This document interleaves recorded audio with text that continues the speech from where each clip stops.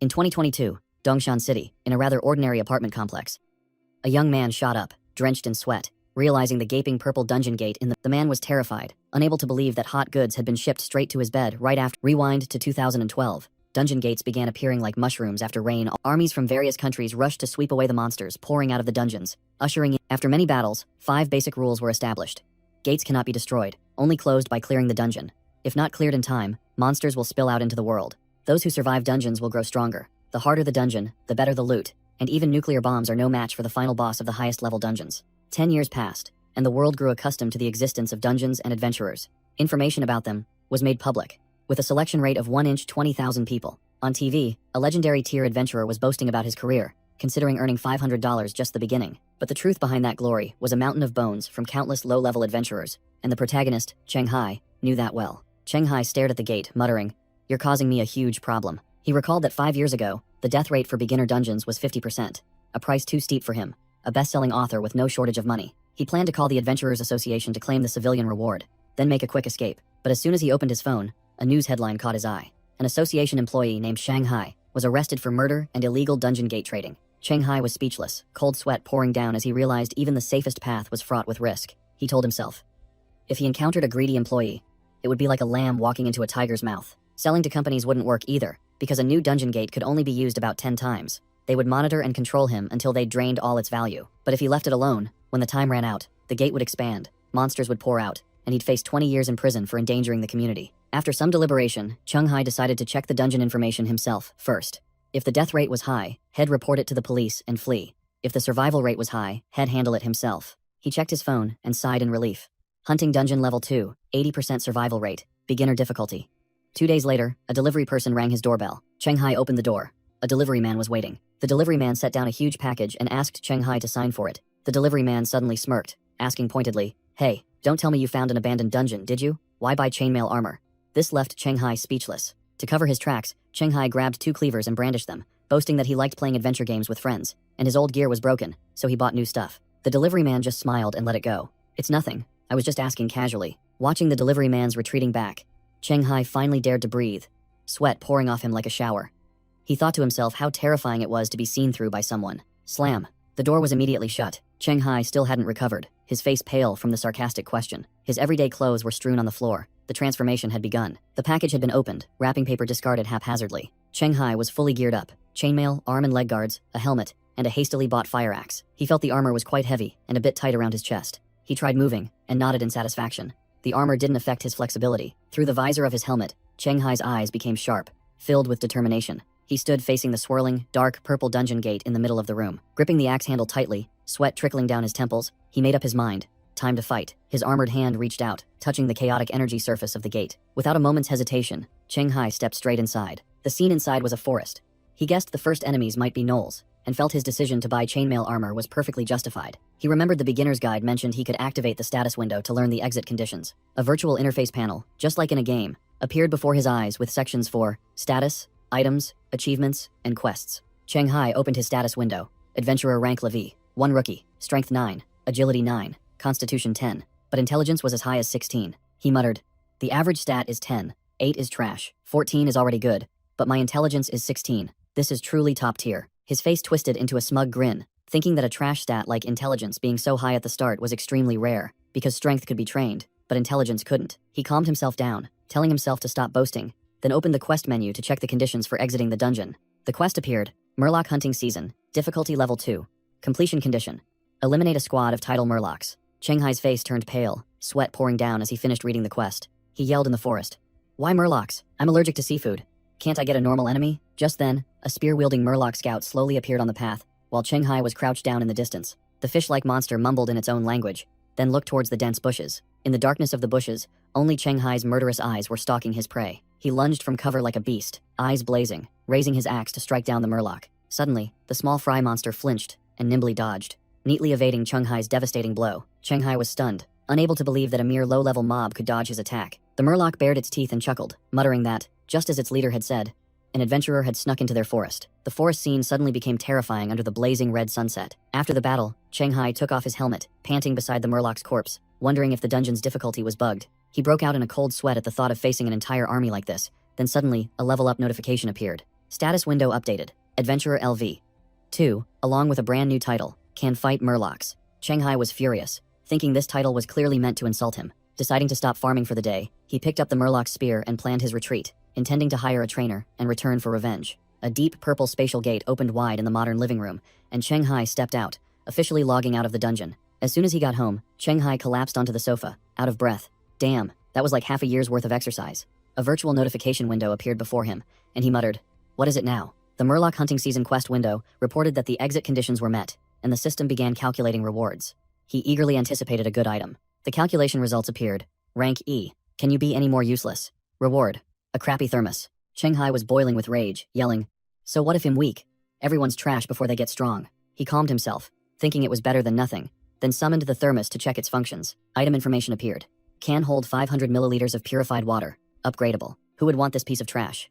Shanghai furiously threw the thermos onto the floor. Immediately after, Shanghai was at a luxurious gym and was warmly greeted by a female staff member. As he followed the staff member, he secretly thought, "I can't believe a small place like Dongshan has professional training services for adventurers." Even though the annual cost would eat up all his new book royalties, he gritted his teeth and accepted.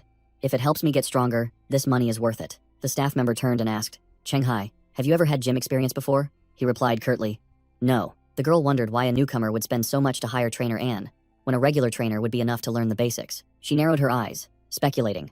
Or perhaps this guy has become a rookie adventurer and urgently needs to improve his skills. Being asked directly about the matter, Shanghai could only glare, looking quite annoyed. He scratched his head and gave a forced laugh, making excuses. "If I have enough money, of course I'd hire the most professional person. My goal is to be an adventurer, after all." The staff member opened the door to the VIP training room and said, "In that case, you must be able to." About to meet the best trainer in Dongshan City, Shanghai broke out in a cold sweat, his heart pounding and legs trembling. The staff member cheerfully wished him good compatibility with trainer Anne. A blonde guy with a toned body was wiping sweat after his workout, a rather smug look on his face. Shanghai walked in, his face blank when he saw the blonde guy. "Huh? I thought it'd be some burly old man, but it's just a somewhat handsome guy." Just as he finished speaking, a towering giant appeared behind Shanghai, muttering, "My lessons are so expensive, yet someone still booked them." Wales Gym's AAA rated trainer, and Ran, asked directly, "So, you want to become an adventurer?" Shanghai could only force a smile. The first test, bench pressing 30 kilograms. It seemed like a real challenge for Shanghai. After only 5 reps, Shanghai was already out of breath, his limbs trembling, crying out, "Trainer, I can't hold on much longer." And Ran gently took the barbell, signaling him to stop. "All right, you did well." And Ran bluntly stated, "Bench pressing 30 kilograms 5 times. Your maximum weight is probably only 35 kilograms. For a beginner, this performance is considered BAD." Shanghai was deeply shocked. He knew he was weak, but he didn't expect to be this useless. "Don't average adventurers bench press 50 kilograms? The blonde guy, also an Ran's student, explained, "Brother Shanghai's foundation is too poor. 35 kilograms translates to only 9 points in an adventurer's strength stat." Shu Mao continued, "With this physique, it's almost impossible to catch up, to even reserve adventurers." Shanghai worriedly asked, "How long does it usually take?" And Ran stated that if he trained every day, he would need a quarter to reach 11 points for the 3 basic stats, only slightly stronger than an average person. Shanghai wiped his sweat, nodding decisively. "All right, I understand." He sealed the deal right away. "So, let's train according to the 1/4 standard. What about the fees?" The 3 officially introduced themselves. The blonde guy's name was Shu Mao, and Shanghai was an author. After the workout, the 2 went for burgers. Shu Mao wondered why a rookie would splurge on hiring trainer An, as his services were effective but also extremely expensive. Shu Mao advised that if he wasn't in a hurry, he could train himself or hire someone cheaper. Shanghai secretly thought, "I didn't sign a contract with the gym. I actually can't afford trainer An's fees." But outwardly, Shanghai still acted like a big shot. "I'm not short on money. My books sell well. If I've set the goal of becoming an adventurer, I have to find the best person to build my foundation, right?" Shu Mao breathed a sigh of relief. "Ah, I see. I thought you had already discovered an unclaimed dungeon and become an adventurer." Shu Mao's gaze turned serious. As a senior, he decided to teach Shanghai some basic knowledge to avoid being scammed. Shu Mao explained, "When an adventurer enters a dungeon for the first time, a title is generated. Equipping it grants buffs, but also makes them easily noticed by those who specialize in hunting rookies." Shu Mao explained the rookie hunting mechanism. As long as the prey glances at the title, their behavior will be unusual, and the hunter will track down the entrance to the unclaimed dungeon. Shu Mao secretly assessed. No reaction, so he's probably not an adventurer, just a rich, weak writer, worthless. Meanwhile, Shanghai feigned ignorance. "Oh really? I learned something new today." Shanghai broke out in a cold sweat, secretly sighing in relief. "Good thing I hated the title, Can 1v1, with Mulrock, because it was too embarrassing, so I never equipped it. Otherwise, I'd be screwed today." Shu Mao stood up and invited, "Trainer Anne must have finished your contract by now, let's head back." At the office, Trainer Anne received a report from his assistant, a famous author, gathering material about adventurers to write a book. "That's probably why he was motivated to sign up for my class. wanting to get stronger to enter the industry. The assistant continued to analyze. He has no special requirements, not like someone who has found an unclaimed dungeon and needs a breakthrough within a month. The trainer growled, his eyes sharp. Indeed, the possibility of Shanghai being an adventurer or having found a dungeon is very low. But let Shu Mao lead him back. If he doesn't notice my rookie killer title, then well, stick to the old script. Earning a little extra before raiding an elite dungeon is good too. As soon as he returned to the gym, Shanghai felt a murderous aura, and his eyes immediately scanned the blood-red title above the trainer's head. Rookie killer. The trainer held out the contract. The contract is done, read it. If there are no issues, sign it. Meanwhile, Shanghai continued to play the role of a naive fool, happily agreeing. Shanghai forced a smile, screaming in his head. Are you kidding me? How does this crappy Wales gym have an AAA rated trainer like this? The assistant cordially led Shanghai to complete the procedures, leaving the trainer and Shu Mao to observe from behind. Enran adventurer LV13 crossed his arms and questioned Shu Mao. That guy's expression is normal. His eyes didn't linger on my title for too long. He doesn't look like a rookie who just found a dungeon. You didn't do anything unnecessary, did you? Shu Mao. Adventurer LV6 calmly replied, how could I? I'm also an adventurer contracted with Wales Gym. Shu Mao turned his back and called out. Then there's no need to pay attention to him anymore. Scribble. Shanghai put pen to paper, signing the contract, officially stepping into the trap. The assistant handed a copy of the contract back to Shanghai. This is your copy, keep it safe. Trainer Ann will take you for a physical examination shortly. After the test, Shanghai was out of breath on the treadmill, drenched in sweat. And Rand stood beside him, taking notes, and bluntly stated, stop, just as I suspected, your physique is too weak. And Rand finalized the plan. Next week, well, focus on strength and stamina. What time are you free? Shanghai replied simply, anytime. The trainer instructed, okay, come at 10 a.m. tomorrow, don't eat greasy food. That night, Shanghai collapsed onto his bed, bitterly realizing, I can't believe the country's largest fitness facility operates like this, scamming rookies who want to become adventurers. One bad acting slip-up, and I'd be dead. Shanghai lay on his bed, sweat pouring as he realized a fatal flaw in his plan. He suddenly thought, if the gym was a scam, then every adventurer-related service could be a trap, including the chainmail armor he had just bought from Bai Bingfeng's online shop. Good thing I was smart enough not to buy weapons and armor from the same place, or my hand would have been revealed long ago, he muttered to himself. He concluded, it seems I've severely underestimated the risks of this profession. It's time to change my plan. A deep purple dungeon gate opened right beside his bed. The scene shifted to a dense, gloomy forest. Shanghai, now fully equipped, stepped out of the teleportation gate, muttering, I didn't expect the real world to be so brutal, full of traps for rookies. I dodged a scam today, but I can't be lucky forever, he resolved. The only way is to grind levels right now. The dungeon notification board appeared. Mulrock hunting season. Difficulty level 2. Escape condition. A pair of Mulrock eyes. Completion condition. Eliminate a tidal Mulrock squad. He broke out in a sweat reading the requirement. Mulrock? Eyes again? Suddenly recalling the monster from the other day, a cunning idea flashed in Shanghai's mind. What if I use the eyes from yesterday? He thought to himself, starting to retrace his old steps. Before him lay the decomposing corpse of a Mulrock, swarming with buzzing flies. He held his nose and observed. The internal organs are all eaten, probably by some wild animals nearby. Lucky me, the eyes are still intact, he rejoiced, thinking he wouldn't need to fight this time. But a strange sound echoed right behind him. Shanghai spun around, his face full of question marks. A Mulrock, spear in hand, growled in its own language. Is that you? The one who killed my comrades? Ah, just one Mulrock, he sighed in relief, confident he could easily handle it, completely oblivious to another spear already aimed at his nape. Damn it, not one, but a whole squad. Shanghai's face turned pale, and he ran for his life, realizing this was a 1 versus 3 situation. Dusk fell upon the forest, but the life-or-death chase showed no signs of stopping. Both Shanghai and the Mulrock took their stances, glaring at each other, ready to fight to the death. The frog monster roared and swung its spear, initiating the battle. Shanghai merely smirked, showing no signs of wavering. He taunted, you're about to bite the dust, and you're still putting on airs? He pointed behind the monster, exposing it. Haven't you realized yet? You've been separated from your comrades. The tide turned, and Shanghai swung his axe, finishing off the trapped Mulrock in an instant. It turned out he had lured one to chase him, separating it from the pack for an easy kill. No sooner had he taken down one, than the 2 remaining Mulrocks charged, but Shanghai maintained his cool demeanor. Seeing its comrade sprawled out, the remaining Mulrock's eyes widened in horror. After killing one, Shanghai immediately turned and fled, ignoring the monster's shouts for him to return. Coward, don't run. As soon as he escaped the dungeon, the system board immediately appeared to summarize his achievements. Shanghai was furious to see his results were only a D rank with no rewards.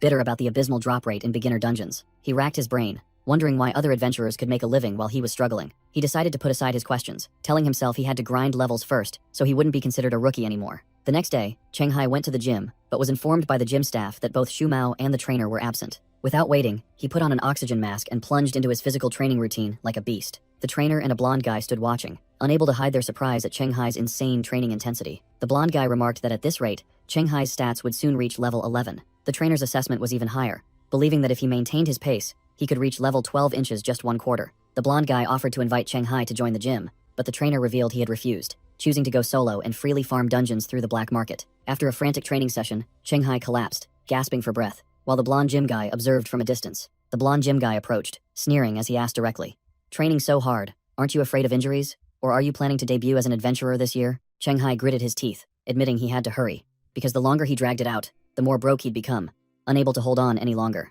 The blonde gym guy mused, understanding that the price of an adventurer slot on the black market was escalating daily. At a fast food restaurant, Cheng Hai sat alone, muttering calculations that Shu Mao and the trainer probably no longer thought of him as an adventurer. The blonde gym guy suddenly appeared with a food tray, asking why Cheng Hai kept staring at his food without eating. Cheng Hai flinched, excusing himself by saying he was probably just tired from overtraining. The blonde gym guy warned him seriously, stating that continuous overtraining would only accumulate injury risks and slow down progress. Cheng Hai nodded, agreeing to reduce the intensity. But the blonde gym guy suddenly changed the subject. The blonde gym guy got straight to the point. "By now, have you recovered your investment in the adventurer profession?" He answered himself, declaring that at the current pace, he'd probably need to reach level 11 to hope to break even. Cheng Hai looked bewildered, even stopping mid-burger to ask, "Why level 11? The blonde gym guy began explaining the path of an adventurer.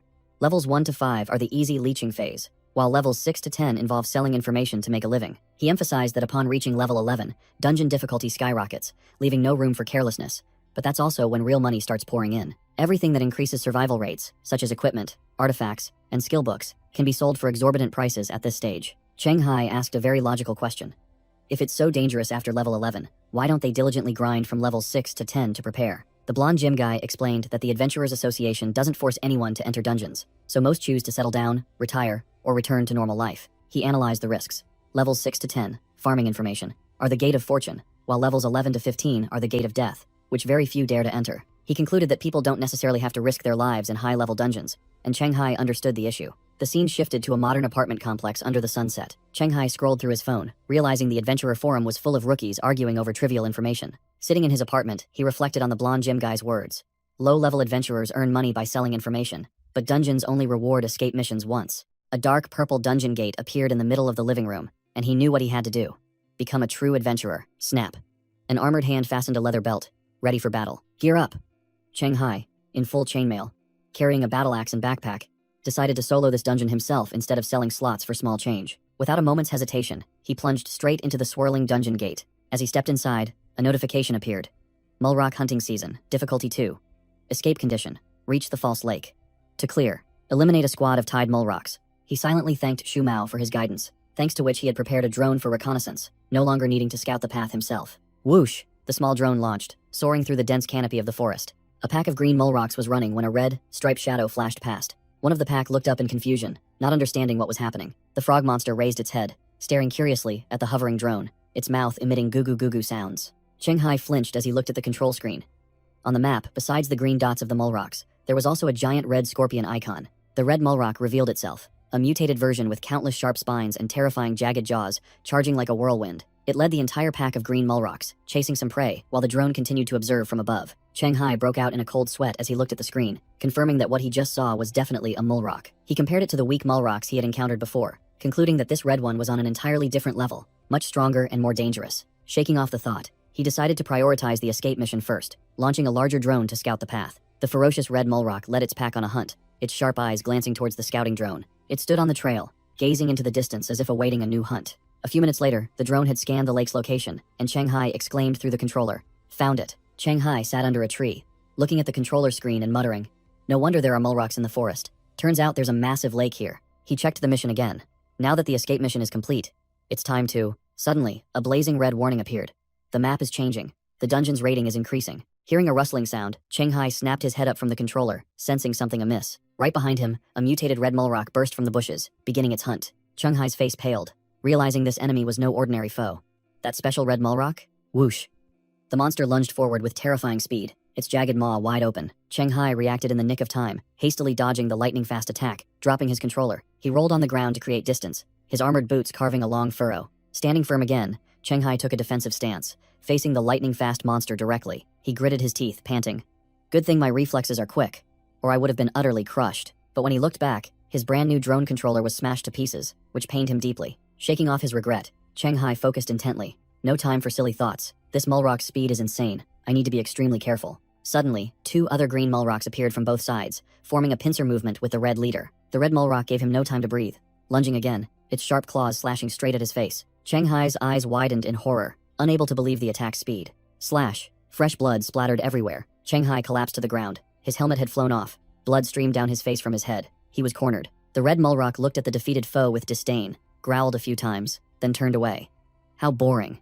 You small fry, deal with it. Facing the spear of an approaching Mulrock, Shanghai thought desperately.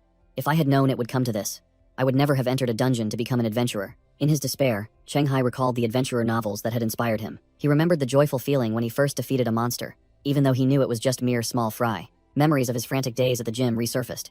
He had once dreamed of becoming an overpowered protagonist. The blonde gym guy, Shu Mao, had also shared his experiences, talking about the dramatic, life-or-death battles of an adventurer. Back in reality, Shanghai knelt amidst the encirclement, admitting he was just a coward, afraid of death, and terrible at fighting. But then his will flared up. He kicked and broke the spear at his feet and roared, "But I'm an adventurer too. I can't die here." The red Mulrock leader, who was walking away, suddenly stopped, seemingly surprised by this sudden change. Tightly surrounded by the green Mulrocks, Shanghai refused to give up, raised his axe, ready for the final battle. He frantically searched his mind, looking for any remaining trump cards to turn the tide. And then he remembered. His status window displayed a special title. Can solo Mulrock, 1-to-1. Without a second of hesitation, Shanghai shouted, activating the title, and a system screen appeared above his head. System notification. The title Solo Mulrock 1-to-1 has been equipped. Automatically searching for the strongest nearby Mulrock and copying its strength, agility, and perception stats. Shanghai's stats were greatly buffed. Strength +1, agility +8, perception +6. He neatly dodged an attack in the nick of time. With just one slash, Shanghai sliced the Mulrock in half. Purple blood splattered. His strength and speed were on a completely different level. His body felt light and significantly stronger. And most importantly, the monster's movements now seemed as slow as snails in his eyes. Shanghai's eyes glowed. An overwhelming aura radiated from him. With my current self, anything is possible. In the distance, the red Mulrock leader fell silent. It couldn't understand what the hell was happening. It growled in confusion, wondering why that weak human had suddenly become so unreasonably strong. A few seconds later, Shanghai stood amidst a pile of Mulrock corpses, holding a long spear he had just seized, facing the only remaining boss. Shanghai looked straight at the red Mulrock, growling. "Now it's just you left," while the boss roared in defiance, not believing he could do anything to it just because he had dealt with a few minions. Shanghai faced the red Mulrock, his battle axe lying discarded on the ground. His weapon, now the spear he had just seized. With a blood-soaked face, he took a stance, preparing for the final blow. He muttered, calculating. There's only one weak point, its head, and it will think this is its fastest speed before charging straight in. The plan was clear. Abandon defense. Use his own head as bait to land a fatal blow on the monster. Shanghai knew well that if this strike missed, the boss would never give him a second chance. The life or death battle was decided in a single moment, making his blood boil. The red Mulrock charged like lightning, and Shanghai roared with excitement. "I'm addicted to this feeling," he growled, seizing the golden opportunity. "Now." Whoosh. He dodged the attack by a hair's breadth, simultaneously thrusting the spearhead straight into the monster's wide-open throat. In a deadly exchange of blows, Shanghai coughed up blood but remained standing, his eyes filled with satisfaction. He staggered and fell to the ground, blood gushing from his head, but still told himself, "I did it. Amazing." The red Mulrock struggled, the spear still lodged firmly in its throat, purple blood gushing out like a fountain. It growled meaningless sounds, unable to believe it had lost to such a weakling. In its death throes, its eyes still burned with fury, refusing to accept defeat. Finally, the giant monster collapsed to the ground, twitched a few times, then lay motionless. Shanghai lay sprawled on the ground, completely exhausted, a virtual system notification panel appearing before his eyes. System notification. Powerful mutated Mulrock detected dead. Escape mission complete. The screen continued to display. Calculating. While Shanghai panted, waiting, the results appeared. S-rank evaluation.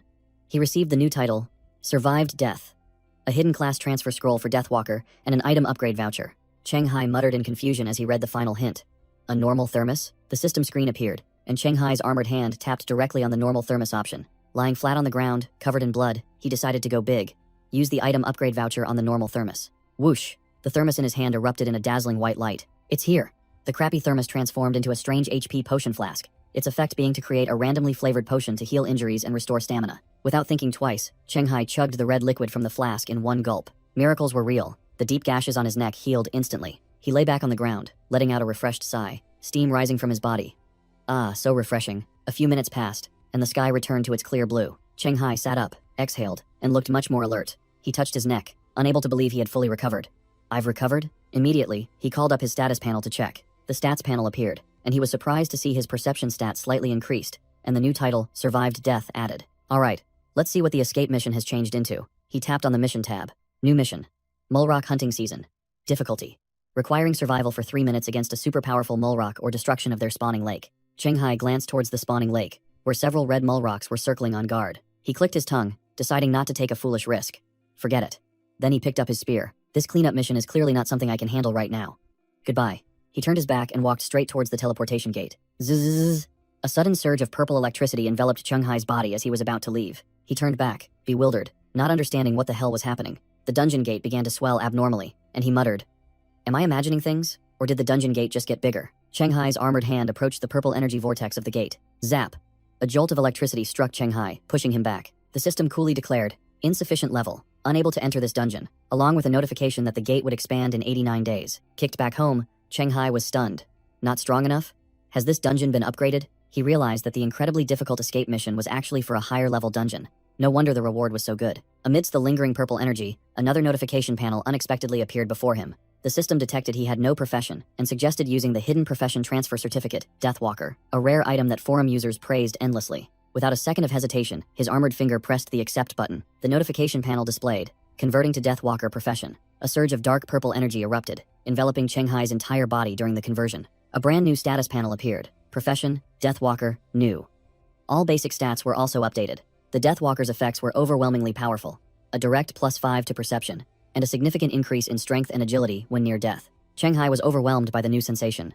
Is this what 16 perception points feel like? Now, even with his eyes closed, his brain could scan and recreate the entire living room in detail. He dared not imagine what the world would look like if his perception stat reached 20. Incidentally, he also checked the effects of the survived death title. It turned out to be a survival buff as well, adding 4 points to strength, agility, and perception when cornered, almost identical to the Deathwalker's effects. The scene shifted to the gym, where the blonde gym guy watched Shanghai train like a monster, his eyes wide. The blonde gym guy froze, deeply shocked by the sight of Shanghai lifting weights. The blonde gym guy couldn't understand how a rookie like Shanghai could achieve a year's worth of training standards in less than 2 months. The blonde gym guy couldn't believe his eyes, muttering to himself that if a normal person trained this much, they'd have been in the ICU long ago.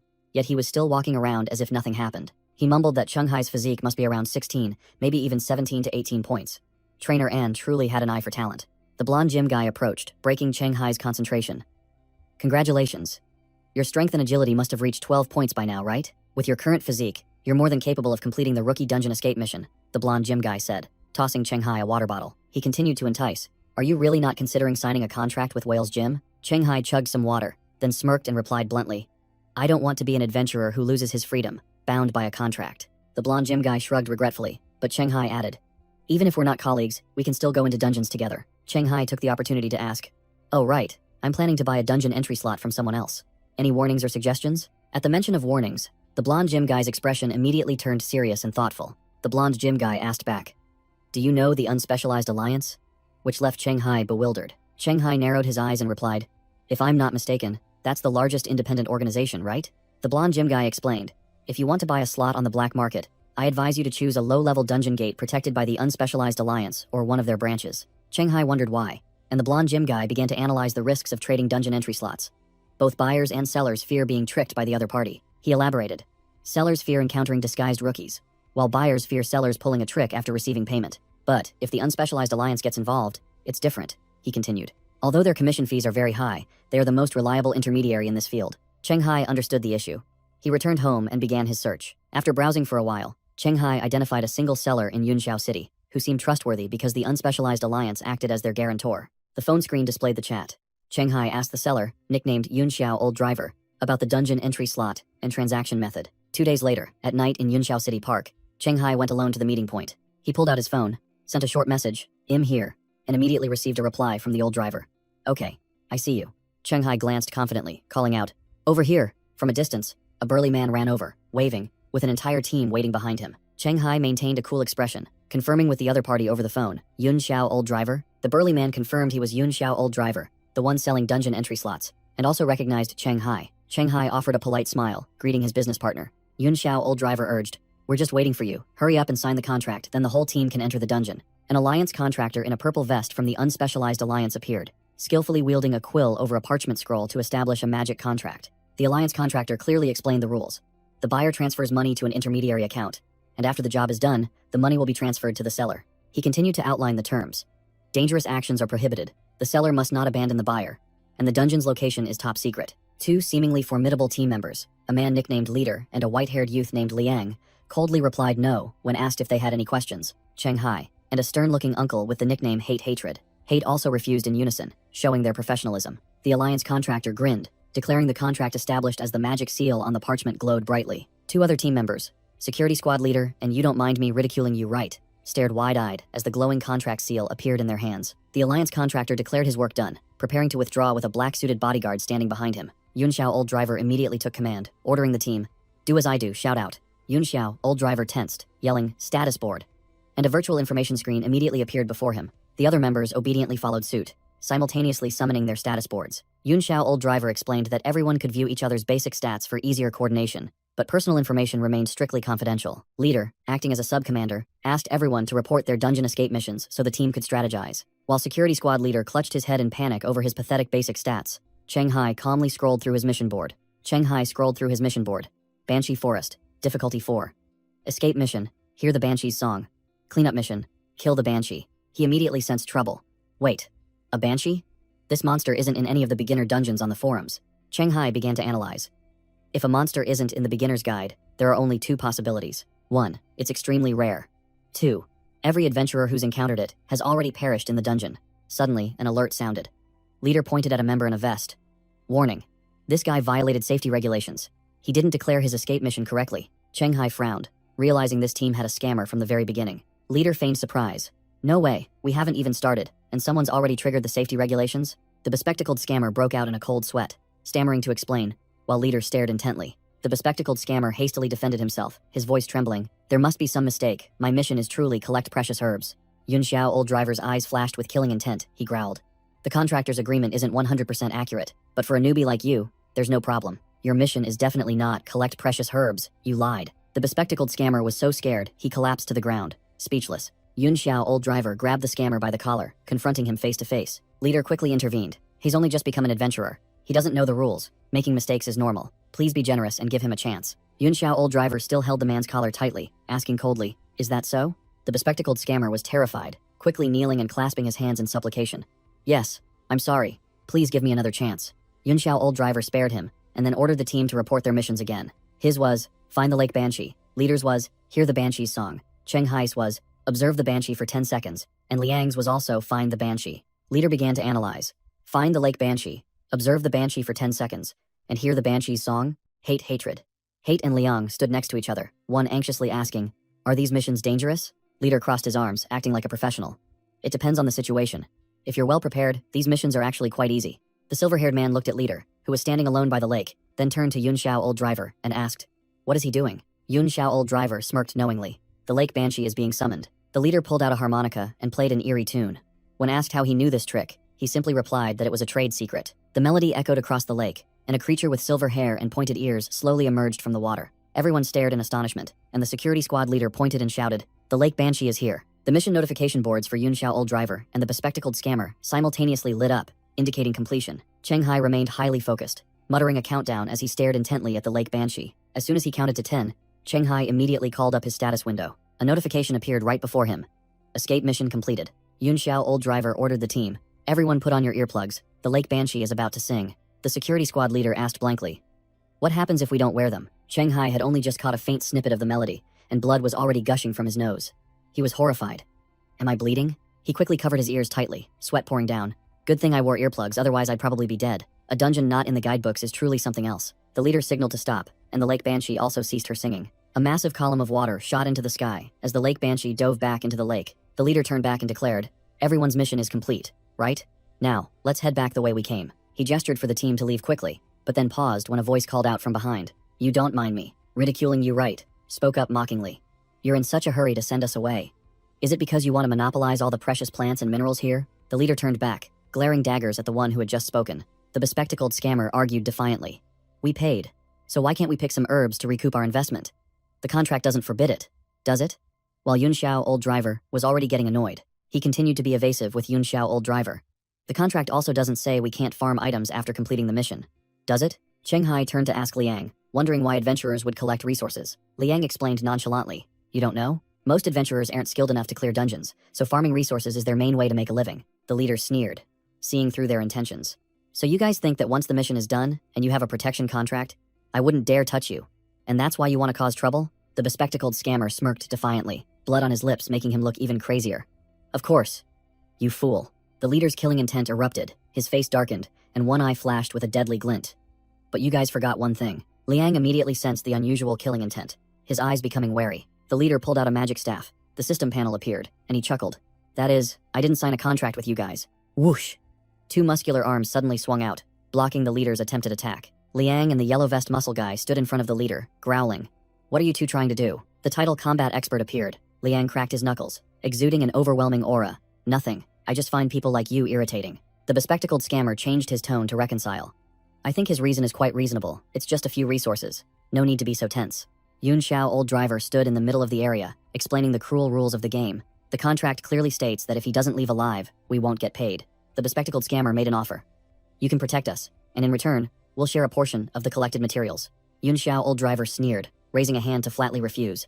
Sorry, we don't want to take on any more risks. The bespectacled scammer smirked, his eyes sharp. Is it really just because you don't want to take risks? Or is there another reason? He laid his cards on the table, pointing directly at Yun Xiao, old driver. This dungeon has other secrets. You're afraid we'll discover them while farming, aren't you? Yun Xiao, old driver, gritted his teeth, finally realizing. I get it. You guys aren't noobs. You're here to clear the dungeon. Blue lightning erupted around Liang and the leader. The leader roared. Liang, what the hell are you doing? Liang looked directly into the leader's eyes, his voice full of challenge. You can feel it yourself. See who's stronger. The leader suddenly turned and walked away, declaring coldly. Let them have the dungeon. We're pulling out. Yun Xiao, old driver, frantically ran after the leader, leaving his bewildered teammates behind. While the small fry were still clamoring to join, Liang's faction silently observed. Yun Xiao, old driver, grumbled as he walked about the heartless bastards who had reneged on their deal after the escort mission was completed. After walking a short distance, the leader signaled to Yun Xiao, old driver, that's enough. No need to act anymore. Yun Xiao, old driver, laughed gleefully, praising the leader's acting skills, which almost made him believe that the leader couldn't defeat the adventurer with the combat expert title. The leader nonchalantly admitted, I really can't beat him. But the leader immediately analyzed. But he's also afraid of me. Otherwise, he wouldn't have used words to drive me away, instead of going all out. Yun Xiao, old driver, wondered if the other group would clear the stage. The leader smirked, making a judgment. The chances are too low. The combat expert title is useless against the Lake Banshee. And that whole group is only level 5. The leader concluded confidently. Among the adventurers this time, at most only 1 or 2 will survive and leave the dungeon. Yun Xiao, old driver, sighed, realizing this scenario was exactly like the previous times they had lured in chickens. Returning to Chenghai's team, everyone was now gathered, weapons ready, preparing for the real battle. The buff leader stepped forward, declaring himself the captain, and showing off his team leader title, which could buff the entire team's stats. Immediately, the entire team felt their strength increase. Security squad leader confirmed his strength +1, and others also had their stats boosted. Chenghai also checked his status panel. His constitution had gained 1 point. He secretly admitted that this team leader title was quite useful. No wonder it came in handy. The bespectacled scammer in the blue suit spoke up, asking the new captain a tactical question. The problem was raised. Besides the sound of a harmonica, we don't know any other way to summon the Lake Banshee. If it keeps hiding under the lake, the mission will be a bust. You don't mind me ridiculing you? Wright smirked, showing off his provocateur title. A skill specialized in taunting, making targets lose their minds, reducing their intelligence, and rushing into a deathmatch. The whole team was stunned to learn he was also an adventurer. He confidently declared. As for how to force it to talk, he swung his arm, throwing a rock straight into the middle of the lake to attract attention. Whoosh! The rock cut through the wind, flying straight towards the calm lake surface. Plop! A small ripple spread out from where the rock fell. From beneath the water, the Lake Banshee slowly emerged, its cold gaze sweeping across the shore. You don't mind me ridiculing you, right? Raised 2 middle fingers, yelling, You idiot! Come get me if you dare. The provocation skill has been activated. The Lake Banshee's eyes turned fiery red. A system notification appeared. Provocation successful. The prey has taken the bait. Roaring a silent roar, the boss shot out of the water, its hair flying wildly like a storm. You don't mind me ridiculing you. Wright smirked triumphantly. It worked. If successfully provoked it. Without a second's delay, Liang darted past, taking the lead. He'll handle the rest. Liang yelled out orders. Everyone spread out. Let this combat expert hold it back. The rest of you cover your ears and chip away at it. Liang faced the Lake Banshee directly, which was hovering in the air with an overwhelming aura. Die! Liang growled, throwing a devastating punch straight at the boss's face. Liang's punch passed straight through the Banshee's body like a ghost, causing no damage at all. The whole team, including Chenghai, was stunned. The boss hovered right behind, You don't mind me ridiculing you, right its most hated target, preparing to unleash a finishing blow. An ominous red light began to flicker from deep within the dark forest. The red light flared intensely, signaling an area of effect attack was about to be unleashed. The Lake Banshee opened its mouth and shrieked, unleashing a deadly sound wave carrying countless vengeful spirits, attacking the entire team. In that moment of life and death, Liang was there, swinging a flaming fist to block the ghostly attack, protecting his teammates. Liang exerted all his strength, roared break, and shattered the boss's ghostly energy orb. The bespectacled scammer and the blue-haired man showed obvious joy. the former pushing up his glasses triumphantly. It worked. The lake banshee was knocked back, its eyes bulging with rage, while Liang landed professionally. Liang was vigilant, but the boss suddenly turned its back, leaving him confused about what was happening. It turned out, the boss had detected Cheng Hai and the security squad leader standing near a mysterious red light source in the forest. Liang realized he had been tricked. We were wrong. This dungeon doesn't just have one lake banshee. Those two ticket sellers are truly scumbags. The buff leader looked up at the sky, his face turning pale as an entire legion of lake banshees hovered under the moonlight. The whole team was stunned, unable to believe their eyes as they were surrounded by a swarm of monsters immune to physical damage. What are you still standing there for? Run, Liang yelled, sweat pouring down like rain. Hearing the command, the whole team ran headlong into the forest, with the swarm of bosses descending behind them. Two lake banshees watched the small fry fleeing in panic, not in a hurry to pursue. The blue-haired man desperately reached his hand forward, screaming in his mind. Oh God, why are you so unfair? He ran, frantically wondering why he always encountered such miserable things. Memories flooded back. He recalled another time he had to flee for his life, just like with Ting and Ziyan. The blue-haired man looked at the pink string tied around his wrist. It seemed to be an important memento. In a flashback, he was kneeling before a muscular man wearing an eye patch, who calmly said, "On second thought, I should spare you." It turned out the villain was Gao Chengyang, an A-rank wanted criminal, a pervert who enjoyed watching others live in pain and regret. Back in reality, a lake banshee with a savage smile had closed in right behind the blue-haired man. "Don't mess with me. I haven't even avenged Ting and Ziyan yet." The blue-haired man roared, turning around to fight to the death, unleashing a powerful surge of energy. But the skill gap was too vast. The blue-haired man collapsed in a pool of blood, the outcome of a failed, desperate gamble. The blue-haired man collapsed, the red string in his hand flashing one last time before fading. His final words, "Am I going to die here?" Surrounded by banshees, the security squad leader roared in helplessness. "Who do you think you are? I'm the one who's going to become a legendary adventurer. Get lost." The bespectacled scammer cried miserably, running and wailing for his mother. "Mom, I was wrong. I shouldn't have cooperated with the old guildmaster to transfer the deposit." Meanwhile, Liang maintained the demeanor of a tanker, roaring defiantly. "Come on. I'm not afraid of you. Come here." The undercut adventurer, blood streaming from his eyes, bitterly realized. Damn it, we've been tricked. He calmly analyzed amidst the encirclement. This dungeon has insane difficulty. The banshees are immune to physical damage, and have extremely high magic resistance. This is no place for a level 4 to 5 team. Cheng Hai glanced over, getting straight to the point. "So, you're out of options too?" The undercut adventurer only remained silent, a silence more terrifying than any answer. But Cheng Hai, with sharp eyes, declared confidently, "There is a way." Cheng Hai explained the strategy while Liang was being beaten to a pulp by the banshees. Liang has a bottle of holy oil from his last dungeon run. His martial arts combined with it can harm these banshees. The system announced the activation of the title, Survived Death. A dark aura erupted around Cheng Hai. All strength, agility, and senses stats were buffed by +4. Amidst the monster encirclement, Cheng Hai reached the gasping Liang. Cheng Hai shook the tanker's shoulder. "Can you hear me? I need your holy oil to get through this. Can you give it to me?" Liang replied painfully, his eyes ruined. "Sorry, I'm blind. I can't control my status window to retrieve it." But then he gritted his teeth. "But don't worry, I have a way for you to get it," and a brilliant golden energy enveloped his fist. Thump! Liang delivered a self-destructive punch to his own chest. A decisive and cruel act. Cheng Hai was stunned. Liang's blood splattered his face as the tanker whispered, "But the condition is that I have to die before the item drops." Liang lay dead on the ground. A pile of items dropped, including the holy oil, while Cheng Hai stood speechless. I have a feeling he misunderstood me," Cheng Hai thought to himself. With 20 agility points after the buff, he had more than enough to escape, but he just wanted to see if he could clear the dungeon. And besides, that tanker was dead for sure anyway. Without hesitation, Cheng Hai reached out and picked up the holy oil. The system confirmed the item had been collected. Without wasting a second, Cheng Hai poured the holy oil onto his longsword. The golden liquid began to seep into the metal. Amidst the encirclement of the screaming banshee swarm, Cheng Hai stood firm like a god, completely unfazed. He looked up at the annoying monsters with cold eyes, growling. "Hey, can you guys shut up?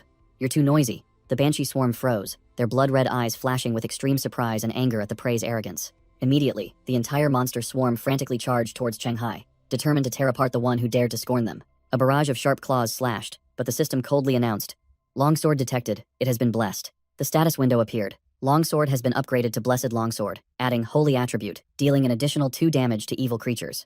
Cheng Hai smirked. Even though the added stats seemed like a joke, he still braced himself.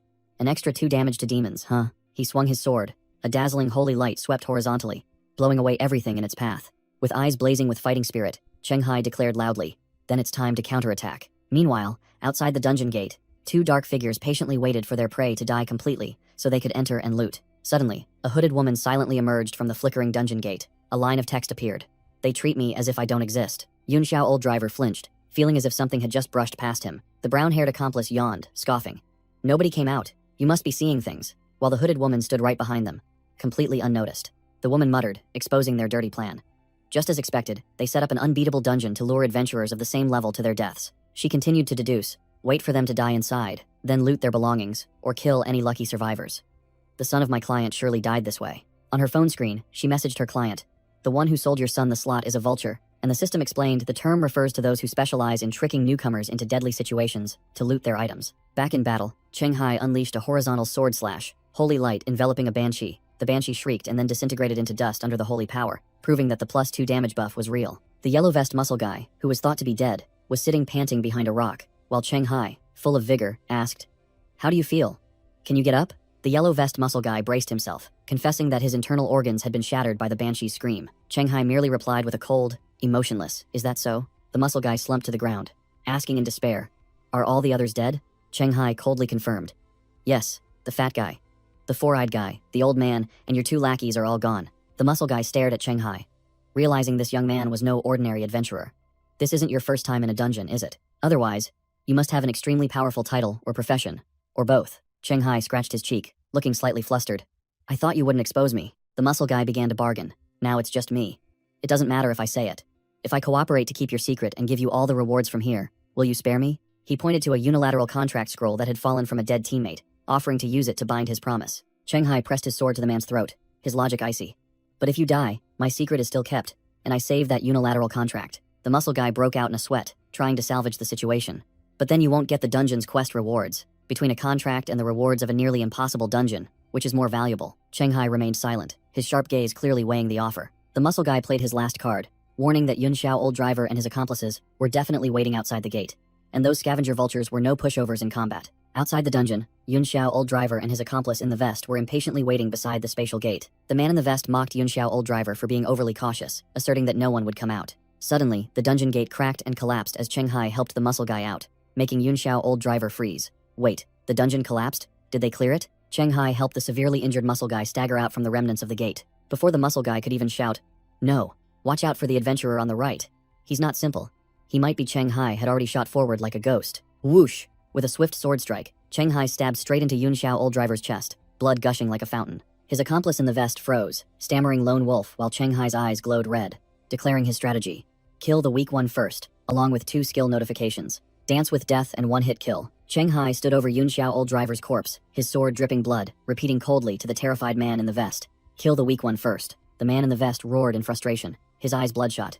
"Dongshan citizen that likes to write. How dare you?" Cheng Hai smirked, his face splattered with blood, retorting, "Do you think only you have the right to deceive and harm others, while the victims aren't allowed to seek revenge? Is that how it works?" The man in the vest activated his Cowardly Cat's escape title for increased speed, coated his dagger with poison, and yelled, "Shut up." Meanwhile, Cheng Hai, with his lone wolf title boosting both strength and speed, casually scoffed, "Oh, I'm so scared." Whoosh! Both of them lunged at each other with terrifying speed, leaving only blurry streaks of light in the air. Clang, clang. The sharp sound of metal clashing echoed repeatedly as their weapons struck each other, sparks flying. The yellow vest muscle guy watched from a corner, his eyes wide with shock, unable to keep up with the movements of the two. The yellow vest muscle guy thought to himself, despite considering himself knowledgeable, this battle completely surpassed the understanding of a level 5.5 adventurer like him. He muttered that this insane speed might even make level 7 or 8 adventurers surrender, and now he understood why people said legends were decided before level 5. Thwack! The man in the vest took a devastating blow, slamming into the wall and cursing. Scrambling to his feet, the man in the vest couldn't believe he was still slower than Cheng Hai, despite equipping a speed-boosting title. He fumed. "This is insane." The man in the vest gritted his teeth and asked, "Don't tell me your agility stat is +17 or even +18? Cheng Hai merely gave a mysterious sneer, his sword still stained with blood. "Why don't you guess?" Provoked by Cheng Hai's attitude, the man in the vest could only grit his teeth in silence. Out of options, the man in the vest yelled, "Status board," and a virtual screen appeared on his arm. Cheng Hai smirked provocatively. "Done with the speed race already?" The man in the vest growled.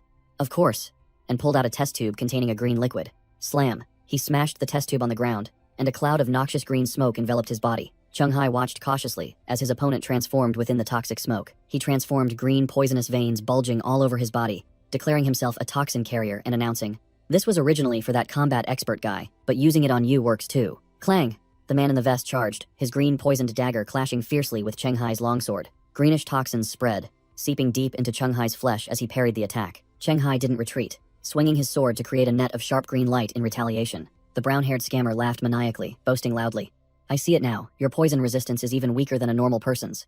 You've run out of ways to resist, haven't you?" Cheng Hai remained silent, his sharp, cold gaze blocking the attack, even as blood splattered everywhere. Immediately, Shanghai counterattacked with a spinning slash, forcing the scammer to somersault to dodge. The scammer struggled to land, his poisoned dagger stabbing into the floor and skidding a long way. Shanghai stood there coldly, taunting. Too slow, you're too slow. This level won't hurt me. Shanghai smirked, calmly asking, Spider venom? Is this your trump card to take us down? The scammer proudly explained that it was poison from a level 7 spider dungeon, specifically used to cripple the abilities of low-level adventurers. He held up 5 fingers, showing off his achievements. 4 level 5 adventurers have already fallen by my hand, and you'll be the 5th. Shanghai maintained a terrifyingly calm expression. What's next? You surely don't just have this one trump card, do you? Bring it all out. The scammer was stunned, not expecting his opponent to be so calm despite being poisoned. Shanghai sneered, his eyes glinting with mockery. Is that all you've got? The scammer was furious, gritting his teeth. He roared, Of course not. With the title Toxin Carrier, my breath, sweat, and blood are all poison. The longer we fight, the more the poison will seep in until you die. Watching from afar, the buff leader broke out in a cold sweat, thinking this strategy was too terrifying. If the fight didn't end quickly, Shanghai would surely die. The leader concluded that with this title, these vulture scammers were truly the bane of all adventurers below level 6. Shanghai suddenly said, Understood. Then activated something on his hand, and a virtual screen with the words Survived Death appeared. He glanced at the bewildered scammer, declaring coldly, I overestimated you. Shanghai's status window appeared. Class Skill Dance with Death increases poison damage by 3 times. The title Survived Death, and the Deathwalker class directly buff 4 points to Strength, Agility, and Perception. Shanghai coldly deactivated the Dance with Death skill, accepting the poison damage to return to normal, his gaze unwavering. The scammer lunged forward with his poisoned dagger, intending to deliver the finishing blow. Clang! With superior speed, Shanghai effortlessly blocked the attack with his sword. The vulture scammer couldn't believe his eyes, stammering, Impossible. How can you be so fast? Shanghai smirked provocatively. Why don't you guess? Without giving his opponent time to react, Shanghai stabbed the scammer's own dagger straight into his chest, fresh blood splattering everywhere. The scammer roared in pain. Don't you dare be arrogant. He swung his dagger desperately. The weak dagger slash cut through the air as Shanghai nimbly dodged. Too slow. Pathetically slow. This level can't hurt me. Shanghai uttered words of contempt. The vulture scammer wailed in despair, unable to accept the truth that a lone wolf was stronger than someone who specialized in hunting. Level 5 adventurers like him. Shanghai delivered the finishing sword thrust to his throat, blood gushing out like a fountain. He leaned close to the dying man's ear, coldly explaining, Nothing is impossible. It's just that you've been in your comfort zone for too long, so you'll never see the realm of those who walk with death. The vulture scammer still tried to grasp the sword, unwilling to accept defeat. He still babbled that his path of hunting the weak was the right way to accumulate resources. Shanghai delivered a final verdict. For ordinary people, you might be right, but for me, one who walks with death to the extreme. Thwack. With a decisive slash, the vulture scammer's shadow collapsed. It's not certain that even death cannot be overcome. Shanghai stood over his opponent's corpse, exuding an overwhelming aura. Hiding in the corner, the yellow vest muscle guy trembled, unable to believe such a strong individual was defeated so easily. The remaining vulture scammer with the ponytail was also stunned to see his comrade had fallen. Shanghai turned, putting a finger to his lips to signal silence, his eyes warning him to stay silent. The scene shifts to Yunxiao Hospital, a facility for adventurers seeking medical attention. Shanghai lay on his hospital bed, scrolling on his phone, muttering to himself about his bad luck. The room door swung open, and Shu Mao walked in with a fruit basket, surprising Shanghai. Shu Mao teased him about his bad luck. His first dungeon run, he encountered a monster immune to physical damage, and then he was ambushed by the vultures. Shanghai chuckled, boasting that thanks to that near-death experience, he had unlocked the title Survived Death. Shu Mao nodded in agreement, acknowledging it was a blessing in disguise, as every legend had been beaten down by overpowered monsters before reaching level 5. The blonde man seriously offered critical advice. Never reveal your main title, as leaked information is even more dangerous than monsters in a dungeon. Shanghai laughed heartily, scratching his head as he thanked him for the valuable lesson. Shu Mao narrowed his eyes, revealing that he had investigated and knew the sole survivor, according to reports, wasn't skilled enough to solo 2 vultures. Just as Shu Mao was about to reveal his hand, a system notification popped up, asking Shanghai if he wanted to remove the title, and he immediately agreed. Stared at by Shu Mao, Shanghai casually asked, Is there something on my face? Shu Mao, unable to find any flaws, changed the subject, reporting that Trainer Go would soon return to Dongshan. Before leaving, Shu Mao told Shanghai to remember to return to the gym after recovering to begin phase 2 of his physical training plan. Shu Mao walked away, but his expression remained thoughtful, clearly still harboring doubts. Left alone, Shanghai's eyes sharpened.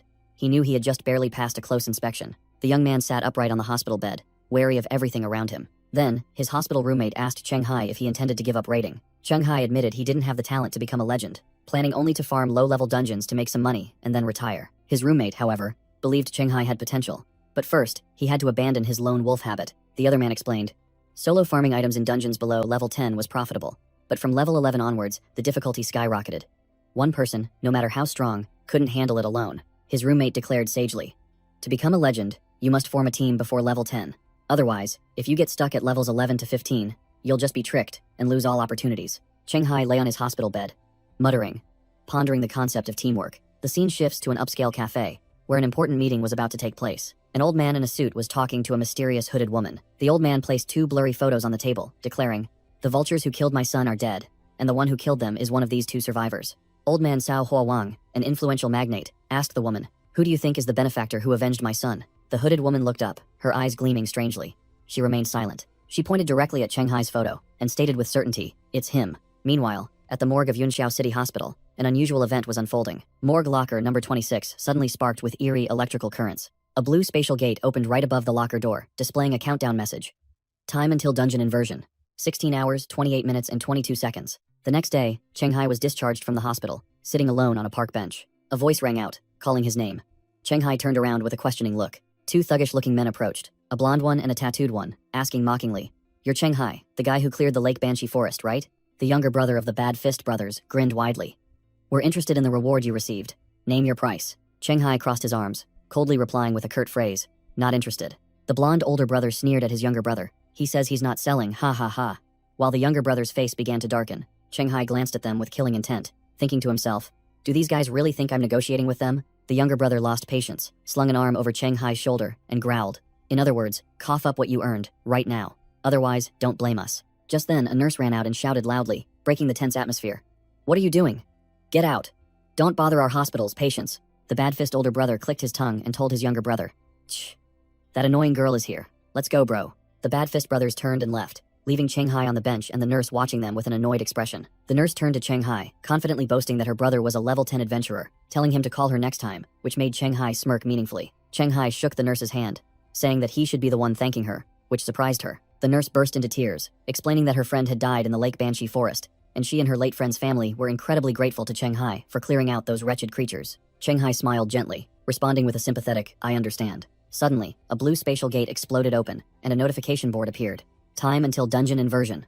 0 hours. The entire hospital was engulfed by a massive surge of dungeon energy, with blue lightning crackling violently. The nurse began to disintegrate in the blue light, only managing to utter a sound before vanishing. Chenghai watched the scene before him in horror, sweat pouring down as he realized this was a dungeon riot phenomenon. The hospital floor transformed into a swirling vortex of blue energy, pulling everyone into it. Chenghai's body also began to decompose into data blocks, his face showing extreme bewilderment. Whoosh! He was sucked into a blue light stream and vanished from the bench. Another beam of light shot down from the sky, carrying data blocks. Chenghai was thrown straight to the ground like a sack, the impact creating a swirl of dust. He scrambled to his feet, clutching his neck and wincing from the heavy impact. Chenghai's eyes widened, reflecting a completely unfamiliar scene. He looked up.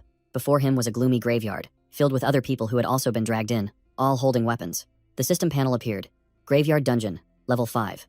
Mission: clear 100 skeletons and survive for 1 hour. The nurse, despite also being pulled in, tried to calm everyone and instructed them to check their missions, while another man whispered, "Impossible," in despair. A blue-haired adventurer named Joe Day grumbled irritably, wondering why he was dragged into a dungeon just for a dental checkup. Chenghai kept a cool head, silently calling up his status panel to analyze the situation. The mission panel clearly showed, Graveyard Dungeon, Level 5, 20 participants. Escape mission: eliminate 100 skeletons.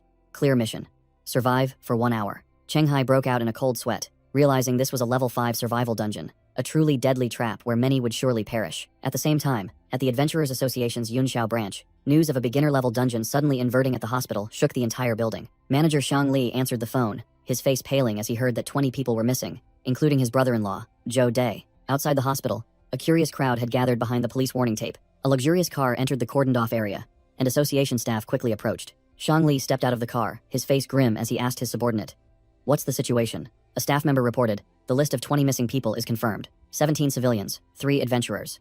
We've located the dungeon, but..." Shang Li lost his patience, growling, "But what?" Back in the dungeon, 2 adventurers were comparing their missions. Both had to eliminate 10 skeletons and survive for 1 hour.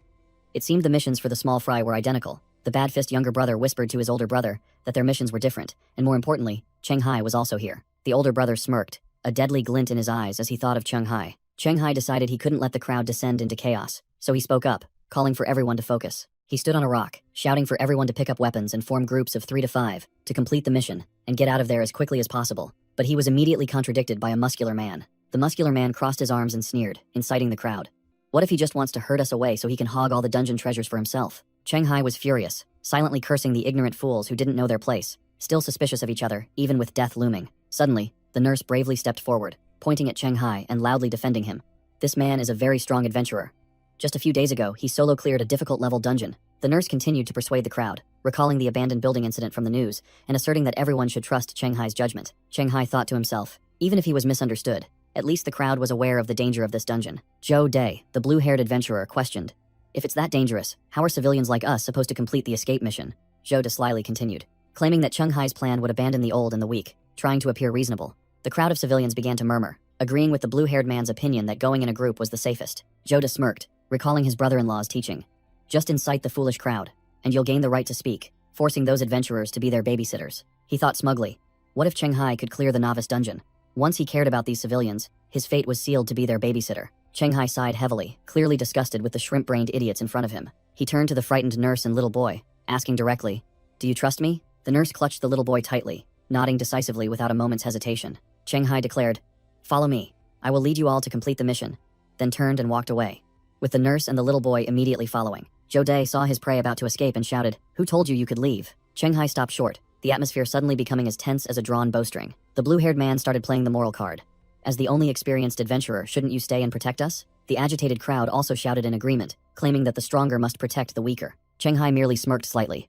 First, he coldly declared, I am not an official adventurer. I have no obligation to protect you. Zhou De froze. His brain hadn't processed what was happening. Shanghai's eyes flashed with a deadly red glint, and he growled, don't try to use morality to kidnap me, or I won't hesitate to break your legs before I leave. Overwhelmed by the killing intent, Zhou De was so scared he collapsed to the ground, his face drained of all color. The remaining civilians began to grumble behind Shanghai's back, criticizing his morality just because he wouldn't stay to be their free babysitter. The skeptical muscle guy who was so loud earlier now stood isolated, staring blankly at other capable individuals who were also following suit and leaving. He frantically shouted in vain, hey, where are you all going? The bad-fist younger brother explained to his older brother, he's right, the mission is to survive for 1 hour, and the later it gets, the harder it becomes. Better to leave early. He smirked disdainfully at the civilians. Besides, stay here to be morally kidnapped by them? We're not stupid. Meanwhile, at the Adventurers Association, the dungeon gate suddenly crackled with unstable dark blue energy streams. Shang Li, the association manager, sensed the abnormality and started sweating coldly. A female staff member nervously asked, Manager, is there something wrong with this dungeon? Shang Li gritted his teeth, his face tense as a drawn bowstring. The problem isn't whether there is one or not, but how many of those 20 individuals can survive and walk out in this 1 hour? Back in the dungeon, a skeleton emerged and the quest panel appeared. Kill 100 to open the escape route. Shanghai said nothing, swinging his sword in a clean arc, sending the skeleton monster's skull flying. He tossed a sword to the nurse and ordered, just imitate me. Aim for its neck as it emerges. The nurse tremblingly took the weapon, stammering, what about you? Shanghai stood still, even as a series of other skeletons clumsily crawled out of the surrounding graves. He coldly opened his system panel.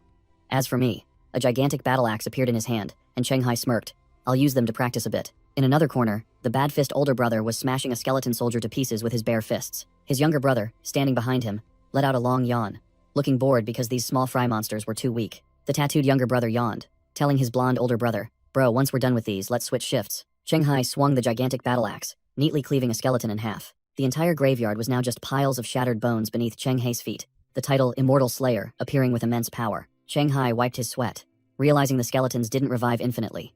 The difficulty of this dungeon was certainly not ordinary. After clearing the battlefield, Shanghai ordered the nurse and the little boy to follow him to another area. Meanwhile, the remaining people were screaming, struggling to fight each weak skeleton monster. Zhou De strained his neck and shouted, commanding the small fry to split into pairs, trying to hold on for another 40 minutes to clear the stage. 10 minutes passed, and the empty ground was left with only piles of shattered bones. Two amateur adventurers began to feel complacent, thinking this was too easy, and scoffing at some expert who had been overly cautious. Hearing the foolish conversation, Zhou De could only grit his teeth and curse silently. Idiots. He knew very well that the weaker the opening monsters, the more terrifying the final boss. This dungeon's difficulty had been pushed to a super standard level. Zhou De bitterly looked at the quest board. Even though he had herded half the people away, he had only killed 4 skeletons, not enough to escape. He started to panic, biting his nails and calculating. Damn it, if there are no more skeletons in the last 10 minutes, I'll have to deal with 6 more myself. The survival quest's countdown timer was still running. Time waited for no one. A crunch echoed as the skull of the last skeleton was crushed. Shanghai shouldered his axe, turned back to ask his 2 companions, is the escape quest complete? The little boy cheerfully raised his sword and reported loudly, yes. The nurse anxiously asked Shanghai, what about you? How many more do you have? The nurse awkwardly pushed up her glasses and weakly confessed, 8 more. Shanghai looked at the little boy, who had completed the quest, and secretly thought that the nurse had given all her chances to the kid. Shanghai shouldered his axe, told the little boy to escape first, and said they would all meet outside after farming the rest of the skeletons. Outside the dungeon, an association staff member was panicking. No one has cleared it in 10 years? Manager Shang Li's face was taut like a bowstring, and he growled. Not only that, all the survivors are rookies. While this dungeon is strong enough to wipe out even professionals, the ponytail staff member wondered, why is this dungeon so strange? Shouldn't stronger adventurers have a higher survival rate? Why is it the opposite? Shang Li sweated profusely, explaining the dungeon's deadly mechanism. Because it has the expert's graveyard setting, the escape quest for rookies is 10 times easier. A dark knight in blue armor appeared as Shang Li revealed, and when a rookie completes the quest, a boss far exceeding the power limit will be released to hunt down all remaining individuals. Shang Li stared intently at the dungeon gate, screaming in his mind, Jode, realize it quickly. The essence of this dungeon is a race to see who escapes first to survive. Inside the dungeon, the little boy without hesitation pressed the yes button on the exit request notification. The little boy waved goodbye. Kind adventurer, nurse, goodbye. Chenghai and the nurse smiled and waved back at the kid's farewell. The little boy dissolved into particles of light, officially leaving the bone-filled battlefield. Chenghai turned to the nurse, acting like a senior. Later, if we encounter more skeletons, I'll let you have them to complete your quest. Boom. The dungeon gate outside suddenly swirled violently, and blue energy erupted fiercely. A figure stepped out from the center of the swirl, and the crowd outside shouted. Someone completed the escape quest and came out. The little boy stepped out of the gate, still a bit bewildered by the sudden change. All the association staff, led by Shang Li, gaped. Why is it a child? A system notification echoed everywhere. Adventurer 020 has left the dungeon. Graveyard has entered Phase 2. Inside, the remaining adventurers received the notification, some openly envious. Others confused, asking, what the hell is Phase 2? Jode's expression darkened, realizing this damned dungeon was actually a speed race. He spun around, calling the names of his two trusted disciples, Lu Ming, Wang Jiyong. Jode gave a brief order to the two who had just been called. You two, follow me. In another corner of the graveyard, the Bad Fist younger brother asked his older brother, Brother, someone completed the quest. Could it be that Chenghai guy? The Bad Fist older brother scoffed, dismissing it. No way. He still has to drag 2 dead weights and find 100 skeletons. It's not that easy. The Bad Fist younger brother wondered who that person was, while the Bad Fist older brother scratched his head, trying to figure out who had outsmarted him. Suddenly, both of them felt a terrifying pressure emanating from the distant mountaintop. A pitch-black silhouette appeared on the mountaintop. The system panel displayed, Death Knight Claude, Challenger rank. The final boss has appeared. Meanwhile, Jode's group of 3 was striding through a graveyard filled with tombstones. Wang Jiyong began to grumble. It's fine to tell us to follow, but at least explain why. We haven't encountered any skeletons yet. Lu Ming snapped. Shut up. He must have a reason for doing this. Didn't you notice he only called us after the quest bar changed? Lu Ming continued to speculate, believing that Jode knew more about this dungeon than they thought. Jode suddenly stopped, causing the 2 behind him to halt in confusion. From behind Jode, an army of skeletons crawled out of the graves, ready for battle. All 3 immediately took their stances, energy surging around their weapons. Jode coldly ordered, prepare for battle. The leftover adventurers began to wail, regretting having driven away the expert and now feeling abandoned. A colossal black shadow enveloped them, the clatter of hooves echoing, signaling that death had come knocking. Another bald adventurer and his 2 followers also sensed the change, their faces filled with questions. The bald adventurer's eyes, along with those of the Bad Fist brothers, simultaneously sharpened. The real game had just begun. Death Knight Claude appeared majestically on his bone steed, the aura of a final boss blazing fiercely amidst the graveyard. At the same time, the skeptical muscle guy furiously yelled Jode's name for being left behind, while Jode's team was locked in a fierce battle with a swarm of skeleton soldiers. Jode dodged an attack and grumbled to Lu Ming. How many more are left? Lu Ming glanced at the quest screen and urgently reported, 3 more. Jode ordered the team to hurry, to just hunt down the remaining small groups of skeletons, but then he froze as he saw the number of survivors plummeting. 12, 11, 9. Realizing something was wrong, Jode and Lu Ming both spun around to look towards the campsite. Lu Ming panicked. What did you say? Surrounded by skeletons, the nurse trembled and grabbed Chenghai, asking about Phase 2. Chenghai nonchalantly sliced a skeleton away, simply explaining that the monsters would get stronger, then got straight to the point. How's your escape quest coming along? The nurse quickly opened her status panel to check. Her eyes widened, and her mouth hung open in astonishment. The notification panel clearly showed, only 4 over 19 survivors left. Her quest was to eliminate 10 skeleton soldiers, 8 completed. She shrieked, Chenghai, something's wrong. Everyone's dead. There are only 4 of us left. The Death Knight stood tall amidst a pool of blood, surrounded by the corpses of the small fry adventurers who had been wiped out. Claude's eyes swept around, muttering as he located his targets. 2 on the left, 2 on the right. The spectral steed neighed, rearing up, ready to charge into the hunt. Claude tugged the reins, and the horse shot forward like a blue lightning bolt. He decided to deal with the targets on the left first. Jode broke into a sweat, explaining the tense situation. They say the dungeon boss has appeared. If we want to live, we have to go back and find the escape route near the boss. Lu Ming argued, his neck veins bulging. Don't joke around. How are we supposed to complete the quest amidst a swarm of skeletons? Even with Wang Jiyong here, we couldn't do it. Before he could finish, both saw the shadow of the Death Knight charging from afar. There was no more time to farm small fry soldiers. Whoosh! Claude closed in an instant. His sharp spearhead pointed directly at the two men, frozen in shock. Death Knight Claude smirked, muttering as he counted fates. One more, and two on the right. Zhou Dai only managed to utter a desperate plea for help before the spear of death swept past. Against a backdrop of blood red, the Death Knight's dark silhouette on horseback swept away the two adventurers in an instant. Cheng Hai, now clad in iron armor, sat down to rest and asked the nurse, who was finishing her quest, how she was doing. Thwack! The nurse's sword plunged straight into a skeleton's skull, cleanly finishing it off. The nurse sighed in relief upon completing her quest, while Cheng Hai stood up and stretched, preparing for the real battle. The nurse turned back, reporting loudly to Cheng Hai. I'm fine. Cheng Hai glanced at her, his voice calm but resolute. Leave the sword here. You go first. Suddenly, Cheng Hai's eyes flashed. A Deathwalker's senses signaled deadly danger approaching. Before the nurse could understand what was happening, Death Knight Claude appeared silently behind her, like a ghost. Cheng Hai roared, "Get down!" and lunged like an arrow. Activating his class skill, Dance with Death, Claude's spear thrust forward, mere centimeters from the nurse's face. She froze completely in terror. Clang! Cheng Hai appeared in the nick of time, raising his poisoned dagger to block the Death Knight's spear. The Death Knight paused slightly, seemingly surprised that a mere shrimp could block his attack. Cheng Hai gritted his teeth and strained, the dagger in his hand beginning to show cracks under the immense pressure. Crack! The dagger shattered, the impact force sending both Cheng Hai and the nurse flying backward. Claude's warhorse reared up, ready to deliver a finishing stomp, as Cheng Hai struggled to land. Cheng Hai panted, gritting his teeth as he admitted a harsh truth. Too strong. Immediately, a blazing red warning panel appeared before him. Warning. Adventurer has encountered a boss-level monster. The system spammed notifications, confirming Cheng Hai was facing a boss, and activating a series of impressive titles, directly buffing strength, agility, and perception by 4 points. The final notification displayed a simple but gunpowder-scented message. Good luck, adventurer. Cheng Hai spun around, growling at the petrified nurse. Understand? He yelled directly at her.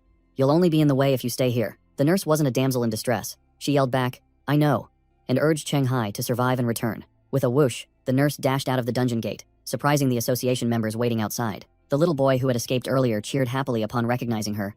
It's the nurse.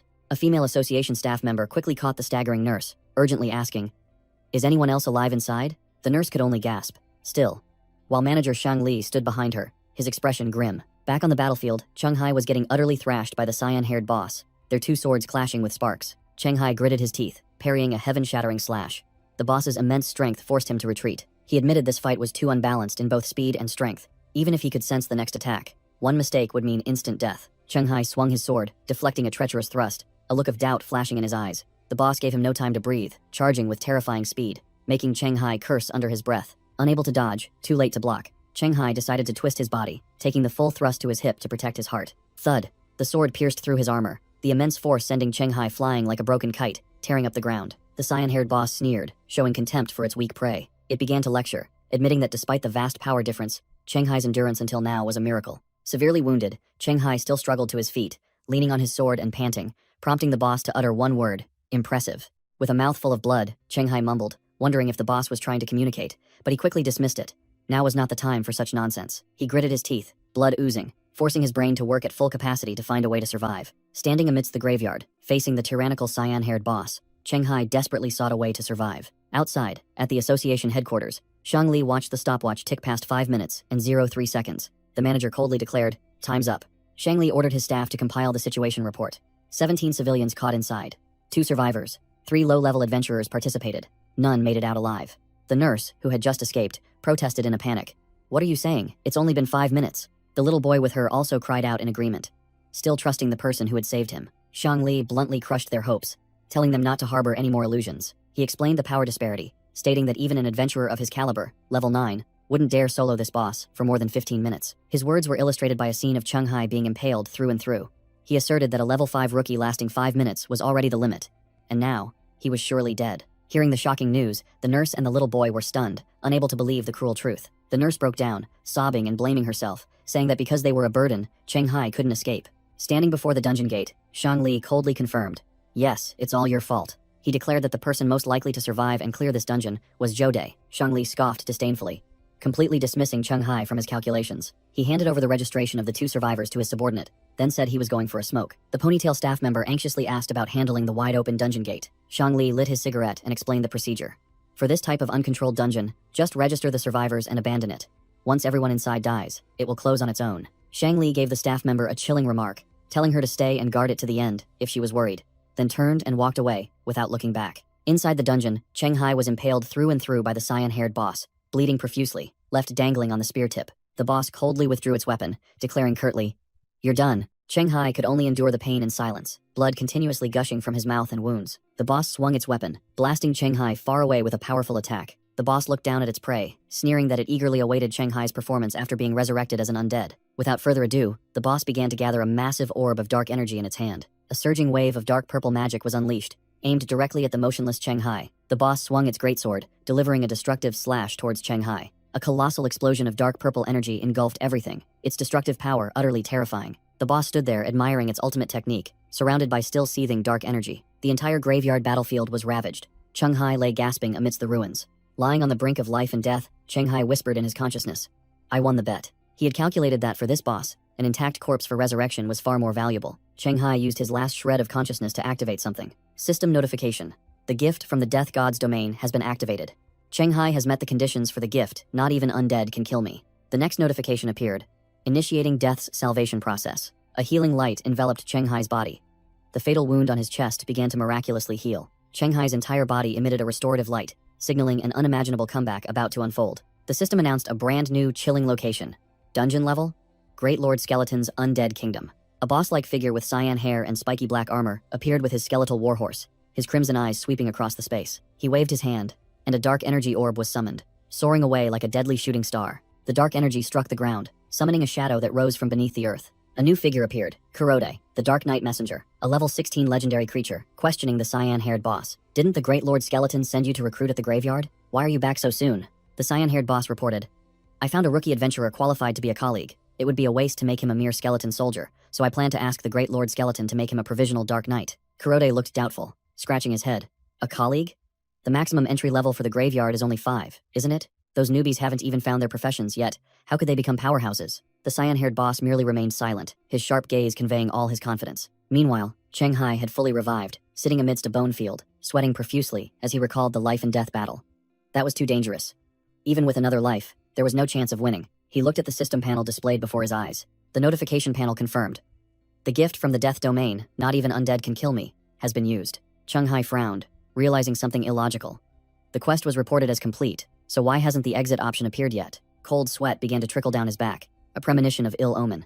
Do I have to fulfill some special condition to escape? His sword began to gather energy, ready for any contingency. Cheng Hai stood up, taking a stance, deciding to act quickly. "I need to escape before that night monster realizes I'm not dead yet." Half an hour later, outside, the dungeon gate remained wide open, and the nurse and the little boy cheered excitedly. "The gate isn't closed yet. Cheng Hai is still alive and fighting." The association's ponytail staff member, seeing the unusual situation, panicked and ran off. "I'll go find Manager Shang." Manager Shang Li sat alone on the stairs, taking a somber drag from his cigarette. Zhou Dai died in the dungeon. His older sister and the other survivors all know, and if we don't handle this carefully, we're screwed. The ponytail staff member rushed over, calling out loudly, "Manager Shang." Shang Li looked up with an annoyed expression, stubbing out his cigarette. "What's got you so flustered?" The ponytail staff member reported in a panic. "The dungeon gate is still open even though it's past closing time." Meanwhile, Cheng Hai stood amidst the bone field, a system notification appearing from his chest. The notification panel appeared, hint, "A combined settlement holds higher value than an individual settlement." Cheng Hai didn't hesitate, muttering, "Combined settlement." The system began the reward summation process. The results panel appeared with a dazzling S rank. Survived against a legendary grade undead. Received tons of new titles. The hidden skill Feigned Death, and a pile of excellent items, including an invitation ticket to a special dungeon. Cheng Hai pondered, realizing the undead knight was named Kurode, and was legendary grade, wondering why a level 5 dungeon would have such an overpowered boss. He brushed aside his doubts, decisively pressing the yes button to exit this freak dungeon. Outside, Shang Li froze, sweating profusely as he realized something. The staff member pointed towards the still active dungeon gate, shouting, "Manager Shang, look." She turned to ask Shang Li with a worried expression what it meant for a low-level dungeon not to close. Shang Li's face was tense as he analyzed. There are two possibilities. Either the adventurers cleared the quest but failed to escape, or the dungeon has evolved. The nurse and the little boy standing nearby quickly objected, insisting it must be the first case. Another staff member dismissed it, arguing that this graveyard dungeon was impossible, so it was highly likely it had mutated. Suddenly, the dungeon gate erupted with a fierce surge of green energy, and the little boy cheered. "Someone's coming out." Cheng Hai stepped out majestically from the energy vortex, looking battered but radiating an extraordinary aura. The nurse joyfully recognized him, while Cheng Hai looked at everyone and calmly said, "So, everyone's here." He even joked that he had been worried about everyone, leaving Shang Li stunned, unable to believe someone had conquered that damned dungeon. The scene shifted to a gloomy, eerie castle under the night sky. Great Lord Skeleton's castle. Inside the grand hall, the cyan-haired boss knelt before the throne, respectfully reporting, "My king." In the gloomy hall, the Great Lord Skeleton sat on his throne, speaking with authority. This is the first time you've willingly visited me since you came to live in the graveyard, isn't it? The final boss's portrait was revealed. Great Lord Skeleton. A skeleton wearing golden armor, eyes burning with fire, with power and level stats both marked with question marks. He called out to his subordinate, Kurode. The scene shifts to a clean, modern interrogation room at the Adventurers Association. Shang Li, the association's manager, smiled meaningfully at Cheng Hai. Do you know you've just become the first adventurer in the world to clear the graveyard dungeon? Cheng Hai feigned surprise, pointing at himself. The first? Me? Shang Li confirmed, explaining that although the graveyard is only a low-level dungeon, it's extremely famous, and this achievement will attract the attention of major guilds from the capital. The manager smirked, emphasizing that, among them, of course, were the official state-affiliated guilds. Cheng Hai adjusted his glasses, immediately understanding the situation. So, it's the recruitment phase now. Shang Li slammed the table, asserting that Cheng Hai's performance had proven the potential of a super rookie, a rare commodity that Fujian province sees fewer than 10 of in a year. As the head of the underground dungeons in Yunxiao City, Shang Li firmly declared that he couldn't miss such a talent. Meanwhile, in the hallway outside, the little boy and the nurse were still anxiously waiting. The little boy wondered, why isn't Cheng Hai out yet? The little boy suddenly had a thought, turning to ask the nurse, Nurse, do you think that Shang Li is trying to swallow Cheng Hai's reward? The kid continued to speculate, believing that was the only reason for a private conversation. While the nurse hesitated, I don't think so. The little boy angrily shouted, I wouldn't be so shameless. As soon as the door opened, the little boy rushed forward and grabbed Shang Li's shirt, while the manager just puffed out his chest, disdainfully. Furthermore, I'm not interested in loot from a level 5 dungeon, understand? Shang Li growled, veins bulging on his face. It's hard to say. Just because you don't need it doesn't mean your family doesn't want it. Cheng Hai stepped out, gently patting the little boy's head to stop the argument. Don't talk nonsense. We talked for a long time because we were discussing the details of joining the Adventurers Association. The little boy was utterly shocked, clutching his head and wailing. Really? Cheng Hai, you want to be a civil servant? Cheng Hai broke into a sweat, realizing the kid's attitude. It seems you have a bit of a prejudice against the Adventurers Association. The little boy explained that someone as strong as Cheng Hai should establish his own guild instead of being tied down, then mentioned the protagonist in the book Immortal Adventurer, making Cheng Hai secretly think, should I tell them I'm actually the author of that book? Cheng Hai casually dropped a bombshell. I am the author of Immortal Adventurer, leaving the kid and the nurse frozen in place. The protagonist merely adjusted his glasses, maintaining his cool and inscrutable expression. The nurse suddenly looked worried, asking why Cheng Hai hadn't eaten anything. After a moment of hesitation, the nurse unexpectedly pleaded, Cheng Hai, please don't join the Adventurers Association. Cheng Hai turned, his sharp gaze asking a single question. Why? The nurse recounted, her voice trembling, that her brother and his friends used to say most freelancers regretted joining the association. Cheng Hai continued to press, wanting to know the specific reason behind that rumor. The nurse recalled the horrified expressions of her brother's friends, asserting that for them, joining the association was something utterly terrifying. All three fell silent, the atmosphere in the cafe suddenly becoming heavy. Cheng Hai smiled reassuringly, promising to think carefully, which made the nurse sigh in relief. The scene shifts. A red-haired woman slammed the table, pointing directly at Shang Li and shouting, Murderer! You let that guy in, and my brother died. It turned out this was Zhou Cheng, the granddaughter of the late legendary adventurer Zhou Jianming, who had come to the association office to cause a scene. Shang Li puffed out smoke, explaining that inviting Cheng Hai was to protect him, because the dungeon he had just cleared was too special, and would soon attract the attention of the adventurer community nationwide. Zhou Cheng snapped, refusing to accept the reason, arguing that waiting for Cheng Hai to reach level 15 was too long, and demanding he be eliminated by next week. Shang Li looked tired, replying dismissively, All right, I understand. The manager extinguished his cigarette, a sinister glint in his eyes.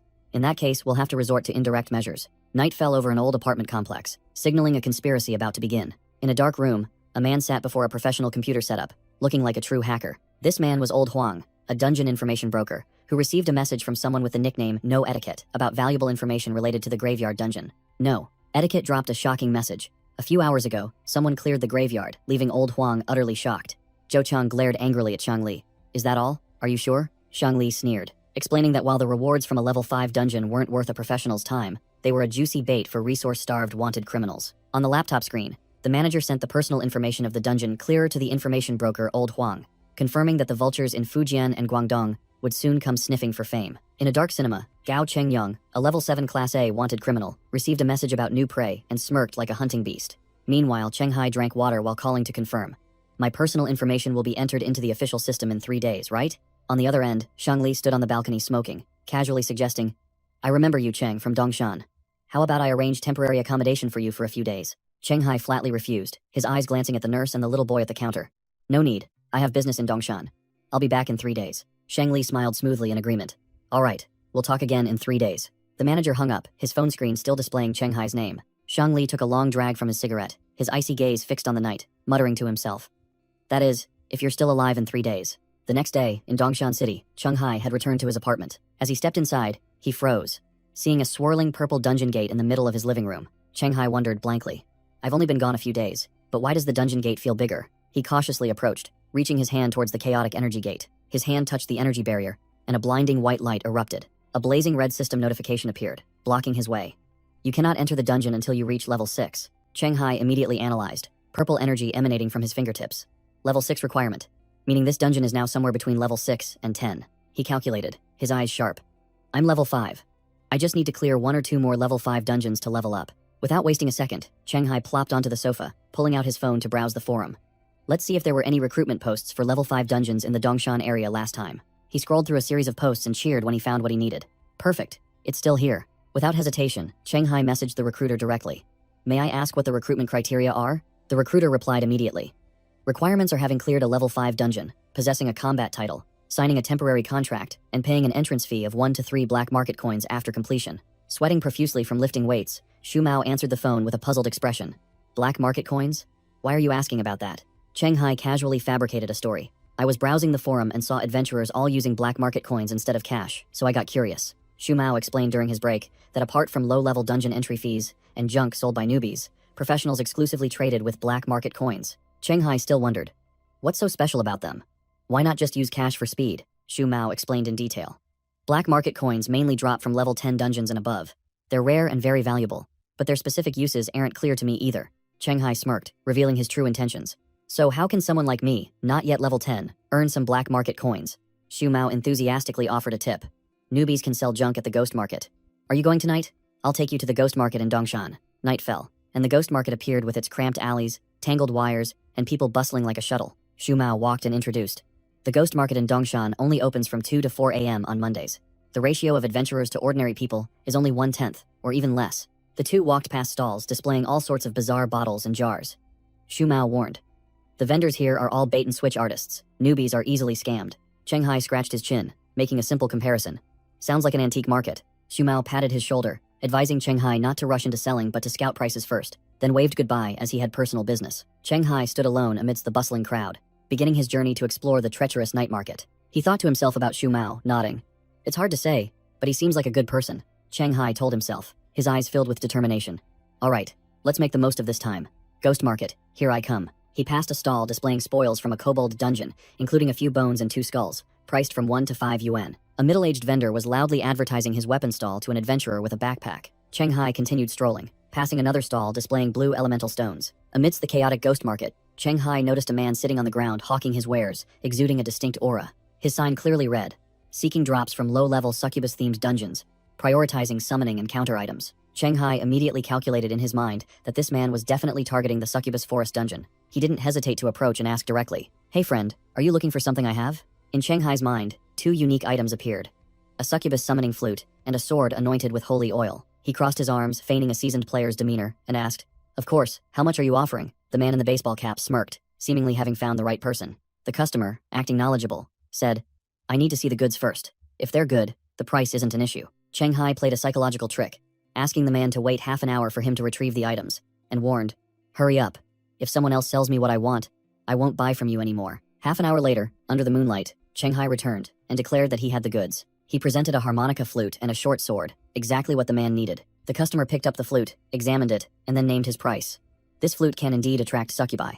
I'll pay 6 black market coins. Shanghai remained calm, but the customer began scrutinizing the sword. He began his impressive sales pitch. It has the sanctified attribute, dealing an additional 2 damage to evil creatures, and grants immunity to physical damage from succubi. The customer showed extreme interest in the high-quality item. He immediately closed the deal. Then this sword is 8 coins.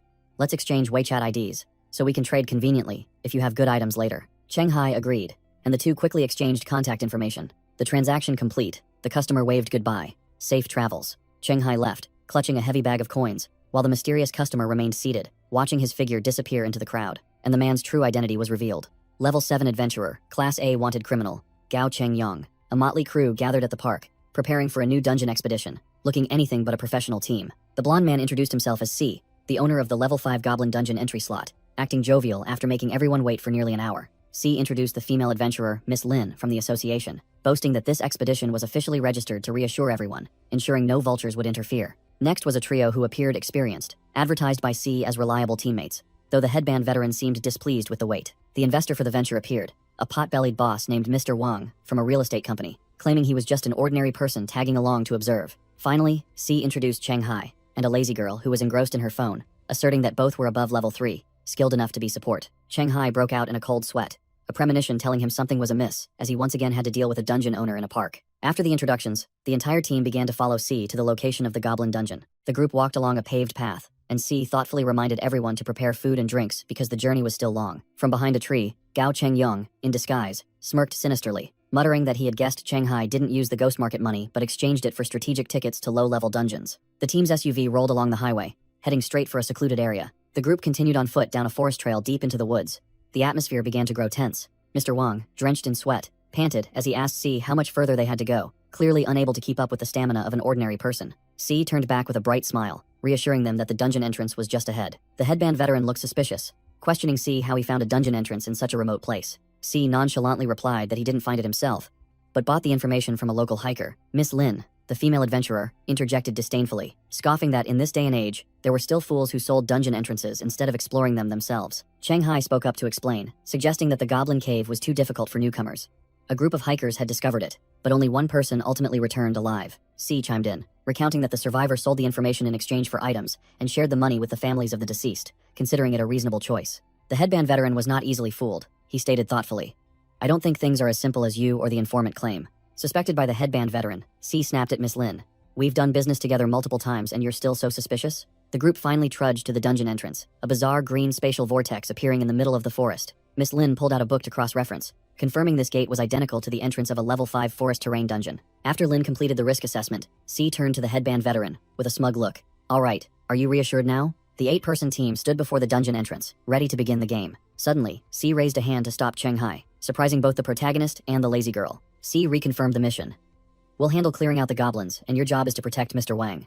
No objections?" Mr. Wang puffed out his beer belly, smugly boasting that thanks to his sponsorship, the tickets for the small fry were so cheap, then entrusted his 200 caddies of flesh to Cheng Hai. The lazy girl spoke up, wondering why her starting mission was to hunt goblins, different from the team's overall mission. C smirked, replying nonchalantly, "Then we'll prioritize your mission first, and complete the dungeon afterward." The lazy girl seemed satisfied, as she could easily claim her reward, and Cheng Hai also nodded in agreement. The group began opening their personal status screens, preparing to confirm their missions before entering the gate. The headband veteran asked his 2 subordinates about their missions, and both reported, "Kill 2 goblins." C explained that the starting missions in this dungeon were distributed based on the adventurer's levels. Mr. Wang nodded, seemingly understanding, and muttered, "No wonder my mission is different from hers." C cleared his throat, drawing everyone's attention to begin the final assignments. C announced that the mission for Dongshan citizen that likes to write and today is also very lazy was to ensure Mr. Wang's safety, so they would prioritize completing their goblin hunting mission first. The entire team unanimously agreed, and Cheng Hai also nodded while still reviewing his mission panel. Cheng Hai rechecked his mission and paused.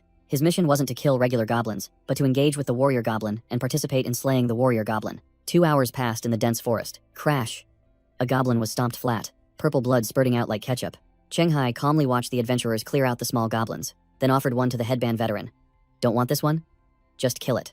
Mr. Wang wiped his sweat, putting on a superior air. "Level 5 dungeon monsters are only this much?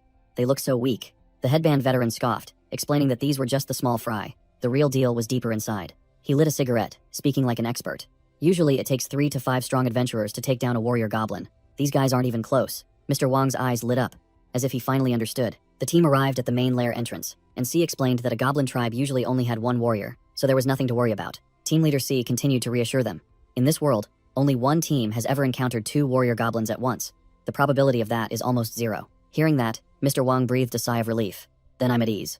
No sooner had he finished speaking, 2 formidable creatures lumbered out of the shadows, a level 5 warrior goblin and another boss of level. Immediately after, an entire swarm of red-eyed goblins roared and charged out like a disturbed beehive. The headband veteran roared, ordering his subordinates, "Be quick and decisive. Don't let any of them escape to report back." The vanguard immediately rushed into combat, slashing down the goblins pouring out of the cave entrance. In the back, Miss Lin's face changed color, sensing trouble.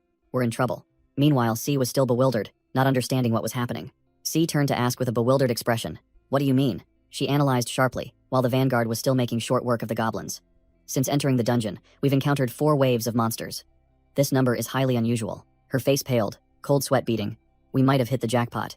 Meanwhile, Mr. Wang turned to strike up a conversation with the lazy girl. "You're already so rich, why do you still need to be an adventurer?" The masked girl glanced over, replying nonchalantly, "If you don't want to miss out on any dungeons, Just invest in adventurers with potential. The fat man ridiculously puffed out his chest in pride. Ironically, I became an adventurer to lose weight, leaving her speechless. Lazy girl broke out in a sweat, wondering, wait, what does losing weight have to do with being an adventurer? Mr. Wong excitedly boasted. It's amazing. There's a profession where you don't need to exercise, you just meditate to burn fat and increase strength. He continued smugly.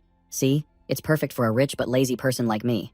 This left lazy girl speechless, her face turning purple. She muttered with a bored expression. Spending a fortune just to lose weight.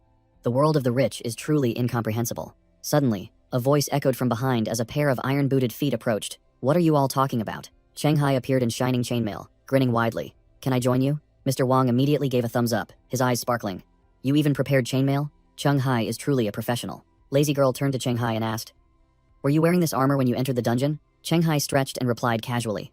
Yeah, without it, it'd probably have been dead long ago. On the contrary, I don't understand why you all aren't wearing armor. Thwack. A goblin was struck directly in the head by a spiked mace, purple blood splattering as it died on the spot. The headband veteran stood amidst a pile of goblin corpses, wiping sweat and signaling. Okay, we're done. He turned to Miss Lin and C, ordering, shift change. You two handle the next wave of goblins. C enthusiastically clapped his hands, smiling confidently. All right, leave the next part to us. Shanghai's jaw dropped, his mind short-circuiting as he overheard the conversation. Ranking system? Lazy girl explained. You didn't know? The less external equipment you use in a dungeon, the higher the ranking you receive upon completing the mission. Shanghai broke out in a cold sweat, stammering. I didn't know such a system existed. Lazy girl began her sharp analysis. No wonder your mission didn't require killing goblins. It turns out you relied entirely on full armor to clear stages. I'm afraid you don't have any special titles or good equipment. Besides higher basic stats and level, you're probably not much better than a rookie. She muttered to herself, her face filled with worry. This is tough. I didn't expect this ragtag team to be so weak, having to protect 2 rookies in an 8-person squad. The headband veteran suddenly cut in. You 3, save your chatter for later. He pointed forward, declaring loudly. The goblins blocking our path have been cleared. We can advance. 10 minutes later, the entire team froze before a deadly 3-way intersection in the cave. C began to complain. Damn it, why are there 3 paths? Normal level 5 dungeons only have 2 turns, don't they? Miss Lin coolly stated. It seems my worries were justified. We've encountered a bug. Lin explained to the novices. This is classified information. For every 50 low-level dungeons, 1 will be bugged, with a sudden spike in difficulty. She held up 3 fingers, analyzing clearly. There are 3 types of bugs. Increased number of small fry monsters, increased number of bosses, or stronger bosses. Our situation seems to be the first type. Shanghai broke out in a cold sweat, muttering as he realized the harsh truth. After hearing that explanation, it seems all the dungeons I've cleared so far were bugged. Mr. Wong frantically asked again. So if we go deeper, we'll encounter even more goblins? Lin simply replied coldly. That's right. Mr. Wong waved his hand, chuckling as if he were experienced. Sounds dangerous, doesn't it? How about we retreat this time? I'm an adventurer now, after all. A giant shadow blocked their path, a resolute voice echoing, there's no turning back. C stepped forward to lecture the team, boldly declaring that the goal was to kill the boss, not clear trash, and that speed alone would allow them to clear the stage as usual. Lazy girl immediately retorted. That's just your speculation. What if the boss is also buffed? Well, I'll be dragged to our deaths in here. C snapped, calling Lazy girl a coward who should switch to logistics, while she yelled back that entering an over-leveled dungeon without information was suicide. The headband veteran cut off the argument with a practical question. Do bugged dungeons offer more rewards upon completion? Lin confirmed immediately, stating that the higher the difficulty, the better the drop rate, enough to make level 14 to 15 adventurers envious. A hand was raised, stopping the heated argument between C and Lazy girl. Shanghai stepped out, offering a quick solution. Let's take a vote. Those who want to continue stay. Those who want to retreat, go back the old way. The headband veteran nodded in agreement at once. That's a good idea, no time wasted. Shanghai stood in the middle, watching C and Lazy girl glare daggers at each other, and asked again. Flexible, right?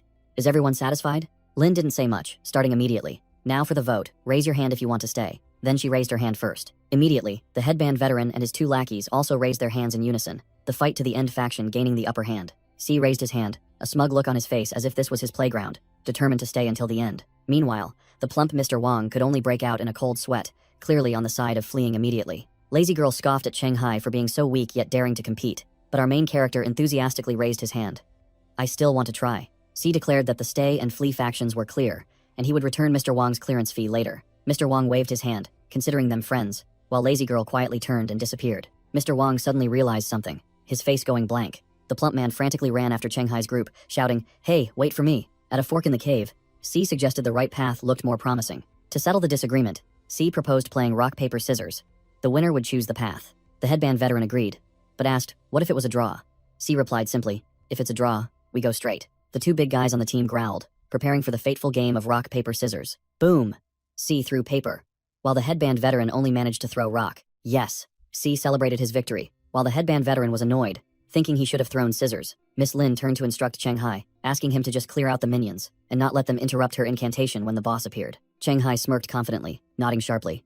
Alright. Meanwhile, Mr. Wang and Lazy Girl had exited the dungeon and entered a forest. Mr. Wang called the girl back, seemingly curious about something. The plump man directly asked why she was so pessimistic about those people, and if this dungeon was truly dangerous. Lazy Girl turned back, her sharp eyes asking in return, "How do you know I'm not optimistic about them?" Mr. Wang chuckled, claiming to be a businessman with some skill in reading people. Lazy Girl calmly explained that the reason she fled quickly was because she possessed the title Danger Warning. Its effect was extremely simple. It warned of deadly danger ahead. She revealed that she had used it in the dungeon and detected 2 fatal threats, concluding that this was an extremely rare double boss dungeon. With that ragtag team, she asserted that they definitely wouldn't stand a chance. Going in would only mean becoming fertilizer. Mr. Wang wiped his sweat, wondering why she hadn't warned the others. Lazy Girl smirked, saying that if she were to meddle, her personal information and this valuable title would be sold all over the black market tomorrow. Strangers, why should I sacrifice my personal interests to stop them from seeking death?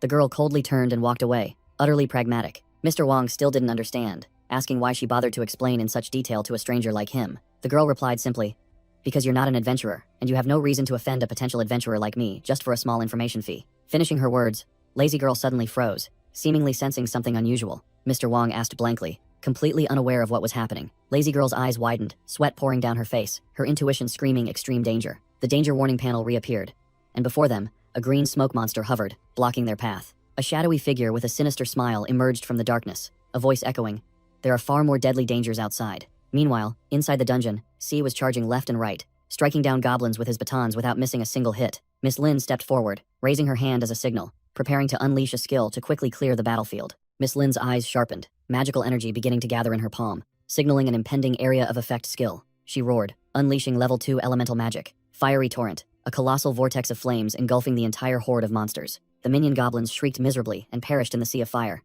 Unable to resist, C stood amidst the sea of fire completely unharmed, only then realizing that the elemental armor Miss Lin had given him was precisely to withstand this attack. The headband veteran broke out in a cold sweat, secretly acknowledging Miss Lin's true skill. Her level, profession, skills, and equipment were all level 5, truly the standard of a professional adventurer. A goblin shrieked miserably in the sea of flames before completely evaporating. C stood amidst the charred goblin corpses, his pair of batons still smoking. C gave a thumbs up in approval. Excellent. While Miss Lin looked exhausted, letting out a soft breath. Miss Lin dusted off her hands, checked her watch, and casually announced, "Shift change. The next wave of goblins is your turn," leaving the veterans stunned. From the shadows, a sinister grin, with jagged teeth belonging to a goblin shaman appeared. Shanghai stood in the cave, a blazing red system notification suddenly appearing before him. System warning. An unrecorded boss has appeared, increasing the dungeon's overall difficulty. A giant shadow suddenly enveloped the adventurers. C and his companions looked up in confusion. A swarm of goblins as numerous as ants poured out, led by a level 6 goblin shaman, making C wonder, is this the boss? The headband veteran frowned, analyzing. Doesn't look like it. It's too short, completely lacking the aura of a warrior goblin. Miss Lin suddenly paled, shouting, "Wait! Everyone!" She quickly warned the team. "Be careful. This is a goblin shaman, not a warrior goblin." The goblin shaman sneered savagely, signaling a far from simple battle. Whoosh. The shaman swung his staff, ordering the entire swarm of minion goblins to charge madly. Miss Lin urged the team, "Everyone, clear them out quickly, before the warrior goblins appear, or we'll be in danger." Bang! Miss Lin didn't say much, throwing an energy orb directly at the cave wall. Shanghai looked at the explosion in surprise, not understanding what she intended to do. Crash. The entire cave wall collapsed, creating a landslide that blocked the path, separating the two. But the plan failed. A giant warrior goblin roared, smashing through the rubble and appearing right in front of Miss Lin. Miss Lin was stunned, unable to believe these puny goblins knew how to use tactics. Clang! She struggled to parry the warrior goblin's devastating slash. Just as Miss Lin was about to be defeated, Shanghai appeared like a god, blocking the boss's blade and shouting, "Retreat now! Leave it to me!" On the other side, the dungeon owner rushed. "Miss Lin is in danger. Send someone to help." But the headband veteran snapped. "Are you kidding? With goblins as numerous as ants, where would we get people?" Shanghai strained, pushing back the monster, and declared, "You go help them. I can handle this alone." Miss Lin was utterly speechless at the rookie's confidence. Shanghai roared, swinging his sword to create distance. "You'll only be in the way here. Go quickly." Miss Lin gritted her teeth, making a decision. She dashed off, putting everything on Shanghai. "I'll deal with the goblin shaman as fast as I can and come back to help you." Whoosh! The warrior goblin brought down a powerful slash where Miss Lin had just been, tearing up the ground. The boss growled, its bloodshot eyes filled with rage, as its prey escaped. It stared blankly at its missed slash, not understanding why it had failed. Amidst the dust and smoke, Shanghai calmly muttered, "Now, no one will bother me." He slowly advanced towards the boss, his aura completely overwhelming. The system announced that the skills Dance with Death and One Hit Kill were ready. Shanghai provoked, "Come at me." The warrior goblin roared, its eyes sparking with fire, preparing to charge in for a deadly fight. It furiously swung its sword, determined to finish off its enemy with a single blow. Shanghai smoothly slid, perfectly dodging the attack. The boss's blade only cut through the air. He landed gracefully, without a scratch, completely in control of the fight. Shanghai smirked confidently, thinking to himself that this boss, though strong, was too clumsy. Dodging its attacks was as easy as pie. Shanghai slashed the warrior goblin's shoulder, making it bleed. Suddenly, the boss roared, its entire body turning crimson, murderous aura surging. The system reported the monster had entered a frenzy state, increasing its strength and speed but losing its mind. Shanghai calmly said, "Oh, it's gone berserk, huh?" The frenzied goblin charged, swinging its greatsword at Shanghai with terrifying speed. Shanghai easily dodged all attacks, remarking, "Increased speed and strength don't matter. Brainless attacks are easy as hell to dodge." He looked up at the sky, an expression of extreme boredom on his face. This is supposed to be the difficulty of a level 5 dungeon boss? His gaze sharpened, full of disdain. "To be honest, I'm a little disappointed." Shanghai effortlessly parried the boss attack. The warrior goblin, its skin returned to green and bruised, trembled as it raised its hands in surrender. Shanghai stood there, his aura completely overwhelming the boss, which was cowering in fear. He uttered a contemptuous remark. "With your skill, you're not even worthy of being my appetizer." Shanghai's sword emitted a stream of dark energy, pointing directly at the terrified goblin. Overwhelmed with fear, the warrior goblin turned and fled for its life. Shanghai watched its retreating back, shaking his head in resignation. "It doesn't even have the courage to fight to the end?" He turned and walked away, concluding, "It seems I don't need to expect anything from these level 5 dungeons anymore." Meanwhile, in another area, Miss Lin was unleashing orbs of light, sweeping away a swarm of goblins. The headband veteran was struggling amidst a sea of goblins, shouting, "So many of them! We can't last much longer like this." Dungeon owner C frantically yelled, "Miss Lin, use fire magic again." Miss Lin snapped back while trying to cast a spell. "You think I don't want to?" She pointed out the culprit. A low-level goblin shaman kept using trash spells to disrupt her, preventing her from unleashing her skills. Dungeon owner C stared blankly at the notification board, not understanding what the hell was happening. The notification board confirmed the quest was complete, freezing both dungeon owner C and the headband veteran. The bald team member was trying to encourage the team, asserting that the Dongshan citizen that likes to write had dealt with the warrior goblin and would soon arrive to assist. The headband veteran, struggling to fend off the goblins, dismissed it. Delusional? If he finished his quest, why would he risk his life to save us? Miss Lin snapped, warning the team not to retreat because if they couldn't take down the goblin shaman, they would all be torn apart by it and its minions on the way back. Dungeon owner C yelled in despair, agreeing with Miss Lin that retreat was impossible, while the white-shirt swordsman and Miss Lin were also sweating profusely. The goblin shaman grinned sinisterly, firing a beam of trash magic towards the cliff face. Boom. A small explosion occurred, but the goblin shaman immediately realized something was wrong. Crash. The cliff face exploded, and Shanghai burst out like a whirlwind, leaving the headband veteran and Miss Lin gaping in astonishment. Dungeon owner C was also stunned speechless, seeing Shanghai charge alone with his sword, straight at the goblin shaman boss. In a flash, the goblin shaman's head was severed from its neck, while Shanghai stood amidst a terrified swarm of its underlings. The remaining goblins were scared out of their wits, mouths agape in horror at Shanghai's absolute power. The headband veteran and dungeon owner C could only watch from afar, speechless as Shanghai single-handedly wiped out the remnants of the goblin army. The headband veteran turned to dungeon owner C in a panic. "Where did you pull this monster from?" He soloed a 2-boss dungeon. But the other man could only shake his head in denial. Shanghai turned to face the team, making everyone flinch and get into a defensive stance. Shanghai scratched his head and grinned, friendly suggesting, "Please keep this a secret for me, okay?" Miss Lin seemed to understand, replying that a promising rookie like Shanghai could easily be targeted by those with ill intentions, so staying in the shadows before leveling up was advisable. Shanghai was dumbfounded, not expecting the other party to deduce such a logical reason on their own. The whole team looked at each other, then at the 2 retreating figures at the end of the tunnel, and the atmosphere grew awkward. Recalling earlier, Lazy Girl explained to Mr. Wang that they couldn't go outside because an even deadlier threat was waiting, manifesting as a green smoke monster. Lazy Girl confirmed with Mr. Wang, "That's right, there's an adventurer outside even more dangerous than both bosses in here. Going out means certain death." The green smoke monster appeared in his mind. Gao Chengyong suggested going back to find the others to break through the encirclement together. Back in the present, Lazy Girl and Mr. Wang gaped in astonishment, unable to believe both bosses had been dealt with. The bald team member chuckled gleefully, confirming that Shanghai had handled everything alone, the entire team barely having to lift a finger. Lazy Girl was utterly bewildered, thinking, "Why him?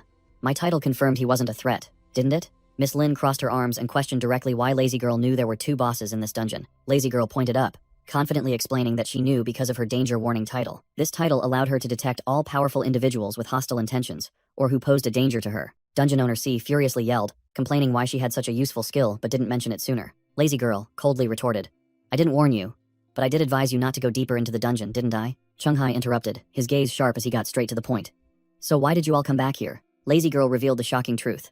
"Because on the way out, there's an adventurer of a higher level than both bosses, with even stronger hostile intent, blocking the exit. The remaining adventurers' faces turned pale, realizing they were trapped in a deadly snare. In the shadows, the group discussed, reconfirming the information about the powerful enemy ambushing outside. The headband veteran couldn't keep his composure, grabbing Dungeon Owner C's collar and roaring, suspecting he was the one who set the trap. Dungeon Owner C frantically denied it, panicking as he offered to sign a one-sided contract to prove his innocence. Cheng Hai suddenly realized that the one blocking the exit was very likely a member who hadn't appeared in the original team, someone outside his scope of awareness. Cheng Hai turned to Lazy Girl, proposing a test. If I act hostile right now, can your title determine who is stronger between me and the one blocking the exit? Lazy Girl swallowed hard, but still resolutely replied, yes. Cheng Hai smirked, his eyes full of determination.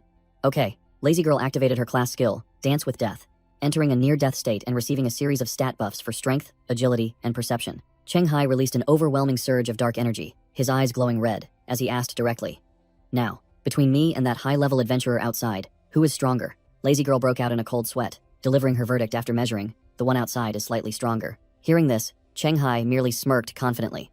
Understood. Miss Lin's expression turned serious as she made a decision. Then our only option now is, she declared loudly before the entire group, laying out the strategy.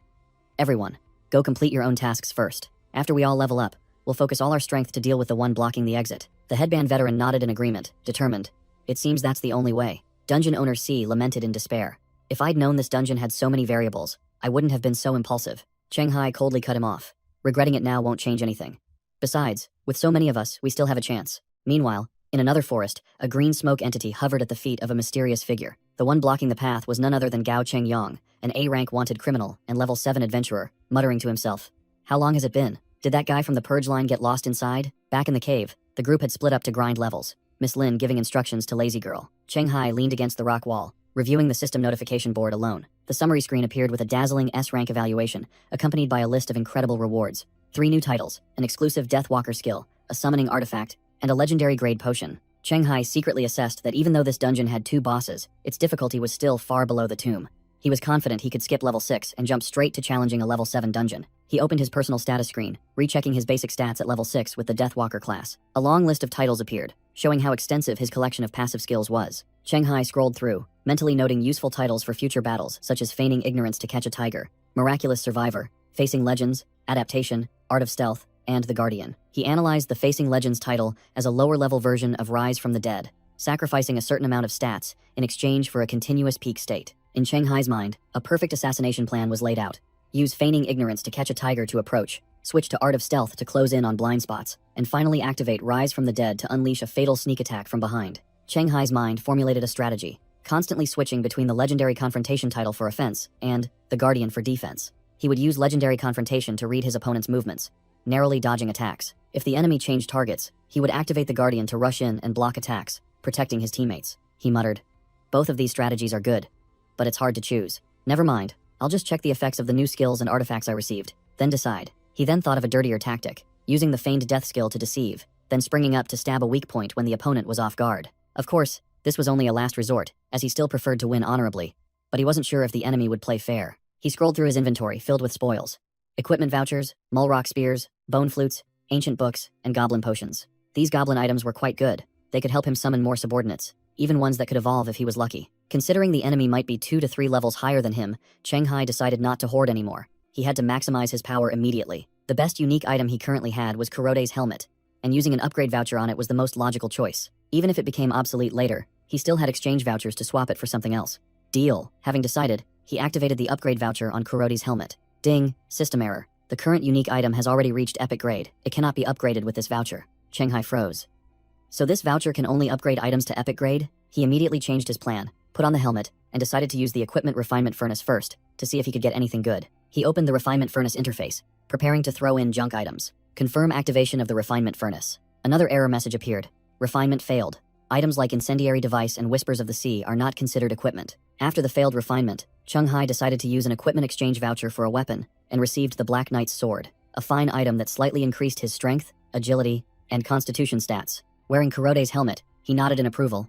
This is indeed a cool sword. He decided to go all out, using his last equipment exchange voucher to replace the mesh armor bought on Taobao with a better item. The system confirmed a successful exchange. The equipment voucher had been used. Cheng Hai donned the pitch-black Black Knight armor from head to toe, marveling that it was even lighter than his old mesh armor. Just then, Miss Lin and Dungeon Owner C approached. She coldly asked, "Are you done yet?" Chenghai replied that he was almost finished, and asked in return if the team was ready. Dungeon owner C gaped at Chenghai's new gear, exclaiming how cool it was and wondering if it dropped in this dungeon, while Miss Lin confirmed that with one more buff, they could depart. Chenghai ignored the noisy blonde man, declared he would summon a goblin subordinate, and opened his system panel. He pulled out a goblin bone flute, an item that looked quite ancient. Chenghai brought the flute to his lips, preparing to play a summoning melody. A surge of white-blue magical energy emanated from him as the flute's sound echoed, the entire team watching. The energy converged, tearing open space to create a small summoning portal surrounded by blue lightning bolts. From within the portal, a tiny, scrawny goblin jumped out, causing the headband veteran to exclaim, "A goblin?" Without a word, Chenghai reached out and grabbed the head of the newly appeared goblin.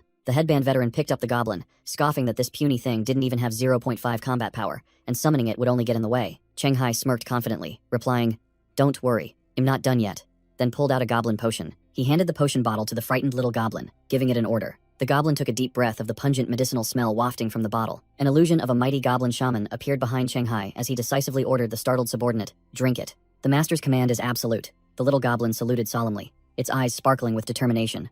"Understood, sir." It gulped down the goblin potion while the headband veteran stared, his face asking, "What is this guy doing?" Immediately, the goblin's biceps swelled, its muscle mass bulging grotesquely, as if about to explode. Its entire body became covered in hideous green lumps, making the headband veteran cry out in alarm. "Oh my!" The goblin swelled into a massive lump of flesh, making the adventurer turn pale, run away, and yell.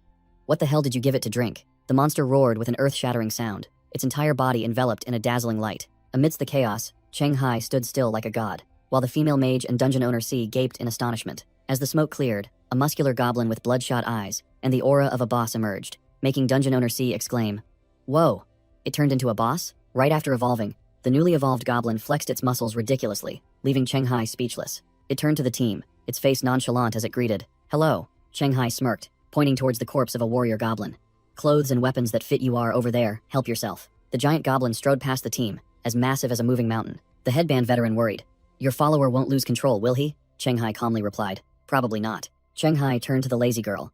"But you can use your title to see if this goblin has any ill will towards us." The lazy girl activated her danger warning skill, her eyes immediately glowing with a deadly red light. Her gaze swept towards the goblin, now clad in leather armor and wielding the great sword of the former boss. The goblin was clutching its new sword, its face blissfully happy like a child with a gift, and the lazy girl confirmed, "I've checked. It bears no ill will towards us." Miss Lin, the female mage, began chanting, forming professional hand seals, preparing to buff the entire team. She unleashed the attribute enhancement magic, Bear's Endurance.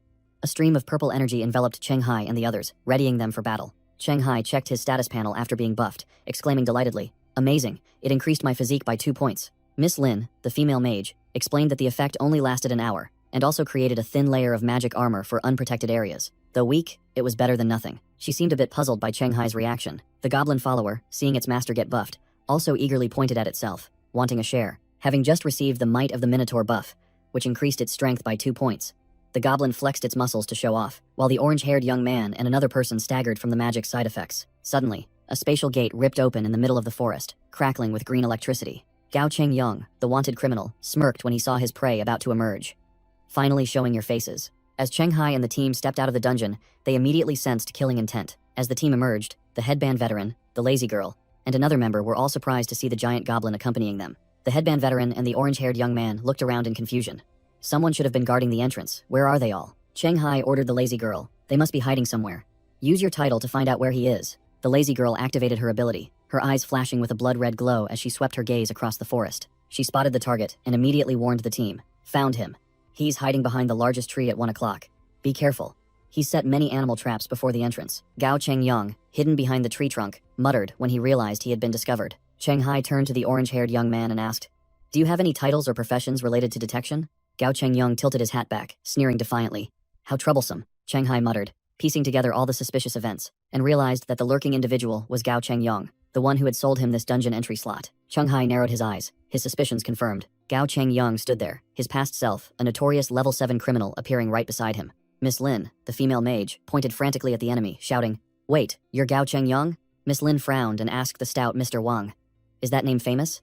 He sweated profusely and replied, "More than famous. He's the most wanted criminal in the Minguang region." Gao Chengyang's criminal profile appeared, warning not to be fooled by his level 7 status, as hundreds of adventurers had already died by his hand. The reason he was so bloodthirsty was to grind for titles specializing in hunting people, and he might have already acquired the Overkill Massacre title, boosting his strength to level 9. Gao Chengyang sneered, deactivating his stealth title and activating the Overkill Massacre, human title, increasing his threat by +3 and damage against humans by +3. The criminal smirked, beginning to state his terms. Then, let's make a deal. He pointed directly at Cheng Hai, laying out his condition for the group. Leave that kid, and you all can scram. The headband veteran seemed swayed, but Miss Lin, the mage, had already taken a defensive stance, ready to fight. Miss Lin shouted a warning. Don't listen to him. The association's records clearly state that Gao Chengyong has a habit of letting his prey go before hunting them down. If you trust him, you're only walking to your death. The lazy girl also confirmed. That's right, even though he says hell let us go, his malice hasn't diminished at all. Hes lying. Gao Chengyong looked surprised at being exposed. You can sense my malice too? Cheng Hai didn't waste words, immediately outlining the battle plan. Since I'm his target, my goblin follower and I will main tank. The rest of you provide support from both sides. He turned to the team and stated bluntly, we're all in the same boat now, so don't have any illusions about the enemy. Cheng Hai's eyes flashed with a deadly red glow behind his helmet. Warning. Of course, anyone afraid of death should get out of here quickly. Don't be a burden to me. Miss Lin, the mage, and the headband veteran replied in unison, their faces resolute. We will give our full support.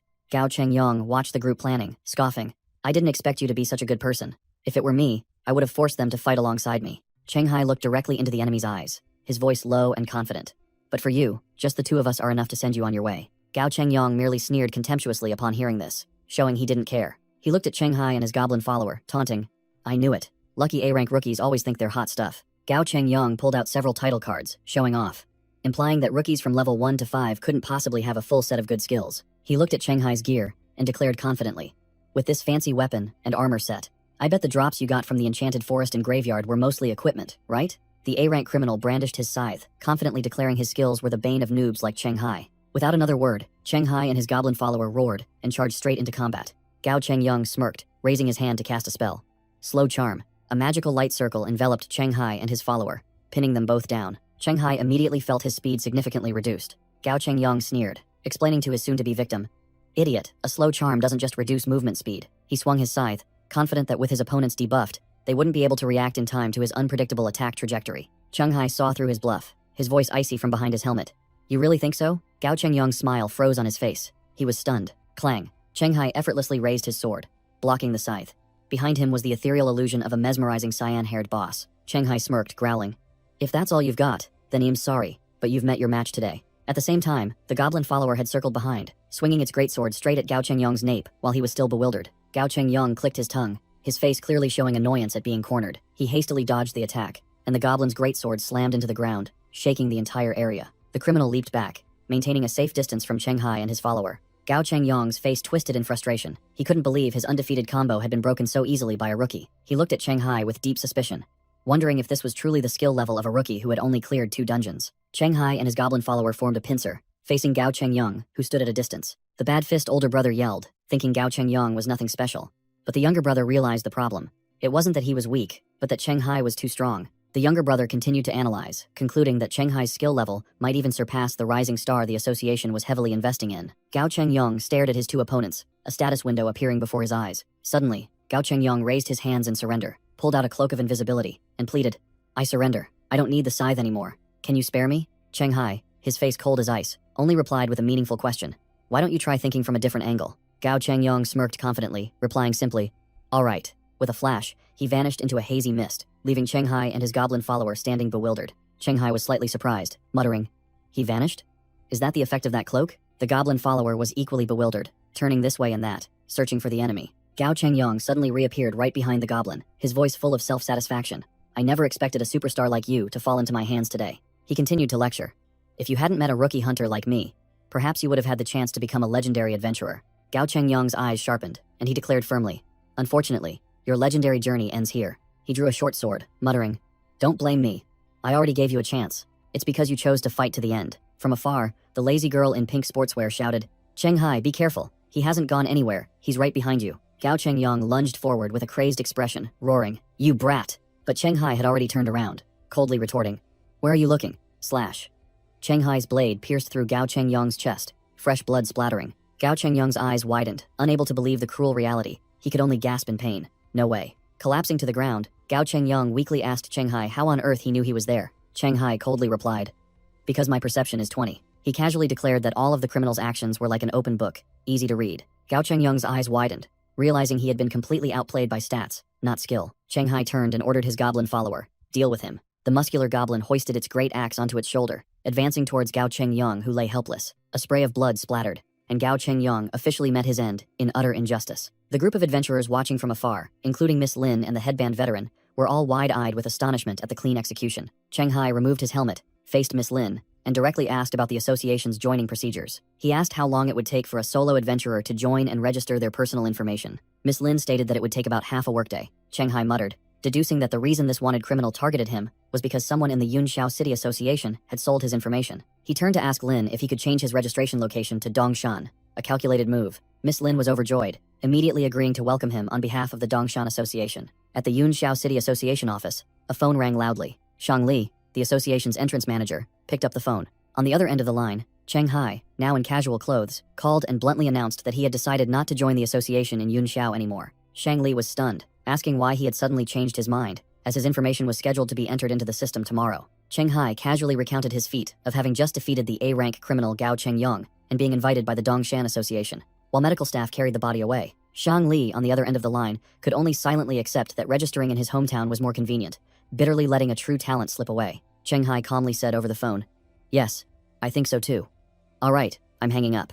On the other end of the line, Shang Li could only reply awkwardly, "All right, keep in touch." As soon as he finished speaking, the call ended, and the phone screen went dark. Shang Li was furious, letting out a roar before smashing his phone onto the desk. After hanging up, Cheng Hai turned around to see Miss Lin waiting, asking if he had finished his call. Cheng Hai confirmed he was done, as Miss Lin and Lazy Girl approached. Lazy Girl spoke in an annoyed tone. "Hey, why haven't you guys left yet?" Cheng Hai calmly explained that Miss Lin had also invited him to join the Dongshan Adventurers Association. Lazy Girl secretly thought that Miss Lin's invitation made the official adventurer title seem cheap.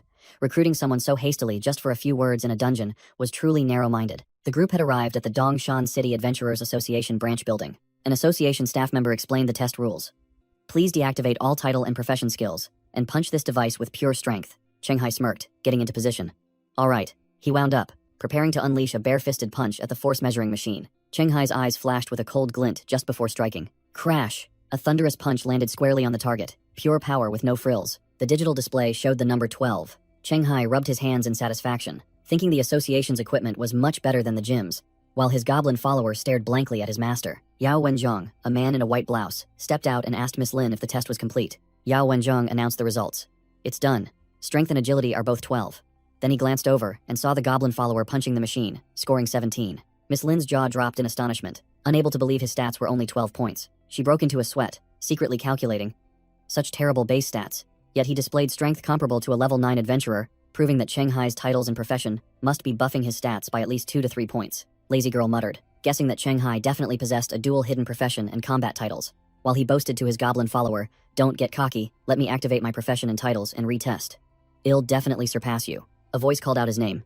"Mr. Cheng Hai." He turned back, full of questions. The ponytail staff member held out a card. "Your personal information has been recorded.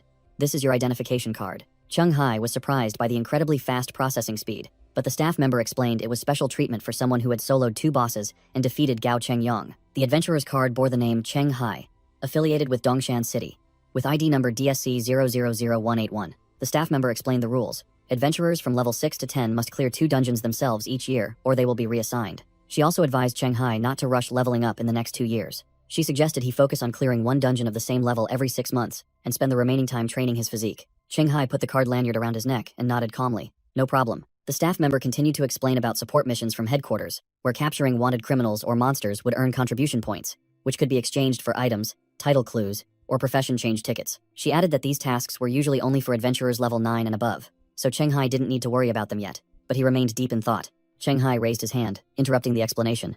"I have a question." He looked directly at the staff member, asking with great interest. "What are title clues?" She crossed her arms and explained that it was the process for an adventurer to earn a title themselves, and the association's clues had all been confirmed to be reproducible. Cheng Hai flipped his card over and over, listening to her talk about being able to look up the entire list of titles on the association's intranet. The staff member made an appealing offer.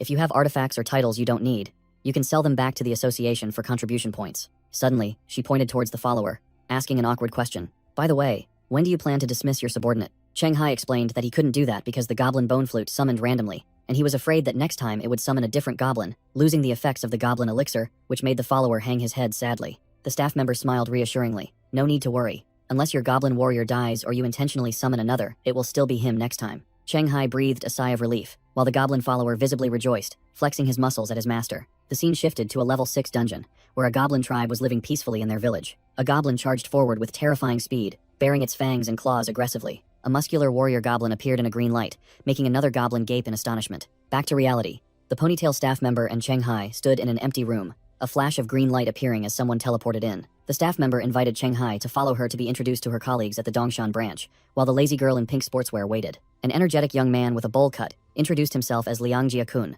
an apprentice adventurer, and began to show off his strength and agility stats. The group sat around the meeting table, and the dark-skinned man reminded Liang Jiakun, "Hey, don't show off your stats to everyone you meet. It's like showing off your diploma." The dark-skinned man, Chang Jingchuan, a level 3 adventurer from the Dongshan branch, looked annoyed by the boasting. Liang Jiakun turned to the lazy girl and asked, "My stats can't possibly be higher than Cheng Hai's, right?" And received the blunt answer, "That's right." Cheng Hai turned to the man in the white lab coat and asked, "Are you the entrance manager for Dongshan?" The man, Yao Wenzhong, a level 8 adventurer, explained that his level wasn't high enough to be a manager until the expert-level dungeons were cleared. Cheng Hai smirked, guessing that the real manager was busy farming expert-level dungeons, and thus wasn't present. Yao Wenzhong denied it, revealing that the manager was busy dealing with the wanted criminals who had suddenly flooded into Dongshan since yesterday. It turned out these criminals were hunting for the person who had cleared the graveyard dungeon in the neighboring city, and Cheng Hai feigned ignorance, asking about that legendary dungeon. Liang Jiakun got excited again, proudly stating that Dongshan City now had Cheng Hai, who handled both dual bosses and A-rank criminals, and now someone else had cleared the graveyard. The entire meeting room fell silent, all eyes fixed on Liang Jiakun, who was still chattering away. Liang Jiakun blushed, asking in confusion, "Why is everyone looking at me like that? Did I say something wrong again?" The ponytail staff member chuckled, asking meaningfully, "You still haven't realized?" Liang Jiakun turned to Chang Jingchuan, urging, "Don't be vague, just say it directly." Cheng Hai raised his hand, drawing the attention of the entire room. Cheng Hai calmly admitted, "I'm the one who cleared that graveyard." Completely shocking Liang Jiakun, the scene shifted to an apartment complex under the sunset, a voice echoing about having agreed with someone to reduce the frequency of dungeon runs. In his apartment, Cheng Hai, wearing formidable armor, told himself he needed to focus on physical training and review basic dungeon knowledge, but his sharp eyes showed that another plan was forming in his mind. Before a swirling purple dungeon gate, Cheng Hai decided he still wanted to solo it to the end. He donned his helmet, confidently calculating that if he went all out, his skill level should be equivalent to level 10. With that level of skill, facing a level 7 dungeon, even if he couldn't clear it, escaping wouldn't be an issue, as long as he wasn't as unlucky as last time. He stepped through the gate, appearing in a dense forest, with purple electrical currents still swirling around him. Cheng Hai looked around, feeling that the scenery hadn't changed at all since last time. Suddenly, a blue system notification panel appeared right in front of him, making him stunned. System notification. Newly evolved. Level 6 player detected entering an elite level dungeon, initiating system upgrade. Cheng Hai was surprised, wondering if his adventurer panel could continue to be upgraded at levels 11 and 16. 3 detailed notification panels appeared, explaining the new features, title summary, main subclass switching system, and taskbar upgrade. He muttered, feeling that after reaching level 6, the adventurer binding rules became even more numerous, and hoped level 16 wouldn't add any more trouble. However, he also noticed a plus point. There were now 2 departure quests, a bargain for those who just wanted to farm and leave. Cheng Hai opened his title panel, checked his active and reserve titles, and nodded with satisfaction. After arranging his titles, he decided to check what this time's quest was. The quest panel appeared. The permanent quest was to find the Mulrock hatchery, the rotating quest was to befriend the Jackal tribe, and the escape quest was to destroy the hatchery. Cheng Hai gaped in astonishment. The Jackal tribe?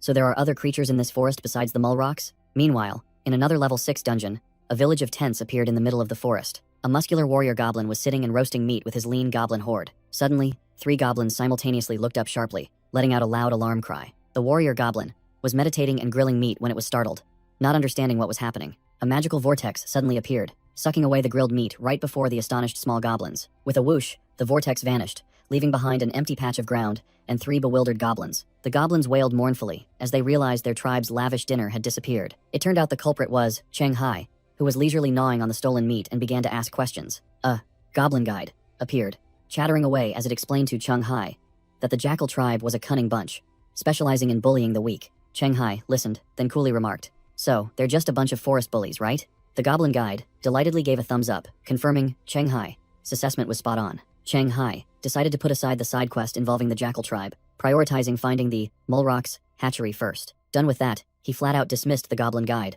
leaving it stunned in shock. Seeing its hesitation, Cheng Hai narrowed his eyes and asked softly, with a hint of danger, "You don't want to leave?" The goblin immediately drooped its face, looking pitiful as if about to cry. Cheng Hai sighed and let it stay. The goblin was overjoyed, shouting gob gob gob to express its loyalty. Knowing this dungeon was level 7, Cheng Hai decided to proceed more cautiously, leading his newly acquired goblin followers deeper into the forest. A Jackal Scout, with a challenge level of merely 3, was hiding in the bushes, observing and wondering where this bizarre human goblin team came from. The scene shifts to a luxurious sauna, a gathering place for big shots. Inside, 2 important figures were discussing matters while getting massages. One asked the other about daring to form a wild team for a level 5 dungeon. Real estate mogul Wang Quan chuckled, boasting that the trip wasn't bad, even helping him discover 2 promising adventurers. Cao Hua Wang, the tycoon from Fujian province, hearing this, growled that if solo players were trustworthy, his son wouldn't have died in the dungeon. Wang Quan quickly explained that he had a proper adventurer team ready as backup, not foolish enough to gamble his life, and complained about solo players turning on each other right at the entrance. Wang Quan started a conversation, saying he'd read the news, and that Cao Hua Wang, son's death, didn't seem like an accident. Cao Hua Wang snarled, asserting firmly, "Accident? I equipped my son with 2 excellent artifacts, enough to survive a high-level dungeon, yet he still died while the 2 pathetic dungeon owners survived." The old man bitterly said that before he could deal with the 2 killers, they were already taken care of by someone else. Otherwise, he would have shown them a fate worse than death. Wang Quan, hearing this, promptly suggested rewarding the person who indirectly avenged the old man's son, then asked for that person's name. Cao Hua Wang revealed the benefactor's name was Cheng Hai, and he had come to Dongshan this time specifically to thank him, leaving Tom Wang Quan dumbfounded. Seeing his friend's shocked expression, Cao Hua Wang narrowed his eyes and asked, "What's wrong? Do you know him?" Wang Quan broke into a sweat, stammering that there was also a Cheng Hai in the temporary team he had formed, which left Cao Hua Wang bewildered as well. Back in the dungeon, a level 3 Mulrock patrol team was waddling along a dirt path. The Mulrock captain ordered the team to be vigilant, reminding them that jackal scouts might be hiding in the bushes somewhere. "A Mulrock," soldier replied to the captain, just as they approached a suspicious dark bush. From the shadows of the bush, 3 pairs of sharp eyes were silently observing their prey. Suddenly, Cheng Hai and his giant goblin follower leaped out from the bush, shouting "Charge!" making the nearby Mulrock wet itself in fear. The poor Mulrock hadn't even recovered its senses before taking a devastating blow to the face, dazed to the point of seeing stars. In a flash, the entire Mulrock patrol team was subdued and tied up, lying silently before 2 colossal shadows. Cheng Hai asked his goblin follower if it understood the Mulrock's language, and it confidently replied, "Gob gob gob." Of course, the eager goblin asked its master if it needed help translating, its face full of pride. Cheng Hai coolly dismissed it. Not yet. He flashed a confident smile, saying he had a handy artifact for this situation, and opened his equipment panel. Cheng Hai pulled out a spiky seashell-shaped artifact called Sea's Whisper, which allowed the user to breathe, speak underwater, and communicate with marine creatures. Cheng Hai sat regally before the tied-up Mulrock captives, his aura completely overwhelming. Cheng Hai got straight to the point, his voice icy. "Where is your nest? Speak now." The Mulrock captain showed stubbornness, only mumbling a few meaningless sounds in response to Cheng Hai's offer to spare its life. It roared defiantly, cursing Cheng Hai as a stupid green-skinned minion and declaring it would never betray its kind. Faced with the monster's obstinacy, Cheng Hai could only cover his face in helplessness, while the goblin follower behind him was also speechless. Cheng Hai had clearly lost all patience with this straw hero act. Slash. The Mulrock captain was instantly cut down, its body cleaved in 2, terrifying the remaining ones. The remaining Mulrocks, though pale with fear, still tried to stand firm, threatening that their chieftain would avenge them. Well said. Another stubborn one met its end, its body also mercilessly cut in half. The psychological torture had worked. A terrified Mulrock spilled the location of the nest at the bottom of the lake, while the one next to it cursed it as a traitor. Cheng Hai said no more, swinging his sword to dispatch the loudmouth who dared call its comrade a traitor. After clearing out the trash, he declared he would tie the only remaining survivor to a tree and then proceed to the lake. Cheng Hai turned to see the goblin follower hiding behind a tree, clearly scared out of its wits by its master's brutality. The Mulrock informant hung upside down from a branch, still mumbling, while Cheng Hai gestured for them to get ready. The master and disciple continued straight ahead, leaving the dangling prey behind as a marker. Before the poor Mulrock could recover, it saw 2 large, shadowy figures with glowing eyes appear. Realizing that adventurer was terrifyingly strong, its eyes widened in horror as it recognized the identities of the newcomers. They turned out to be 2 members of the Jackal race, a challenge level 3 Jackal scout, and a seasoned challenge level 8 warrior named Hog. The warrior Hog ordered the scout to report to the guerrilla squad, intending to use Cheng Hai as a pawn to lure the Mulrocks out of the lake so they could easily destroy the nest. Jackal warrior Hog approached the tied-up Mulrock, his cold eyes declaring, "As for you." The Mulrock only managed to mumble a few desperate sounds before it was swiftly executed, blood splattering everywhere. Meanwhile, Cheng Hai and the goblin follower had reached the lake shore. He marveled that the lake was even larger than it appeared when viewed by drone. He muttered about his battle plan. Find the underwater cave, swim a long distance to reach the hatchery, a challenge tough enough to eliminate 99% of clueless adventurers. An illustration showed this challenge level 7 dungeon was in an entirely different league. Even veteran teams had to grit their teeth and ally with the Jackal race to buy diving gear, hoping for a chance to clear the stage. But Cheng Hai had a solution. He pulled out the artifact Sea's Whisper, which allowed him to breathe underwater, combining it with the combat experience from Kurote's helmet to compensate for his poor swimming skills. The goblin follower saw its master preparing to enter the water and called out, "Gob gob." It turned out it couldn't swim, and tremblingly asked permission to return first, making Cheng Hai laugh. Cheng Hai nodded in agreement, opening his inventory and gesturing for it to return. The goblin follower vanished in a flash of light, leaving Cheng Hai alone by the lake shore. He silently gazed at the vast lake, preparing for the infiltration. He realized his current armor was too bulky, deciding to take it all off and only keep the helmet. Wearing just his shorts and helmet, Cheng Hai began to warm up his body. After a few stretches, he declared he was finished warming up. All right.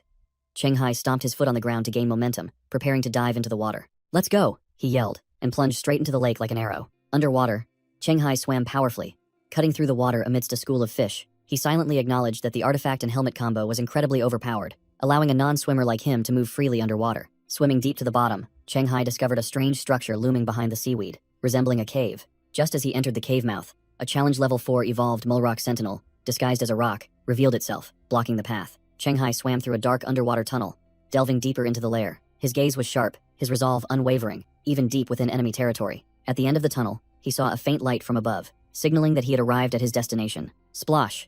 Cheng Hai surfaced from the water, fresh air filling his lungs. He realized he was in the middle of a large lake inside a giant cave, surrounded by hundreds of glowing Mulrock eggs. This was the hatchery, where newly hatched level 1 Mulrock hatchlings were looking at the world in bewilderment. The system panel appeared before Cheng Hai, seemingly a quest notification. The permanent quest, Find the Mulrock Hatchery, was marked complete, confirming this was the objective. But Cheng Hai wondered why such an important place had no guards. He speculated that either the Mulrocks were overly confident in their secret location, or the lair guardians had temporarily left for some reason. He silently observed, carefully assessing the situation. Whatever the reason, Cheng Hai decided this was a golden opportunity. He stepped ashore, summoned his sword, and declared, "Now is the best time to clear this stage, that's for sure." But just as he stepped into the middle of the egg cluster, a series of shadowy figures emerged from the dark corners, surrounding him. The monsters, hidden on the cliffs and behind the giant eggs, all turned their pale eyes towards the intruder. The lair guardians revealed their true forms, a group of green-skinned monsters with fiery red spiky manes, weapons clutched in their hands. 4 lair guardians surrounded Cheng Hai, whispering to each other, "Only one guy? Seems a bit few." The leader, a level 6 lair guardian, growled, "It's been a long time since such a fool dared to trespass and destroy our lair," a lair guardian muttered, thinking they would encounter the jackal people, not a human. Cheng Hai took a stance, realizing the lair guardians had been hiding above all along. He calculated that these small fry definitely wouldn't drop good loot, so he decided to finish them quickly. Meanwhile, at a vast lakeside, several dark Mulrock lake sentinels with jagged teeth surfaced from the water. The fish monsters puffed out their gills and glared, taking a deep breath. They roared in unison, creating a shockwave that rippled across the lake's surface. The sound wave spread at an alarming speed, alerting the entire area. As soon as the signal arrived, a battle erupted between a yellow-skinned Mulrock chief and a group of jackal soldiers. The level 7 Mulrock chief roared, panicked by a human infiltrating the hatchery. Whoosh! The jackal warrior Hog didn't waste words, swinging his axe and cleaving a red Mulrock's corpse. Hog looked puzzled. Monster blood splattered everywhere, but he paid it no mind. Overwhelmed, the entire Mulrock swarm fled desperately from the pursuit of the 2 jackal warriors. The jackal scout reported to Hog that the Mulrocks had retreated, and it seemed the Mulrock Lake Sentinels had detected a human. Hog ordered a quick-witted individual to guard the lakeside, instructing them to report immediately if the human adventurer escaped. The system panel appeared. The effect of the Black Knight's sword has been activated. Defeating a strong enemy grants Cheng Hai a permanent +1 stamina. Cheng Hai sighed in relief, standing amidst the pile of guardian corpses, concluding that these were much stronger than warrior goblins. Definitely the bosses of this dungeon. True to his word, he unceremoniously kicked each corpse into the underground river to dispose of them. Suddenly, he turned back with a puzzled expression, as if sensing something unusual. The Mulrock Chief. Level 7. A dedicated buff boss, capable of increasing the overall strength of all its minions by 1 level. At the headquarters of Daiichi Corporation, one of the world's top 500 enterprises, a lecture was underway. In dungeons from level 6 to 10, bosses are usually divided into 2 types: team buff types and individual combat types. The teacher explained that buff-type bosses have average power, but are extremely difficult for solo players because they turn a swarm of small fry into a true army. 2 level 8 adventurers from Daiichi Technology sat in class: Fistsun, with the title Fist Rampage, and Tsubomi, with the title Explosive Flame Magician. The teacher glared irritably at Tsubomi, who was yawning widely, while Fistsun diligently took notes. "Every time you come to my class, you either skip or yawn. Is my class that boring?" the furious teacher yelled, flinging a marker straight at Tsubomi. Whoosh! Tsubomi calmly raised his hand, catching the pen flying at terrifying speed. The red-haired man nonchalantly snapped the pen tip, taunting, "I already know all this stuff. I'll listen when you talk about things above." Level 11. The teacher slammed the table, growling, "Do you think I enjoy talking about these things?" He roared that the reason this remedial class had to be opened was because a CJ superstar had been too arrogant, soloing an over-leveled dungeon, and was wiped out by a party buff boss. Tsubomi and Fistsun were both stunned. The red-haired man shouted, "What? Shunchen is dead?" Fistsun calmly confirmed, saying that the forums had been in an uproar for days, claiming that the man's death had wasted CJ's investment, and that the superstar project was a failure. Tsubomi smirked meaningfully, showing extreme interest. I really didn't know about this. Tell me the details. Back in the dungeon, an elite Mulrock roared, lunging at Cheng Hai with its razor-sharp claws. Slash. Cheng Hai swung his sword, a clean cut splitting the monster in two, blood splattering everywhere. The Mulrock chief watched from a distance, ignoring its elite subordinates being slaughtered right in front of the entire swarm's egg nest. The chief roared orders, warning the soldiers that this human had extremely keen senses. Sneak attacks were useless, and they all had to charge together to gang up on him. Cheng Hai stood surrounded, wondering why the Mulrock chief, stronger than even a warrior goblin, was just standing by, treating its elite soldiers like trash. The system panel displayed a notification.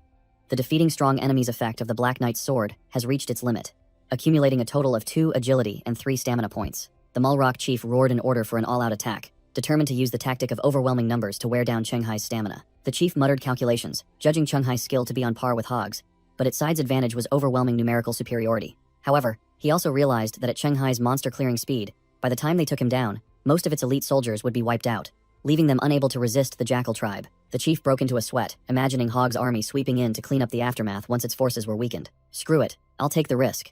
The Mulrock chief decided not to be a spectator anymore, personally moving towards the battlefield. The sword-wielding boss charged, directly confronting Cheng Hai, who was waiting. Cheng Hai smirked provocatively. What? Feeling sorry for your subordinates, so you finally decided to step in? A miraculous survivor title notification appeared, signaling an impending comeback. I've been waiting for this moment, Cheng Hai roared, activating his adventurer's control skill and charging straight at the boss. An elite Mulrock shouted a warning to the chief that the enemy was as strong as Hog, but the boss merely growled, I know, while swinging its sword. Cheng Hai stomped his foot hard on the ground, the earth cracking under the immense pressure. He shot into the air, neatly dodging the boss's sword strike, then retaliated with a blood-splattering slash right behind it. Unexpectedly, Cheng Hai was pierced through the hip by a strange weapon, but he let out a savage laugh. Excellent. Now for the final line of defense. Cheng Hai landed, covered in blood but with soaring momentum, declaring the battle over while the Mulrock chief retreated in horror. The heavily wounded boss turned and fled headlong towards the lake, ignoring the calls of its subordinates. The chief ran while issuing orders, confident that even though it was injured, Cheng Hai was in a more miserable state, and its subordinates could easily finish him off. The elite Mulrocks roared in obedience, ready for the underwater pursuit. The Mulrock chief splashed into the lake, 2 elite subordinates diving in right after. An entire swarm of elite Mulrocks ferociously plunged into the deep water, determined to tear their enemy apart. Underwater, the corpses of the Mulrock Lake Sentinels were torn to shreds, floating in the murky purple water as the elite Mulrocks swam closer. An elite Mulrock was utterly bewildered. Gurgle? Wasn't that human adventurer severely wounded by the chief? How did he escape and even clear out the sentinels at the entrance so quickly? Another analyzed the Lake Sentinel's corpse, concluding, he was ambushed by a stealthy attacker and took a fatal blow.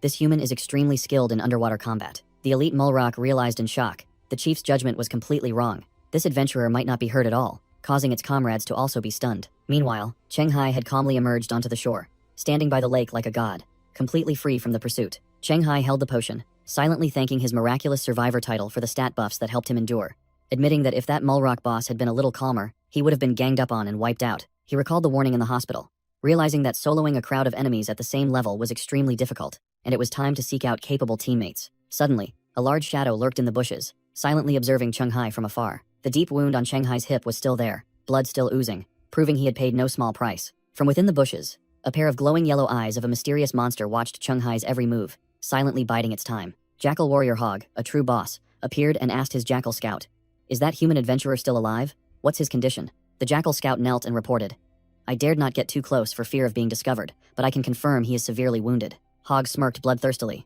clearly seeing a severely wounded adventurer as nothing more than a juicy piece of bait. In a flash, Cheng Hai's body glowed, all wounds healed without a trace, and his muscles surged back to peak condition. The elite Mulrocks finally surfaced, jaws agape in astonishment, as they saw their supposedly dying prey standing there, waiting. Seeing Cheng Hai completely healed, the entire swarm of elite Mulrocks froze in the middle of the lake, daring neither to advance nor retreat. Cheng Hai glanced at the monsters with a condescending look, uttering a cold remark.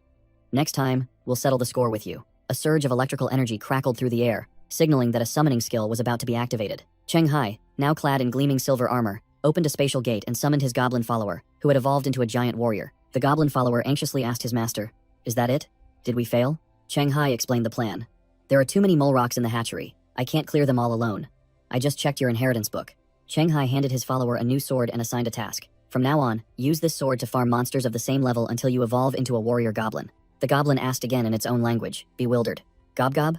What will you use then?" Cheng Hai summoned an incredibly cool high-tech scythe, hoisted it onto his shoulder, and declared, "I'll use this." He instructed his follower to practice diving next time they entered a dungeon, and it quickly replied, "Gob. Understood." A Mulrock was hung upside down from a tree as bait, its mouth gagged and dripping a purple liquid. The goblin recognized it instantly. Gob! It must be the jackals. While Cheng Hai silently analyzed the situation, Cheng Hai activated his Dance with Death skill, preparing for the upcoming act. The system panel displayed. Adventurer voluntarily entered a dangerous state, activating the title, Brave Under Fire. Perception stat surged by 4 points. From within the bushes, a giant battle axe suddenly swung out, aimed directly at Cheng Hai's blind spot. A muscular jackal berserker with glowing green eyes grinned savagely, certain his ambush would succeed. Thanks to his buffed perception stat, Cheng Hai immediately sensed the killing intent and spun around. Huh? The jackal roared. A weakness! Then lunged like a whirlwind, but Cheng Hai had already detected its presence. Clang! Cheng Hai used the shaft of his scythe to effortlessly block the jackal's devastating overhead strike. The jackal, now wearing a helmet, roared, slash, in frustration as its surprise attack was nullified. Undeterred, the jackal continued to swing its twin axes, launching a relentless assault on Cheng Hai. Cheng Hai parried the blows, thinking to himself that it was a good thing he had raised his perception stat, or he would have taken the full force of that ambush. The jackal began to panic. Wasn't this adventurer severely wounded? But his movements were nothing like someone on the verge of death. Could he be a shapeshifter? The jackal berserker was speechless, unable to believe its prey was so formidable. The goblin follower cried out in alarm. Gob! It ran away. As he saw the jackal turn and flee, Cheng Hai kept a cool head, analyzing. It might not be fleeing. It could be feigning weakness to lure me into a trap. The giant goblin scratched its head and asked again. Gob? So, should we pursue, boss? Cheng Hai glanced through the dark forest, realizing an entire pack of jackals was lurking in the shadows, ready for a coordinated attack. He decided on a tactical retreat. No, don't pursue for now. Let's find some stronger teammates and prepare thoroughly before coming back to settle the score. Whoosh! A purple spatial gate tore through the wall in a luxurious apartment, and Cheng Hai stepped out like a deity. As he removed his helmet, Cheng Hai mused. I didn't expect the difficulty of dungeons from level 6 to 10 to be so vastly different from level 5, he muttered, drawing a painful lesson. No wonder from level 6 onwards, adventurers have to form intelligence and tactical teams. Going in without information is truly suicide. A green system screen appeared before Cheng Hai, signaling it was time for the mission summary. The notification board clearly displayed. Main quest find the Mole Rock spawning grounds completed. But side quest befriend the jackal tribe failed miserably. Cheng Hai confidently thought to himself. Although I haven't cleared the dungeon this time, I should at least get an S rank for slaughtering so many mole rocks and surviving the jackal's ambush. The settlement screen appeared with a sarcastic message. Surviving this dungeon is truly a miracle for someone with a seafood allergy like you, along with a reward of an infinite bag of animal feed. Cheng Hai exploded, veins bulging on his face. What's wrong with having a seafood allergy? Wait, how does the system know I have a seafood allergy? He continued to yell in despair. And I'm a human. What's the meaning of giving me a bag of animal feed? Even if I can't finish it, it tastes terrible. In another luxurious villa, a voice rang out in surprise. What? Has licensed by the Dongshan Adventurers Association? Shang Li trudged down the stairs, stopped by a red-haired woman who questioned him. Hey, didn't you confidently guarantee Head be eliminated earlier? Shang Li turned back, snapping with a helpless expression. Even Gao Chengyong died by his hand. What else do you want me to do? The woman, identified as Zhou Chang, Shang Li's wife and the granddaughter of a legendary adventurer, growled. From your tone, it seems you have no intention of avenging my brother. Shang Li's face darkened, and he growled at his wife over the phone. Do you think I'd dare risk the manager position your grandfather gave me to pick a fight with a superstar from the neighboring city? Zhou Chang scoffed in response. I misjudged you. If I had known, the resources Grandpa left behind should have been given to Zhou Dai instead. Shang Li froze, seeing his wife, Zhou Chang, standing on the stairs looking down with icy eyes. Zhou Chang snarled into the phone, declaring bluntly, You've always coveted my grandfather's relic, haven't you?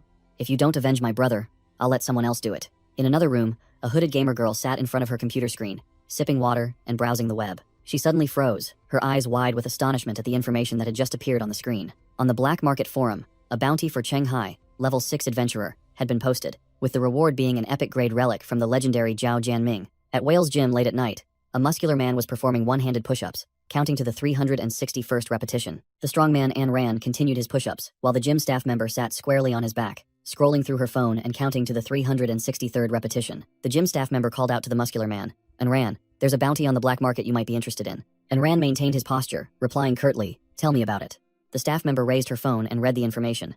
Someone has offered a legendary grade relic as a bounty for the life of a superstar in Dongshan City. An Ran stopped, drenched in sweat. This bounty seemed enticing enough to capture his attention. An Ran stood up and asked, Did Shu Mao provoke someone again? The staff member sneered, replying cryptically, Not Shu Mao, but someone we all know. Cheng Hai's phone vibrated wildly on the table, shattering the morning's tranquility. Cheng Hai, half asleep, answered the call with a groggy voice.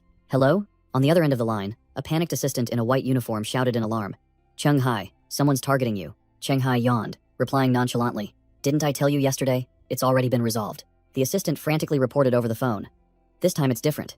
Someone has put an extremely high bounty on your head, on the black market. She continued to warn Cheng Hai, her voice filled with worry. Don't underestimate it. The reward for this bounty is insane. My brother even said if you hadn't saved me, he might have been tempted himself. Cheng Hai remained calm on his bed, getting straight to the point. What exactly happened? Tell me the details. The screen displayed the bounty information. Bounty on Cheng Hai, level 6 adventurer of Dongshan City, with the reward being an epic grade relic from the legendary Zhou Jianming, along with all his achievements and home address. In another room, the ponytail staff member was sweating profusely while looking at the screen, as Cheng Hai stood behind her, coolly remarking, "The bounty on me is quite something." Cheng Hai immediately asked, "Did you find out who posted it?" The association staff member analyzed quickly. No need to check. Based on the reward, the poster is almost certainly a direct descendant of the late legendary Zhou Jianming. She turned to question Cheng Hai. "Why did you make enemies with them?" "To make them bring out Zhou Jianming's relic, just to hunt a level 6 adventurer like you." Cheng Hai, looking dazed, let out a long yawn and replied casually, "I don't know. I've never heard of this person before." The association staff member decided to act, picking up her phone. "Let me contact the boss and ask them to persuade the other side to withdraw this bounty." Cheng Hai entrusted everything to her, while she didn't forget to remind him to stay put within the association, as this lucrative bounty would attract a swarm of reckless individuals. The scene at Cheng Hai's apartment. The balcony glass was shattered, fragments scattered all over the floor. A pair of military boots stepped into the scene, their owner muttering, "Is someone faster than us?" A blonde assassin named Wang Er stood in the living room, where a purple dungeon portal was wide open. He deduced, "No, the living room shows no signs of combat. That adventurer Cheng Hai must be farming in his private dungeon." Wang Er, a level 10 assassin, smirked, thinking Cheng Hai was both lucky and unlucky to have dodged the first attack by hiding in the dungeon. He casually walked towards the dungeon portal, confidently declaring, "But if he's stuck in the dungeon, there's no escape." The system info panel appeared. Mulrock Hatchery Dungeon. Difficulty level 7. Main objective is to destroy the hatchery. Wang Er checked the dungeon information, frowning when he discovered that besides the target, there were 4 other individuals inside. Unclear if they were allies or also bounty hunters. Inside the dungeon, a silver-armored knight lay flattened on the ground, gritting his teeth and cursing, "You scoundrel." Jackal warrior Hog swung his axe, finishing off the silver knight, roaring, "There are no rules in war, human." The battlefield was littered with corpses from both sides, indicating a bloody battle had just ended, and Hog had suffered heavy losses. Hog glared resentfully at his injured subordinates, muttering, "Is that adventurer crazy? I just sent a scout to guard the entrance, and he came to kill me?" Realizing his side was weakened, Hog decided he couldn't stay any longer, ordering a retreat to avoid being ambushed by both adventurers and Mulrocks. The dungeon scene appeared with a dense forest and a large lake, where various forces were lurking, watching each other. The assassin, Wang Er, a blonde man in a black hoodie, appeared at the edge of the forest, beginning his hunt. Wang Er's eyes swept across the area, coldly assessing the situation. On one side of the lake, a spiky-haired hunter carrying a greatsword stood guard, clearly not one of Cheng Hai's people. Another suited hunter approached, seemingly an accomplice of the greatsword wielder. Wang Er observed from afar, calculating, 3 hunters, so the target must only have 1 ally. The scene shifted to the luxurious Whales Gym, where a trap-setting phone call was being prepared. Shu Mao, the dashing blonde, walked in and called out, "Trainer on, did you need me for something?" And Ran, the muscular bald man, was bench pressing while making a deal. "You know Cheng Hai has a bounty on his head, right? Call him. Lure him into a level 6 to 10 dungeon. You know what to do." At the same time, Cheng Hai was at home, and his phone suddenly rang loudly. The phone screen displayed the name Shu Mao, a name that boded no good. Cheng Hai narrowed his eyes, pondering, is he calling to warn me, or to probe if I already know about the hunt? Deciding not to answer, Cheng Hai ignored it, knowing that the dungeon portal at his home must have already been exposed. Outside Cheng Hai's apartment, another group of hunters had just arrived. The trenchcoat hunter analyzed, "We're late. It seems Cheng Hai has already been lured into this dungeon." Without hesitation, the trenchcoat hunter decisively ordered, "Go." Inside the dungeon, the trenchcoat hunter and his female teammate were checking the system information. The dungeon notification panel for the tidal merman breeding season appeared, level 7, but the subquest to hunt 5 elite jackals was locked. Wang Er, the blonde assassin, also noticed something unusual. Why can't the alternative escape mission be completed? He narrowed his eyes, deducing that the elite jackals must have been wiped out by someone to the point where there weren't enough left. A silver-haired suited hunter suddenly appeared, blocking Wang Er's path along with 2 other muscular teammates. The silver-haired hunter suggested, "How about we have a quick meeting? That berserker warrior over there seems to want to talk." Wang Er glanced at the small fry with a bored expression, clearly not taking them seriously. 4 unfamiliar hunters had gathered by the lake, forming their own group. Wang Er directly questioned the spiky-haired greatsword wielder. "You guys were the first ones in here, right? Where's Cheng Hai?" Another muscular man in the group confirmed the entry order, proving they had been tracking other players. Wang Er continued to press, "So why haven't you found him? And why are you camping here, refusing to leave?" The spiky-haired hunter explained that his teammate, a marine ritualist, had discovered a newly born hero-tier fish under the lake and wanted to form a contract with it. Wang Er turned to the rest of the group, pressing, "What about you guys? Why aren't you doing the subquest to get out quickly?" The shield hunter argued that they used drones to find Cheng Hai but only saw the spiky-haired hunter loitering here. The suited hunter added that the spiky-haired hunter kept being vague, refusing to admit Cheng Hai was in the lake, so they all had to wait together. The spiky-haired hunter angrily yelled, "Are you blaming me? Should I just blurt out that my teammate went into the lake to catch a pet while I can't swim and have to wait on shore?" The other hunters started arguing, but Wang Er cut short the cheap drama.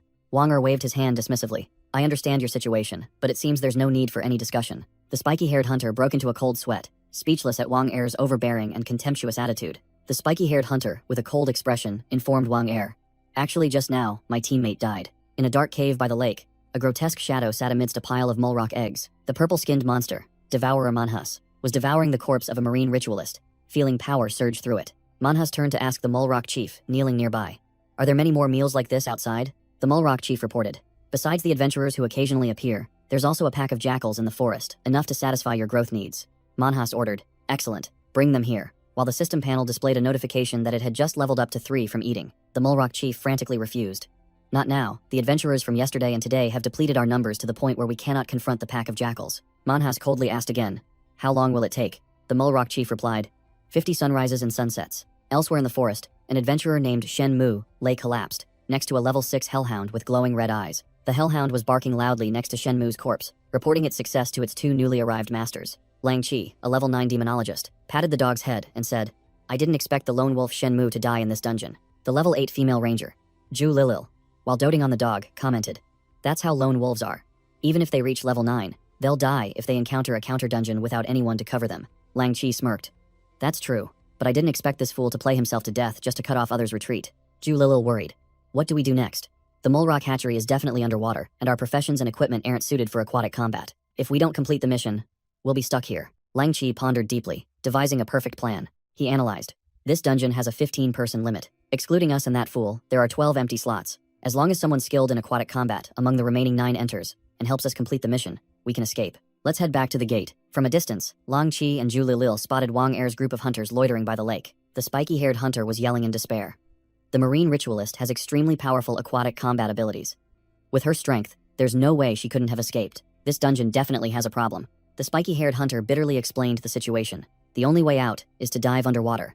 But all the aquatic combat specialists are gone, so it's over. Assassin Wang Er coldly calculated. Excluding that game-ruining fool, this dungeon still has 7 empty slots. They all stood on the shore, looking down at the water, hoping that among the remaining individuals, someone would be skilled enough to carry the team through the aquatic battle. Beneath the deep water, a grotesque fish monster with jagged jaws silently observed. In another part of the forest, Lang Chi's hellhound growled, sniffing out strangers approaching. The hellhound barked loudly as it detected Wang Er's team slowly approaching, alerting its master. Lang Chi immediately recognized Assassin Wang Er, a well-known figure in the community. Both Lang Chi and Ju Lilil were surprised, wondering why a professional assassin like Wang Er would come to this remote place. Lang Chi got straight to the point, asking Wang Er, have you dealt with the target yet?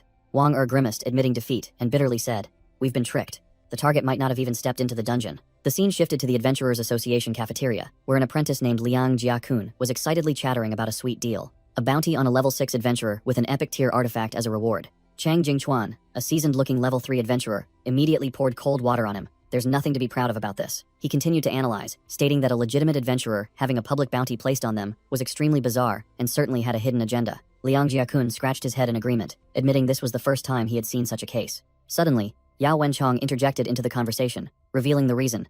Because the initiator of this bounty is very special. He introduced himself as Yao Wenchong, an adventurer level 8, and stated that he had investigated the bounty poster to be a witness in the Heaven's Gate incident involving the legend Zhou Jianming. The flashback begins.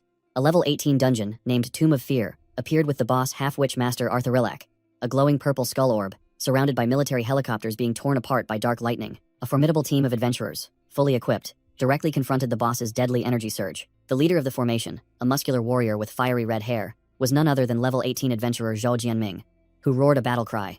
Charge! In the flashback, Zhou Jianming's elite army fiercely clashed with the boss half-witch master Arthurillac, a giant orb of dark energy. Back in the present, Cheng Hai asked directly, so, because Zhou Jianming died in the Heaven's Gate incident, his descendants get special privileges? Yao Wenzhong confirmed, explaining in detail. That's right, and because his grandson died in the graveyard dungeon and you saved 2 civilians who shouldn't have survived, blocking its escape route, that's why Zhou Jianming's granddaughter wants you dead. Cheng Hai frowned, realizing the problem. According to your explanation, the conflict between us is irreconcilable. Then, Yao Wenzhong calmly replied, not necessarily. Our leaders have arranged a meeting with the person in charge from Fujian province, who is also that girl's friend, to discuss this matter. He confidently added that if all went well, there would be results this afternoon, as the scene shifted to a luxurious garden villa. Here, Zheng Renjun, a senior manager of the Dongshan Association, arrived with his female assistant and asked, are we late? Zhou Chang, the arrogant red-haired granddaughter, and Huang Xuan, a long-haired big shot, were already seated. Huang Xuan coldly replied, No. The long-haired man, Huang Xuan, a level 18 adventurer with the title Assassin Mage, smirked. Just in time. Zheng Renjun, a level 14 adventurer with the title Legendary Support, also returned the smile. The atmosphere as tense as a stretched bowstring. While the big bosses were strategizing, in another apartment building, the dungeon's teleportation gate suddenly lit up. A bounty hunter in a green jacket excitedly rushed in but was thrown back by the gate, yelling, "Why can't I get in?" He sat on the floor cursing bitterly. "The guy before me got in, so why is it full when it's my turn?" Inside the dungeon, a crowd of bounty hunters gathered, all bewildered, not understanding what was happening. Zhang Zixing, a level 8 magic archer, screamed in panic. "What? Cheng Hai isn't in this dungeon? We have to go underwater to complete the mission and leave." The shield-wielding tanker grumbled angrily. Exactly. The mission originally didn't require going underwater, but that idiot Shen Mu ruined everything. Now we're stuck here waiting for the gate to reverse. The trenchcoat-wearing hunter pointed out the core problem. The issue is that the resources in this forest might not be enough for us to last until then. The crowd began to riot, some already contemplating killing each other for resources, while others shouted, offering high prices for food and water. Amidst the chaotic crowd, Qiao Luo, a level 8 adventurer with the shapeshifter profession, stroked his mustache with a sly smile, clearly having a trump card to handle the situation. Qiao Luo muttered to himself in the forest, admitting that he hadn't held much hope initially. He hadn't expected even a high-level assassin like Wang to be stuck in this dungeon. Blue energy began to envelop his body as he transformed, thinking, fewer competitors like this. Once I complete the mission, I might even snatch Zhou Jianming's epic artifact. Transformation complete. Qiao Luo, as Ku Tao, a high-ranking Mulrock priest. Challenge level 6, looking exactly like the real thing. He smirked sinisterly and ventured deeper into the forest alone, confident in his deception plan.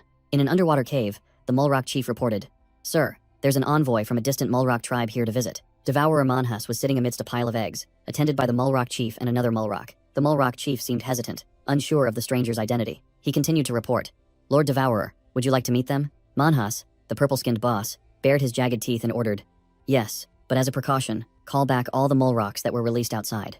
Manhas muttered suspiciously, "Kowtow Mulrocks? I really want to know how they managed to get past the jackals and adventurers to find their way here." Qiao Luo, in his Kutao guise, appeared perfectly calm and profound under the boss's scrutiny. 2 Mulrock Lake sentinels swam around, guarding the area as the envoy entered the territory. A Mulrock guide appeared, announcing, "The chief has agreed to meet you. Please follow me." Qiao Luo was led into the main lair, facing an evolved Mulrock sentinel on guard. Suddenly, a system notification panel appeared before Qiao Luo, lighting up the dark cave. Mission completed cleanly. The departure mission has been completed. Qiao Luo smirked, turning to the bewildered sentinel.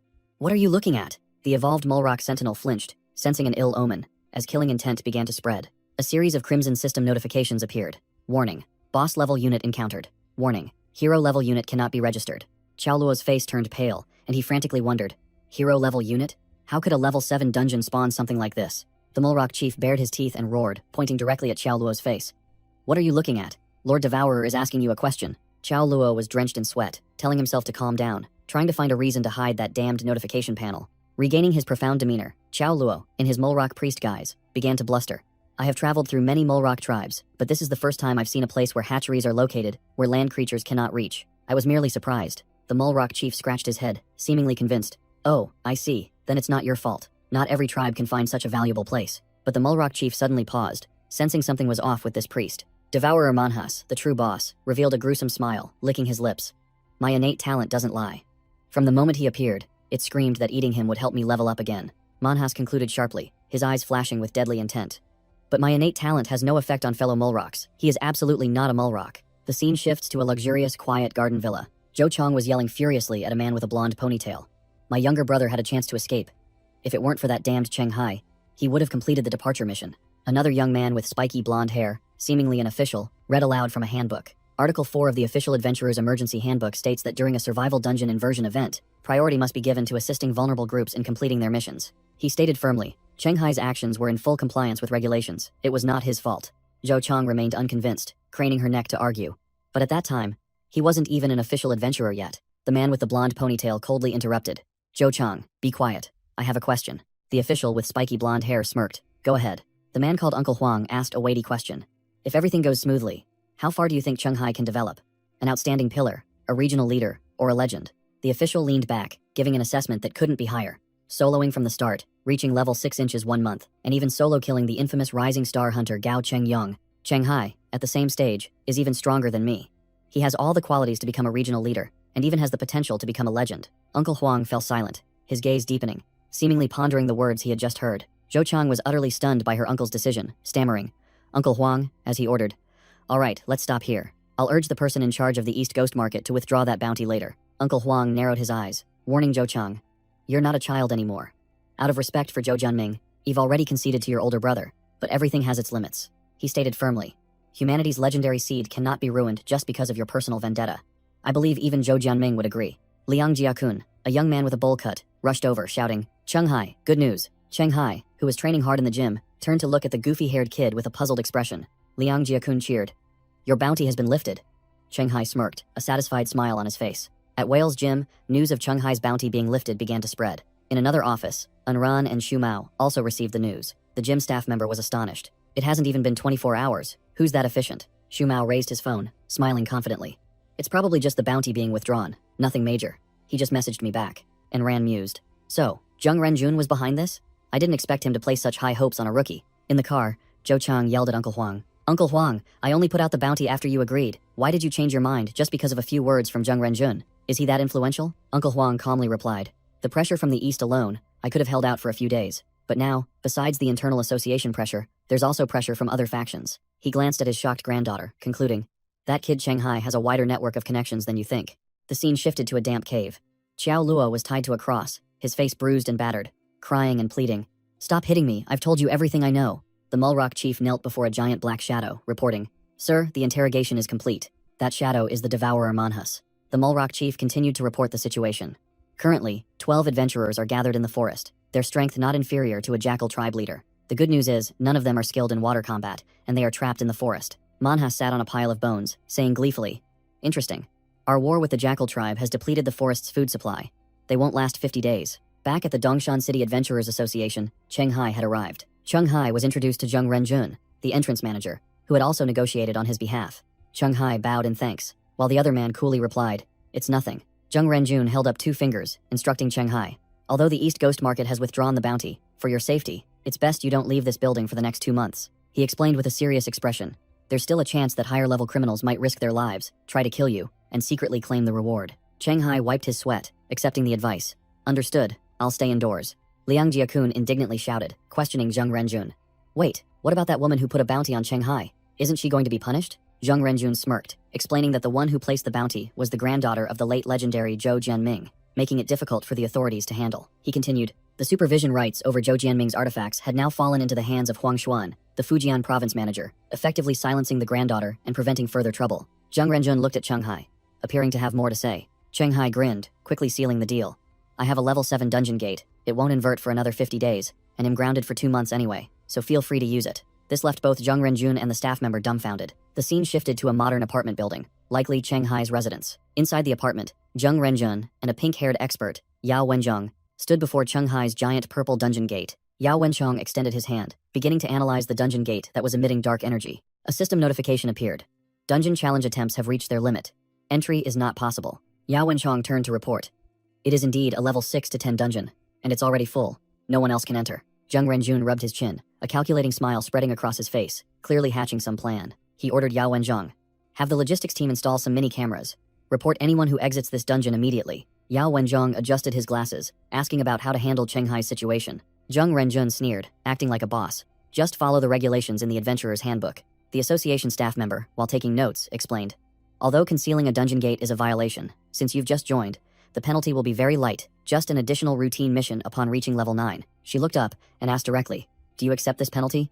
Cheng Hai was sweating. The deal was too good. Cheng Hai didn't hesitate, nodding repeatedly. Yes. The staff member coldly noted down his agreement. She continued to announce, Starting tomorrow, you will attend general dungeon knowledge classes with Cheng Jingchuan and Liang Jiakun at 8 a.m. Don't be late. Cheng Hai happily accepted the schedule. The scene shifts to the hospital area. A female doctor was scolding over the phone, unable to believe that Cheng Hai was also internally penalized. Cheng Hai calmly replied that the punishment was too light, and he was more worried about those reckless bounty hunters. He sneered, warning that his dungeon was quite tough, and if those weaklings underestimated it, they could get stuck and cause a gate reversal. The female doctor went crazy, thinking Cheng Hai was too kind to still worry about those who wanted to harm him, but he nonchalantly replied, Wrong. I'm just afraid they'll implicate me. Cheng Hai changed the subject, asking about how her older brother's unspecialized alliance was also putting pressure to help him. She confirmed, revealing that the Fujian province tycoon, Cao Hua Wang, strongly opposed putting bounties on the descendants of legendary adventurers, as it would create a privileged class. She added that this matter had even alarmed the person in charge of the eastern region, which was why the bounty was removed in a flash. Cheng Hai thanked her older brother and promised a proper meal after everything settled down. He decisively hung up the phone. Standing alone in the hallway, Cheng Hai muttered the name Cao Hua Wang, clearly calculating something about this influential figure. On the other end of the line, the female doctor was clutching her phone, her face flushed, daydreaming about the dinner invitation. Behind her were two men, Wu Hu, a level 18 adventurer, and Wu Long, a level 10 adventurer. The older brother grumbled that his younger sister had wasted years of accumulated favors on some kid who appeared out of nowhere. Cheng Hai's phone rang again, annoying him slightly. He answered the phone with a, "Hello?" A powerful voice echoed from the other end. "This is Cao Hua Wang," which stunned Cheng Hai. Cao Hua Wang was sitting in his luxurious office, while Cheng Hai quickly replied that he had heard the man was putting pressure on the regional manager. The tycoon was slightly surprised. "You already know?" Cheng Hai didn't beat around the bush. "Then let's get straight to the point." Cao Hua Wang calmly explained. "My son died in the Labyrinth Forest dungeon, and I found out that the dungeon owner, named Vulture, died by your hand. Consider it revenge for my son. We are even." The old fox, Cao Hua Wang, changed his tone, declaring that he wasn't calling today to discuss old matters but to talk about a business deal. He got straight to the point. "Simply put, my friends and I highly value your future, and we intend to invest heavily in you. In return, when you become a candidate for regional leadership, please listen to our requests." Cheng Hai silently listened to the lucrative yet politically charged offer, his expression unchanged. The scene shifts. Cheng Hai was sitting in a mandatory class, and an elderly lecturer named Ju Wei smiled as he introduced himself. The lecturer began his lesson with a question. "Among the 6 basic stats, which one do you think is most important for rookies?" Liang Jiakun, the young man in the orange shirt, boldly declared, "No need to ask. It's definitely strength. If you're not tough enough, how can you complete monster hunting quests?" Chang Jingchuan, the dark-skinned blue-haired man, sneered in rebuttal. "Even an idiot knows to prepare armor and weapons. With good gear, even a weakling can take down low-level monsters." He concluded that agility was what truly increased survival rates, leaving Liang Jiakun speechless. Lecturer Ju Wei nodded in agreement. "This student is right. Association data shows that agility has the biggest impact on the survival and success rates of low-level adventurers." Cheng Hai raised his hand, asking a sharp question. "Survival is easy to understand, but why does agility dominate even in internal conflicts among adventurers?" The lecturer explained that at low levels, equipment and professions are still mixed, not forming an effective offense and defense system. So whoever strikes first wins. Cheng Hai nodded, his mind racing as he recalled the wanted criminals he had encountered. Indeed, they were either extremely fast or had tactics to counter speed. The lecturer continued his lesson, warning that adventurers who specialize only in agility would face difficulties in the level 6 to level 10 stage, as solo adventuring would no longer be effective. Chang Jingchuan then asked, "So, in the level 6 to 10 stage, which stat provides the greatest benefit?" The lecturer replied that at this point, the issue wasn't which stat was best, but that adventurers needed to adjust their development path according to the team's needs. Cheng Hai still wasn't giving up, continuing to ask about the cost-effectiveness of investing points into different stats, such as between perception and strength. The lecturer smiled, projecting a shocking pie chart. Charisma takes the biggest slice, topping the value ranking. Cheng Hai's jaw dropped, unable to believe his eyes. "Charisma is the highest? Why?" The lecturer shrugged. "I'm not sure either, but this ranking is recognized by legends. Their judgment certainly has a reason." The scene ends in a large cafeteria, where adventurer trainees were sitting in groups, likely after class. After a brain-draining theory class, Cheng Hai sat alone in the cafeteria, scrolling through the system interface to rebuild his character. A notification appeared, inviting him to switch to the hidden profession Brave Knight, with a reward of +1 charisma upon success. Cheng Hai pondered. A hidden profession that boosts charisma is good, but his main profession was already melee. Adding a sub-profession of the same type might make him a jack of all trades, master of none. Suddenly, Liang Jiakun appeared out of nowhere, slapping Cheng Hai on the shoulder. "What are you thinking about so intently, my friend?" Cheng Hai was startled, and replied curtly, "Nothing." Liang Jiakun chuckled, not pressing further. "If you don't want to talk about it, then don't." He then changed the subject, asking Cheng Hai if he was attending the afternoon combat training class. Liang Jiakun revealed some hot news. "I heard there's a martial arts master from Guangdong province coming to teach this time, the real deal." At the dojo, a bald master named Jiang Yang, from Guangdong, quietly opened a medicine bottle, preparing for the rigorous training session. In the arena, Chang Jingchuan had just defeated an opponent, sighing in relief after an easy victory. Cheng Hai, on the contrary, was kneeling on one knee, panting, frustrated that even with good equipment, his stats were still inferior to his opponents. Master Jiang Yang looked at Cheng Hai, who had lost 7 consecutive rounds, and asked if he wanted to continue fighting. Cheng Hai gritted his teeth, his eyes burning with fighting spirit. "Of course, I'm not tired yet." The master turned to Chang Jingchuan, who was still standing firm as a rock. Chang Jingchuan let out a breath, still full of energy and ready for the next round. The two took their stances again. Cheng Hai, though exhausted, was determined not to give up. Chang Jingchuan smirked confidently, his eyes provocative. "Bring it on." In the stands, Liang Jiakun and the ponytail staff member were watching the match. The master gave them a 3-minute break before continuing. Liang Jiakun scratched his head, wondering, why does Cheng Hai, without titles and professional skills, fight even worse than me? The ponytail staff member analyzed coldly.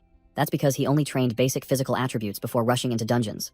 If only basic skills are considered, his level is indeed only on par with yours. Liang Jiakun sneered, appearing disbelieving of what he was hearing. In the stands, Liang Jiakun thought that even for an outsider, Cheng Hai's close combat performance was already very impressive. A man in a black suit analyzed sharply.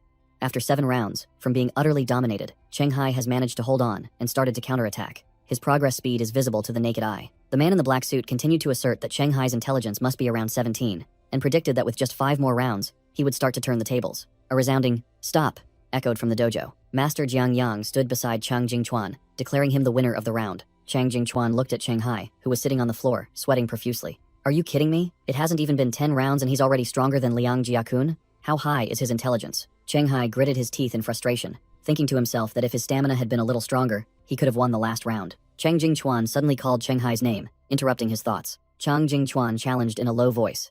Next round, use both your titles and professional skills. Cheng Hai, sweating profusely, asked cautiously, "Are you sure?" Chang Jingchuan confidently replied, "Absolutely." While activating his title Swift Hands and revealing his identity as a level 3 adventurer, spear wielder profession. In the stands, all the observers were shocked to see that Chang Jingchuan was serious enough to unleash his title. Cheng Hai stood up, gripped his sword firmly, and accepted the challenge decisively. Cheng Hai turned to Master Jiang Yang, politely suggesting, "Master, would you mind stepping aside?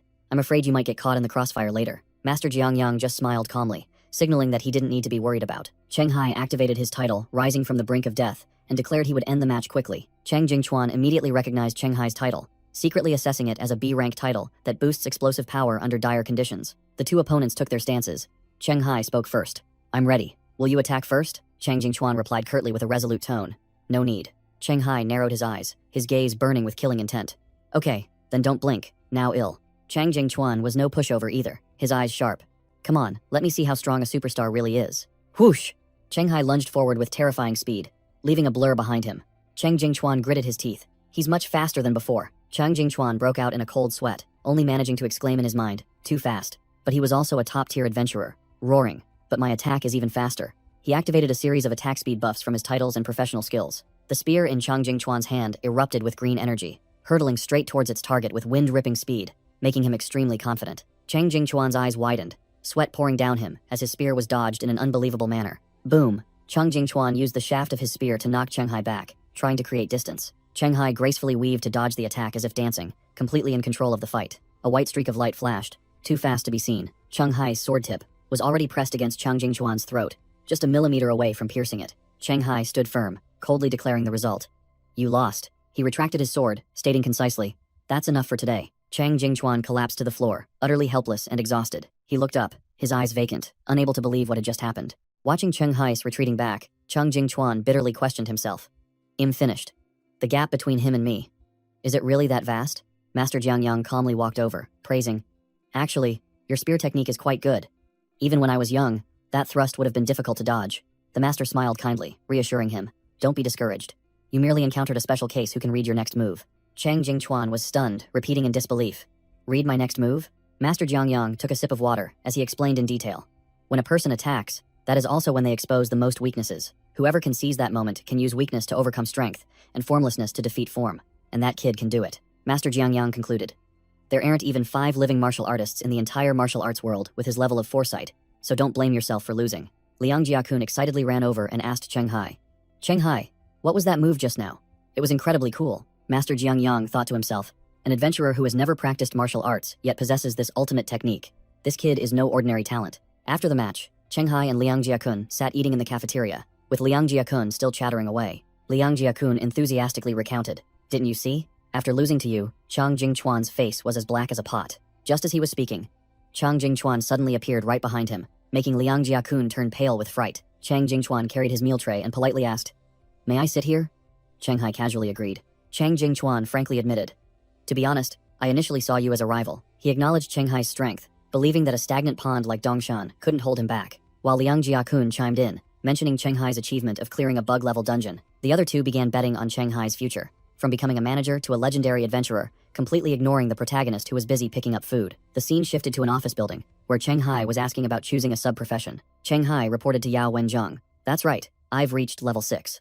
While exploring the dungeon at home, I noticed my adventurer panel had been upgraded, allowing me to activate a sub-profession." He chuckled, scratching his head. "But I don't know how to choose, so I came to ask you." Yao Wencheng adjusted his tie and began to explain. "This would normally be taught in the general knowledge class, but since you asked, I'll give you a brief overview." He explained that professions are divided into two types, common and hidden.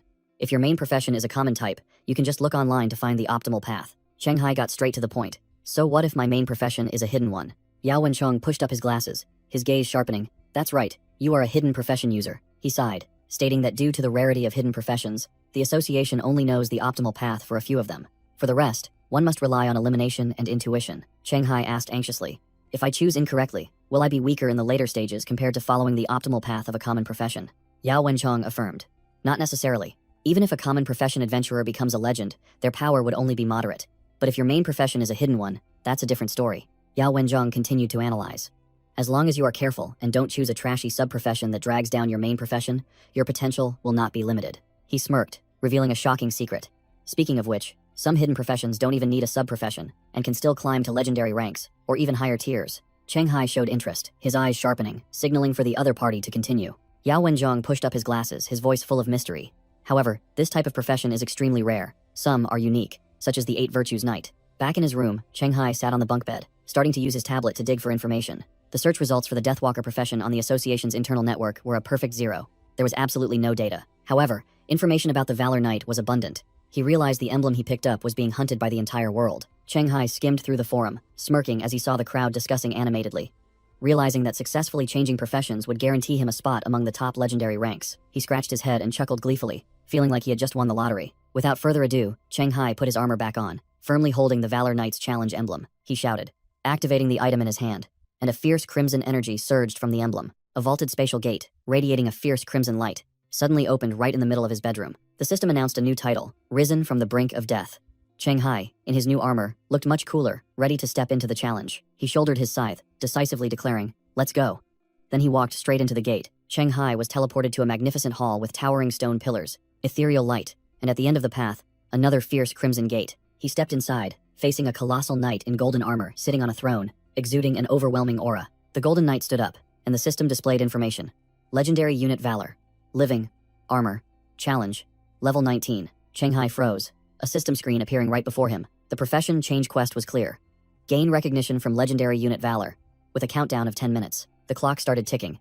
With only 9 minutes and 59 seconds left to complete this tough mission, the Golden Knight Valor stood tall, exuding an overwhelming presence, weapon ready in hand. Cheng Hai read the quest and was bewildered. Gain recognition?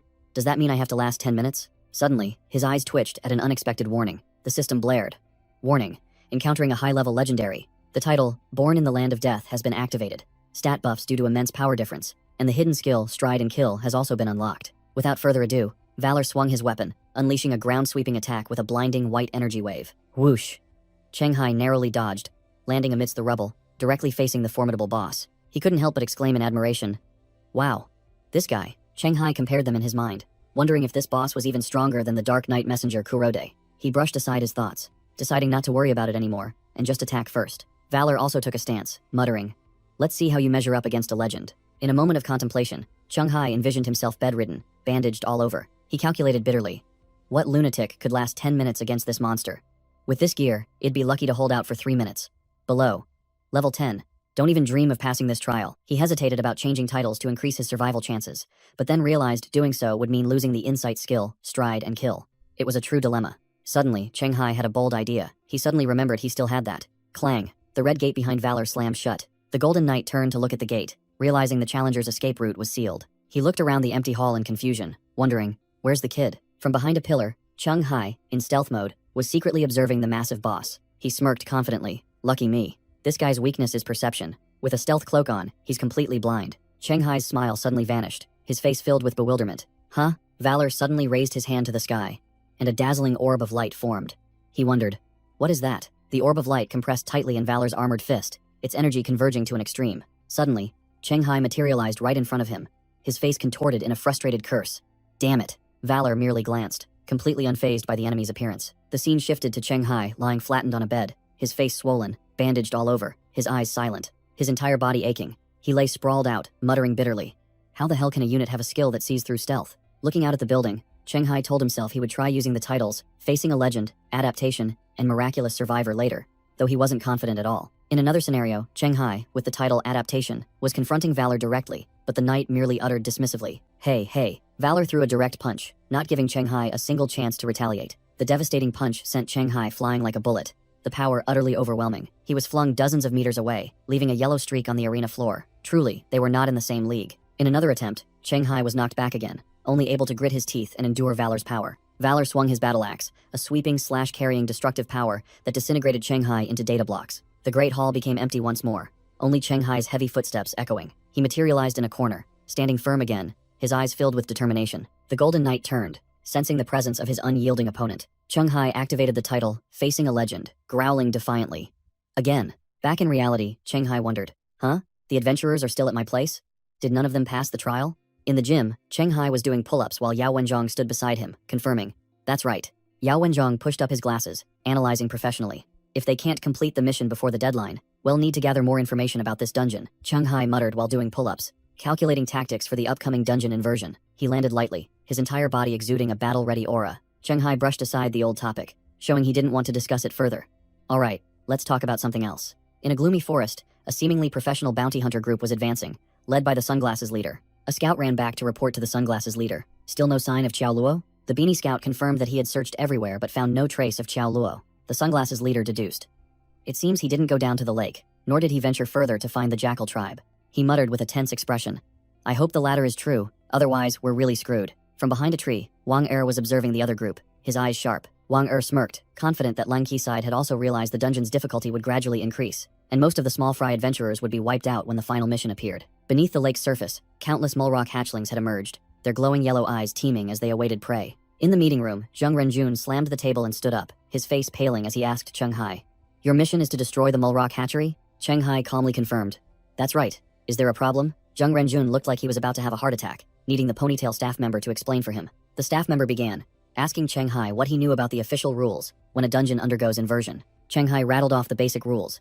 Position swap, monsters have a chance to invade the human world, and the dungeon type remains unchanged. The staff member nodded, acknowledging that Cheng Hai had researched quite thoroughly. She then posed a critical question that stunned Cheng Hai.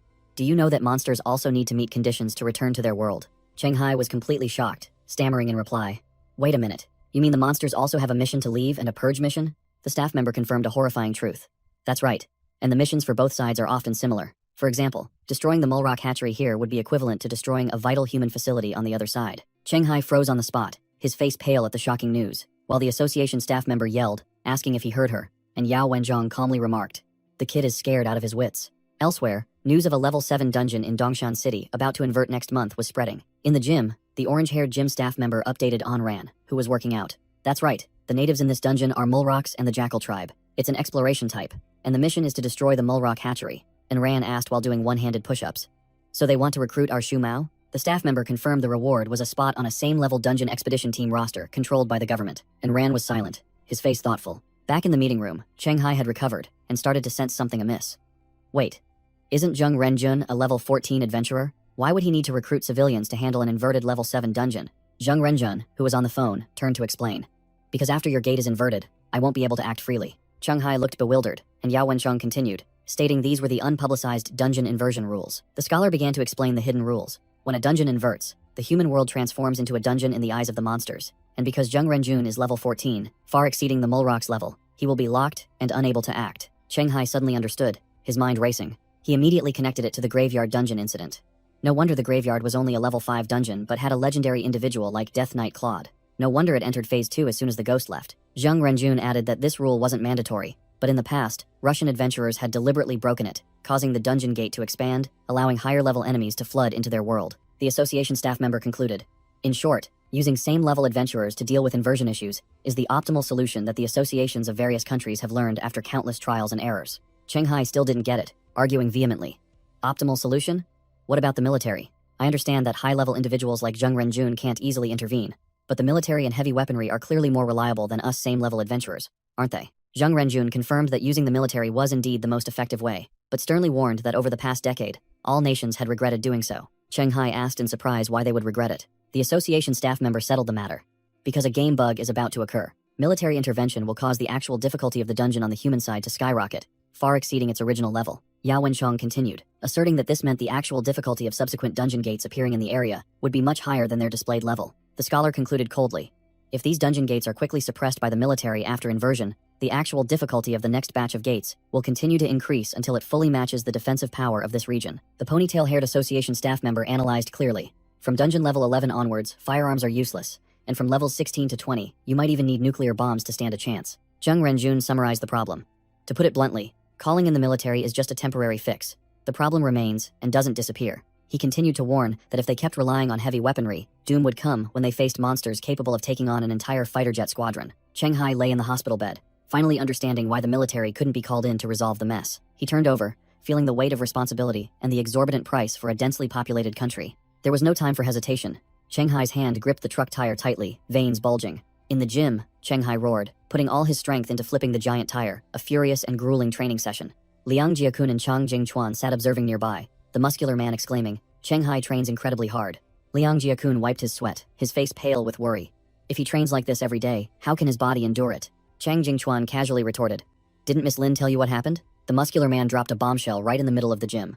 The dungeon at Cheng Hai's place will invert next month, leaving Liang Jiakun speechless, with his mouth agape. The scene shifted to a forest edge, where a field hotpot was steaming over a campfire. A group of bounty hunters was camping, and the sunglasses-wearing leader inquired about the situation from a member who had just returned from scouting. The arrogant blonde hunter yawned as he reported, "Same as usual, the mulrocks in the lake refused to come ashore. The boss must have smelled that we're stuck here." The leader asked about the others' reactions and received the answer that they remained optimistic, and Qiao Luo's disappearance didn't bother anyone. After hearing this, the sunglasses-wearing leader remained silent, but his expression had hardened with contemplation. Back in the gym, Cheng Hai collapsed onto the tire, drenched in sweat, panting after exhausting all his strength. A green energy drink can was suddenly offered to Cheng Hai. Su Yu, in her pink tracksuit, appeared, handing Cheng Hai the drink and asking, "Today's Thursday, aren't you supposed to be in class?" Cheng Hai jumped as if electrocuted, stammering in reply, "Of course, but some idiot caused trouble and inverted the dungeon." At a modern building, an announcement was made.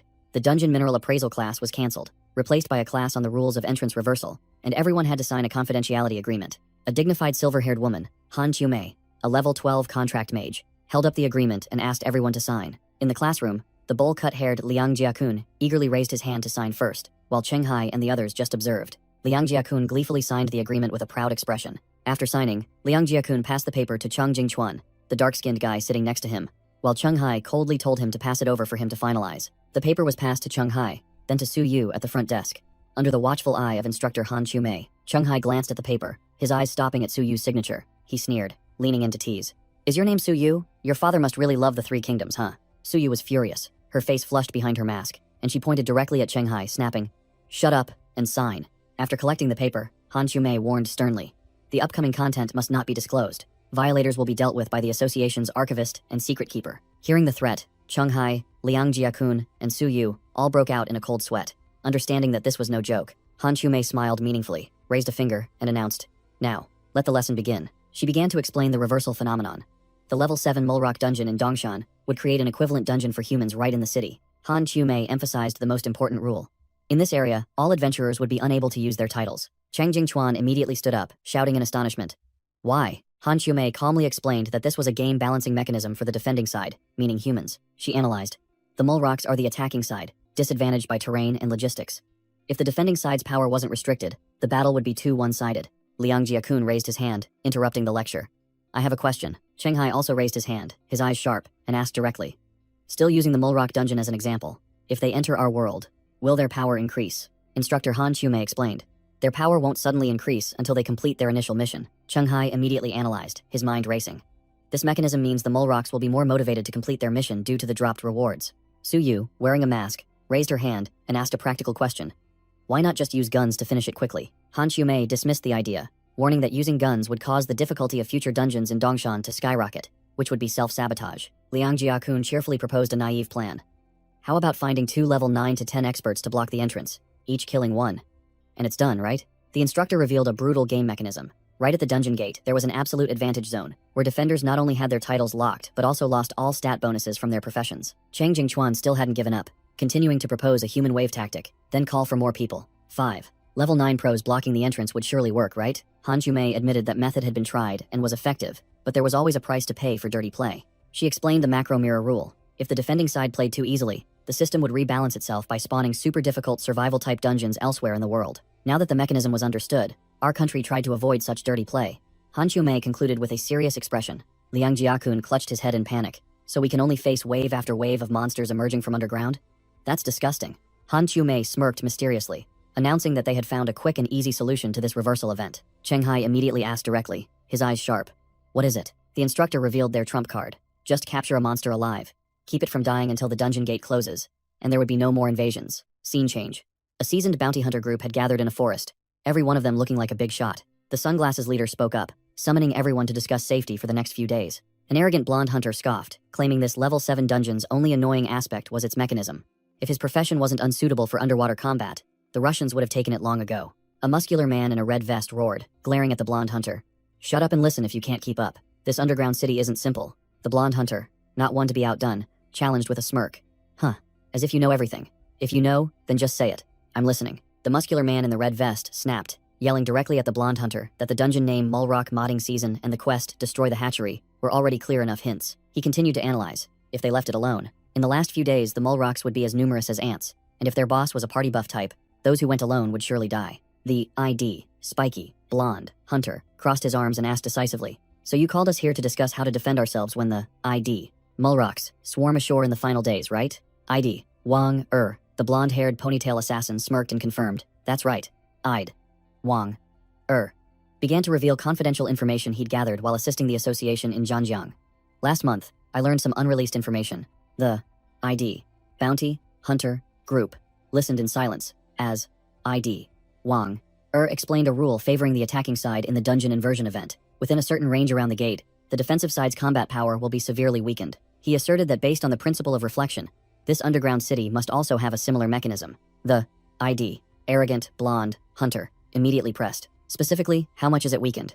ID, Wang, explained in detail. If we are considered the defensive side, upon entering that area, all titles and basic stat bonuses from professions will be nullified, and the ID, Mulrock, Chief, Boss's enhancement effects will also be suppressed. In the dormitory room, ID, Cheng Hai, was pondering the information he'd just heard. Losing titles was one thing, but even basic stat bonuses vanished near the gate. He rested his chin on his hand, bitterly realizing that this damned mechanism had completely ruined his plan to choose a sub-profession for perception stats. ID, Cheng Hai, narrowed his eyes, deciding to scrap the old plan. Now, it's definitely hopeless. He decided to use ID, Legendary, Unit, Valor, to practice fighting without future sight, and also to test how much his power would be nerfed. ID, Cheng Hai, entered a simulated space. A magnificent hall with a blazing red gate in the distance, facing a knight in golden armor. ID, Cheng Hai, in black Valor armor, greeted mockingly. Good morning. ID, Legendary, Unit, Valor. The ID, Legendary, Unit, Valor. Knight in golden armor stood silently, his fiery red hair blazing. Without warning, ID, Legendary, Unit, Valor, lunged forward as fast as a golden flash, leaving ID, Cheng Hai, momentarily stunned. Whoosh, a lightning-fast attack was unleashed, with overwhelming power. ID, Cheng Hai, in black armor broke out in a cold sweat, unable to believe his opponent's speed and power.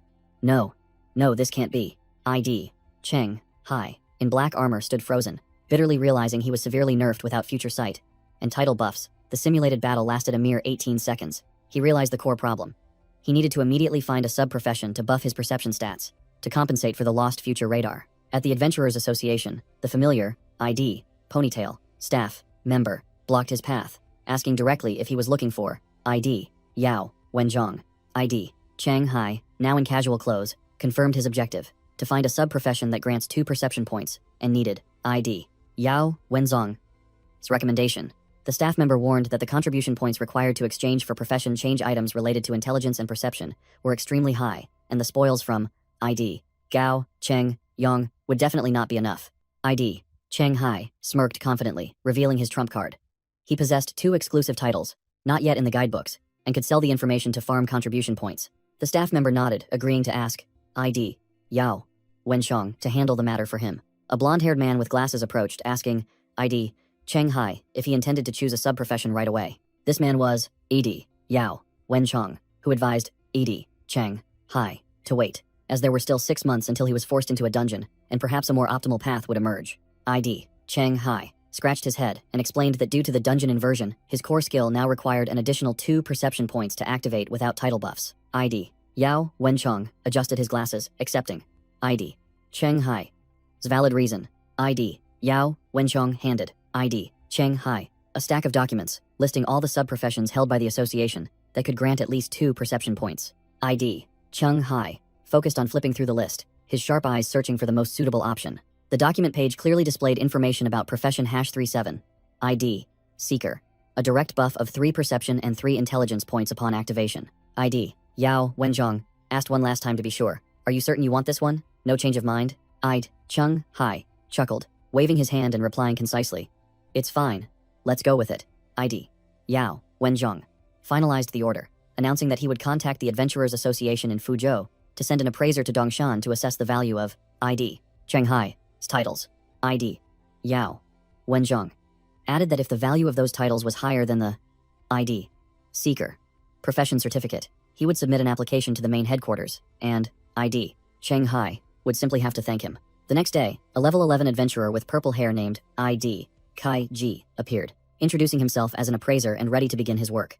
ID, Cheng, hi, shook hands with the purple-haired appraiser, his attitude extremely confident. All right, the two sat opposite each other in the meeting room. The appraiser beginning his work on a laptop. ID, Kai Ji, reported. The appraisal is complete. Your 2 titles have excellent effects, but their activation conditions are too strict, so their value is suppressed compared to titles of the same level. ID, Shanghai, cut straight to the chase. How suppressed? KG smiled brightly, reassuring him. Don't worry, you still have more than enough power to exchange for the Seeker Profession Certificate. A few days later, the Ponytail staff member pointed at the strength measuring machine. Just like last time, without using titles or skills, punch this machine. Shanghai gave a curt nod, getting into a ready stance. He took a deep breath, his eyes sharp, focusing all his basic strength. Wham! Shanghai unleashed a thunderous punch directly at the red target. The immense force of the punch seemed to tear through the air. The screen displayed a cold number, 13. The rookie Liang Jiakun, watching, gaped. Shanghai's base strength is only 13? I thought it would be at least 14. Chang Jingchuan, the dark-skinned man accompanying him, smirked. Don't judge by the number 13. When the Mulrock dungeon reverses, Hell definitely reach 14, maybe even 15. Liang Jiakun remained skeptical, believing that increasing from 13 to 14 was a grueling process of hard work, not something that could happen so quickly. Meanwhile, Shanghai turned to tease the staff member. Honestly, I'm quite envious of your expert bands. If you don't need them anymore, could you sell them back to our Dongshan Association at a reasonable price? Shanghai sneered, flexing his muscles. Of course. But only after my strength and agility both reach 16. A voice rang out from behind. Oh, so you're testing your strength?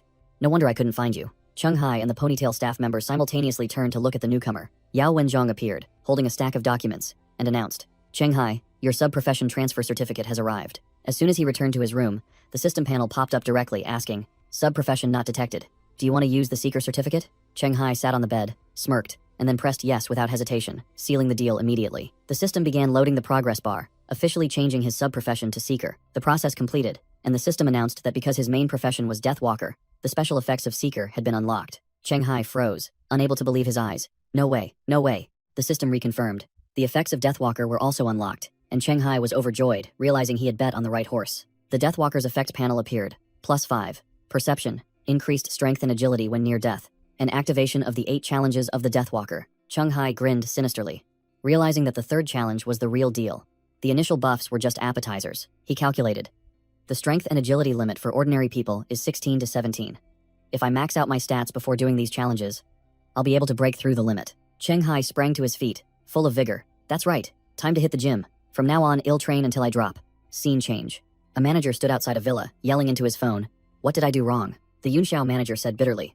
Why do I have to be involved in this damn dungeon reversal event in Dongshan City? On the other end of the line, a purple-haired schemer calmly replied. Because your wife's favor with the government has run out, and next month, you'll be out of your manager position anyway. Cornered, the manager could only grit his teeth, sweat pouring down his face. Meanwhile, Shanghai was already at the gym, beginning his physical training with jump rope. He trained like a monster, drenched in sweat, but a smirk still played on his lips as he counted past 11,000. Night fell. In another area, lights shone from a modern building. In a nearby forest, a bounty hunter group was gathered, all looking tired after a long day. The sunglasses leader spoke up, encouraging them. Hang in there, everyone, today's the last day. If we can hold out, we can go home. In a dark lair, the Mulrock chief stood before his dense Mulrock army, ready for battle. A subordinate reported the situation. Lord Manhas, there are currently 24 lair guardians, 69 elite Mulrocks, and a total of 800 troops in the lair. The level 7 team buffing boss nodded. On a throne of bones, Devourer Manhas, a level 4 purple-skinned monster, smirked with delight. Excellent. Manhas declared he would hunt the adventurers in the forest, dragging their corpses back to level himself up. At the same time, Shanghai was still furiously training in the gym, drenched in sweat after lifting weights. He panted, his eyes filled with determination, muttering. Adventurers panel. The status board appeared. Shanghai. Elite Adventurer, Level 6, Main Profession Deathwalker, Sub-Profession Seeker. Stats have increased steadily. A girl in a pink tracksuit and mask suddenly appeared. looked at Shanghai, and declared, "You really are strange." The girl questioned, "Your underground city will reverse in just a few hours. Yet you're here lifting weights instead of preparing? Don't tell me you're waiting until the last minute?" Shanghai calmly replied while pulling weights. "Actually, I've been training like this for the past 2 months," which stunned the girl. He asked back, "What about you? Why are you sneaking around my place in the middle of the night instead of sleeping?" A blazing red danger warning appeared, signaling the girl's special ability. The girl asked seriously, "If I told you my title is urging me to leave this city as soon as possible, would you believe me?" Meanwhile, in the forest, the sunglasses leader raised his hand and announced to the group, "I have an idea." The arrogant blonde hunter smirked and proposed, "If the mole rocks are about to swarm ashore, why don't we just take out their boss? If the boss dies, the remaining small fry would be nothing." A shout of protest echoed from the shadows. "Are you crazy?" The red vest brawler snapped. The plan was to wait at the exit gate until the mission expired, and then return together. "So why are you stirring up trouble? The mission isn't complete, and killing the boss won't even give us a reward." The blonde man sneered, explaining that he had asked Wang Er and confirmed. Adventurers who abandon their mission to hitch a ride back with the reverse dungeon will take slots from those who hunt new dungeons. He concluded his logic. Therefore, based on the principle of reflection, the maximum number of challengers for the new Mole Rock underground city after the reversal will again be 15. The arrogant blonde hunter continued to persuade the crowd. "If, in the next few hours, the Mole Rock boss and its minions come to contend for these 15 slots with us." He held up 4 fingers, his voice full of sinister meaning.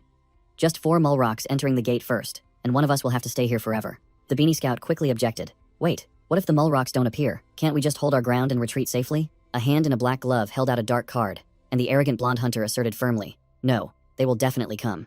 Zhang Zixing, magic archer level 8, smirked mockingly, flipping the tarot card, the Tower. "My sub-profession is tarot reading, and I just read my own fortune. A massive upheaval will occur in the next few hours." Back at the gym, Shanghai wiped his sweat, his sharp eyes asking the masked girl, "When did this happen?" Su Yu replied curtly, 2 hours ago." Shanghai questioned, pointing out a weakness in her ability. "Your title only detects direct hostile threats. Otherwise, you would have fled early during the Gao Chengyong incident. How do you know staying in Dongshan is dangerous this time?" Su Yu explained. "Precisely because of that incident, I realized the blind spot in my warning system, so I joined the association and used contribution points to exchange for an artifact to compensate for the deficiency." Shanghai slumped into the chair, speechless. "Wait, why are you dragging me into this again?" While Su Yu glanced sideways, as if he was the source of the trouble, Su Yu scoffed. "Just as Miss Lin said, you don't even realize how dangerous your underground city will become after the reversal." She continued to analyze. "Think about it. I haven't been recruited, and I'm outside the association's risk zone, yet I still triggered a danger warning. What does that mean?" Shanghai frowned, his mind racing as he realized the problem. "It shows that the defense line can't stop the Mole Rocks, and their operational area will expand to the entire city of Dongshan." Su Yu confirmed. "Exactly, and at that point, he'd be in trouble, because the association would definitely forcibly recruit me and Chang Jingchuan to stop them. That's why my title is urging me to leave this city as soon as possible." Shanghai immediately asked, "Have you discussed these speculations with Yao Wenzhong, Miss Lin, and the others yet?" Su Yu replied, "Yes, but they believe that even without considering whether the 15 adventurers trapped inside return or not, the number of Mole Rocks that swarm out will not exceed 15. She continued to list the reasons why the leaders are overconfident. The individual combat strength of Mole Rocks isn't strong, and our side has level 10 adventurers and even the Knight of Asia, Wu Long. They believe Dongshan is capable of a swift response. So what do you think? Believe them or believe me?" Shanghai pondered, muttering, "If I believe them, I can only take my parents to Yunxiao City to take refuge for a few days." He looked up, his eyes filled with worry. "I want to believe you, but what can just the 2 of us do? Even if you have prophetic ability, level 10 adventurers have failed." Su Yu offered a tempting proposition. "With my warning and the stealth cloak looted from Gao Chengyong, we can gradually pick off the weaker Mole Rocks, minimizing damage." Meanwhile, in a dark forest, a bounty hunter announced bad news. The cards we drew were all the Tower, or death. The suited hunter clutched his head and complained, clearly not believing in fortune-telling, thinking there were no good omens at all. The muscular red vest brawler snapped, "Don't tell me you actually believe that. If Zhang Zhixing's sub-profession is so good, why is he stuck here with us?" The shield hunter immediately retorted, explaining that Zhang Zhixing had drawn the Fool card before setting out, but misinterpreted it. Otherwise, he would have avoided this trap. He continued to analyze. "Look at the big shots in our group. Wang Er and Lang Qi both drew good cards like the Empress and the World. Signaling success, Zhang Zixing held up the Tower card, a symbol of sudden collapse and disaster, proving the bad luck clinging to the entire team. The arrogant blonde man growled, ordering Zhang Zixing to shut up, clearly not wanting to hear any more bad news. Zhang Zixing squatted down, looking directly at the arrogant blonde hunter, and said, "The card I drew is exactly like yours, meaning if I stay here, my fate will be as tragic as yours, right?" The amateur fortune teller grinned wryly, bitterly confirming, "That's right. It's highly likely we won't be able to leave this underground city." The arrogant blonde hunter decisively proposed, "Then let me draw another card. If everyone cooperates with my plan to kill the boss and herd the remaining Mole Rocks back into the lake, will my luck improve?" Just as the arrogant blonde hunter was about to draw again, a cold voice rang out from behind, ordering the divination to stop. A cool sunglasses leader appeared with Wang dousing them with cold water. Your plan still has flaws. The Mulrocks could have multiplied by hundreds, even thousands. And what if their boss is a party buff type? The sunglasses leader continued to sharply analyze, asserting that foolishly rushing into battle would undoubtedly cost many lives. The arrogant blonde hunter sneered, retorting, "So you mean we just sit idly by the exit, waiting for them to attack? After all, both of your cards were safe ones." The sunglasses leader denied. "No. You've misunderstood. My point is to prepare a plan corresponding to the boss type. If it's a buff boss, we need to use bait to draw out some of its soldiers, then concentrate our elite forces to assassinate it." Wang the professional assassin, immediately volunteered. "Leave the scouting to me. I have stealth skills." The sunglasses leader finalized the plan, and the whole group agreed, as it was far more systematic and reliable than the arrogant blonde hunter's reckless approach. Zhang Zixing turned to ask the arrogant blonde hunter, "So, should we divine according to his suggestion?" and received a reluctant agreement. Cheng Hai no longer wanted to be involved in trivial matters. He planned to persuade a character named Yao Wenchong and needed Su Yu's cooperation. He suggested Su Yu come to his house to use her danger warning title to thoroughly check the source of the threat. She nodded immediately. No problem. In a dark forest, a pair of adventurers rested on a fallen tree. The atmosphere seemed subdued. The blue jacket hunter and the shield hunter stood nearby, discussing how that girl had drawn the death card again, surely doomed in the underground city. A hand held up the Fool Tarot card, signaling a risky and naive beginning. The Bad-Fist older brother held out a card and asked Zhang Zixing, "How do you interpret the Thinker card?" Zhang Zixing explained clearly that the card meant he would use his own strength and those around him to achieve his goals. Hearing goals, the Bad-Fist older brother flashed a meaningful smile, clearly plotting something sinister. The spiky hair leader concluded, "The divination results are in. The team's overall luck has increased, proving that acting now will bring positive change." He continued, his voice calculating. "As for those unlucky ones who drew the Death and Tower cards, everyone around them should keep a close eye on them." The leader called Wang by name, officially assigning him the scouting mission. Wang crossed his arms and replied concisely and professionally, "Understood. I'm going now." The leader announced the battle plan. If the boss is a team buffing type, we need to sacrifice half our numbers as bait to create an opportunity for the assassination squad. Any volunteers? Wang had swiftly climbed a tall tree, using binoculars to scout the enemy situation from afar. Through the binoculars, a formidable sight appeared. A Mulrock chief, escorted by a swarm of large, fierce elite Mulrocks. Wang muttered to himself, confirming that the team's previous predictions were entirely accurate. He stated with certainty, sitting in the rear, escorted by elite soldiers of its own kind, with weaker individual strength than a boss of the same level. Damn, it's definitely a team-buffing boss. Without a moment's hesitation, Wang pulled out a flare gun, preparing to signal the entire team. Whoosh! A brilliant red flare shot into the sky. The leader, the Mulrock chief, the Bad-Fist older brother, and the shield hunter all looked up simultaneously, knowing the battle was about to begin. Another hunter in the tree also saw the signal, and Zhang Zixing informed the group, "The team-buffing boss has arrived." The spiky hair leader loudly commanded, "Bait team, get into position. Once you've lured enough Mulrocks, we'll make our move." Perched on a branch, he called down, "Hold your ground until you see our success flare." The leader shouted his final encouragement, wishing the entire team to sweep away the enemies and return safely. The three-person bait team arrived at the rendezvous point, and one of them asked, "Is this the place?" Receiving an affirmative answer, the shield hunter raised the flare gun and asked for permission. "So, should I fire the signal?" And was given permission by the cold silver hair hunter. Zhang Zixing unexpectedly cut in, raising his hand to signal, "Wait, I have something to discuss with you all." He grinned, summoned his magic bow, and explained, "My main profession is marksman. I'm pretty useless in close combat, so can I hide in a tree?" The shield hunter's eyes widened, and he snapped, "Wait, if you're a ranged class, what the hell are you doing on the bait team?" Zhang Zixing calmly explained that due to overlapping professions and the inability to put everyone who drew bad cards on the bait team, he was assigned here. The silver hair hunter waved his hand. "All right, go on over." Zhang Zixing grinned his thanks and disappeared. While the other two fumbled with the flare gun, the magic archer flashed a sinister smile, thinking, in truth, Zhang Zixing had lied. The truth was revealed.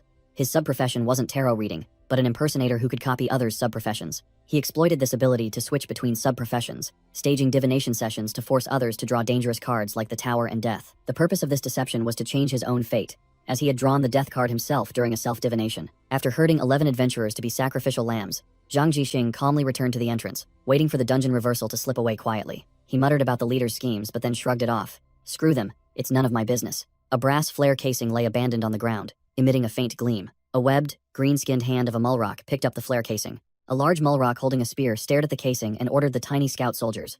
It seems to be a strange phenomenon.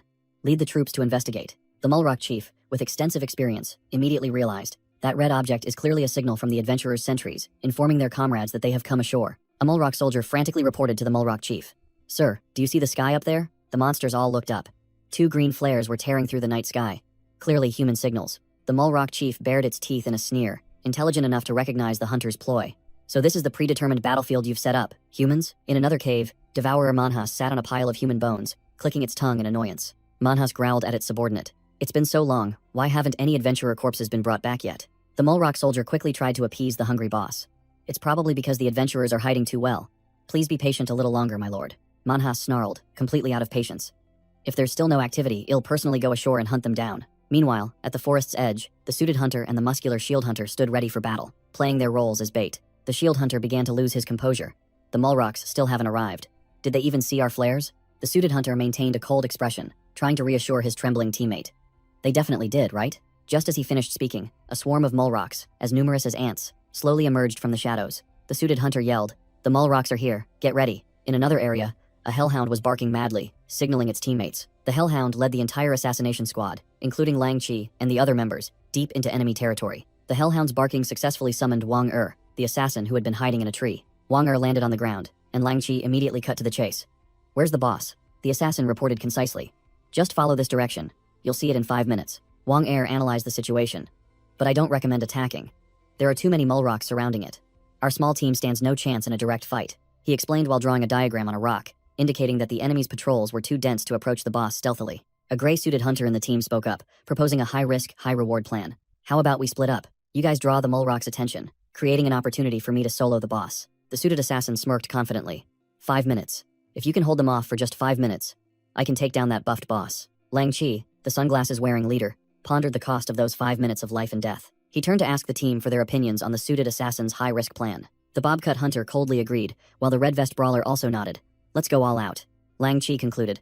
"Okay, well, follow your plan, but you only have 5 minutes. If you go over, you're on your own." Meanwhile, a mole rock guard was yawning repeatedly, looking utterly bored with life. Immediately, it was struck directly on the head by another mole rock, wielding a club for neglecting its duty. The two guards began to argue loudly in their gurgling, fish-like language. The struck mole rock had a swollen lump on its head, looking resentfully at its teammate as if questioning him. Suddenly, the group spotted the bait team rushing past and quickly yelled, "Fire the flares! The adventurers are here!"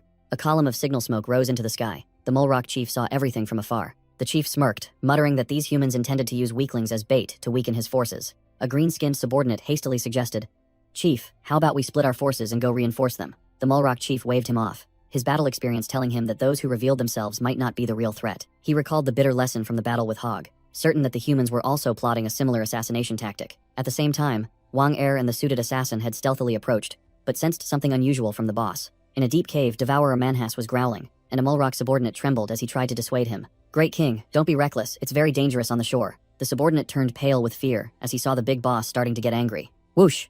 Manhwas swung an arm, and the talkative soldier was instantly obliterated before he could even gasp. The boss snarled, its bloodshot eyes blazing. "Dangerous? Do you think I'm inferior to those adventurers?" Off the coast, countless dark silhouettes of the mole rock army began to emerge from the water, preparing for a large-scale landing. The Devourer Manhwas and his minions emerged from the water, their red eyes filled with murderous intent. The boss took a deep breath, sniffing out the enticing scent of food. It muttered, "Damn, that smells good," then slowly lumbered towards the cave entrance. Its jagged maw drooled profusely, ready to devour its prey. Manhwas roared in a frenzy of hunger. "Mine, all mine, this delicious meal is mine." Meanwhile, Zhang Zixing was calmly waiting, thinking to himself, "Those two idiots in my team are definitely dead this time." He smirked, plotting, "Once Lang Chi and Wang Er return, I'll fabricate a story about encountering too many mole rocks, and being unable to handle them alone, forcing me to retreat." He was smug, seeing the death card as merely an opportunity to turn his fate around. Suddenly, he frowned, sensing that something was wrong. A mole rock scout suddenly appeared, its face pale as if it had seen a ghost. Zhang Zixing noticed the monster frantically running through the bushes. He immediately grabbed his bow, muttering, "What the hell? Is it a lost soldier?" The mole rock ran desperately, not daring to look back. Whoosh! A light arrow tore through the air, embedding itself directly into the monster's chest. Zhang Zixing was annoyed to see the mole rock, despite taking a critical hit, still not completely dead. He suddenly realized this creature was trying to run to a favorable position to receive buffs from the boss. A well-thought-out plan, not just a lost soldier. He drew his bow, preparing to deliver the finishing blow to the cunning monster. But then he froze, his intuition telling him a greater danger was approaching. From the shadows, an entire army of mole rocks suddenly appeared, surrounding him from all sides. Zhang Zixing's face went ashen, realizing he had fallen into a spectacular trap. In the dark forest, an alarm signal rang out as an intruder was detected. Wang Er was in hiding, wondering why they were acting before luring the guards away. The leader in the vest, Dongguan Kid, stood up defiantly, growling. "What are you doing?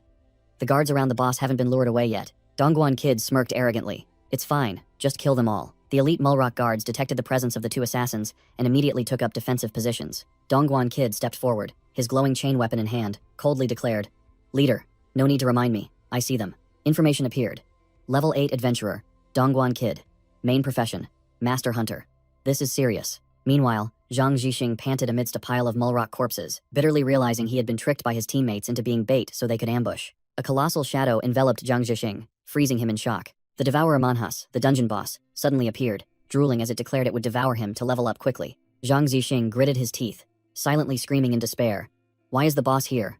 What the hell are Dongguan Kid, Long Qi, and Wang doing? In the midst of the tension, a Mulrock scout, thought to be dead and lying on the ground, suddenly stirred. It quietly grabbed a spear nearby, its eyes full of cunning. Thwack! The small Mulrock unexpectedly lunged from behind, thrusting a spear through Zhang Zixing's chest, while he was preoccupied facing the boss.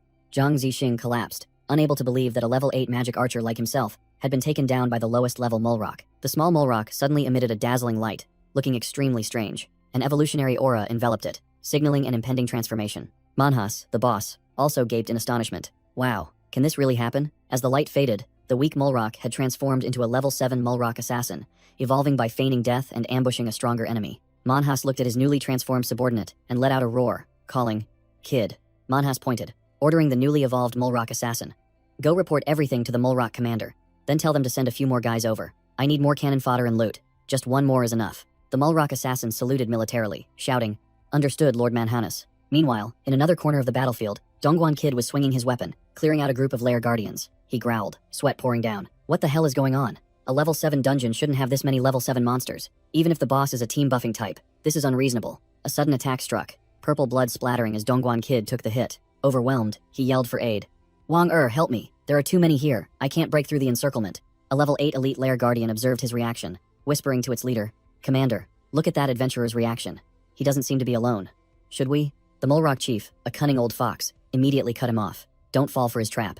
The old chief recalled a bitter lesson from his encounter with Hog, explaining, last time, he also pretended to have hidden teammates to trick me into splitting my forces, then escaped. I don't want to repeat that mistake. As expected, Dongguan Kid, Wang and Lang Qi all had their own plans. Dongguan Kid needed to defeat a boss at least 2 levels higher than himself to advance his profession. Wang ambition was even greater. He wanted the legendary upgrade scroll. He planned for Dongguan Kid to hold off the boss and the elite soldiers, while he ambushed the inexperienced Mulrock assassin. The scene shifted to Cheng Hai and Su Yu, our protagonist frozen, looking dumbfounded, and not understanding what was happening. Cheng Hai broke into a cold sweat as he watched a purple energy mass in front of him swell. Wait, why is it getting bigger again? Su Yu glanced over, her voice strangely calm. Is there a problem? Cheng Hai frowned, giving a concise order. No, activate your title. Back in the forest, Wang was reminiscing. He was the only one in the dungeon who knew about the reward after clearing it. But the hunters who entered later were all weaklings who couldn't fight underwater, forced to helplessly watch the legendary upgrade scroll slip away. Dongguan Kid approached Wang who was leaning against a tree, and started a conversation. Assassin Wang right? I recall you also took on some boss-related quests, didn't you? Wang glanced at him, replying curtly. What do you want? Dongguan Kid smirked, getting straight to the point. I plan to hunt this dungeon's boss alone, and I want your assistance. Wang narrowed his eyes suspiciously, his mind racing. Hunt the boss alone? Does this guy also know about the upgrade scroll drop mechanism? Can he fight underwater? Or is he lying? Dongguan Kid calmly admitted he couldn't swim, but remained confident that the Mulrocks would eventually have to come ashore to fight. Wang questioned him directly, stating that if he couldn't fight underwater, killing the boss to clear the stage was impossible, unless the other guy had another objective. The man in the suit smirked, revealing that his main profession, Master Hunter, required him to personally defeat bosses on land, underwater, and in the air to advance, and the Mulrock boss was the perfect target. Wang after hearing the sweet deal, simply replied, "Let me think about it." And the other guy immediately agreed. Wang muttered calculations. If this Master Hunter wasn't bluffing, he would be a trump card to lure the entire Mulrock nest out of their lair. With his assassin profession, Wang was confident that sneaking into the lair and assassinating the heroic Mulrock boss was also within his grasp. Wang sealed the deal verbally instead of with a written contract, requesting a share based on effort, and Dongguan Kid agreed without hesitation. In another part of the forest, a long-haired hunter lay slumped on the ground, bitterly realizing he had been thoroughly tricked. A Mulrock scout stood over him, as the hunter screamed the names of the two who had betrayed him. Zhang Zixing, Wang you bastards. Before his head was crushed by a spiked club, the hunter cursed that he wouldn't forgive them even as a ghost. The Mulrock scout turned to a larger lizard Mulrock, asking, "You said killing adventurers would lead to evolution, right? Why didn't this one work?" The purple-skinned Mulrock assassin appeared, surmising that there might be other activation conditions they weren't aware of. The lizard Mulrock asked for instructions. "Chief, should we bring this corpse to Lord Manhwas?" A giant eye hovering in a tree suddenly spoke. "Just do it." It turned out to be the level 7 summoned beast of the demonologist Lang Qi. The Mulrock assassin told his comrades that once he figured out the evolution conditions, he would deal with it too, showing the fierce competition within the monster ranks. Meanwhile, Lang Qi's group was waiting for Dongguan Kid and growing impatient. It's been so long, and they're still not done? Are they dead? Lang Chi suddenly paused, seemingly sensing something unusual. The scouting eye soared through the night, returning to its master. Lang Chi smirked mysteriously after receiving information from his summoned beast. The red vest brawler impatiently urged the team, "Forget them, let's retreat." And the group began to move. In the quiet forest by the lake, Wang stood alone, exuding a cold aura. He pulled out a disposable ancient scroll, and a magical voice echoed, "Wish granted. Level 3 magic. Water breathing." The scroll glowed brightly, and a teardrop symbol appeared within the magic circle. Without hesitation, Wang plunged straight into the deep water, his body enveloped in a blue glow. While swimming, he suddenly stopped, his sharp gaze detecting something ahead. A gigantic cave, dark as the mouth of an abyss, appeared at the bottom of the lake, the entrance to the mole rock's lair. Inside the cave was a chilling sight. Countless mole rock eggs scattered everywhere. Wang cautiously surfaced inside the cave, observing his surroundings. He drew his dagger, stealthily scouted, and muttered, "There are no mole rocks in the lake, and the lair is empty. It seems they've all been captured." Suddenly, a system notification appeared right before the bewildered assassin. The quest notification clearly displayed, "Quest. Eternal Departure. You have found the mole rock hatchery. Completed." Elsewhere, Dongguan Kid screamed as a grotesque phantom, with jagged teeth, pinned him to the ground. A green-skinned mole rock subordinate bowed before the devourer Manhus, respectfully calling, "Lord Manhanus." The subordinate pointed at Dongguan Kid's corpse, reporting, "This is the body you requested." Manhus, his mouth still stained with fresh blood, growled, "All right, but where are the small fries I asked for?" Its status showed its challenge level just jumped from 4 to 5. A mole rock archer with a head full of tentacles drew its bow, aiming straight at a group of panicked hunters fleeing. Whoosh! An energy arrow tore through the night, flying at terrifying speed. The blue suit hunter screamed tragically as the arrow pierced his back. The spiky hair leader, wearing sunglasses, yelled in despair, "Scatter and run, save yourselves." At the same time, in another corner of the forest, the corpses of a silver-haired swordsman and a brown-haired woman lay strewn on the ground. A mole rock fire mage holding a fireball realized a new truth. So, killing human adventurers can help us evolve. The level 7 mole rock poisoner and fire mage duo appeared, the fire mage grumbling, "What a shame the guy in the beanie got away." Night fell, the clock striking 3 a.m. at a high-end apartment complex. Cheng Hai was on the phone, getting straight to the point. "Yao, has the evacuation and resettlement of residents in Golden Bay been completed?" On the other end, Yao Wenzhong reported, "It's done. I'm rechecking your area now. What's going on?" Cheng Hai didn't beat around the bush, ordering, "Can you drop everything and come to my place immediately?" Yao Wenchong froze on the other end. Standing next to Su Yu, who was emitting an extremely strong purple warning energy, Cheng Hai spoke into the phone. "Su Yu and I have discovered." Su Yu, her face pale beneath her mask, continued urgently. "My home dungeon has spawned 3 mole rock bosses as strong as Gao Cheng Yong in the past 2 hours. Moreover, a special source of danger is rapidly growing stronger." In another forest, the shield hunter and the silver-haired mage were surrounded by a sea of mole rocks, the shield hunter yelling, "That bastard Zhang Zhixing! You said your profession was suited for sniping from hiding. But when the mole rocks attacked, you vanished without a trace." As the mole rocks prepared to swarm and tear the 2 unfortunate men apart, a figure in red rushed in like a god, taking them by surprise. The silver-haired mage asked the newcomer in bewilderment, "Why are you here?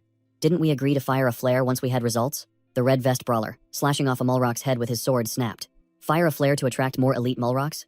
Only an idiot would do that when being chased." Returning to Cheng Hai, he decisively hung up the call with Yao Wenchong. Su Yu asked worriedly, "What did Yao say?" Cheng Hai replied curtly, "He said he and official level 10 adventurer Chen Huagong from Longwen District have arrived and told us to come down immediately." Hearing about the high-level reinforcements, Su Yu finally breathed a sigh of relief. Cheng Hai turned and laid down a condition. "Let's be clear, if you can't convince them later, you'll have to follow my command during this dungeon reversal event." Su Yu nodded in agreement. Both of them stepped out of the apartment together, preparing to face the situation below. Meanwhile, in another corner, the remnants of another hunter team were in internal disarray. The beanie scout grabbing the spiky hair leader by the collar and yelling, "These were all your damn ideas. Now the boss isn't down, and only 3 of us are left." The spiky hair leader yelled, denying responsibility. "It's not my fault. Dongguan Kid suggested fighting the boss. I just optimized the plan. Didn't you all agree back then?" From the shadows, the mole rock assassin and a green-skinned mole rock observed the arguing humans. One commented, "They're bickering." The other snapped, "Why do you keep paying attention to such trivial matters?" The mole rock assassin pointed to a purple spatial gate, deeming it far more worthy of attention than the squabbling of those worthless adventurers. Suddenly, the mole rock assassin swung his arm, decapitating a nearby mole rock scout, which even surprised himself. A newly evolved mole rock poisoner, carrying a human corpse, ran back to report to Lord Manhanus, pointing towards the mole rock assassin. The mole rock poisoner threw the corpses of 2 unfortunate adventurers onto the ground and respectfully reported, "My lord, these are the corpses Lord Manhanus requested." From the shadows, Lord Manhanus questioned the newly evolved mole rocks. "What kind were you before evolving? What new abilities do you have now?" A mole rock fire mage in a red robe showed off a fireball, smugly saying, "I was an elite mole rock before, now I can use fire magic." The mole rock poisoner also showed off, secreting poison from his finger. "I used to be a mole rock captain. Now I can secrete various toxins." A green-skinned lair guardian scratched his head, wondering to the green-skinned mole rock, "Why haven't I?" a stronger lair guardian. Evolved even after killing 4 adventurers. The green-skinned Mulrock narrowed his eyes, a spark of realization flashing in his mind when he heard the word strongest. The Mulrock chief pointed at the Mulrock assassin's face, ordering, "Go find a Mulrock Lake sentinel and bring him here." Annoyed at being ordered around, the Mulrock assassin showed his displeasure, but the chief roared, "What are you laughing at? I told you to go, so hurry up." The 2 Mulrock leaders looked at each other, seemingly understanding each other's intentions. The green-skinned Mulrock pointed at a dark Mulrock Lake sentinel, ordering, "Go and kill that adventurer." The ordered sentinel advanced towards an adventurer lying slumped on the ground, guarded by 2 evolved Mulrocks. Spear in hand, the sentinel approached his prey, preparing to finish him off. The Mulrock assassin watched with folded arms, muttering, "So, the chief wants to witness the evolution process firsthand." Lord Manhwa snapped from the shadows. "He's testing the evolution threshold, you idiot." Thud. The sentinel, without hesitation, plunged his spear through the adventurer, fresh blood splattering everywhere. Immediately after finishing off his prey, the sentinel's body erupted in a golden light, signaling the start of the evolution process. The light flashed, and the mere sentinel transformed into a level 7 Mulrock master. The Mulrock chief looked at the result, finally realizing.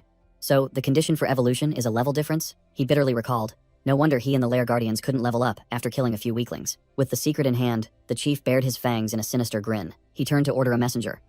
"Gather all the Mulrocks in the forest here. I have something to say. As for you," he pointed at another, "bring these adventurers' corpses to Lord Manhwa." In another corner of the dungeon, Wang was venturing deep into the enemy lair alone, a torch in his hand. He clicked his tongue in regret. If a heroic Mulrock were here, a bugged quest and boss kill combo might even drop epic grade items. Suddenly, a system notification panel appeared right before him. Notification. Dungeon difficulty has skyrocketed. Switching to survival mode. Quests have been readjusted. Wang cursed. The quest he had just completed was completely reset, and the difficulty jumped straight to level 9. "Are you kidding me?" he muttered, analyzing. A level 9 dungeon must surely have a level 9 boss. The assassin couldn't help but wonder where these Mulrocks got such a terrifying growth rate. The new quest panel clearly displayed the final objective. Defeat heroic Manhwa, the Man-Eater. In another area, a group of bounty hunters also received the notification. The beanie scout yelled, "Heroic Mulrock?" The scout broke into a cold sweat, mentally calculating the boss's power could reach level 11 to 12. No wonder Dongguan Kid and Wang both failed. The female ranger in the team looked around, noticing something unusual. The scout panicked when he saw someone had disappeared, but leader Lang Chi coldly said, "Don't worry about him." Lang Chi smirked, looking mysterious. What a coincidence. What we're about to do shouldn't be seen by other adventurers. Snap! He flicked his fingers, preparing to execute his own plan. Lang Chi and the female ranger Zhu Li Liel appeared in a surge of eerie energy, looking as cool as secret agents. From within the purple smoke, 2 giant eye tentacle monsters were summoned, ready to receive orders. Lang Chi, the occultist, commanded his minions. Retrieve the souls and items of the fallen adventurers in this dungeon. The 2 Eye of the Pearls silently flew into the deep forest, beginning their hunt for spoils for their master. Meanwhile, another bounty hunter team, consisting of a red-haired swordsman, a tanker guy, and a silver-haired leader, were rechecking their newly updated mission information. The tanker guy cursed. Didn't Wang say the growth rate of the heroic Mulrocks was very slow? What the hell is this new contact mission? The red-haired swordsman pondered, while the silver-haired leader muttered. No wonder he advised us to keep the existence of the heroic Mulrocks a secret. The red-haired swordsman analyzed. Do you think the confidential information he knew included details about the items dropped after defeating a heroic Mulrock? The tanker guy nodded, shouting, "Absolutely possible." The silver-haired leader concluded. If so, he definitely held back information. Perhaps some artifacts that helped him escape smoothly, or complete the mission. The red-haired swordsman continued, exposing Wang plan. He intended to take advantage of us and Dongguan Kid's team being busy with the old boss, to sneak into the Mulrock lair and sweep it clean. The whole team looked at each other, realizing Wang plan had fallen apart because the heroic Mulrock developed too quickly, causing the entire dungeon to be upgraded, and the mission reset. The silver-haired leader sneered. Moreover, the Devourer Manhwa becoming the final boss of a level 9 survival dungeon isn't something Wang could handle alone. The team decided to ignore the schemes of other teams. Now that the mission was reset, they would go their own way. At the lair, an army of Mulrocks, as numerous as ants, had gathered, from common soldiers to the red-skinned elite Mulrocks, all brimming with fighting spirit. A Mulrock lieutenant reported to the chief. All the chiefs have gathered. The Mulrock chief cleared his throat, preparing to deliver an important message to all the soldiers. Standing before the entire army, the Mulrock chief declared grandly. Just now, Mother of the Sea Brilbadup has once again bestowed her grace upon us. He pointed to the lieutenant beside him, announcing, "A new chief-level Mulrock has appeared in our tribe, and not long ago, it was just one of you." The Mulrock chief growled, revealing a new, extremely brutal evolution rule. No longer are impossible conditions needed as before. You only need to find and tear apart the human adventurers in this forest, and that will be enough. The Mulrock chief roared, inciting the low-level soldiers. Kill all the humans, and you will rise to the ranks of chiefs like us. Furthermore, we have found the entrance to their world. He continued his distant speech. In that world, there are surely prey worthy enough for us to evolve again. But first, sweep this forest clean of humans for me. Hearing the command, the entire Mulrock Legion roared wildly, charging forward like a flood, led by the bloodthirsty red-skinned elite Mulrocks. Suddenly, a deep voice interrupted. Wait a moment. The Mulrock chief and the lieutenant startled and turned around as a giant shadow appeared. The Mulrock chief paled as he recognized that the Devourer Manhas had arrived, accompanied by his high-ranking subordinates. He stammered a report. Lord Manhanus. There are still 6 adventurers in the forest. The Devourer Manhas, a level 9 boss, revealed himself with deadly red eyes, growling. If you want to hunt humans to evolve, Manhas pointed, giving orders, his tone unexpectedly calm. Then you should start with those who are alone in that direction. The Mulrock chief froze, unable to believe that a bloodthirsty individual like Manhas could be so composed. The Mulrock chief teared up, thinking to himself that if Lord Manhanus could maintain this demeanor, the entire exiled Mulrock tribe might soon return to their kingdom. Manhas coldly asked, Why are you crying? The chief quickly wiped his tears, making an excuse. It's nothing. Just the strong wind blowing dust into my eyes. The subordinates behind him were speechless. Scene change. Cheng Hai, Lazy Girl, Yao Wenchong, and Chang Jingchuan had gathered outside, preparing to discuss their battle plan. Cheng Hai made a sharp deduction. I suspect that before the dungeon collapses, more Mulrocks will evolve into bosses. Yao Wenchong wondered. Are those Mulrocks exploiting the rules by killing others? A third-person shadow appeared among them. Chang Jingchuan crossed his arms and explained. This is a rather hidden rule that Zheng Renjun probably hasn't told you about. He revealed the dungeon's mechanism. The weak who kill someone much stronger than themselves will receive special rewards. For monsters, it's evolution. For us, it's stat points, rare titles, and rare items. Yao Wenchong nodded, assuming that the 3 Mulrock bosses were just lucky survivors of a massacre, and their strength was probably only on par with this dungeon's level. Lazy Girl asked worriedly. But aren't there 15 adventurers trapped? What if the Mulrocks evolve en masse? Will we have to face 15 bosses at once? Cheng Jingchuan sneered, reassuring her. That won't happen. The trapped adventurers aren't fools. They're top tier, not easily wiped out by a level 7 dungeon. Seeing that she was still worried, Chang Jingchuan activated a series of skills in his hand. Of course, if you're still worried. He summoned reinforcements. A burly man in heavy armor descended from the sky with an overwhelming aura. Official adventurer of Zhangzhou City, Chen Huagong, the Great Axe Warrior, level 10, has arrived. Chen Huagong tensed, his energy exploding, his eyes flashing with a deadly light, ready to activate his skills to hunt bosses. Chen Huagong roared, activating his strength enhancement skill, his entire body erupting in a crimson electrical current. Cheng Hai crossed his arms, his face impassive as he watched the display, while Su Yu standing beside him seemed a little dazed. Cheng Hai silently analyzed. This guy's physique was indeed monstrous, but he found it strange that the effects were so flashy when the basic stat limit plus profession was only 20 points. Chen Huagong flexed his muscles, turning to ask Su Yu smugly. So, who's stronger now, me or those 3 Mulrock bosses? Su Yu replied seriously, admitting, You're stronger, much stronger. Chang Jingchuan explained to Cheng Hai that Dongshan City still had other adventurers even tougher than this muscular guy. Chang Jingchuan confidently declared that even if 15 Mulrock bosses crawled out of the dungeon, they could still handle each one perfectly. Cheng Hai and Su Yu listened in silence, while Yao Wenchong stood with his arms crossed, observing calmly from a distance. Cheng Hai smirked, giving a concise and decisive reply.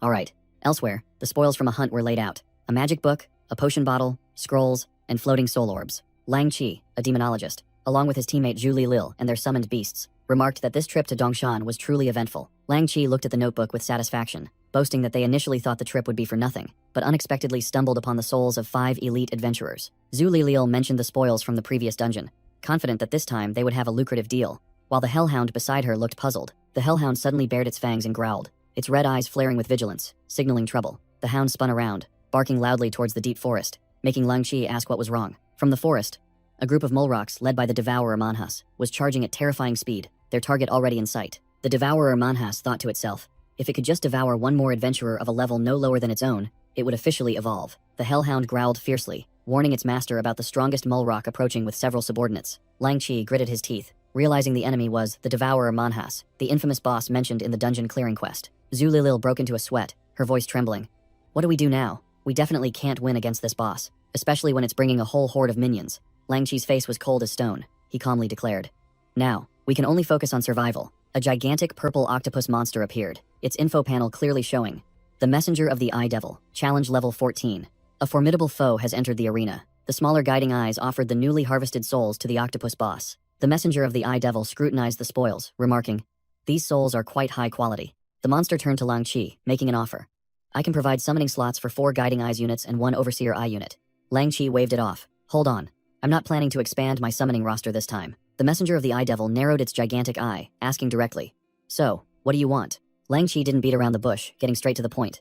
I want to ask for your help with something. The monster looked in the direction Lang Qi was pointing, seeing a group of Mulrocks bustling in the distance, looking puzzled. Lang Qi pointed directly at a purple-skinned Mulrock. Kill that heroic Mulrock behind you. The Messenger of the Eye Devil immediately understood, sealing the deal. Understood. Meanwhile, reinforcements had arrived. Two incredibly cool-looking big shots, Yao Wenchong and Chen Huagong, appeared in the deserted street. Yao Wenchong suggested reporting to the Zhengzhou Association, but Chen Huagong crossed his arms and sneered. No need. Chen Huagong began to brag. With my main profession now in its second stage, my true combat power is at least level 12. A measly level 7 inverted dungeon, he continued confidently. With me and Solo here, and Wu Long backing us up, if you're still not at ease, then you're underestimating us too much. In another corner, Su Yu wondered to Cheng Hai. I don't understand why Mr. Yao and that Mr. Chen Huagong refused to call for more reinforcements. Isn't having more people better? Cheng Hai explained realistically. It can't be helped. Other places also have inverted dungeons. If we send everyone here, other places will fall apart. Su Yu was still a bit hesitant, but Cheng Hai suddenly stopped, looking at his phone. Wait a moment, I have a call. Cheng Hai put the phone to his ear, answering coldly. Hello? On the other end was Shu Mao, who asked directly. It's me, Shu Mao. Are you participating in the upcoming inverted dungeon? Cheng Hai rubs his forehead, replying wearily. Probably. They said they'd call if they needed me. Shu Mao smiles faintly, sealing the deal. Okay, so we'll meet up after this dungeon is cleared? Haven't seen you in a while? Elsewhere, Wu Mei, a girl with braided hair, is annoyed because her calls to Cheng Hai keep going to voicemail. Who keeps calling Cheng Hai in the middle of the night? How annoying, while she herself is dialing. Sitting nearby, Wu Long, an adventurer level 10, with the title Knight of Asia, sips a hot drink and sighs. This girl is good at everything, except for her love-struck brain. Cheng Hai had just hung up when he saw another missed call. Then immediately, a new call came in. Su Yu, standing nearby, sneers. You're really busy, aren't you? Even in the middle of the night, people are lining up to call you. Cheng Hai answers the phone, and is stunned when he hears the other end. You're in Dongshan? Wu Long calmly explains into the phone. That's right. I heard there's a level 7 dungeon here that's about to reverse, so I brought my sister to help out. Cheng Hai suddenly remembers Wu Mei saying in the cemetery dungeon that her older brother was a level 10 adventurer. Cheng Hai, speaking to Wu Mei on the phone, asks worriedly. Is your older brother right there? Wu Mei confirms. Yes, he is, while Wu Long, sitting next to her, looks puzzled. Cheng Hai gets straight to the point. Put him on the phone. I have something important to say. Wu Long takes the phone from his younger sister, asking with a condescending tone. What do you want to say to me? Cheng Hai's voice becomes extremely serious. Listen, Dongshan is very dangerous right now. While the dungeon hasn't completely gone out of control, quickly take her back to Yunxiao. Wu Long is stunned by the warning, while Wu Mei, standing nearby, overhears and turns pale at the words out of control. Wu Long growls, demanding information. Can you explain in detail? Scene change. A Mulrock guard is encouraging his trembling comrades. Hang in there. We must hold out until Lord Manhwas arrives. Whoosh! A brilliant golden beam tears through the air, heading straight for the Mulrock guard. The Eye Devil Messenger is summoned, firing a dazzling golden laser beam, sweeping away the screaming Mulrock grunts. Watch out! Don't let its eye beam hit you. Lang Chi and Zhu Lilil stand watching their pet work. She breathes a sigh of relief when she sees the main target has fled. Lang Chi lightly adjusts his sunglasses, sneering confidently. Just a regular one. How can a heroic Mulrock not even level 10 stand a chance against the Eye Devil Messenger? Meanwhile, Lord Manhwas is running for his life, his inner thoughts screaming because he doesn't understand why his mutated form is still getting utterly thrashed by the eye monster. He curses as he runs. Damn it. Why didn't these adventurers bring out such a terrifying thing sooner? Scene change. Wu Mei curiously asks Cheng Hai when she sees him with a strange girl. Brother Cheng Hai, is this your younger sister? Cheng Hai grins widely, putting an arm around the girl's shoulder, and casually replies, No, she's my friend, causing Su Yu, who is on her phone, to glare daggers at him and mutter a correction. Colleague, Wu Long doesn't care about trivial matters, and gets straight to the point. Earlier you said the dungeon in Dongshan was about to go out of control. What exactly does out of control mean? Cheng Hai's expression turns grim, as if attending a funeral. He drops a bombshell. The worst case scenario is 15 Mulrock bosses will invade our world in the next few hours. Back in the dungeon battlefield, the souls of the unfortunate adventurers rise from their corpses like ghostly blue flames. A Mulrock undead mage appears, raising its hand to feel its new power, and smugly says, So, the magic I learned after evolving is this powerful? The brown-skinned Mulrock lieutenant looks at the scene with envy, turning to the chief and saying, Boss, it seems its evolution path is much better than ours. Lord Manhwas arrives back, out of breath, and the Mulrock chief quickly asks, How are the other Mulrocks doing? The brown-skinned lieutenant immediately recognizes the big boss, quickly exclaiming, Lord Manhwas, while the undead mage, who had just finished evolving, looks bewildered, not understanding who this guy is. The Mulrock chief reports, the assassin, poisoner, and fire mage squads have already led their troops to hunt down the 3 fleeing adventurers. Manhwas dismisses him, giving a decisive order. Forget about them. All surviving Mulrocks, retreat with me. The adventurers at the gate have summoned an eye monster much stronger than me.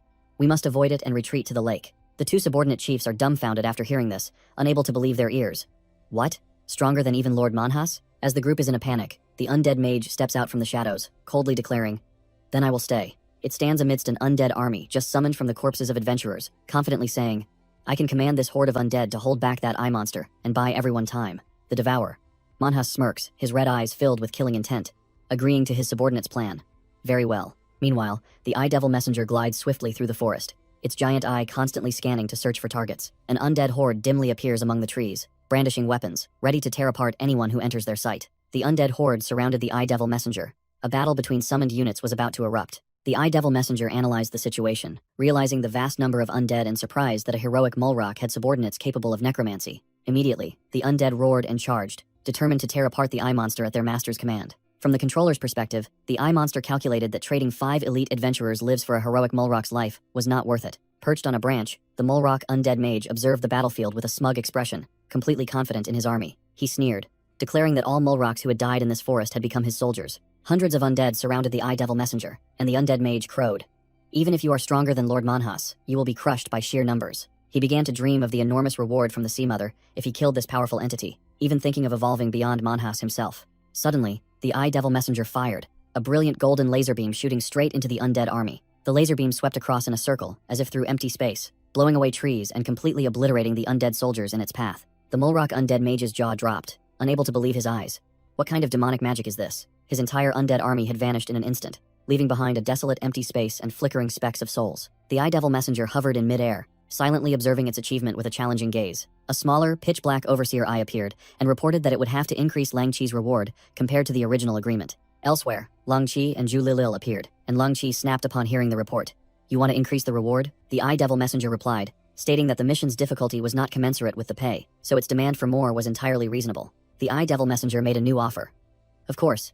You can also change the mission." Lang Chi remained silent, appearing to calculate his next move. Switching to business mode, Lang Chi asked directly, "If the mission is changed to protecting us until the dungeon reverses, are the souls of 5 elite adventurers enough?" The Eye Devil Messenger swiftly concluded, "Agreed." The scene shifted to a luxurious building in Dongshan, where Cheng Hai was holding an important meeting. Wu Long expressed admiration, realizing that Cheng Hai had detected the risk of the dungeon losing control thanks to a special title. Cheng Hai presented the tense situation. The dungeon had just spawned 3 new bosses, and he worried that many more would appear in just a few hours. Hearing Cheng Hai say it was no big deal, the lazy girl sitting next to him immediately reacted, giving him a scorching glare. The lazy girl snapped softly, asking pointedly, "This isn't a big deal?" Wu Long sneered, analyzing the situation like a professional gamer.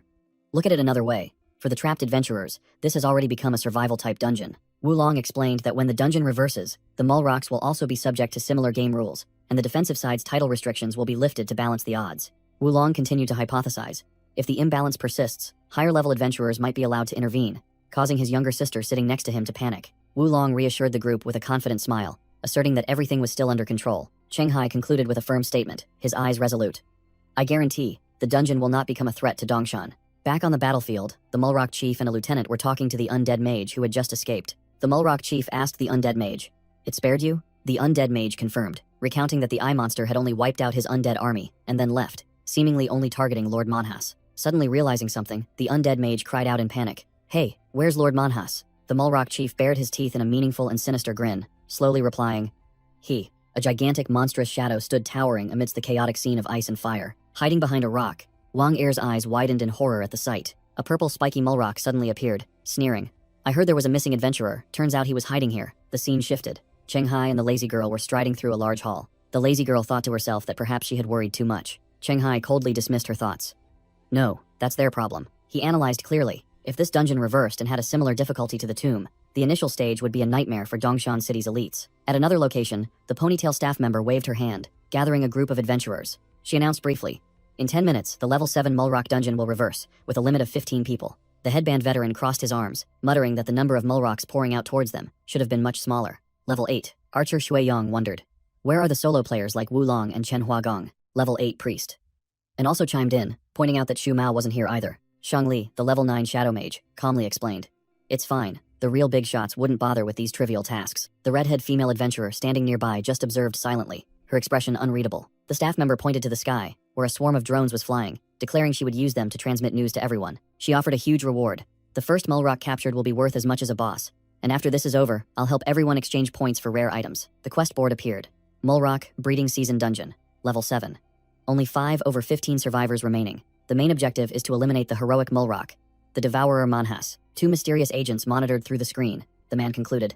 "So, in the end, only 5 people survived?" The 2 turned to thank a giant pink octopus entity for its assistance, and the monster replied politely. The male and female observers, wearing long coats and black sunglasses, stood stone-faced in the middle of the night. The pink octopus entity commanded, "Run," and the 2 agents immediately dissolved into data blocks to escape. A purple spatial gate tore through the living room wall, and 2 agents stepped out, facing the 3 surviving adventurers. The red vest brawler crossed his arms and asked, "Why are you guys here?" While the system displayed the professions of all 3, rational transformation, guardian, and ice magic, the silver-haired mage smirked smugly. "We survived until the very end, surprised?" The male agent adjusted his glasses. "No, I just didn't expect Wang to be eliminated." The shield-wielding guardian furiously yelled, "Wang is dead? Impossible." With his stealth skills, a flashback showed Wang collapsed in a pool of blood, but the guardian still didn't believe it. Even if the heroic Mulrock caught him, he should have been able to escape. Meanwhile, the Devourer Manhwas was roaring wildly as its power surged, the status board confirming its evolution to level 10. The guardian questioned the 2 agents. "You clearly escaped, so why are you still blocking the exit? Don't tell me you plan to let the Mulrocks flood the world?" The muscular man in the red vest explained. "No, after returning, we found that our titles were still usable, contrary to what Wang said." The ice mage continued, his eyes sharp. "We suspected Wang had tricked us all, so we waited here for him to come out and get some answers." The guardian sighed bitterly. Who knew he'd die stuck in that Mulrock city? Well, he's dead, so the debts are settled, and our wait was for nothing. The group of 5, consisting of 3 adventurers and 2 agents, stepped out of the building. The ponytail staff member was already waiting outside, her sharp gaze fixed on them. She held up a device and got straight to the point. "Are you the only survivors?" The male agent, representing the group, confirmed decisively. "Yes, only us." The staff member ordered, "Understood. Follow me," then turned and led the way. The guardian was sweating profusely, muttering, "I knew doing dirty work like this was risky as hell," while the ice mage coldly reminded him, "Just be careful." The spiky hair leader spoke up, stopping the staff member. "Wait." He began to prevaricate, claiming he was just a tourist who accidentally wandered into Shanghai's underground city while bounty hunting, and had never interacted with the owner. He continued to cite regulations, arguing that this was a private dispute in a private dungeon without association staff, so the local association had no right to intervene. The ponytail staff member brushed him off, coldly quoting Article 14 of the Dungeon Reversal Defense Act, declaring the temporary requisition of the entire group to handle the incident. Knowing he couldn't argue further, the spiky hair leader reluctantly accepted. "All right, well, cooperate." The red vest brawler also grumbled his agreement, his expression far from pleased. The guardian looked visibly panicked, while the silver-haired mage remained calm, reluctantly agreeing to cooperate. The staff member got straight to the point, asking the group to synchronize information about the monster composition and the boss in that level 7 dungeon. Suddenly, a Mulrock scout emerged from a spatial rift right in the middle of a modern room. The pink-purple spatial gate opened wide in the living room, and the Mulrock looked around in confusion. On the other side of the gate was a gloomy forest, where an army of Mulrocks of various shapes and colors was gathering, ready for invasion. Above the gate, an energy panel displayed strange characters and the number 9/10. A green Mulrock commander analyzed. It was 10 earlier, and now it's 9 after one Mulrock entered. Is this the number of available slots? The small red-hooded Mulrock worried, fearing that if there was a limit, they would get stuck just like the human adventurers. The entire horde of Mulrocks flinched when an extremely dangerous-looking monster appeared from the shadows. The spiky, purple-skinned, spiky Mulrock leader growled, declaring that human adventurers were just trash, as long as they didn't summon the eye monsters again. Back to the present, the Guardian's face was drained of color as he reported, "Level 9 dungeon, heroic Mulrocks." The muscular red vest brawler continued, his voice filled with dread. "Not only that, it's also turned into a survival type with the highest death rate." The silver-haired mage confirmed, "We can attest to it. We all paid a heavy price to escape that heroic Mulrock, and the assassin Wang wasn't so lucky." The headband veteran adventurer frowned upon hearing the news. Assassin Wang is dead too? If even he was wiped out, then the difficulty of this dungeon. The pink-haired adventurer Yao Wenjiang and the muscle-bound blue-haired Chang Jingchuan were also discussing the hot news. A survival-type dungeon, heroic Mulrocks? Chang Jingchuan smirked with interest, clearly someone who enjoyed a tough challenge. That's exciting. The Dongshan City Adventurers Association headquarters was lit up in the middle of the night, signaling an ongoing crisis. Inside, manager Zheng Renjun was shouting into the phone. "Huh? There are heroic Mulrocks in Shanghai's underground city?" Not only that, the dungeon was also changed to a level 9 survival type? On the other end of the line, Yao Wenjiang calmly analyzed. "That's right. According to the conversion formula, the actual difficulty of a heroic level individual must add 2 to 3 levels compared to the boss level." Zheng Renjun broke out in a sweat, realizing the situation was far beyond expectations. "I think this dungeon reversal incident is about to get out of control." He outlined Plan B, deploying elite forces. To balance things, the title limit will be removed, allowing Chen Huagong and Wulong to intervene and deal with the heroic Mulrock. Zheng Renjun confidently declared the final solution. "If they fail, Anran and I will directly intervene to force it to retreat." Yao Wenchong on the other end briefly confirmed, "Understood." The call ended, and Yao Wenchong hung up. Zheng Renjun gritted his teeth in frustration, blaming the protagonist for everything. Why does everything turn out like this whenever Shanghai is involved? Is that guy a walking jinx? In a dark room, the Mulrock undead mage was casting a spell, summoning 2 warrior souls hovering in a stream of purple energy. The room was packed with various elite Mulrocks, from chiefs, poisoners, and archers, to other types of sentinels, all standing solemnly awaiting orders. The Mulrock chief bowed, reporting to a giant shadow. "Everyone is present, Lord Manhanus." Suddenly, the spiky, purple-skinned spiky Mulrock leader received a system notification that appeared before it. The yellow-green-skinned Mulrock chief also received a similar notification, and a green light enveloped it. The Mulrock undead mage was no exception. A mission information panel appeared right before it. The mission panel clearly displayed the new rules. Survive the day, or kill an adventurer with a recommendation letter, or kill an adventurer 2 levels higher to escape, and kill an adventurer 3 levels higher to evolve. In the quiet night park, Cheng Hai stood tall in his Deathwalker armor, while the lazy girl Su Yu watched from afar. Cheng Hai raised a gleaming golden horn, a fancy-looking item with digital effects, preparing to summon his minion. A horn blast echoed, blue lightning exploded, and summoning energy enveloped the entire area. From within the lightning, a ghost of a goblin shaman appeared, fawning. Gob, shaman, did you call me? Cheng Hai confirmed. That's right, but the ghost dissipated, revealing its true form as a muscular goblin with glowing red eyes and 2 swords on its back. The title, Battle-Hardened Goblin, level 7, was clearly displayed. It had been upgraded. Su Yu, watching from afar, gaped, muttering, "It evolved." She pulled down her mask, her profound knowledge spilling out. This is an advanced form of the warrior goblin, challenge level 7. Suddenly, a giant blue system notification appeared before Cheng Hai, signaling trouble. Su Yu's eyes also widened in surprise, as she saw the notification suddenly appear in mid-air. The system announced with urgency. The Ironwood Forest Dungeon, due to the Mulrock's breeding season, has been upgraded to a level 9 survival dungeon. All restrictions for the monster faction have been removed. At the same time, Shu Mao, standing on the street, received a call and asked cautiously, "Hello?" On the other end, Anran growled, looking extremely annoyed. "Where are you?" Shu Mao maintained a cool expression, getting straight to the point. "What's happening in Dongshan?" Anran delivered the bad news. The situation has changed. The inverted dungeon in Dongshan is now led by a heroic Mulrock. He then ordered, "Kill 2 mediocre Mulrocks and get out. Absolutely, do not approach the boss." Shu Mao calmly replied, "All right, any other requests?" Anran concluded with a worried expression, "No, just stay alive." Meanwhile, in the lair, a red-hooded Mulrock was examining a map, analyzing. Red dots are adventurers more than 2 levels higher. Black dots are leaders more than 3 levels higher. There are 2 black dots, a bit few to share. The Mulrock undead mage was fuming at his map. "Wait, why are mine all red dots and no black dots?" The Mulrock master stood beside him, pointing and explaining condescendingly. "Because your level is 1 tier higher than ours, you fool." The Mulrock assassin wondered, "How can I benefit from the Lord's enhancement aura to evolve then?"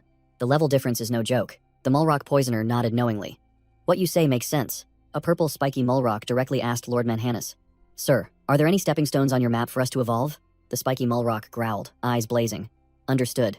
Then we must clear out these human adventurers to lure the higher level ones here." The Mulrock chief gathered all his elite subordinates, preparing to assign the main mission.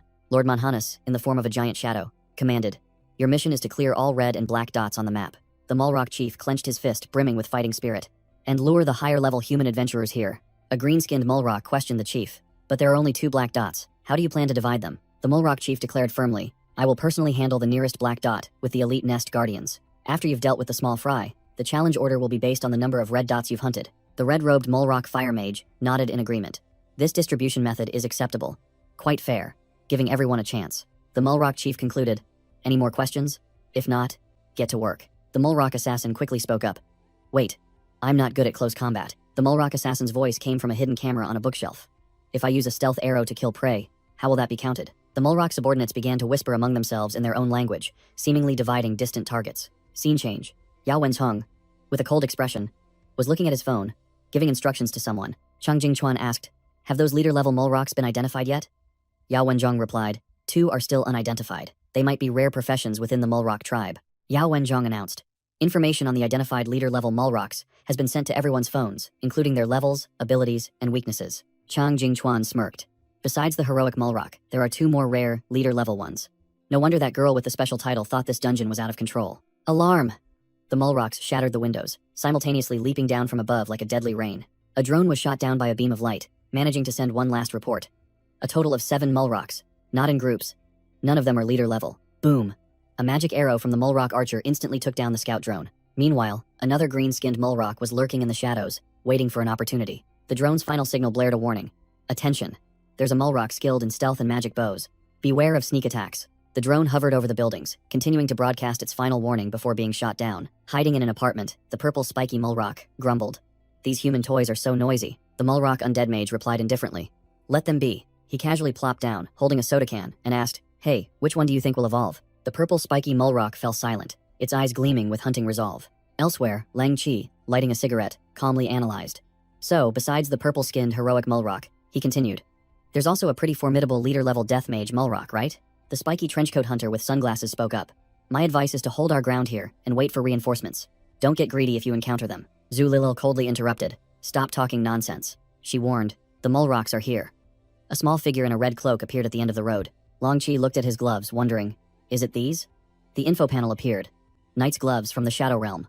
A rare artifact. The spiky trenchcoat hunter immediately denied. No, it's not. The mole rock fire mage saw 3 hunters and a swarm of guiding eyes floating behind them, and muttered, looks like I got lucky this time. He angrily roared, damn unlucky. Why did I have to run into the guy who can summon those eye monsters that Lord Manhannis mentioned? Without further ado, the mole rock fire mage launched a giant fireball towards Lang Chi's group. From inside the apartment, the purple spiky mole rock saw the streak of fire across the night sky. Confused, not understanding what was happening, he suddenly realized. The fire mage ran into the eye monster summoner. Huh? The purple spiky mole rock sneered, thinking to himself, excellent, let's see who's stronger after I evolve, me or that eye monster guy. An urgent announcement blared as a heroic mole rock streaked across the rooftops like a green phantom. The purple spiky mole rock was being closely followed by a drone and bolted frantically towards the west gate. The mole rock fire mage faced the group of hunters and the hellhound, roaring. This leader-level mole rock is weak. Don't let it escape. The hellhound charged to attack, but the mole rock fire mage anticipated it and launched a fireball to block its path. The mole rock fire mage spun the fireball in its hand, preparing to unleash a destructive blow. Boom! A giant fiery explosion engulfed the hellhound, destroying it in an instant. Just as it finished it off, the mole rock fire mage saw a swarm of guiding eyes floating in the sky and muttered, eye lasers. Huh? The guiding eyes fired simultaneously, unleashing a torrent of blinding white energy beams. Undeterred, the mole rock fire mage growled, magic barrage. It swung its staff, creating a storm of magic projectiles, firing them back into the sky to block the guiding eyes' attack. Seizing the opportunity, Zhu Lilil swung her rare leather whip, charging straight to attack the mage. Whoosh! The whip wrapped tightly around the mole rock fire mage's staff, catching it by surprise. Lang Chi began chanting, dark energy gathering in his hands. O I tyrant of the dark lands, grant me your power. Lang Chi roared. Mind control. Unleashing a wave of purple energy straight at the mole rock. The mole rock fire mage was hit, his entire body enveloped by mind control energy, freezing in place. Zhu Lilil shouted, now's the time, tightening her whip, completely immobilizing the target. Elsewhere, a shadow summoner in a black suit summoned the Shadow Realm Queen, an entity with an immeasurable challenge rating. The Shadow Realm Queen whispered, use my power to your heart's content, my knight. Fully buffed with power, the hunter shot forward, the sword in his hand transforming into a giant blade of shadow, ready to cleave through anything in his path. Slash. The black-suited hunter unleashed a dark magic spell, tearing the mole rock fire mage in half. Killing a mole rock captain. We can report this now, the black-suited hunter declared, looking down at the 2 monster corpses. Suddenly, a drone flew in, issuing an urgent warning. Adventurers in the West Gate area, attention. A heroic mole rock is moving towards this location. Thud. A giant black shadow landed right in front of the group of hunters, the ground cracking under its weight. The spiky purple-skinned monster roared, its red eyes full of aggression. A heroic mole rock? How did it get here so fast? The female hunter, sweating, asked the leader with a trembling voice. What should we do? Fight or flee? The spiky brown-haired leader was speechless, only able to silently stare at the monster before them. The heroic mole rock observed the hunters and the hovering eye orbs, muttering, huh? They didn't summon that big eye monster this time? Do they think it's unnecessary? It bared its teeth in a sinister grin. Or perhaps they can't summon it anymore? In another corner, a mole rock archer was lurking, spotting Chenghai and Su Yu sitting on a bench. Found them, the archer assessed.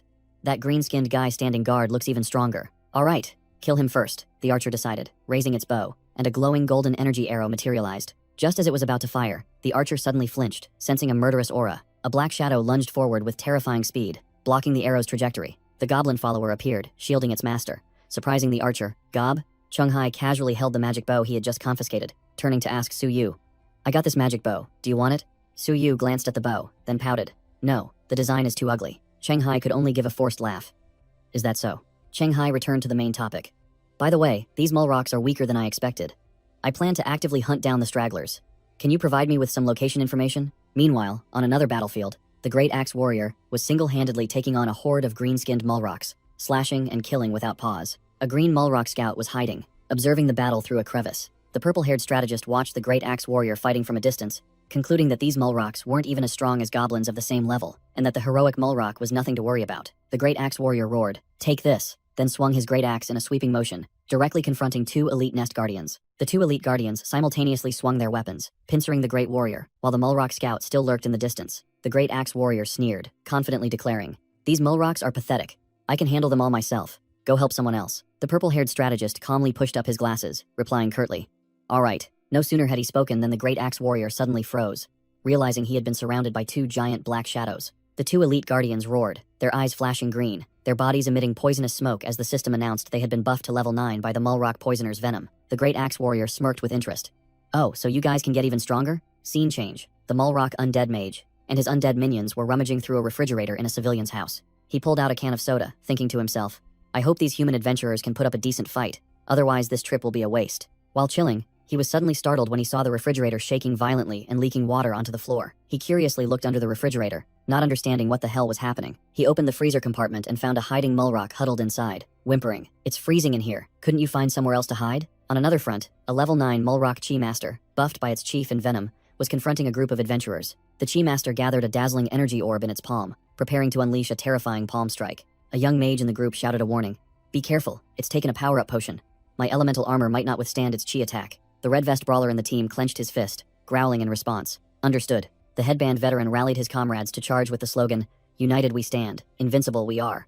The whole team responded in unison. The Chi Master's attack was so powerful, it shattered a large, exquisite-grade shield. The headband veteran's team was struggling to hold on, activating the effect of an ancient shield fragment, temporarily upgrading it to rare. Dungeon Owner C, the young man with orange blonde hair and sportswear, gracefully dodged the energy beams shooting up from the ground. The Mulrock Master smirked contemptuously, raising a provocative finger, signaling you're still too green. Dungeon Owner C looked bewildered, not understanding why he still felt uneasy even after dodging. An unexpected energy beam shot through Dungeon Owner C, making him spit out a mouthful of blood and scream in pain. His black-haired teammate cried out in alarm. C. The headband veteran also yelled in panic. Brick Boy. The Mulrock Master triumphantly looked towards a mysterious figure, a customization expert who had just appeared. From the shadows, Shu Mao stepped out, with blue energy radiating from his hand, and coldly asked the monster, What are you so proud of? With that, Shu Mao used a combination of seal art and teleportation, instantly freezing the Mulrock Master in a giant block of ice. Elsewhere, a spiky purple-skinned monster was tightly bound at the wrist by a black whip. Two female bounty hunters strained to pull the whip, muttering prayers for strength from the Eye Devil of the Shadow Realm. The spiky trenchcoat hunter, his brown hair spiked and wearing sunglasses, unleashed his mind control skill, purple energy enveloping his hand. The purple-skinned monster struggled, its red eyes flaring, and shattered the hunter's control art. The brown-haired woman was astonished, unable to believe the monster could resist. The spiky trenchcoat hunter was also stunned. The team's plan had completely fallen apart. The purple-skinned monster grabbed the whip, saying in a mocking tone, Had enough fun? It swept away the minion eye monsters, then looked at a shadowy figure, growling in challenge. Bring out that eye monster, I want to take it down. The brown-haired woman turned to call Lang Chi in desperation, but he could only stammer that he had asked but received no response. Lang Chi yelled for help. Shang Li, come help quickly. I know you still have a trump card. The shadow summoner coldly replied to Lang Chi's plea. No, I refuse. He stood on the rooftop, calmly declaring that this heroic Mulrock was their target, and since their control skills were useless now, they shouldn't even think about relying on him. Lang Chi was fuming with rage, only able to grit his teeth as he watched that bastard jump away. Too bad. The Mulrock assassin suddenly appeared right behind them, making the spiky trenchcoat hunter and his female teammate freeze. The monster showed regret. Looks like you can't summon it anymore. I was planning to devour it for my second stage evolution. The brown-haired woman turned her head to look at Lang Chi, her eyes desperate, only managing to utter his name. The Mulrock assassin raised its razor-sharp hand and declared chillingly, You're useless now. Slash. A spray of blood erupted, and Lang Chi's glasses shattered, signaling his defeat. Elsewhere, Dungeon Owner C, the orange blonde-haired adventurer, was also down, being carried away on a stretcher by medical staff. The headband veteran was also struggling to carry a frozen teammate in a large block of ice, urgently yelling for everyone to be careful. The ponytail staff member explained to Shu Mao that the first conquest points would be calculated based on the boss's strength after the dungeon ends. She added, At that time, we will open the special item exchange window for title clues, intelligence, and class change items. Shu Mao crossed his arms and smirked confidently. I'm really looking forward to it. Suddenly, two blue system notification panels appeared in mid-air, interrupting their conversation. The notification read, Hint, Mulrock 009 has completed the exit conditions.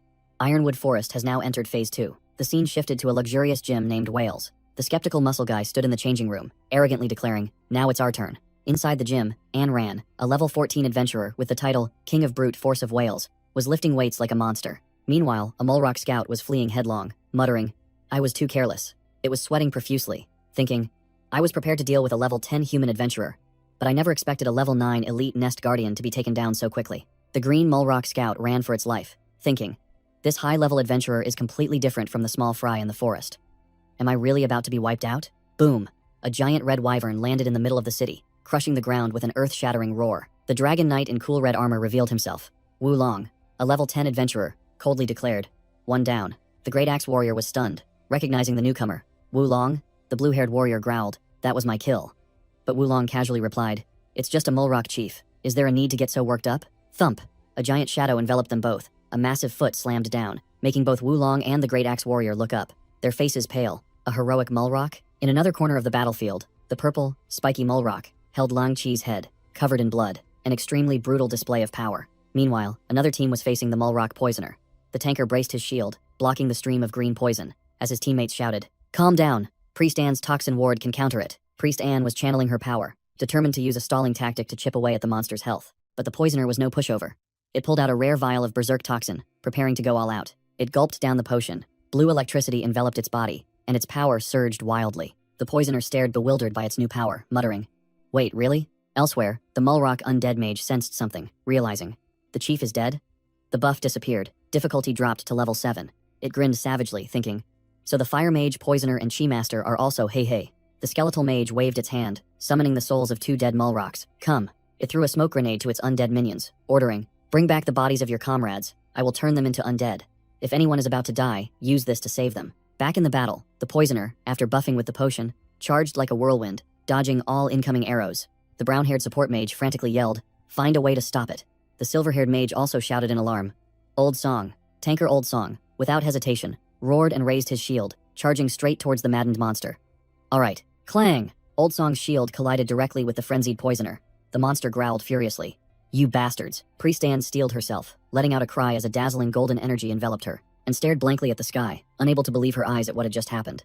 A level 10 giant angel, Brahma's divine attendant, appeared from the light, making, and gasp, an angel? The divine entity that had just appeared began to dissipate into sparkling particles of light. The entire adventurer team stood watching the sparkling magical remnants in the air, while a mysterious figure coughed violently from afar. Reinforcements had arrived. It was Yao Wenzong, a level 8 adventurer, an archivist scholar, who calmly asked, "Am I late?" and grinned widely, replying excitedly, "No, you're just in time." Old Song was still on guard when a smoke grenade suddenly flew in front of him. The grenade lodged itself in the grass, ready to explode. Boom!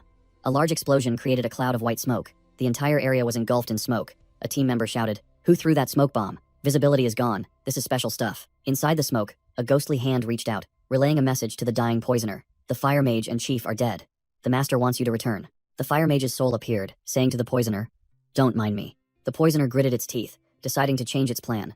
"Forget about evolving. Now I just need to kill a high-level adventurer to be able to return." Elsewhere, the Mulrock undead mage stood beside the fire mage's soul, preparing to perform a ritual on the corpse of another comrade. The skeletal mage raised its hand to the sky, roaring, "Undead transformation." Blue dark energy poured from its hand, enveloping the corpse of the Mulrock Chi Master. The Chi Master's soul was pulled from the corpse, beginning the transformation process. The Mulrock Chi Master was reborn as an undead warrior, staring in astonishment at its new hands. "I've become undead?" Mulrock undead mage reports. "Yes. Master, I have returned." The Mulrock undead mage was startled when the Mulrock fire mage's spirit suddenly appeared right in front of him. The Mulrock fire mage's spirit carried a red, heavily stitched pouch, likely containing the souls of his fallen comrades. The Mulrock undead mage immediately pressed, "What about the Mulrock Chi Master and the Mulrock poisoner?" The Mulrock fire mage reported the dire situation. The Mulrock Chi Master was captured by the adventurers, and the Mulrock poisoner was scared witless, now only wanting to flee this dungeon quickly. The Mulrock undead mage muttered, "Understood," his face darkening, clearly displeased. As the smoke cleared, an elite team of adventurers, consisting of tanks, archers, and mages, took their positions, ready to hunt. Shui Yong, the archer, knelt to examine the puddle of purple poison, while the burly man with the mace cursed. That leader-level Mulrock escaped. Yao Wenzhong, the mage in the lab coat, made a phone call with an extremely professional expression. "Have you found it yet?" At the command center, the tech support hacker yelled excitedly, "Found it," under Chang Jingchuan's supervision. A drone was relentlessly pursuing the Mulrock poisoner, who was fleeing headlong down the highway. Yao Wenzhong gave a decisive order. "Plan the pursuit and notify nearby adventurers to intercept it." The tech support hacker immediately acknowledged.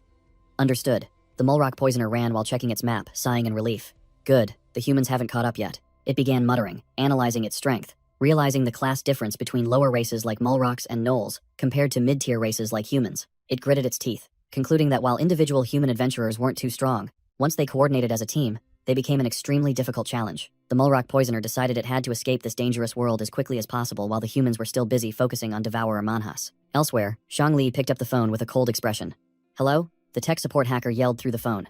"Shang Li, official adventurer of Yunxiao City.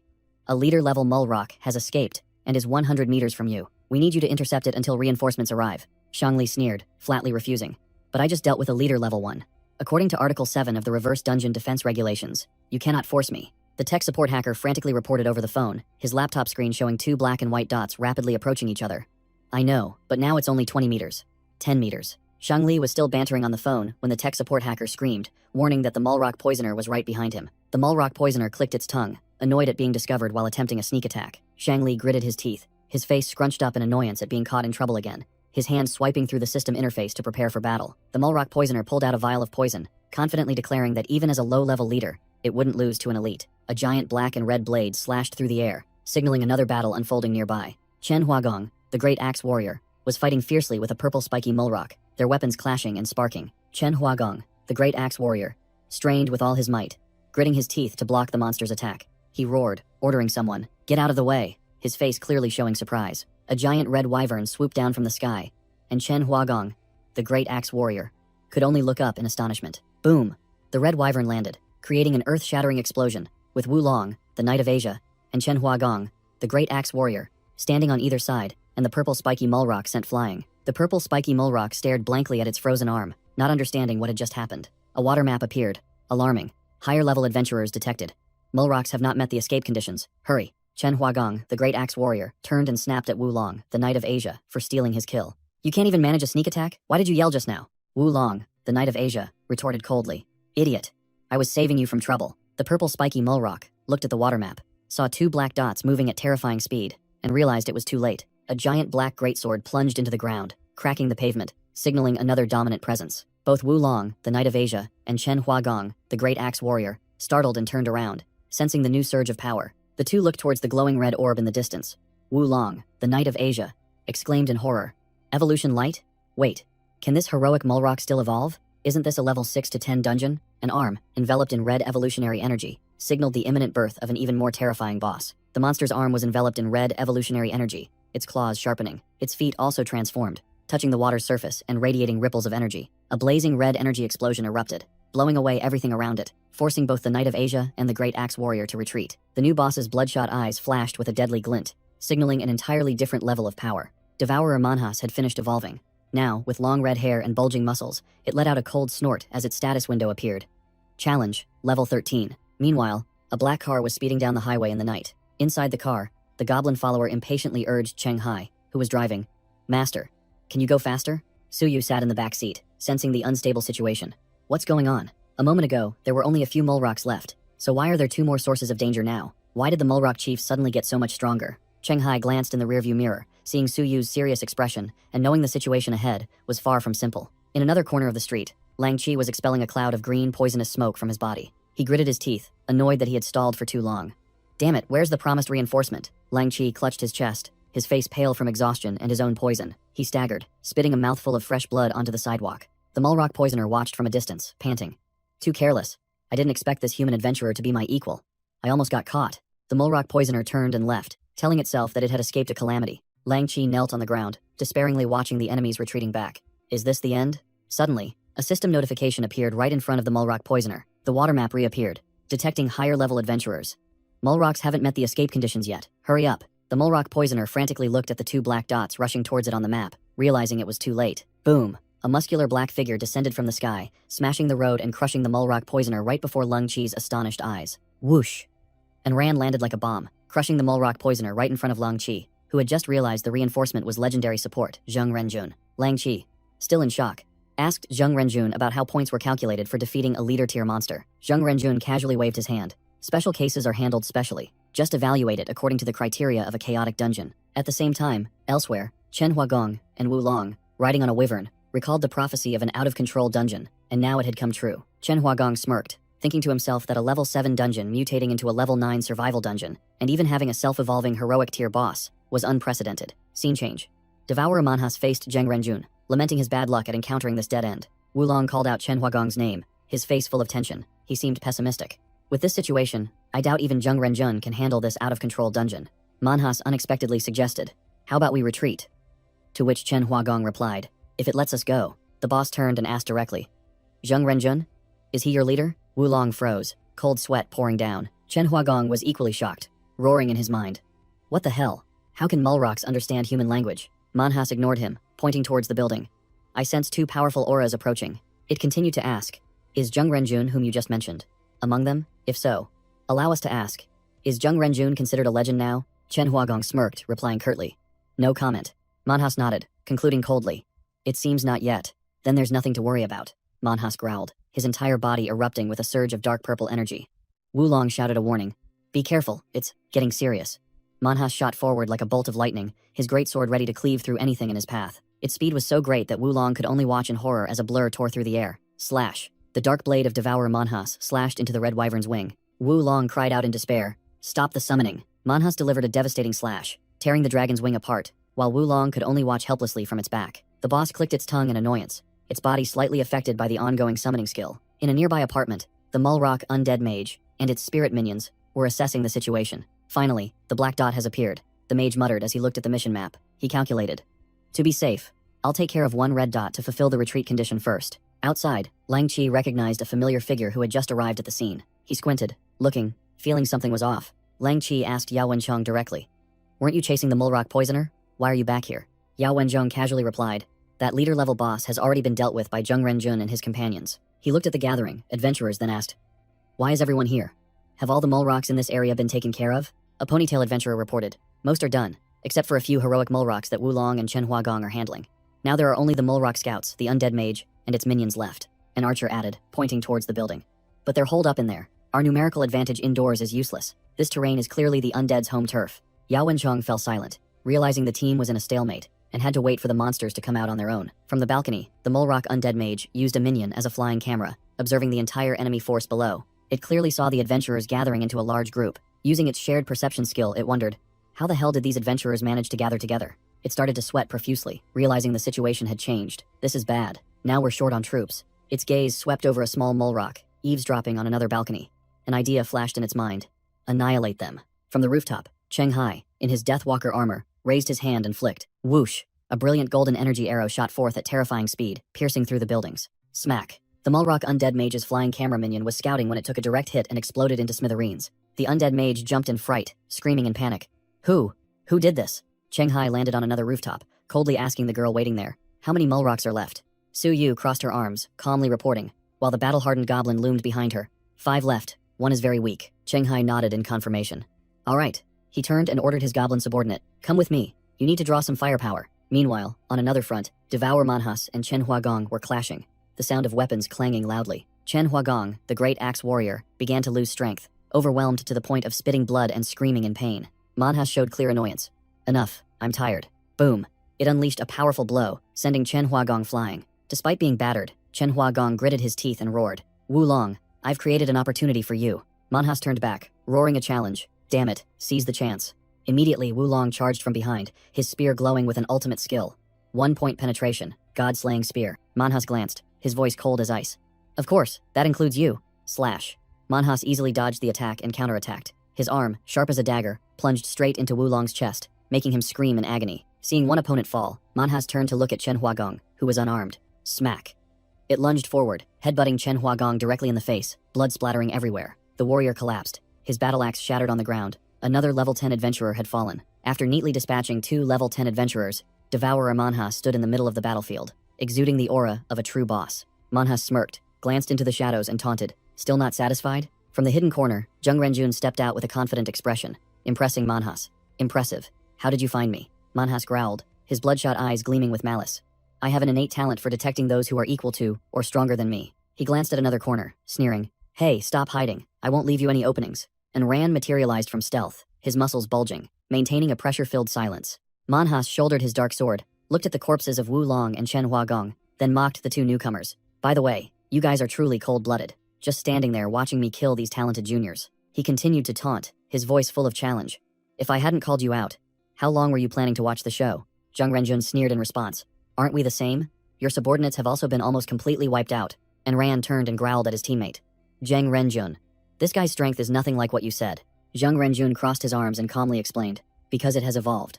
Don't worry, I'll calculate the reward points based on an out-of-control dungeon of levels 11 to 15. I guarantee you won't lose out. And Ran silently accepted, while Manhwas merely responded with a scornful smile. Elsewhere, an urgent evacuation order was issued. What? Zheng Renjun ordered us to leave Junyue Jinluan Bay Phase 2? Yao Wenchong was on the phone, confirming the situation. That's right, this inverted dungeon is completely out of control. He said he wouldn't be able to look after us during the fight. The tech support hacker reported back. No, Su Yu just contacted me. She said Cheng Hai will handle the Mulrocks in the building. Yao Wenchong's eyes widened in surprise upon hearing the news. Cheng Hai is here? Shu Mao, and a redhead female adventurer, appeared extremely worried, believing Cheng Hai was too reckless because the Mulrock undead mage was no easy opponent. Ding! The elevator door in a nearby building opened. The battle-hardened goblin, Cheng Hai's subordinate, strode out majestically, shouldering a giant dark sword, its aura soaring to the heavens. As soon as it entered the hallway, it detected a Mulrock Soul minion on a reconnaissance mission, stealthily phasing through the wall. Just as the scouting Mulrock Soul was about to turn its head, a giant dark sword was already pressed against its nape. Whoosh! A clean sword stroke severed the soul, causing it to vanish instantly. The battle-hardened goblin narrowed its eyes, paying no mind to the enemy that had just perished. It muttered to itself, ordering itself to keep moving forward, without looking back. In the command room, the Mulrock undead mage was sweating profusely, shrieking in horror. Dead in one hit again? Impossible. That was a level 7 elite undead. The Skeleton King gritted his teeth, realizing the situation was out of control. There's no other way. He ordered 2 other soul minions. A giant green-skinned boss has reached our floor. You two go deal with it. Meanwhile, elsewhere, the tech support hacker was yelling into his headset. Mr. Yao, this is bad. Cheng Hei's phone is off. I can't reach him. Yao Wenzhong, standing on the street, also panicked upon hearing the news. Off? He stood in the middle of the night, surrounded by the shadows of strangers approaching. 2 men, 1 blonde, 1 redhead, stepped out of the shadows and asked, "Need help?" Yao Wenzhong narrowed his eyes at the 2 uninvited guests, looking suspicious. Click. The doorknob of the Mulrock undead mage's apartment was turned from the outside. Creak. The door slowly creaked open, and the battle-hardened goblin strode in majestically. As soon as it entered the room, it saw a Mulrock soul minion muttering incantations, surrounded by glowing magic circles. The soul shrieked, channeling its power to unleash the multi-fireball technique. Boom! A fireball slammed directly into the goblin's head, but it seemed to have no effect. The soul mage signaled, "Now's the time." Another Mulrock soul minion with sharp pincers emerged from the floor, preparing to ambush. Whoosh! The warrior soul charged straight ahead, aiming for the battle-hardened goblin's back. Thwack!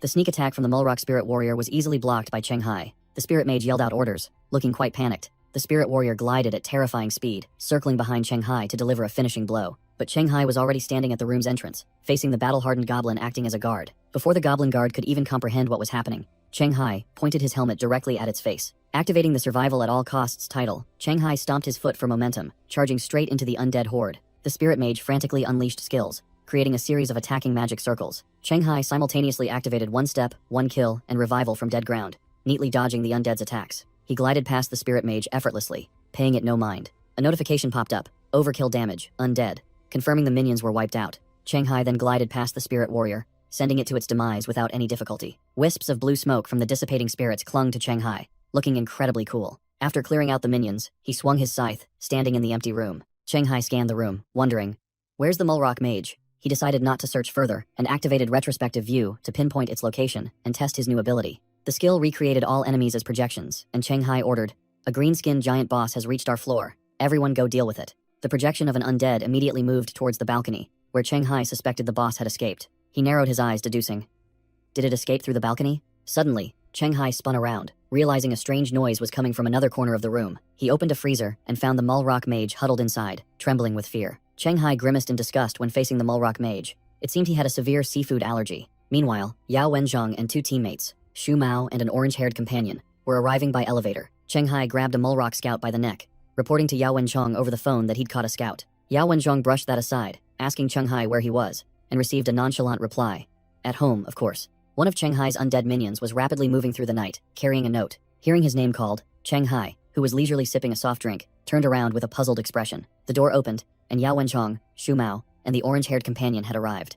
Shu Mao even waved a friendly greeting. Cheng Hai smirked, recognizing Shu Mao, and asking why he was there. Shu Mao explained that he was late and only managed to catch a Mulrock captain nearby, and hearing there was another one here, he came to try his luck. Cheng Hai announced that the big fish had gotten away, while also boasting that he had cleared out its undead minions along with his goblin followers. The goblin follower was immediately summoned, flexing its muscles to show off, while the recently defrosted Mulrock scout trembled on the table. The accompanying orange-haired companion showed extreme interest, his sharp eyes fixed on the goblin follower's gigantic black sword. Yao Wenzhong suddenly interrupted, his face serious as he announced, "That can wait, we need to retreat." Cheng Hai asked in surprise about going to help Wu Long and Chen Huagong, but Yao Wenzhong coldly replied that it was already too late. The scene shifted elsewhere. Devourer Manhas was single-handedly taking on 2, completely overwhelming Wu Long and Chen Huagong. From a distance, Zheng Renjun, a level 14 adventurer with the Echo Knight profession, observed with folded arms, admitting that he had revealed all his trump cards. Zheng Renjun ordered and ran. "If your killer punch doesn't kill this monster, then we're finished today," while Manhas sneered. Without hesitation, Manhas shot forward like an arrow, the black sword in his hand ready to cleave through everything. Zheng Renjun calmly activated a skill, and an energy echo manifestation appeared right beside him, ready for battle. Zheng Renjun's echo manifestation charged forward to meet the attack, swinging its sword to directly confront Devourer Manhas. Clang! Zheng Renjun's echoing manifestation blocked the Devourer Manhas black sword, and the two glared at each other, sparks flying. Manhas gritted his teeth in frustration, silently cursing that this human's profession was too annoying. Could he really summon clones without paying any price? Seizing the opportunity, Enran rushed in from behind, growling. Finally, the time has come. Manhas was startled, only managing to sense a wave of killing intent closing in. Smack. Enran landed a devastating punch straight to Manhas's stomach, roaring, "Die." Boom! The terrifying force of the punch sent the boss flying like a bullet, crashing into the building behind. Manhas scrambled to his feet from the rubble.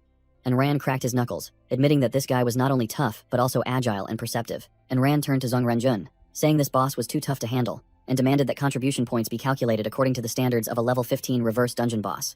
Zhang Renjun smirked confidently, replying simply, "All right," and Ran instructed him to continue, saying he would look for an opportunity to jump in, while activating his hold breath skill to move silently. Manhwa stood up, dusting himself off and muttered, "Damn it, I underestimated them." He looked at his two enemies with a contemptuous gaze, growling, "You're just two small fries. Do you think some crappy profession bonuses can take me down?" Manhwa roared, delusion, releasing all his pressure, making Zhang Renjun and Anran wary. He realized he was forced to choose between the present and the future. "I will choose a profession," Manhwa declared, as a watery system interface appeared before him. The system announced that, thanks to his heroic trait, he could choose one of the professions he had previously devoured, and a long list appeared. Manhwa ordered to filter out all professions with long-range attack capabilities, clearly wanting a close-quarters, bloody battle. The list was narrowed down to 3 options: magic archer, martial artist, chi master, and elemental mage, fire. The system then displayed a warning, stating that these 3 professions were much weaker than sea beast, monk, and druid, asking if he wanted to reselect. "Enough, I choose number 2. Manhwa roared impatiently, deciding to choose the martial artist profession.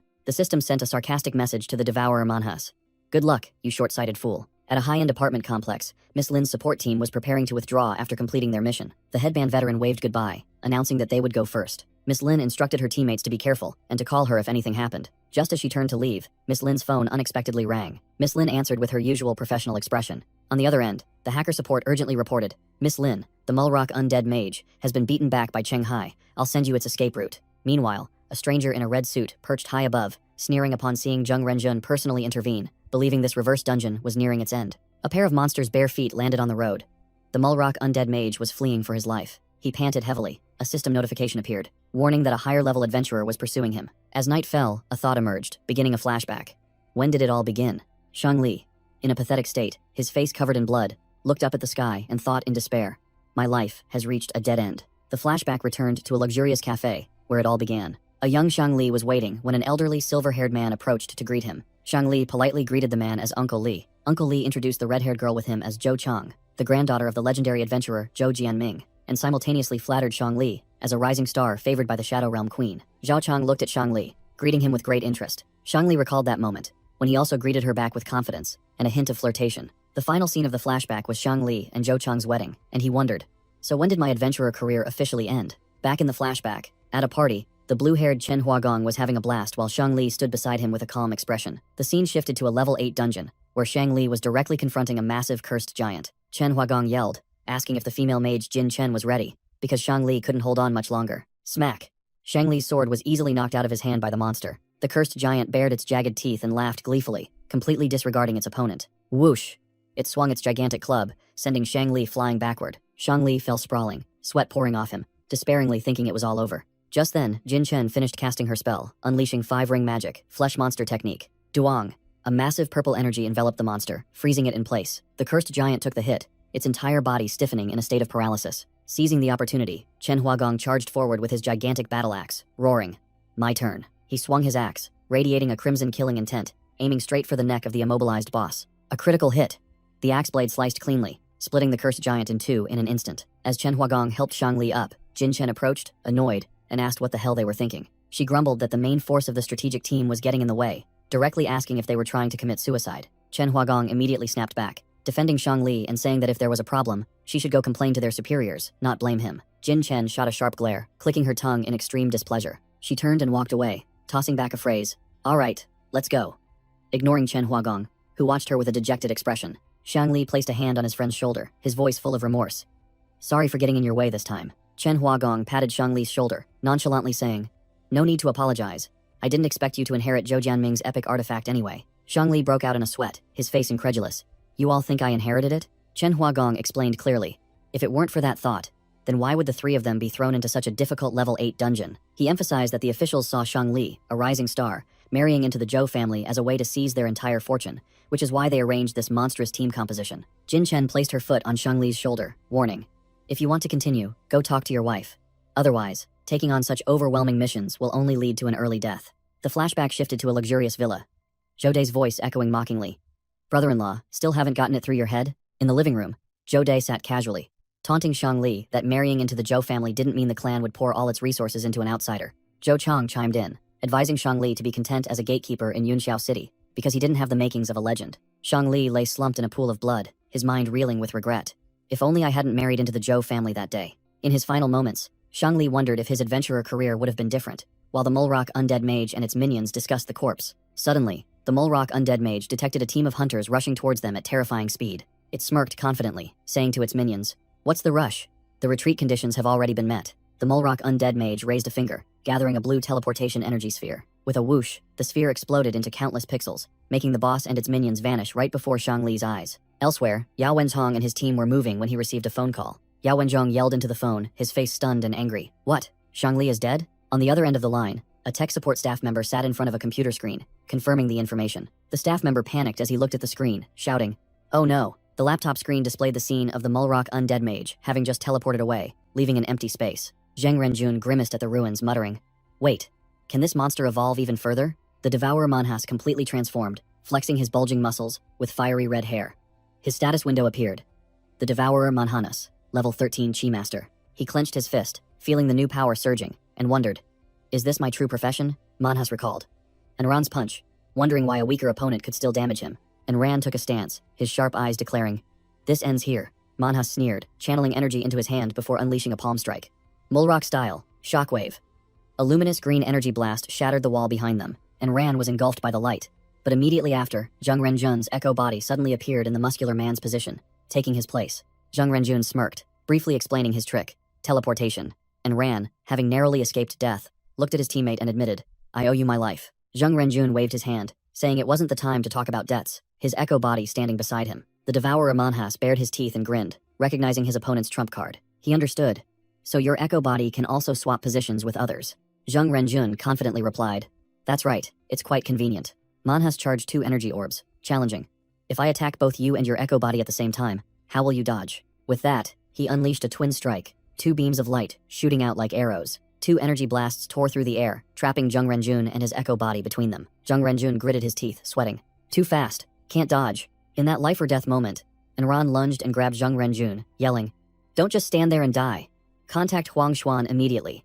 This monster is about to reach legendary level." Both level 14 adventurers had to flee headlong, admitting a harsh truth. "We can't beat it." The Devourer Manhas stood there, domineeringly watching his 2 fleeing prey. The Devourer Manhas shot forward like a red streak, his speed utterly overwhelming. Zheng Renjun turned to Anran, uttering a sarcastic remark.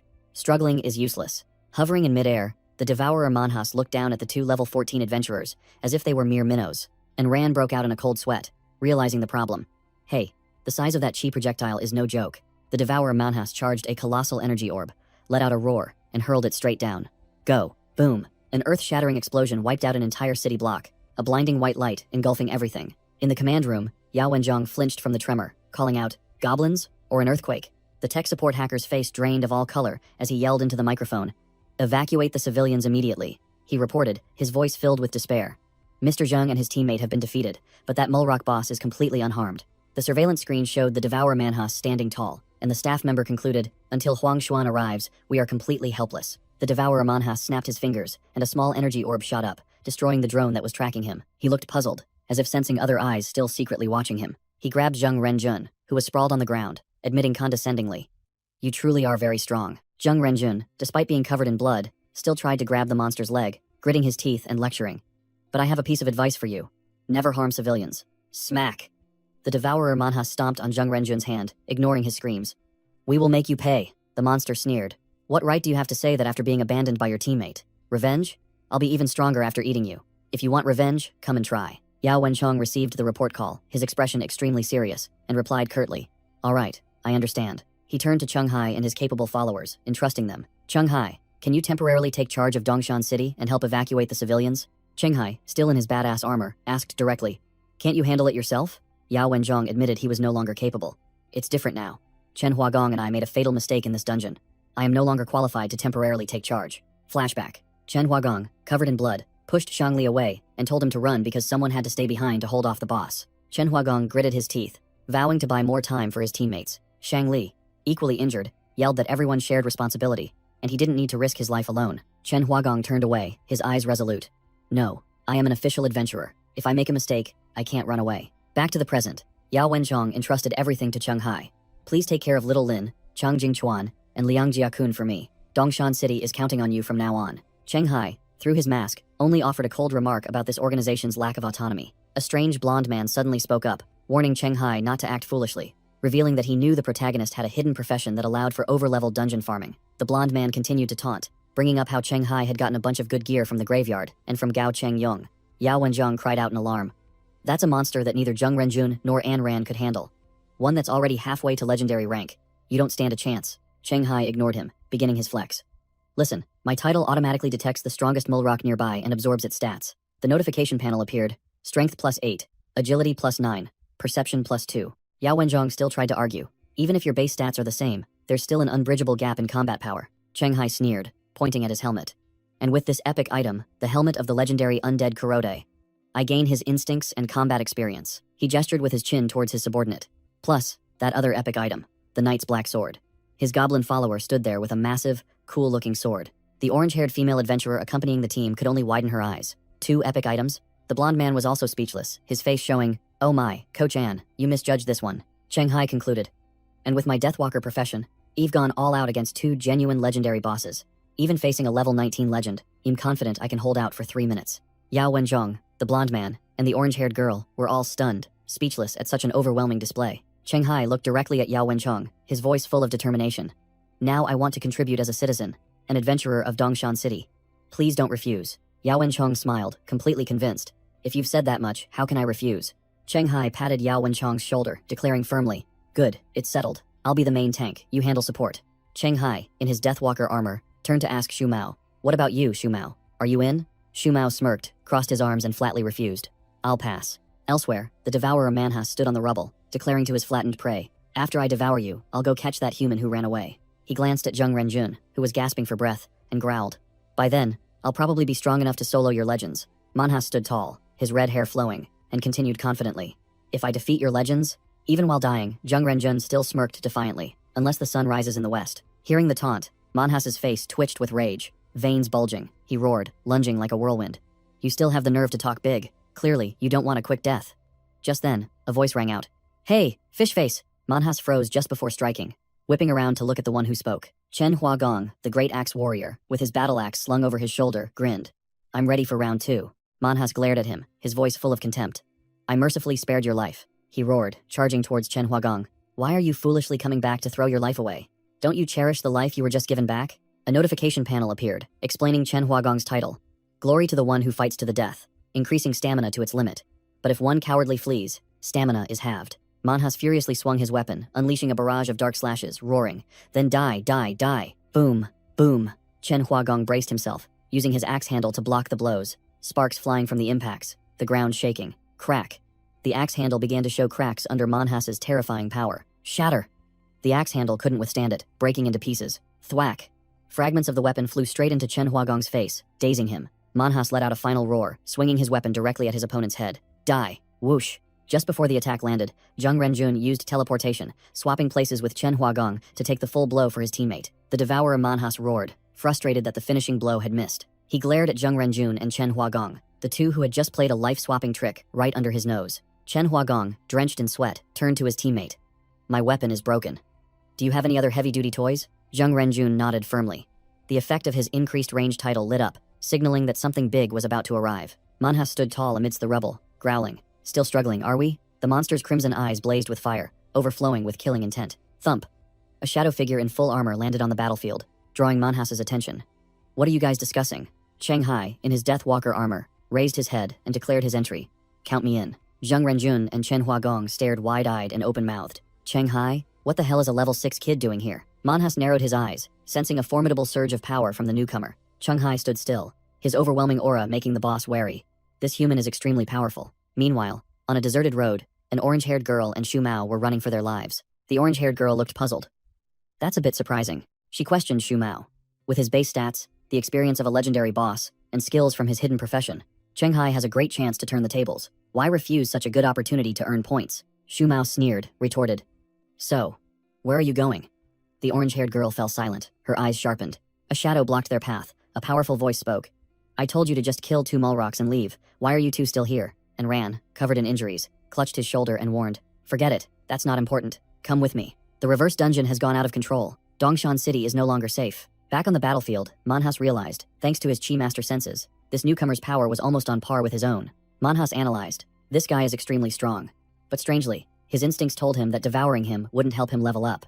Clearly the opponent's level wasn't 13. Manhwas confronted Chenghai directly, acknowledging the enemy was a special individual like himself, and asked directly, Hey human, what level are you? Chenghai looked up, his voice casual.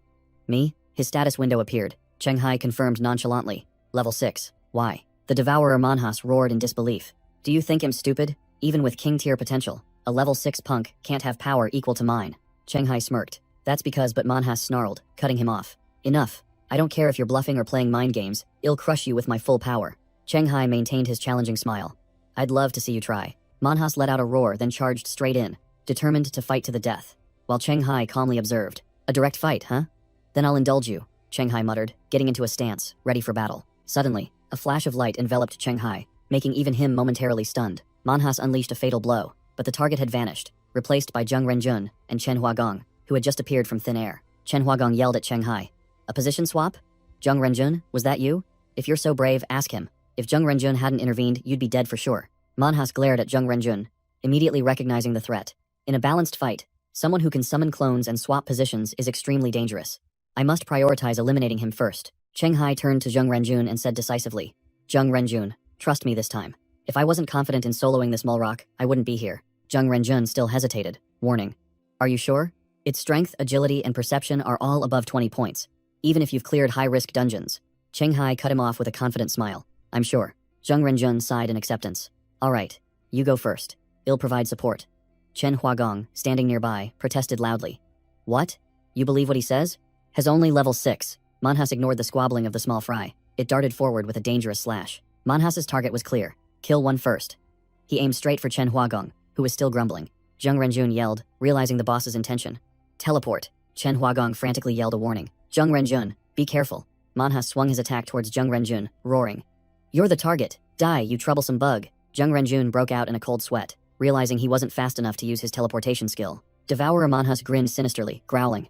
I've got you. Just as the boss's claws were about to strike, Chenghai shot out like lightning, his sword blocking the attack. Clang! Chenghai looked up, his voice full of sarcasm. Didn't you say you'd go all out against me? What's the meaning of attacking my teammate? From a distance, Enran analyzed in a deep voice. Chenghai has 2 epic-grade equipment pieces? Enran continued to mutter. That kid's main profession is extremely special, to the point where it's not even in the hidden profession guidebooks, and he's using title effects to balance his stats with that heroic Mulrock. Shu Mao confidently suggested, I think with your help, even if we can't kill it, we can still hold out until reinforcements arrive. The battle continued. Chenghai and Zheng Renjun's Echo simultaneously lunged to attack Devourer Manhwas from 2 sides. Zheng Renjun's Echo charged from behind, swinging his sword at the boss back. Chenghai sneered, reading his opponent. Let's see what strategy you'll use this time, while Devourer Manhwas glared at him with resentment. Devourer Manhwas roared contemptuously. You fools. You've used that trick twice already, do you think I'd fall for it again? The boss dodged the Echo's attack, confident that Chenghai would use the position swap trick again, but not this time. Chenghai chuckled triumphantly. Idiot. Using the same strategy twice. And you think we'd use it again? A fatal sword strike pierced through Devourer Manhas's back, purple blood splattering as he let out a miserable scream. Chen Huagong excitedly raised his fist. We won. But Zheng Renjun immediately dashed his hopes. Not yet. Chenghai stood from a distance, explaining. This heroic Mulrock's physique must be over 20.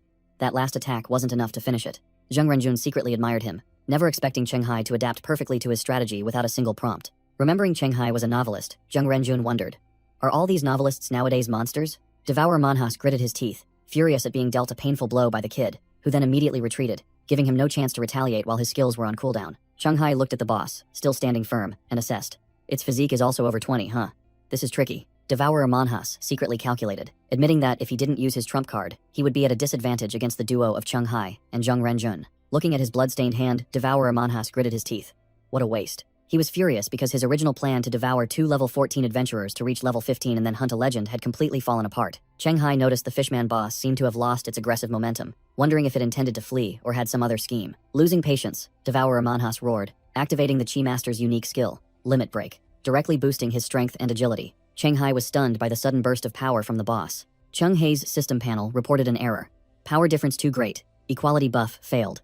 But the Deathwalker's second effect activated, directly adding 4 points to strength and agility. Another notification appeared, revealing that the Death Lord and the Mother of the Sea were secretly observing the match, demanding the adventurers perform their best. Devourer Manhwas let out a breath, bitterly admitting he had intended to save this move for a legend, but now there was no chance. With a whoosh, Devourer Manhwas vanished from the spot, his speed so great that Cheng Hai could only widen his eyes in astonishment. Cheng Hai shouted a warning to Jung Renjun to run, as the boss' speed was out of control. This time, he wasn't sure he could stop it. Roaring for a level up, Devourer Manhwas shot straight towards Jung Renjun like a bullet. Jung Renjun maintained a calm expression, ready to face the devastating attack. Bang! A world-shattering punch from Devourer Manhwas landed squarely on Jung Renjun. Jung Renjun was sent flying backward, his arm bleeding, but he still successfully blocked the destructive attack. Devourer Manhwas grinned sinisterly, triumphant at having incapacitated one of his opponents. Suddenly, the boss froze with an expression of disbelief. From behind, Chen Huagong had charged forward, using all the strength of a great axe warrior to tightly embrace and lock down Devourer Manhwas, shouting, "Cheng Hai, now's the time." Cheng Hai immediately responded, his eyes sharp. Understood. Held tightly, Devourer Manhwas growled mockingly at Chen Huagong. "You think this alone can stop my movements?" Manhwas roared. "Don't be naive." He flexed, unleashing a burst of crimson energy that sent Chen Huagong flying. Crash! Chen Huagong was blown away like a broken puppet, while Cheng Hai charged forward from the front. Cheng Hai narrowed his eyes, radiating killing intent, and swung his sword, preparing to unleash a lightning-fast strike. A powerful dark slash tore through the air, heading straight for Manhwas. Boom! The attack missed its target, gouging the ground and creating a terrifying explosion. Cheng Hai was stunned, sweat pouring down as he realized his attack had completely failed. From the dust and smoke, Manhwas emerged without a scratch, a smirk on his face. Enough with the theatrics. Then, the boss gathered a destructive energy sphere in his palm, his red eyes blazing.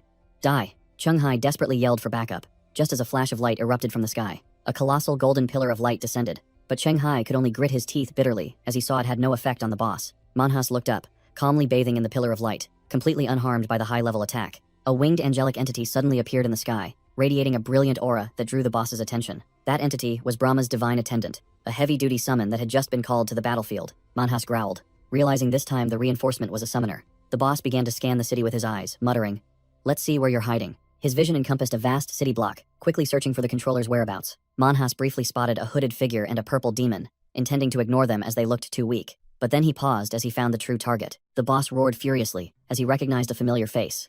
"You dare to come back here?" His target was a muscular, bald brawler, standing dumbfounded, not understanding what was happening as Manhwas charged towards him at terrifying speed. Manhwas swung his arm, unleashing a colossal blue energy slash directly at the bald man. The muscular, bald brawler saw the enormous energy surge approaching, his face changing color. This isn't good. He braced himself, activating his Unarmored 1 title, which converted all his physical stats into virtual armor to reduce damage. Though pushed back a long distance, gouging the ground, he still stood firm against the boss's attack. The bald man panted, his body radiating residual energy, but he had successfully tanked the previous move. Manhwas roared in frustration when his prey didn't die instantly. Die! Suddenly, Cheng Hai, in his black armor, rushed forward like a phantom, delivering a hook punch straight to Manhwas' side, stopping the attack. Cheng Hai landed, shielding the bald man, ready to face the fight. Cheng Hai turned to ask the bald brawler, who was bleeding from the mouth, "Can you still fight?" The muscular bald brawler gritted his teeth, admitting that after just a few moves, he knew this boss was on a completely different level. Cheng Hai didn't say much, taking out a blood potion from his inventory. "This is a recovery potion. Give it to Brother Zheng to use," Cheng Hai said, asserting that they could only buy time for reinforcements. Manhwa stood up, his entire body crackling with lightning,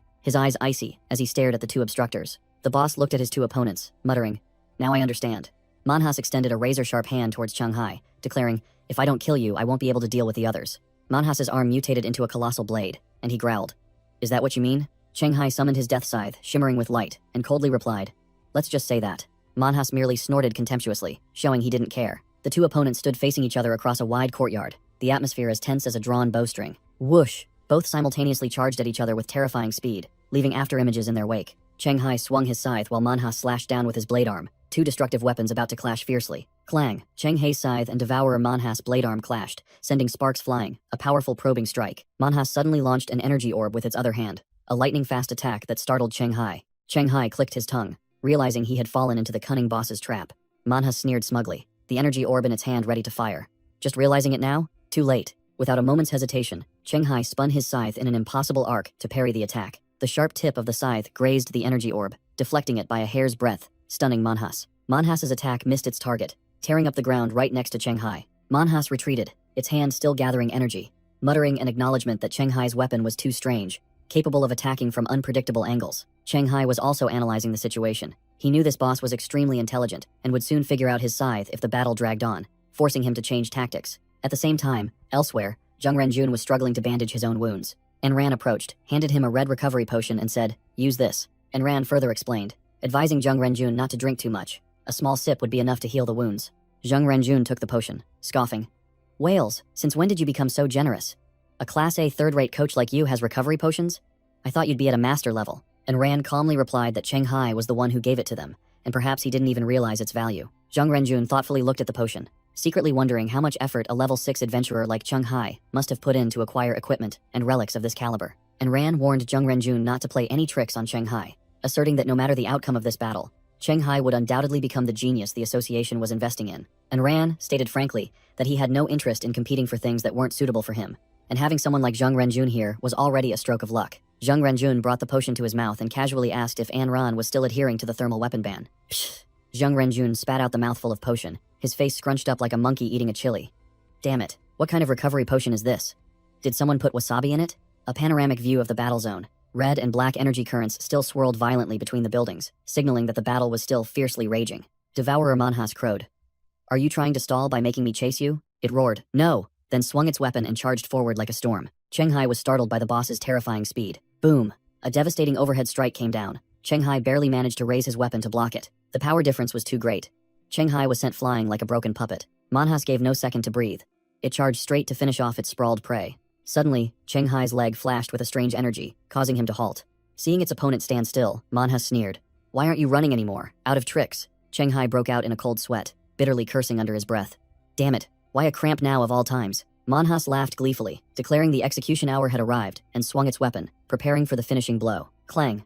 Cheng Hai mustered all his strength, using the scythe shaft to block the attack, the ground beneath his feet cracking. The boss seemed amused. It admitted, "I have to admit, you're quite resilient." Cheng Hai was bewildered, not understanding what the monster was rambling about in the middle of a battle. Manhas gathered a gigantic green energy orb, while muttering that it would be hard to find another chance to beat up someone with such a level difference who was still as tenacious as a leech. From above, a divine attendant with radiant golden wings hovered, observing the battle, and Priest yelled at the entity. "Stop gathering holy light, it's time to save him." The divine attendant coldly replied with a harsh statement. Not enough time. Manhas's energy orb swelled to its maximum size, ready to annihilate everything in its sights. Devourer Manhas curled its lip cruelly. "I'll remember your face, human." Cheng Hai could only stare in horror as the destructive orb of light swallowed him whole. Boom! A shocking explosion swept everything away. Amidst the ruined street, Devourer Manhas stood panting amidst the smoke rising from the cracked ground. He admitted, "This limit break skill is truly terrifying, but it also drains a hell of a lot of stamina." In front of him, Cheng Hai, clad in black armor, was exhausted, kneeling on one knee on the shattered ground. Manhas sneered. "Luckily, this human's level is still pathetic. Otherwise," he burst into a savage laugh. "I might have actually been wiped out by you guys, ha ha ha ha." Suddenly a voice rang out from behind. "You haven't won yet." Zheng Renjun, clutching 2 assault rifles, coldly questioned. "What are you laughing at?" Manhas turned around, his face scowling with clear annoyance. He looked at Zheng Renjun with disdain. "You think a few superficial bandages are enough for you to stand a chance?" Manhas roared defiantly. "Don't you think you're being too naive?" Zheng Renjun didn't bother to reply. The 2 guns in his hands began to chamber rounds, ready to fire. Without another word, he unleashed a rain of bullets towards the monster. Manhas hastily raised his giant sword to block the bullets, exclaiming in surprise, "What kind of weapon is this? Why does my iron body feel like paper?" He glanced into the distance, shouting to Zheng Renjun's teammate. "And Ran, are you done yet?" From behind, and Ran had grabbed Cheng Hai's helmet, confirming with a concise, "Done." Taking advantage of Manhas's momentary distraction, a bullet pierced his shoulder. Zheng Renjun smirked, the muzzles of his 2 guns flashing. "Then I have nothing left to worry about now." Just then, a surge of blue energy enveloped Manhas, stopping the barrage of bullets. A system notification appeared. Warning. The Mother of the Sea, Blibdulpulp, has violated the agreement and interfered in the battle. Adventurer Zheng Renjun's rifles will malfunction in 1 second. Clang. Zheng Renjun's gun suddenly jammed, signaling an untimely malfunction. He frantically checked his firearms, yelling in despair. "Why are both guns jammed at the same time?" Devourer Manhas sneered, seeing his opponent helpless. "Jammed? Are you kidding me?" Seizing the opportunity, Manhas stomped the ground and shot forward like a red flash. He closed in on Zheng Renjun, his voice full of sarcasm. "It seems your god doesn't care about you at all, human." Cornered, Zheng Renjun threw his head back and yelled at the sky. "Hey, divine attendant, how much longer are you going to wait?" Immediately, a brilliant golden pillar of light descended straight from the sky, onto the ground. Zheng Renjun had to brace himself, shielding against the terrifying pressure of the reinforcements' attack. A large area of ground was utterly destroyed, smoking profusely after the impact. Zheng Renjun turned and snapped at the winged entity hovering in the air. "Aim properly, will you?" "I almost got wiped out," the blonde angel replied coldly, full of confidence. No, you won't. I know what I'm doing. With that, the angel charged straight towards Manhwas, feathers scattering through the air. Manhwas was enveloped by a surge of blue energy, but a system notification appeared, stating that he would not die thanks to the Mother of the Sea's intervention, leaving Jung Renjun stunned. The angel also couldn't believe it, muttering that his holy baptism could incinerate anything below legendary rank. And this monster clearly wasn't strong enough to resist it. Manhwa smirked, growling. Of course, because the Mother of the Sea is always watching over me. He burst into maniacal laughter, his silhouette growing colossal and overwhelming under the moonlight. Jung Renjun clicked his tongue, his echo avatar appearing behind him, ready for a tough battle. He gritted his teeth bitterly, realizing that the plan to limit firearms to preserve the city's rank had completely failed against an immortal boss. Manhwa spread his arms wide, boasting loudly. Keep going, you insects. Just a little more effort and you can defeat me. A mysterious shadow observed from afar, hearing Manhwa's provocation. If you lose to the insects you've always despised, then... Enran roared, activating his professional unarmed assassin title to double his damage, declaring this would be the greatest humiliation for his opponent. Manhwa bellowed contemptuously, unable to believe his opponent dared to duel him one-on-one. Boom. Two fists collided fiercely, a true battle to the death between two muscular men. Manhwa's punch was blocked, and he stared in disbelief. Enran coldly declared that the monster's body had reached its limit after a series of battles and would never withstand his punch. Think about your last words. It's about time. Enran growled, his eyes blazing. Manhwa screamed wildly, deciding to push past his limits once more, refusing to accept defeat. The system announced that Manhwa had received a blessing from the Mother of the Sea, and his stamina was slightly restored. Hacking the game again, but immediately after, an error message appeared, indicating that another force was displeased with this unfair buff. A new warning appeared. The anonymous Deathlord decided to support the defending side. Our side has backup too. Yao Wenjong was helping Chenghai up, carefully giving him a red recovery potion. Yao Wenjong confirmed that Chenghai's breathing had stabilized, with the goblin disciple standing guard beside him. The bespectacled man was surprised when a strange system panel appeared before him. The notification stated that the anonymous Deathlord had modified Claude's helmet, adding the recruitment ground and temporary guardianship effects. Yao Wenchong was still wondering why Chenghai's information panel automatically appeared while he was unconscious, when Chenghai's eyes suddenly snapped open. Chenghai found himself standing in a gloomy cemetery full of crosses, completely bewildered as to what was happening. A voice echoed from behind, questioning Chenghai why he hadn't used the trial emblem. Chenghai spun around, utterly shocked to see Death Knight Claude standing tall on his skeletal warhorse. Claude coldly explained that if Chenghai had used the Brave Knight's trial emblem, he would have dodged the merman's attack. Chenghai was speechless, sweat pouring down, knowing he had been overconfident and made a fatal mistake. Chenghai took a stance, growling at the figure before him. Wait, you're not Claude. He couldn't have known about that merman. Who are you and where is this? The blue-haired knight haughtily replied, Calm down, you're right. I'm not Claude. I am the consciousness born from his legendary helmet, just activated. He gestured across the cemetery. And this is the training ground, a new effect of mine, the recruitment ground. Chenghai frowned, still processing the situation. Activated? Since when? Helmet consciousness explained concisely. Your battle with the merman attracted two gods. One interfered 3 times, annoying the other. So I was switched on. The blue-haired knight returned to the main topic, his red eyes filled with judgment. Back to the point. Why didn't you use the trial emblem to nullify that attack? You should have thought of that. Chenghai rested his chin on his hand, explaining his plan. Because I intended to use Miraculous Survivor to tank the blow, then use Deathwalker's feigned death to trick the merman, looking for an opportunity to finish it in one strike. He forced a smile, sweat dripping. But I didn't expect that attack to be so terrifying. I almost really died. Helmet consciousness asked a single cold word. Why? Chenghai turned, bewildered. Why what? The knight snapped. Why play such a risky gamble? The level difference between you two was already too great. Dragging out the fight that long was already impressive. No one would have blamed you for giving up midway. Chenghai replied, his voice lowering. Perhaps because I was the one who caused this dungeon to go out of control. He recalled his amateur past, muttering. If I had chosen to report this dungeon instead of clearing it myself, things wouldn't have come to this. Helmet consciousness retorted. But are you sure the official adventurers were skilled enough to clear it? And haven't you helped many people after becoming an adventurer? Chenghai waved his hand, not wanting to argue. Those are two different matters. Don't lump them together. He looked directly at the knight, appearing anxious. Anyway, how do I get out of here? The battle outside still needs me. Helmet consciousness smirked. They don't need you anymore. He crossed his arms, dark energy radiating from his body, his voice full of authority. Didn't I tell you? The gods watching the show have decided to intervene. Your fun game is about to end. Back in the real world, Chenghai's body in Clauda's black armor suddenly stood up, startling Yao Wenchong and the goblin disciple. He's awake? The armored hand clenched, and an unfamiliar voice echoed from inside the helmet. Such a fragile body. Inside the armor, helmet consciousness smirked, ordering the adventurer menu to open. Yao Wenchong froze, staring at the stranger, who muttered, There are still a few titles I can use. Scene change. A red-haired book user was using a book that emitted a strange light. Helmet consciousness raised Chenghai's status screen, warning the sweating Yao Wenchong. Don't act rashly, human, he sneered, explaining.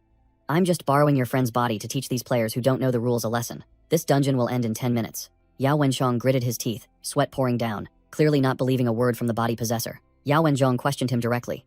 You possessed Chunghai's body without a single warning. How can you expect us to believe you have no ill intentions? Helmet Consciousness casually admitted, a condescending smile on his face. Indeed, from your perspective, I'm extremely suspicious. He raised a finger, as if bestowing a favor. How about this? Meanwhile, Devourer, Manhwas, and Anran were locked in a brutal one-on-one battle, punches and kicks clashing fiercely. Amidst the ruined battlefield, a white-haired gunner aimed his rifle at the fight, searching for an opportunity. The white-haired gunner yelled in frustration as his gun jammed again at the most critical moment. Manhwas roared, "Die!" while gathering a deadly pink energy orb as Anran took a defensive stance. Whoosh! The energy orb exploded, its shockwave sending Anran flying. But Anran was no pushover. He twisted in midair, growling back.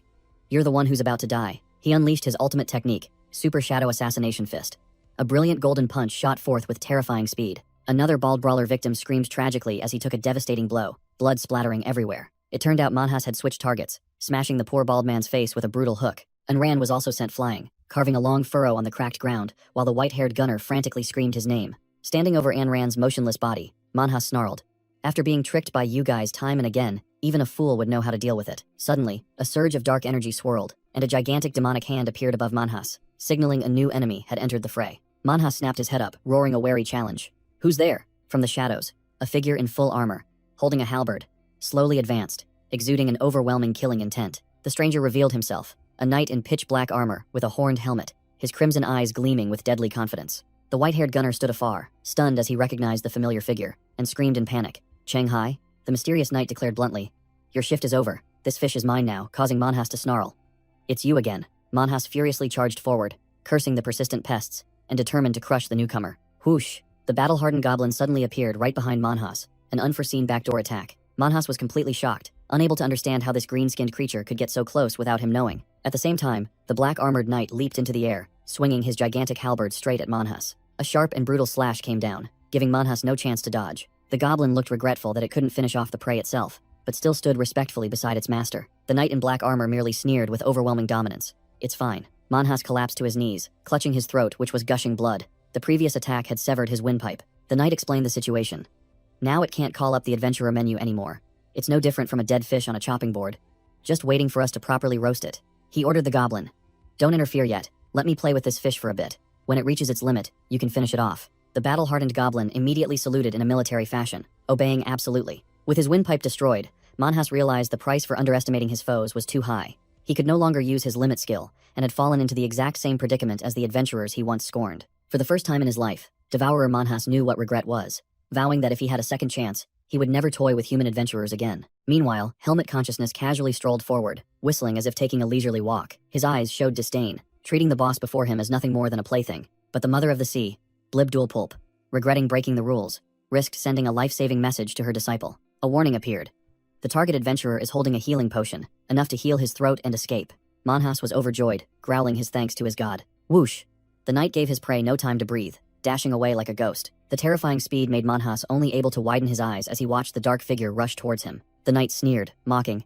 "How many times has your god helped you? Or is that your servant?" Provoked, Manhwas furiously dodged the attack and ran headlong in another direction, leaving the knight stunned. He squinted, watching the direction his prey was escaping. The knight suddenly realized. "Is it trying to steal the healing potion from that guy?" He muttered. If he let it heal its wounds and escape, the face of a god like him would be slapped, swollen by Blibdoolpulp's disciple. Without hesitation, he pulled out the nightmare flute, a branded item capable of summoning nightmares to the battlefield. The knight roared in frustration, summoning his legendary blue flame-clad skeletal warhorse. Meanwhile, Manhwas had reached his target, only to find the adventurer Yao Wencheng lying unconscious on the ground. He wondered in surprise who had defeated Yao Wencheng, the level 8 scholar. Screw whoever did it. Manhwas immediately snatched the potion, believing this was a god-given opportunity to save time. He grinned sinisterly, declaring, "Once my throat heals, I'll come back for you. How dare you insult my god, you armored brat." Just as the devourer Manhwas was about to gulp down the healing potion, a mysterious dark figure appeared. Suddenly, Manhas's body exploded from within, purple blood splattering everywhere, leaving him bewildered. He didn't understand what the hell just happened, only that his body was falling apart. From afar, Helmet Consciousness, possessing Chenghai's body, sat atop the skeletal warhorse, coldly looking down at the dying Manhwas. He spoke, his voice full of superiority. "I just came down to play for a bit, and the fun has already been ruined by you and your god bitch." He continued to berate, his red eyes blazing with killing intent. "What's more, the infinite healing potion I prepared for my disciple is also gone because of you. How do you plan to compensate me, you piece of trash?" The strange knight glanced at the sword in his hand, and a system notification suddenly appeared. The system reported, "The Mother of the Sea, Blibdoolpulp, is begging for your mercy. She is willing to pay any price to ensure her subordinate lives. He smirked, replying bluntly. A price can be paid, but this fishman must die. The notification reappeared, repeating the god's plea. The knight looked annoyed, reluctantly accepting. Fine. The system notified. The mother of the sea, Blibdul Pulp, is confused. She doesn't understand. The knight declared his rules. Don't lump me in with you, a servant trying to revive her decaying race. If my disciple cannot grow strong enough to wipe out those fish people before you open the dungeon, he pointed, his voice full of authority, then he doesn't deserve to be my disciple. Upon hearing the stern declaration, the system immediately notified. The mother of the sea, Blibdul Pulp, has gone completely mad. Just then, the goblin follower had evolved into a muscular warrior, rushing to his master's position. Helmet Consciousness glanced at the goblin, then turned to the flattened manhas. If you had arrived 1 minute later, this fishman would have been gone. The goblin follower scratched his head, smiling confidently, as if he had arrived just in time. Helmet Consciousness turned to the goblin, questioning. By the way, I don't think you know how to fully utilize this Dark Knight's blade yet, do you? Helmet Consciousness tossed the Dark Knight's blade to the goblin follower, ordering curtly, use it to finish him off. Manhas lay flattened on the ground, despairingly realizing he was about to die. The goblin raised the great blade high, preparing to deliver the finishing blow, while Manhas still screamed in his mind that he could fight. Facing the blade of death, Manhas looked up at the sky, praying in vain. Slash. The blade plunged into Manhas's chest, silencing his last plea for a chance with a pool of blood. System notification. The warrior goblin has activated the hidden evolution, Path of Heroes, after slaying the heroic Mulrock Manhas. A dazzling light enveloped the goblin. The transformation began under the indifferent gaze of the Helmet Consciousness. As the light faded, a level 10 grand goblin stood tall, bulging with muscles, looking bewildered by its new, formidable form. The Helmet Consciousness briefly explained. You have activated the hidden evolution of the goblin species. It continued to lay out the rules. Slay elite heroes many levels above you, awaken your talents in true name, and you will become a true heroic goblin. Hearing this, the grand goblin was overjoyed, clenching its fists, its eyes burning with excitement. Don't celebrate too soon, the Helmet Consciousness sneered, pouring cold water on its enthusiasm. Suddenly, the grand goblin took a stance, spun around, and roared. Who's there? Two high-level figures appeared. Huangshuan spoke first, demanding the mysterious entity return Cheng-Hai's body. The Helmet Consciousness sneered mockingly. Kicking me out as soon as the job is done? Is this how you humans treat your guests? Huangshuan, a level 18 adventurer with the title Assassin Mage, politely replied that they would be very grateful if it would accept their gift and then leave. Huangshuan glanced up at the night sky. A giant red wyvern was descending. Reinforcements had arrived. On the wyvern's back, Woohoo's sister looked wary, asking her brother if he was sure he wanted to confront someone who had just soloed a semi-legendary foe. Woohoo, the level 18 tiger of the east, growled, cutting off his sister. If you don't want our youngest sister to stop talking to you, then shut your mouth. The Helmet Consciousness sneered, mocking Huangshuan's group for calling reinforcements, declared it wasn't worth its time, and prepared to leave. As it finished speaking, its spirit exited Cheng-Hai's body, causing Cheng-Hai to collapse to the ground right in front of the goblin. Huangshuan and Woohoo breathed a sigh of relief. It was fortunate that formidable entity knew its place and left on its own, or things would have gotten troublesome. Ambulance sirens wailed loudly, speeding through the streets to rescue the hero. Inside the ambulance, a nurse was weeping profusely beside the unconscious Cheng-Hai, while a red brown-haired official looked annoyed. Cheng-Hai suddenly opened his eyes, calmly telling the nurse to stop crying because he was still very much alive and wouldn't die so easily. The nurse burst into tears of joy, overwhelmed with happiness to see her hero awaken. Still wearing his heavy armor, Cheng-Hai sat up abruptly, rubbing his head and asking how long he had been unconscious. The red brown-haired official coldly replied, about 20 minutes. A white-coat doctor announced they were en route to Dongshan City Hospital for examination, and Huangshuan would conduct a safety analysis. Upon hearing this, Cheng-Hai immediately questioned what a safety analysis entailed. The official began to explain,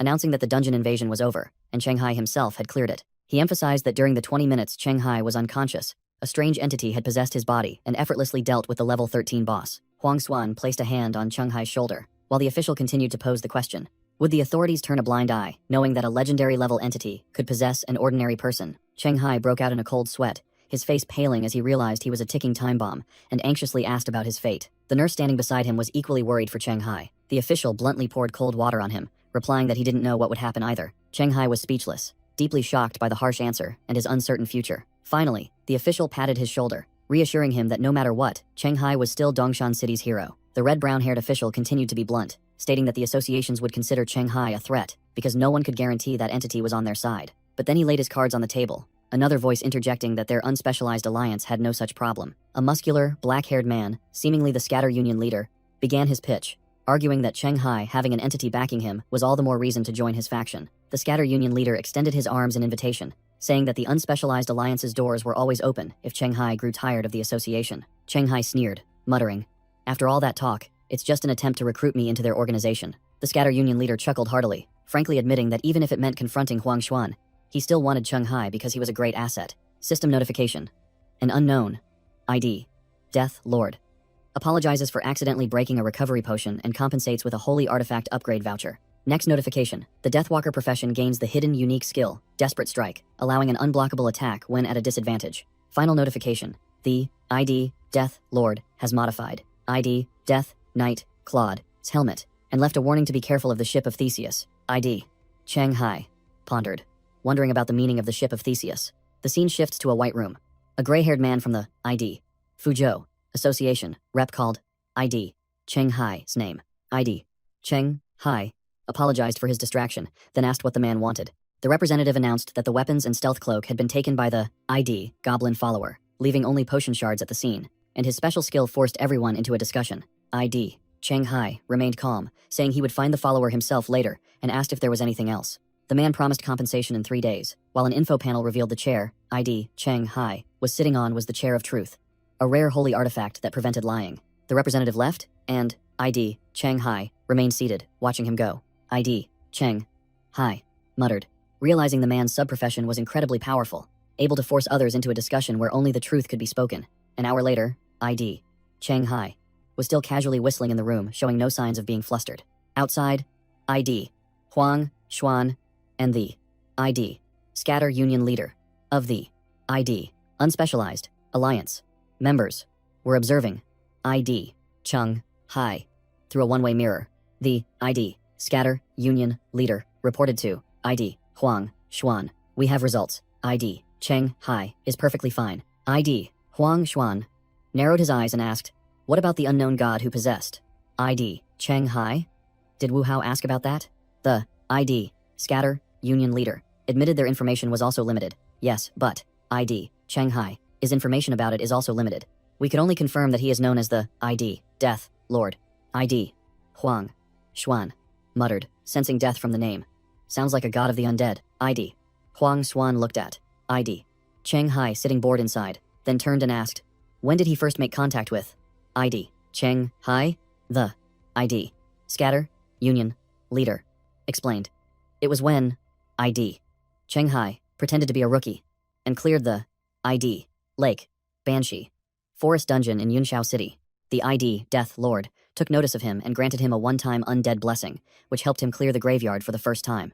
Inside the room, ID Cheng Hai sat with his chin propped, his expression indifferent as if none of it concerned him. The scene shifts to Dongshan City Hospital, a modern and imposing building. In the hospital room, ID Enran was scrolling on his phone when he was startled by a sound, while ID Shu Mao lay with his feet propped on the adjacent bed. The door opened, and the ID gym staff and ID Shu Mao entered with bags to visit. ID Enran, "Coach, we're here to see you." ID Shu Mao smiled and asked, "How long did the doctor say you have to rest this time?"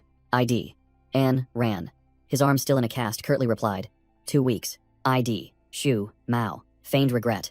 "Then won't you miss the 3rd expert-level dungeon reconnaissance in Zhangzhou?" ID Enran snapped, "You don't need to tell me that." ID Shu Mao continued to prod, "Why don't you demand more compensation from ID Zheng Renjun? He almost got you killed in the Dongshan City dungeon." ID An Ran gritted his teeth, his eyes flashing with fire. "I'll do it, even without you reminding me." ID An Ran suddenly changed the subject, wondering, "By the way, why isn't ID Cheng Hai in the same room as us?" The ID gym staff explained. ID and Ran, "Coach, many factions are trying to approach him, so he's currently under the association's protection." ID An Ran was dumbfounded, unable to believe his ears. On the computer screen, the Adventurer Forum was exploding with comments. "Congratulations, Dongshan Adventurers Association. A new chosen one has emerged." "Nonsense. There are only a few dozen chosen ones in the whole world." "Shut up. Brother Tiger is the ID Scatter Union leader of the ID Unspecialized Alliance members." In the interrogation room, ID Cheng Hai looked at his phone and snapped, "Hey, are you kidding me?" Recalling the previous scene, the ID Scatter Union leader suggested, "If you're worried about not benefiting, I can use the ID Unspecialized Alliance members to spread information for you." The leader chuckled, explaining that this would make the public pressure the association. Back in the present, ID Cheng Hai clutched his head, muttering irritably, "Things have turned out like this. If ID Yao Wenzhong knew then." A voice interrupted. "Knew what?" And a tall figure entered the room. ID Cheng Hai looked up sharply, completely shocked as he recognized the newcomer. ID Yao Wenzhong. ID Yao Wenzhong, the pink-haired, glasses-wearing man, smiled meaningfully. It seems everything has come back to you, hasn't it? In another flashback, ID, Yao, Wenzhong, faced the ID, helmet, consciousness, who asked, what about this? Yao Wenchong flinched as the armored figure suddenly vanished from sight. Whoosh! The armored figure appeared right behind him, delivering a thunderous chop to Yao Wenchong's nape. Yao Wenchong collapsed on the spot, while the armored figure coldly declared, we will meet again, scholar human adventurer. Back in the interrogation room, Yao Wenchong patted Cheng Hai's shoulder. Don't worry, I don't hold a grudge. Because the one who defeated me wasn't you, but some unknown god helping you. Cheng Hai squinted and forced a smile, thinking to himself, he says that, but I can tell he's still bitter. Yao Wenchong pushed up his glasses, his voice turning serious. All right, no more jokes, he announced. You've passed the safety analysis, you can go home now. Cheng Hai looked surprised, asking again, right now? I don't need to stay a few more days? Yao Wenchong warned. Don't think you're special just because you're a chosen one. There are over 10 people like you nationwide, and the gods backing them are all quite docile, he concluded. To be precise, as long as your god shows no signs of opposing humanity, the association won't restrict your freedom. That night, Cheng Hai arrived back at his apartment, lying with his hands behind his head, and pondering. Opposing humanity, huh? Just as he returned to his apartment, Cheng Hai was startled by a strange presence. A hulking grandee appeared, making Cheng Hai dumbfounded. Why did you change forms again? Cheng Hai brushed that aside, asking Grandee to recount what happened after his body was possessed by the entity. Grandee, now a true warrior, began using both his hands and feet to reenact the fierce battle. It turned out that after the helmet consciousness used Cheng Hai's body to beat the fish-like boss, Grandee landed the final blow, activating its hidden evolution path. Cheng Hai delightedly high-fived his subordinate, naming it Grandee for its impressive new appearance. He asked Grandee about the stealth suit and the Dark Knight's sword. Grandee nodded, pulling out the suit and the high-quality sword. Cheng Hai took back the stealth suit but told Grandee to keep the sword and farm elite monsters to upgrade it. Grandee vanished into a magic circle, ready to grind. Cheng Hai smiled contentedly, thinking to himself that he finally had a subordinate capable enough to keep up with his pace. He turned to his inventory and was shocked to see a blazing purple light. A legendary item? The system screen appeared. Claude's legendary undead helmet has been upgraded to epic quality, unlocking new effects. Cheng Hai broke out in a cold sweat upon reading the new skill, temporary confinement. Is it planning to summon a god? Without much thought, Cheng Hai decided to put the helmet on his head to find out what was going on. Immediately, his consciousness was pulled into another space. A gloomy graveyard filled with crosses. A figure in full black armor with flowing cyan hair appeared from the void. It was the helmet consciousness. Are you looking for me? Cheng Hai faced the mysterious entity, confirming, yes, there's something I want to ask. The powerful entity, the helmet consciousness, commanded curtly. Speak. Cheng Hai got straight to the point, asking about the effects of temporary confinement and how to unlock the full power of the recruitment ground. The helmet consciousness remained silent for a moment, appearing thoughtful at Cheng Hai's question. You've already experienced temporary confinement, it replied bluntly, leaving Cheng Hai dumbfounded. Cheng Hai was utterly shocked, screaming in his mind, it really summoned a god? Damn it, this is practically game-breaking. The helmet consciousness continued. As for how to unlock the complete recruitment ground, it held a long weapon and pointed it at Cheng Hai. Suddenly, the helmet consciousness swung its weapon to attack. Cheng Hai barely raised his arm to block but still suffered a gushing cut. What the hell are you doing? Cheng Hai yelled, completely unprepared for this sudden attack. Defeat it, and you'll unlock it, the helmet consciousness declared coldly, charging forward with overwhelming killing intent. Back in reality, Cheng Hai collapsed onto the sofa, exhausted. It's over, he muttered to himself, speechless at the game's difficulty. On one side is the consciousness of the legendary undead Claude. On the other is Valor, who's even stronger than Claude. I'm only level 6, how am I supposed to fight? While feeling down, the phone on the table rang. Cheng Hai glanced at it, his face full of questions. Night fell over Dongshan General Hospital, a modern and imposing building. Cheng Hai stepped out of a room, followed by a professional black suit woman. The Scatter Union leader stood up to greet him. Mr. Cheng Hai is here. Cheng Hai looked around, seeing a banquet table full of unfamiliar faces. Cheng Hai recognized the civilian adventurer girl who had once helped him in the Mole Rock dungeon, thinking, why is she here too? A plump man with a distinctive mustache cheerfully invited, please have a seat. A silver-haired man wearing glasses, introduced as Fujian billionaire Lin Jicheng, scrutinized Cheng Hai. Is that him? He doesn't look special at all. Another billionaire, Chen Song, agreed. Indeed. I didn't expect a national superstar to look so ordinary. Cheng Hai paid them no mind, walking over to pat the plump man's shoulder. Mr. Wang, long time no see. You look like you've lost weight. A gray-haired man, seemingly the host, approached. Mr. Cheng Hai, he extended his hand, his eyes full of meaning. Congratulations on becoming Fujian's second national superstar. With this development, you'll surely have the chance to become the ruler of the entire province in the future. Cheng Hai smirked, realizing the invitation to become the new ruler was the main topic of today's party. He shook hands with Mr. Cao, feigning humility. You're too kind, I just got lucky. The chubby director Wang Quan chuckled, interjecting, don't be so modest. Reaching national prominence isn't something you can do just by luck. Mr. Cao adjusted his glasses, his expression serious. I don't like beating around the bush. Let's get straight to the point. Cheng Hai grinned, gesturing for him to continue. Please, speak. He began to analyze the importance of the one who controls the dungeon entrance. The one who holds the security and output of an entire region. Shanghai nodded, acknowledging seriously. Yes, I've realized that. Mr. Cao surveyed the entire banquet table before concluding. Then you must understand, when we heard that Huang Xuan was about to resign to challenge the level 18 Tomb of Fear dungeon, you can imagine how worried we were. Shanghai's expression changed upon hearing this. He was deeply shocked, muttering in astonishment.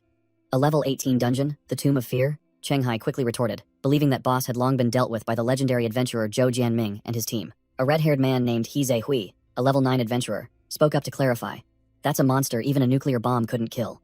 Zhou Jianming and Huang Xuan merely risked their lives to seal it back then. And that seal, a magic lamp, lies dormant somewhere in the deep ocean. He Zhe Hui revealed that the official story was just a charade to prevent public panic. Shanghai nodded. I see. Shanghai immediately asked a sharp question. If the boss is sealed, hasn't the value of clearing the Tomb of Fear decreased? Why would Huang Xuan give up power just to enter such a dungeon? He narrowed his eyes, speculating. Or is there something special about this Tomb of Fear? He Zhe Hui explained that Huang Xuan was a survivor of the catastrophic battle with the dungeon's Lich Master, and now its weakness had been discovered. Shanghai pondered, realizing this was a once-in-a-millennium chance for revenge, and thought to himself, no way he'd just sit still. Shanghai played dumb again, scratching his head with a forced smile. But I'm only level 6. I probably can't help much, can I? The Scatter Union leader stood up abruptly, crossing his arms and looking straight at Shanghai, his voice full of hidden meaning. Why say you can't help? Old Sao offered a tempting deal. Based on your potential and growth rate, with a suitable team and our full support, 1 year is more than enough for you to become the ruler of Fujian province. Shanghai remained silent, his mind starting to race. Not naive at all, Shanghai cut straight to the main point. But what's the price? He analyzed sharply. The resources you plan to invest. I bet even legendary adventurers would be interested, wouldn't they? A man in a gray suit interjected, confident that the future ruler of Fujian wouldn't refuse to help them with a few trivial matters. Shanghai stared intently at the group, his voice hardening. So, what exactly do you want me to do? Old Sao quickly explained. Mr. Cheng, you misunderstand. Our investment has no grand purpose.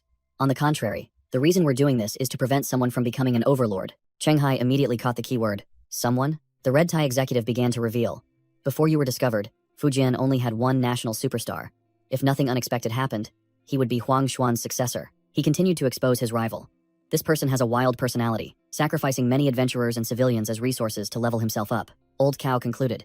We suspect he will exploit us even further once he's in power. Compared to what he would demand, our investment in you is nothing. Shanghai slammed the table, flatly refusing and stunning the entire group.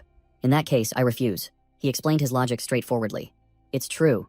I'm interested in the investment, but if it means confronting a powerful senior with a terrible personality, then no matter how I look at it, I'd lose out. My apologies. The redhead strategist spoke up, throwing out a critical question. Have you ever considered the possibility that you're already a threat to him? Shanghai spun around, his eyes full of inquiry. What do you mean? The redhead strategist analyzed. Fujian once only had one superstar, so all resources for development were poured into him. But with your appearance, he's thinking hell have to share that pie. Shanghai gritted his teeth, finally understanding. So what do you think he thinks of me? Scene shifts to Jeju International Airport. Someone is on the phone, his tone dismissive. It's a small matter. A flamboyant character appeared. Tang Day, a level 12 adventurer, a national superstar nicknamed Great Firebird, was boastfully declaring over the phone. When I get back, I'll find a way to deal with him. In the waiting lounge, another muscular red-haired man, Quan Chong, Korea's level 10 Tyrant Fist, looked at Tang Day's style with disdain.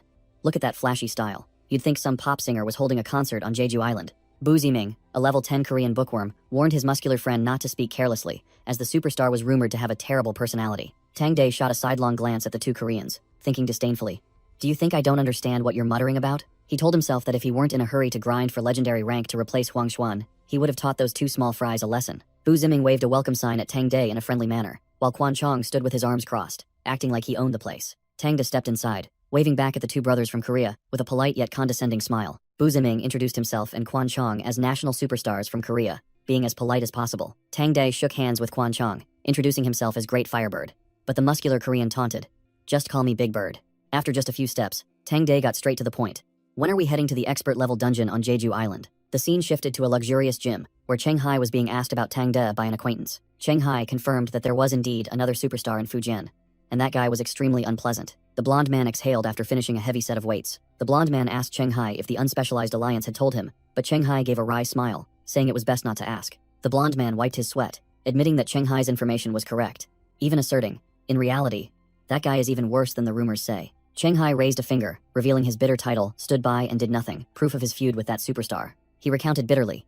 Seriously, if I hadn't joined Wales afterward, I would have died in some dungeon or been chased out of Fujian by his people. The blonde man reassured Cheng Hai not to worry too much, as he and Tang Day weren't on the same level yet, so they weren't direct rivals. Cheng Hai forced a smile, hoping things were truly, as he said. The blonde man suddenly asked Cheng Hai about his dungeon quota for the year, then revealed he was heading to Jiangpu soon to clear the level 10 giant on the hill dungeon. The blonde man looked at Cheng Hai with a meaningful gaze, inviting him.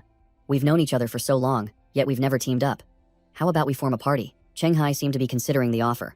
While outside, the Adventurers Association building loomed majestically. Cheng Hai sat opposite Zheng Renjun, frankly admitting, "That's right. I feel that regular training has reached its limit, so I plan to find 2 suitable dungeons to gain practical combat experience." Zheng Renjun rubbed his chin, a thoughtful expression on his face as he heard about suitable dungeons. Seeing the other party seem troubled, Cheng Hai chuckled. "Are my requirements too high? Then I'll lower my standards a bit." Zheng Renjun interrupted, typing away on his keyboard. "Not necessarily. In a few days, a medium difficulty level 10 dungeon will open in Xiangcheng.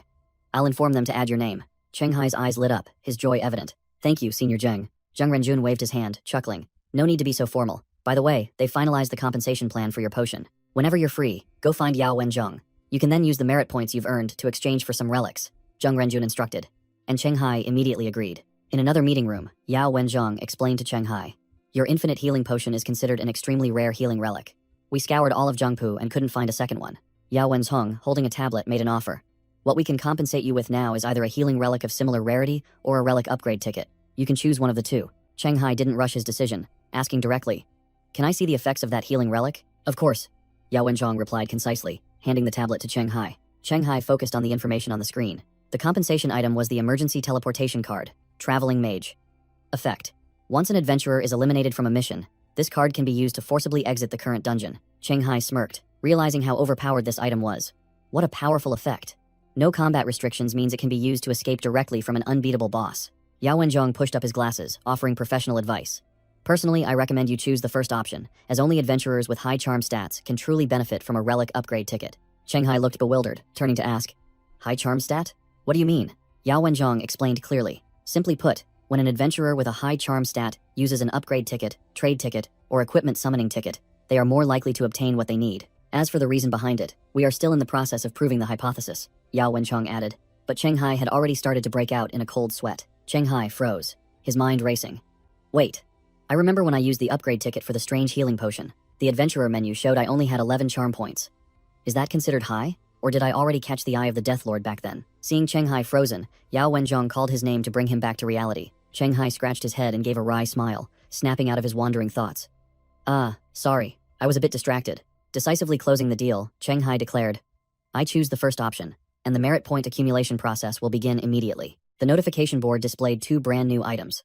The Star Domain Magic Ring, containing a 6-circle skill with a 72-hour cooldown, and the Uncertain Item Finding Staff, with a 50/50 chance of pointing in the right direction. Back home, Cheng Hai flopped onto the sofa, muttering that in Jiangpu, only these 2 relics truly suited him. He gleefully thought about the new staff. Even with a 50% success rate, it would be a powerful tool for location-finding quests like the lake and the merfolk hatchery pond. Cheng Hai examined the Star Domain ring in his palm, an item that looked simple but contained formidable power. He smirked with satisfaction. Even with a 3-day cooldown, the Stored Area of Effect AoE attack skill would perfectly compensate for his current weakness in wide-range damage. Standing on the balcony, looking at the night sky, Cheng Hai laughed confidently. "Perfect. Now I truly have no weaknesses. Ha ha ha." The scene shifted to a phone call. Cheng Hai said to the person on the other end, "That's right. But in the meantime, I'll still complete the association's dungeon quota." Mr. Cao, a big shot, sipped his wine while on the phone, asking for confirmation. "You want more time to think?" Cheng Hai sat on his bed, his voice full of confidence. "I plan to reach level 8 within a month, so you and your friends don't need to worry about the time." Mr. Cao narrowed his eyes, calculating, and secretly thought that in another month, Tongde would also be returning from Jeju Island. Cheng Hai ended the call with a meaningful smile. "Of course, I'll wait for your call in a month." At the cemetery dungeon, a level 5 Swedish adventurer named Karl Schneider was sweating profusely. "Impossible.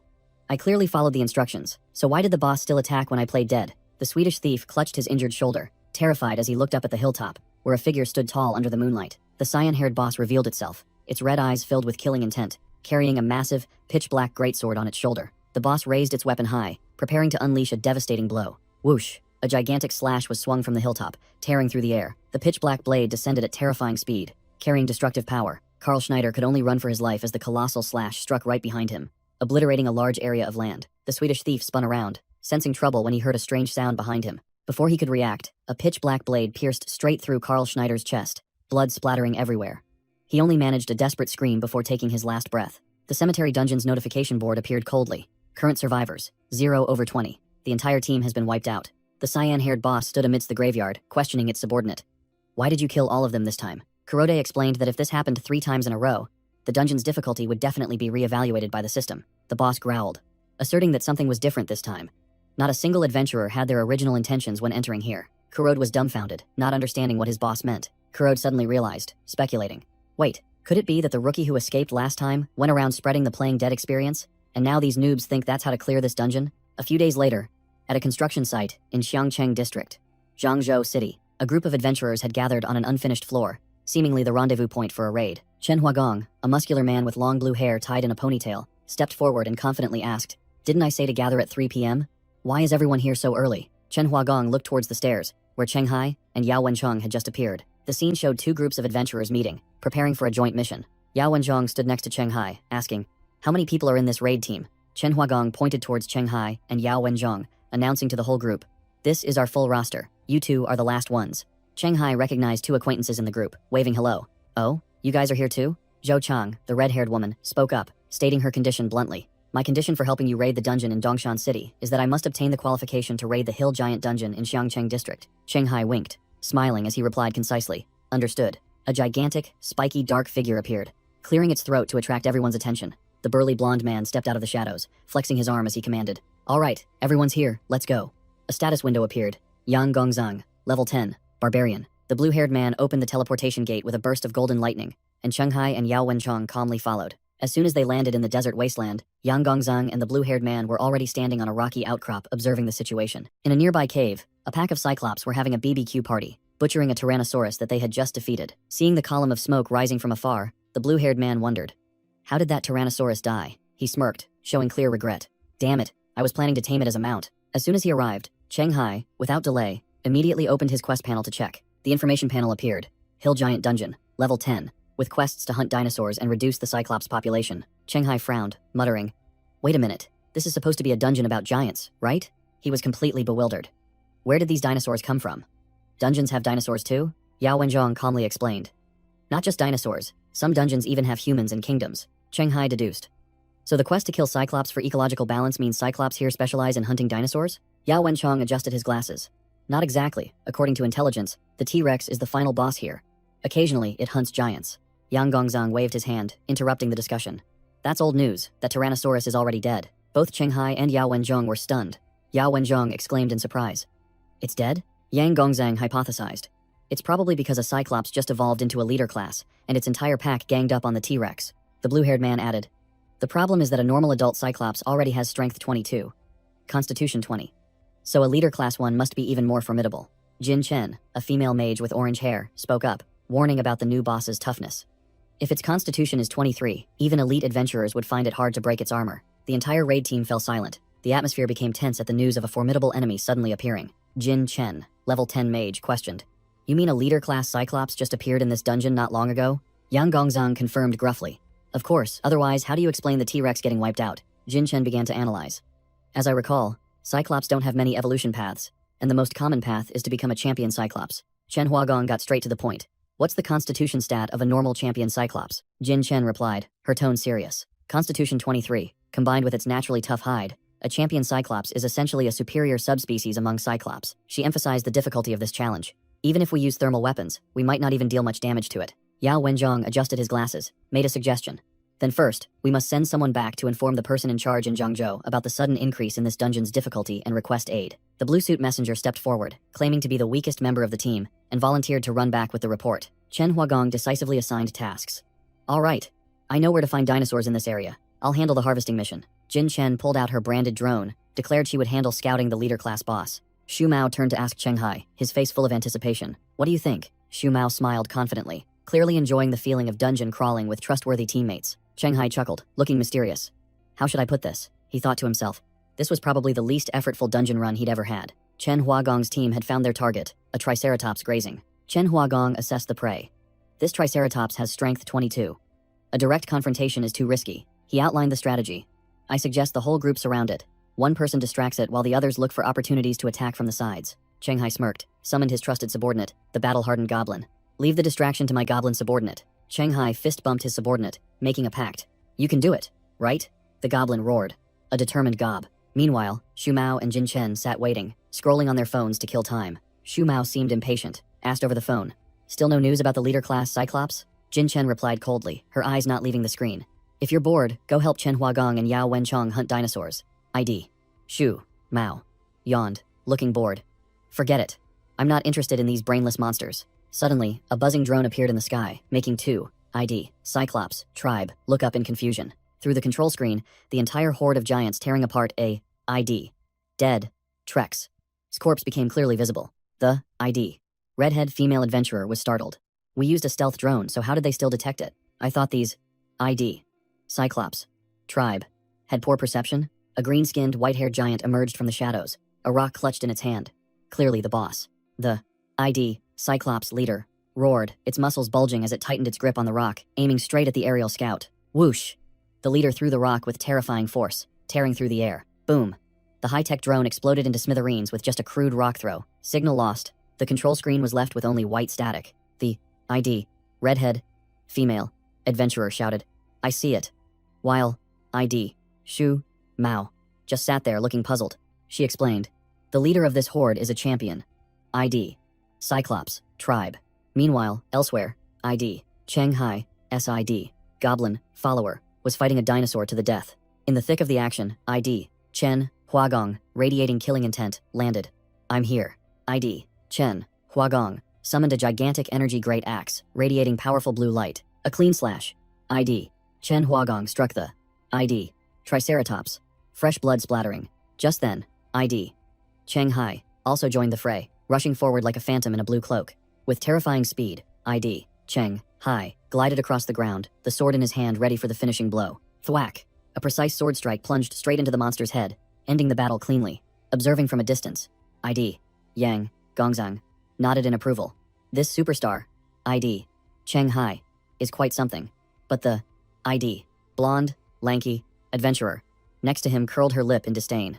She scoffed. He'll just be crushed by ID, Tang Di, eventually, and end up as a servant for the Zhou family. ID, Cheng Hai, suddenly looked up, his gaze drawn by a flash of light in the distant sky. ID, Cheng Hai, roared powerfully.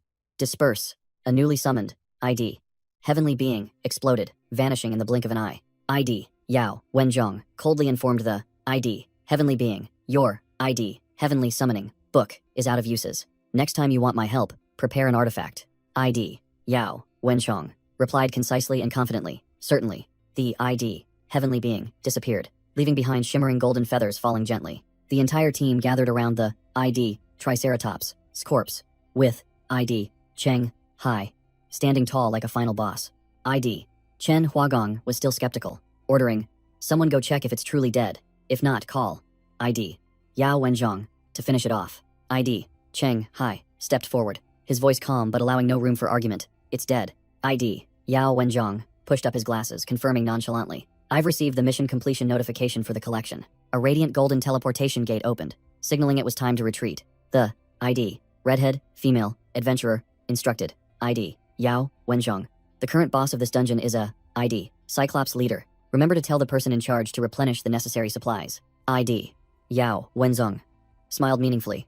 I understand. ID, Yao Wenchong, stepped into the teleportation gate alone, his demeanor calm and composed. He reappeared in a corridor of a modern building, the teleportation gate behind him slowly closing. Without wasting a second, ID, Yao Wenchong, immediately pulled out his phone to make a call. He made the call, his tone professional. Hello, brother, ID, Tong, Day, it's me. On the other end of the line, ID, Tong, D, reveling in a bar sneered. So you finally remembered to call me? ID, Tang, Day, continued to taunt. I thought you'd forgotten the one who gave you the ID, heavenly, summoning, book. ID, Yao Wenzhong, remained calm and unfazed. Of course I haven't forgotten, brother. ID, Tang Day, ID, Tang De, got straight to the point, his voice full of interest. Tell me, how the hell did that kid defeat the ID, heroic, Mulrock, that even ID, Zheng, Renjun, couldn't beat?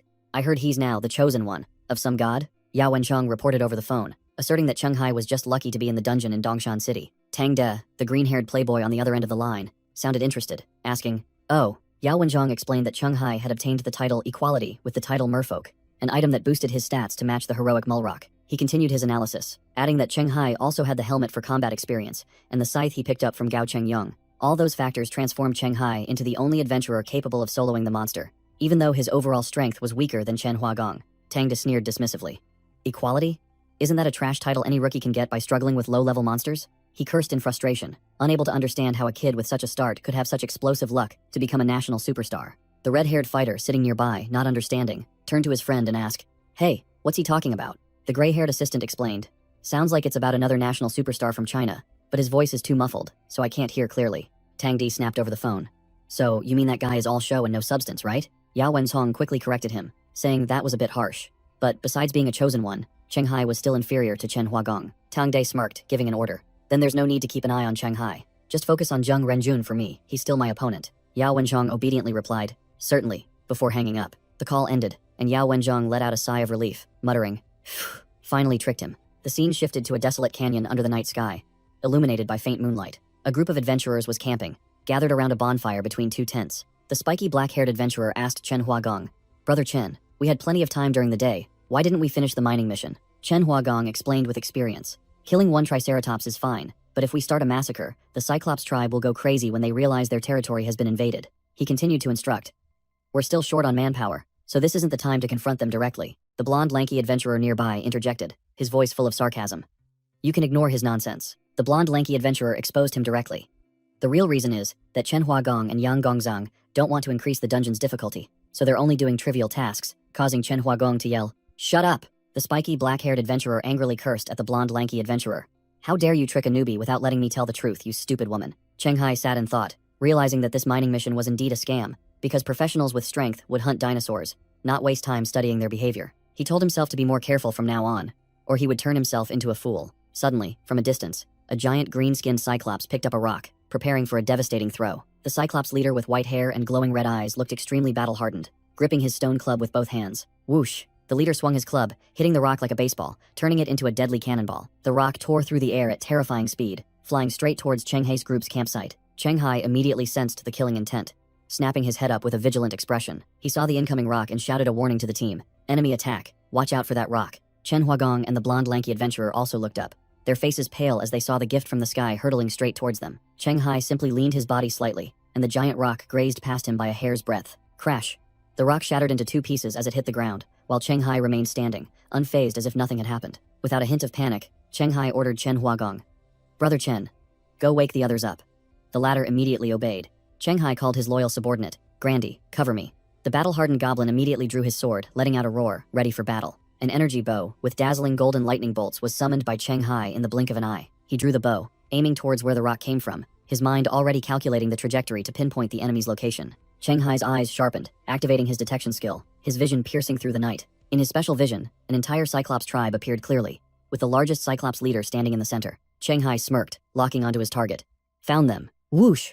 Cheng Hai fired a blazing golden lightning arrow, tearing through the night and shooting straight towards the enemy. The energy arrow whizzed, aimed directly at the Cyclops leader and his minions. Clang! The Cyclops leader merely curled his lip, casually swinging his club and swatting the arrow away like a toy. Cheng Hai calmly remarked that the giant's counterattack was a bit underwhelming, surprising the Cyclops leader because he didn't even bother to dodge. Meanwhile, the entire adventurer group had been awakened by the noise, gathering around the campfire. The blonde adventurer wondered, "How the hell did the giants find us?" The blonde woman replied, suggesting it might have been the campfire that attracted their attention. The blonde man analyzed that despite the terrain advantage, being exposed would make the excavation mission much more difficult. He Zhe, the red-haired adventurer, seemed unconcerned. "No big deal, I'll just use my drone to study the dinosaurs' habits." Cheng Hai turned to ask for the opinion of Grandy, his loyal disciple, who was clutching his weapon beside him. Grandy explained that according to the elders, the Cyclops tribe absolutely hated intruders on their territory and would throw rocks to drive them away. Cheng Hai narrowed his eyes, realizing that the rock throw just now was merely a warning. He continued to ask, "So, what if they don't listen?" Grandy replied with a serious expression, "They will go berserk and crush the intruders into paste at all costs." Chen Huagong, the team leader, called Cheng Hai's name when he saw him deep in thought. Grandy also looked at his master with a puzzled expression, unsure what he was planning. Yang Gongzang, the muscular man with a mohawk, stepped forward and said, "You guys rest. We'll handle the night shift." The next morning, a Cyclops soldier appeared on the cliff, narrowing its eyes as it observed from afar. The entire adventurer group's campsite was within its sight, signaling that a battle was about to erupt. The Cyclops scout stood on the rocky outcrop, reporting to its leader, "Boss, they're still there." The blue-skinned Cyclops leader narrowed his single eye, his expression extremely displeased. Below, the entire yellow-skinned Cyclops tribe was going about their daily lives in their lair, looking like a bunch of prehistoric barbarians. From the shadows, Cheng Hai observed the leader and his soldier advancing towards him. The Cyclops leader growled his command. The humans on the hill refused to leave. I permit you to destroy their base, smash their flesh and bones, and throw them into the pot for dinner." The entire Cyclops tribe roared in response, raising their clubs high, with surging momentum, ready to charge into battle. Meanwhile, at another campsite, a group of adventurers was resting, remarking, "It seems the difficulty of dungeons from levels 11 to 15 has increased this year." The lanky blonde adventurer continued, speculating that if this continued, a large-scale expert-level dungeon might appear next year. Yang Gongzang, the muscular man with a mohawk, simply listened in silence with a pensive expression. Seeing the blonde man about to ask further, He Zehui, the red-haired woman, stopped him. "Stop it. Can't you see he doesn't want to answer?" Suddenly, Yang Gongzang spoke up, stating that it wasn't a big secret anyway. He revealed a shocking piece of information. The Superstar project was launched precisely for that purpose. The lanky blonde adventurer was stunned, asking again, "Is that so?" he muttered, realizing that the project had started 2 years ago, meaning the authorities had known about the expert-level dungeon catastrophe for a very long time. Suddenly, the blue-haired team leader dashed past, muttering urgent as his ponytail fluttered. It turned out the urgent matter was him standing on the cliff, relieving himself, creating a rainbow arc, and exclaiming, "What a relief." Abruptly, the team leader froze, a puzzled expression on his face as if he had sensed something. Looking down, he was horrified to see a horde of Cyclops scrambling up the cliff right below his feet. The team leader shouted in alarm to the entire camp. "Damn it, the giants are climbing," startling Yang Gongzang and the blonde man. While chaos erupted outside, Cheng Hai was still sleeping soundly, not caring about the world. Right on the cliff, Chen Huagong roared, activating his muscle enhancement skill, his entire body radiating a blazing red energy. Then, Chen Huagong summoned a giant blue energy axe, looking extremely powerful. His face veined. He put all his strength into raising the axe high, preparing for a heaven-shattering strike. Crash! Chen Huagong smashed a section of the cliff face, causing the Cyclops clinging there to lose its footing. The poor giant screamed in vain as it plummeted straight down into the bottomless abyss. Chen Huagong hoisted the axe onto his shoulder, letting out a self-satisfied sigh. Phew, got one. But before he could bask in his triumph, a giant shadow loomed up right behind him. He turned around and came face to face with another Cyclops, its eyes full of defiance. The Cyclops sneered savagely, clearly not thinking much of the adventurer. Chen Huagong was no pushover either. He glared back with knife-sharp eyes, the tension palpable. Just then, Jin Chen and her teammates ran over. She snapped, "Yang Gongzang, what the hell are you guys doing?" Yang Gongzang retorted irritably, "How were we supposed to know?" By the time Chen Huagong noticed, the Cyclops had already climbed up. It turned out the giants had taken a detour, attacking a blind spot that no one was guarding. The blonde, lanky adventurer spoke up to mediate. "Stop arguing. It's useless. What's done is done." The group now faced a formidable Cyclops army, led by the giant green-skinned leader. Without further ado, the orange-haired Tangde made the first move, unleashing an extremely powerful ice magic spell. Whoosh! A chilling blast swept across the battlefield, sharp ice pillars erupting from the ground. All the small fry Cyclopes at the front were instantly frozen in place, turning into stone statues in the blink of an eye. Tangde strained to maintain the ice spell, snapping that it wouldn't last long, and telling everyone to think of a solution. Yang Gongzang dismissed the idea of fighting to the death, asking if there was another way, and Chen Huagong agreed. He Zehui, the red-haired mage, analyzed the situation. 9 against 7, even with an advantage, they'd take heavy losses if they won. He pointed out the main problem. Among the enemies was a Cyclops boss, a real deal. Wait a minute. He Zehui suddenly had an idea. He turned to Jin Chen, directly asking the illusion mage if she had any disruptive tricks, even silly ones. Jin Chen confirmed she had Chaos Chant, a level 4 spell that could disrupt a target's perception. But she also stated bluntly, "You want me to make these Cyclopes confused? That trick will only buy us a little time. If used continuously, they'll become immune to it quickly." He Zehui sneered, told her not to worry, and then summoned his creation. "Great Engineering Witch, Assembly Lifeform number 9 is pleased to serve you." Scene change. The battle-hardened goblin handed a seated person a piece of cloth and said, "Use this." That person was Cheng Hai in Claude's armor, and he asked the goblin about its plan. Cheng Hai, putting on his helmet, smirked and declared domineeringly, "I'm going straight to their leader." Back on the battlefield, Assembly Lifeform number 9 began concocting, holding 2 test tubes containing red solutions. Next was an Erlenmeyer flask containing a blue liquid, which was thoroughly shaken. The professional robot butler poured the 2 solutions into a large beaker, creating a bubbling pinkish-purple mixture. Crack! Crack! The Cyclops boss roared in fury, using pure physical strength to shatter the ice holding it captive. Tangde broke out in a cold sweat, shouting that his magic was about to expire, and he couldn't hold on any longer. Just then, the robot butler completed its task, formally announcing, "Curse Plague Poison, specifically for the Cyclops subspecies, has been prepared. Please accept it." He Zehui took the potion from his subordinate, a triumphant look on his face. He Zehui ordered decisively, "Prepare the spell." The blonde mage nodded in confirmation. The blonde mage muttered something, activating a brightly glowing pink magic pendant. The Cyclops boss roared, using pure physical strength to shatter Tangde's icy prison. The blue-haired warrior quickly pulled the exhausted Tangde back, shouting, "Fall back!" He Zehui opened the lid of the potion, and a plume of white smoke wafted from the bottle's mouth. With his pitcher skill activated, He Zehui took his stance, throwing the poison bottle straight at the boss. Whoosh! The potion bottle flew like a bullet, leaving a pink streak of light in the air. The poison bottle exploded right on the Cyclops leader's face, while a mysterious purple-haired watcher silently observed from afar. He Zehui shouted loudly, ordering his teammate, "Jin Chen, Cast a spell on the Cyclops I just threw the potion at, Jin Chen replied, her entire body flaring with a pink energy, focused on her pendant. A pink magic circle enveloped the Cyclops leader, activating a level 4 spell, Confusion Charm. Seemingly useless, the Cyclops leader still raised its colossal club, aiming straight at the adventurers. Chen Huagong gritted his teeth. It seems Jin Chen's spell failed. Now it's just up to the two of us. Yang Gongzong also realized the tense situation, muttering, "Let's see, if there's no other way then." The Cyclops leader swung its club with earth-shattering force, ready to flatten everything. Jin Chen cried out in panic. Please, please miss. At least hit those other giants. Slash. Fresh blood splattered everywhere. The magic worked. The Cyclops leader was confused, turning to smash its club straight into the head of a fellow Cyclops. The Cyclops leader froze, its single eye wide with bewilderment as it stared at the pool of blood it had caused. Chen Huagong and Yang Gongzong were stunned to see their unexpected plan succeed. Jin Chen couldn't believe her eyes either, wondering, I used a level 4 confusion spell, but it had the effect of a level 5 incitement spell? She shouted as she realized the truth. I get it. The Cyclops have greatly reduced magic resistance when they enter our territory. He Zehui explained the plan, declaring his poison would spread the confusion effect to all enemies, then ordered the two muscular men to charge. Now get to it. Kill as many as you can. Cheng Hai and the Cyclops leader watched as the two warriors charged into the chaotic horde of monsters. The goblin guide stood next to Cheng Hai, remarking, Gob, it seems they don't need our help anymore. Suddenly, a blue system notification panel appeared right in front of Cheng Hai. The notification clearly displayed the warning. A Death Lord has paid a price to alter your quest. Cheng Hai froze, his face blank at the blatant interference from a high-level entity. Meanwhile, Chen Huagong had flown into the air, swinging his battle axe straight at a Cyclops. A clean slash split the giant's head in two, and he shouted, Yang Gongzong, aim for their eyes. Yang Gongzong parried an attack from another Cyclops, roaring in reply. Understood. Another Cyclops took a devastating punch, its face disfigured. The Cyclops were completely disoriented, screaming in panic in an ancient language, believing they were cursed and beginning to slaughter each other. The Cyclops leader gnashed its teeth, its single eye bloodshot with rage. Enough! The leader roared with an earth-shattering sound, slamming its club into the ground to break free from the control effect. Seeing the boss awake, Chen Huagong and Yang Gongzong immediately took defensive stances, preparing for the real battle. Two Cyclops with swollen, bruised faces from hitting each other were still bewildered. Amidst the chaotic battlefield, the Cyclops leader bowed its head, admitting, Humans, you have won. The Cyclops leader declared, We acknowledge your ownership of this mountain section. The leader turned its back, ordering the entire tribe, Take the wounded, we retreat. A subordinate Cyclops hesitated, about to say something. But, the leader roared, its bloodshot eye full of power. This is an order. The Cyclops obediently followed, helping the injured stagger away, leaving the two adventurers watching. Yang Gongzong carried his weapon on his shoulder, muttering, That's it? I was mentally prepared for a few of us to bite the dust in this fight. He Zehui explained that the Cyclops tribe reproduces slowly, so they value their lives greatly, and the leader didn't want to suffer losses in a battle, choosing to retreat instead. Chen Huagong yawned widely, seemingly unconcerned. Is that so? Jin Chen clung to He Zehui, pleading, My dear sister, do you sell those plague potions?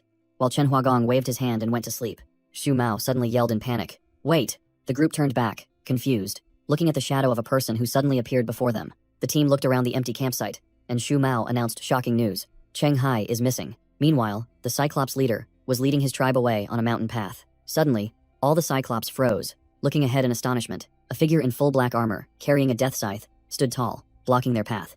It was Cheng Hai. The Cyclops took a step back, and the leader stepped forward to confront the stranger. The Cyclops leader growled. Human. Must we not kill each other to finish this? Cheng Hai smirked, his voice full of sarcasm. I don't want to either, but if I don't have a winner-take-all solo battle, I can't go home. Blame some damn god who changed my mission, and is now sitting up high watching the show. The Cyclops leader was speechless after hearing that, his face changing color. The Cyclops leader spread his arms, asking Cheng Hai, who stood alone. Are we fighting here? Cheng Hai smirked confidently, replying casually. If you prefer somewhere else, that's fine too. I'll accommodate. A drone zipped past, scanning a giant stone arena, where Cheng Hai and the leader stood in the center. Through the tablet screen, the scene of Cheng Hai, confronting the Cyclops leader, appeared clearly, making the viewers shout, We found him. Shu Mao urged He Zehui, who was controlling the drone in a panic.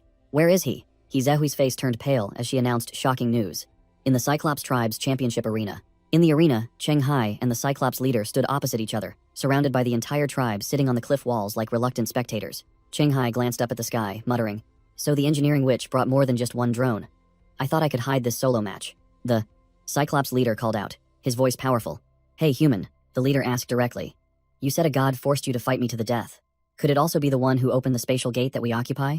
Cheng Hai replied, Dungeon gate?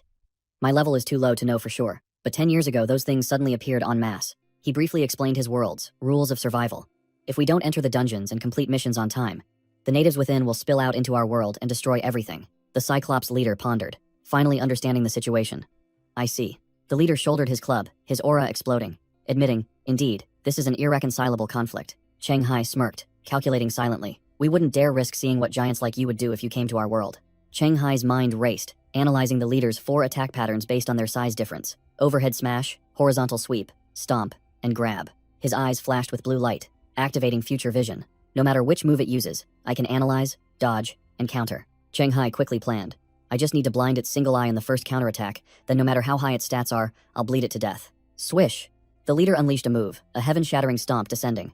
Cheng Hai sneered, having predicted it. It's the stomp. Crash! The Cyclops leader's giant foot crushed the ground. Cheng Hai dodged the move perfectly, muttering, "Nice dodge, now it's my turn." He flew into the air to counterattack, but froze, realizing something was wrong. The Cyclops leader flinched as Cheng Hai's shadow suddenly closed in, declaring, "It's over." Quick as lightning, the giant unleashed a horizontal club swing instead of a stomp. Its glowing red eye locked onto the target. Sweat broke out on Cheng Hai's brow as he realized he had miscalculated. So, there's a 5th variation? The club swing missed its target, but the force of the wind it generated was enough to create an earth-shattering explosion. The Cyclops on the cliff walls cheered for their leader. The Cyclops leader looked at his club. The feeling of the previous blow was not an illusion. He recalled this feeling was almost identical to when he hunted the T-Rex, the ruler of this area. Whoosh! A brilliant golden energy arrow was shot from afar. The arrow flew straight towards the boss. A voice rang out in warning. "Boss, be careful." Thwack! The Cyclops leader effortlessly caught the energy arrow with his bare hand. The magic arrow dissipated in the giant's hand. The power gap was too vast. The boss looked at the dissipating smoke and casually asked, "Still no effect?" Cheng Hai admitted his opponent was too strong, finding no weakness. While the boss also acknowledged that he was even tougher than the T-Rex. Realizing this fight was difficult, Cheng Hai retreated into a defensive stance as the giant lumbered forward. He reanalyzed the situation. Close combat meant getting stomped. Long-range attacks were like tickles. And his miraculous survivor card had been revealed. Cheng Hai bent down to pick up a stone, racking his brain. "I have to think. Is there any trump card I haven't played yet?" Seeing Cheng Hai pick up a stone, the Cyclops leader disdainfully picked up an even larger rock to play with. Swish! The giant swung his arm, throwing the rock at terrifying speed. The colossal rock hurtled through the air. Its destructive power was no joke. Whoosh! The rock flew straight towards Cheng Hai, leaving no room to dodge. Cheng Hai's eyes widened. He hadn't expected the boss to play such a simple, yet effective rock-throwing game. Boom! He swung his scythe, shattering the rock into 100 fragments. But that was just a feint. The Cyclops leader had already closed in, swinging his club straight at Cheng Hai's nape with a roar. Boom! The devastating blow created a massive explosion on the ground, recorded via the drone screen. The blue-haired adventurer team observed from afar. Their leader coldly declared, "No need to watch anymore, the disparity is too great." The blonde man frantically yelled, asking his teammates, "How far is that arena from us?" The red-haired female adventurer waved her hand dismissively. "Planning to save him? Forget it. That boss is too overpowered. Even our whole team charging in wouldn't guarantee a win, and it's too late to go now." At the scene, the Cyclops leader stood towering next to the deep crater created by his blow, but the target had vanished. A shadow suddenly appeared, blocking the boss's path. A cold voice rang out. "This path is blocked." A green-skinned orc swordsman stood with his arms crossed, looking at the boss with disdain. "Oh, you inferior races," the Cyclops leader roared furiously. "Which brat gave you the guts to say the path is blocked?" Then swung his club down with a thunderous blow. Clang! The orc swordsman used only one hand and his katana to effortlessly block the boss's earth-shattering blow. On a distant rock ledge, Cheng Hai had been teleported to safety, smoke and dust rising from the battle. He coughed up blood, blaming himself for being too careless. He hadn't expected this formidable boss, besides its strength and physique, to also have nearly 20 agility points. A giant green hand reached out before the exhausted Cheng Hai. The orc swordsman extended his giant hand, but in his eyes, Cheng Hai was just a tiny armored puppet, lying neatly in his palm. 2 yellow-skinned cyclops stared at the swordsman's shadow, one marveling, "This kid is really tenacious, still alive." Despite his numerous injuries, Cheng Hai's eyes still burned with fighting spirit, determined not to give up. A cyclops frantically pointed and warned, "Be careful, it seems he can still move." The other cyclops sneered, acting superior. "What's there to be afraid of?" That T-Rex was down after 2 hits from the boss.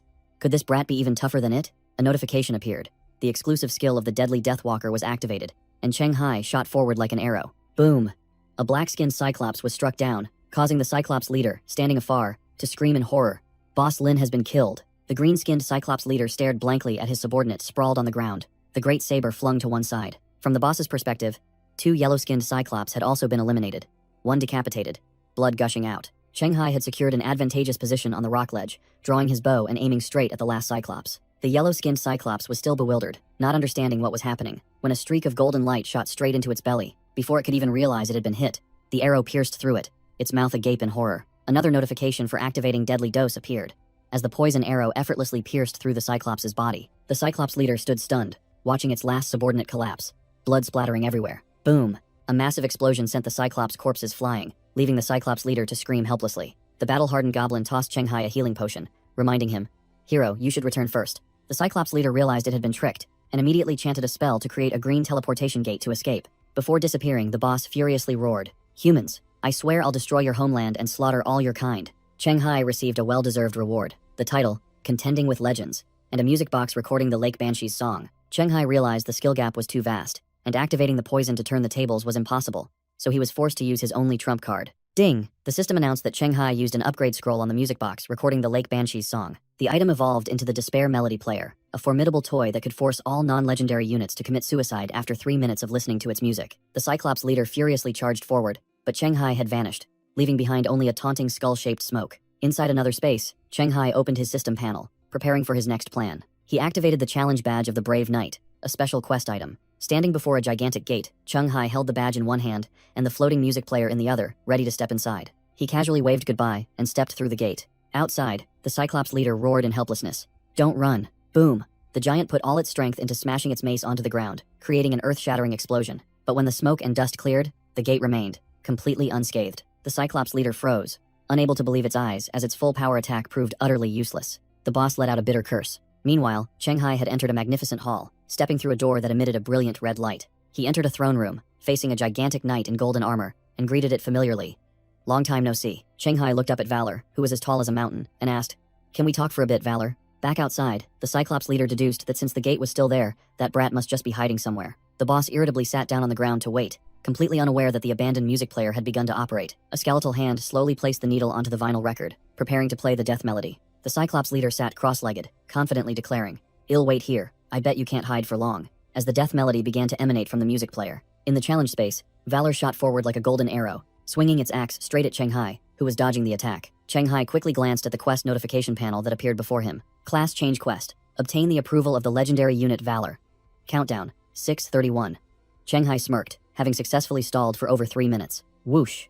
Valor unleashed an earth-shattering stomp, forcing Cheng Hai to retreat to avoid the terrifying surge of power. The Golden Knight swung its axe relentlessly, making Cheng Hai sweat profusely, his face paling as he yelled, "Stop!" Cheng Hai narrowly dodged the axe's path. This boss speed was no joke. Clang!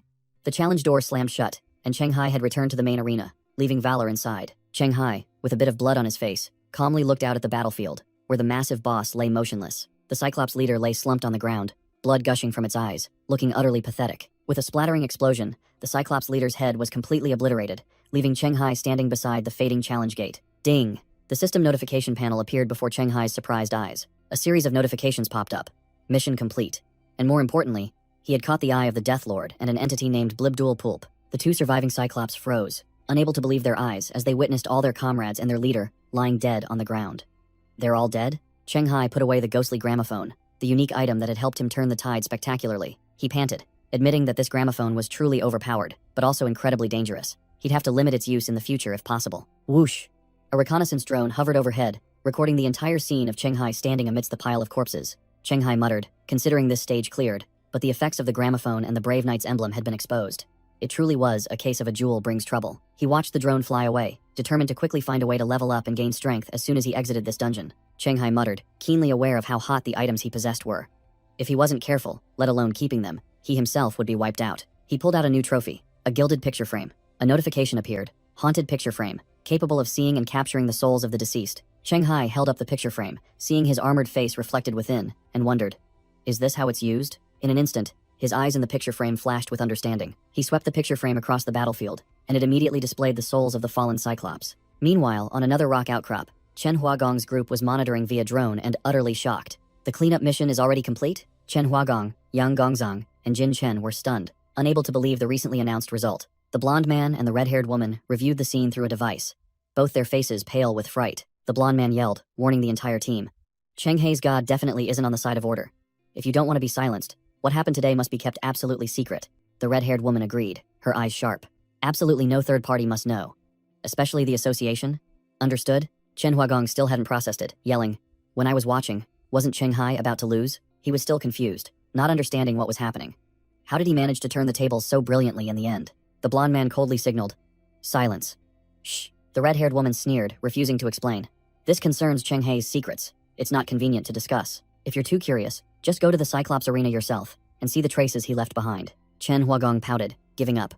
Whatever, I was just curious. The blonde man spoke, concluding like a leader. Since everyone has cleared the stage, there's no need to wait for reinforcements. Just complete the exit conditions and leave early to be safe. Returning to Chung Hai, he stood amidst the smoke, holding the haunted picture frame and pondering.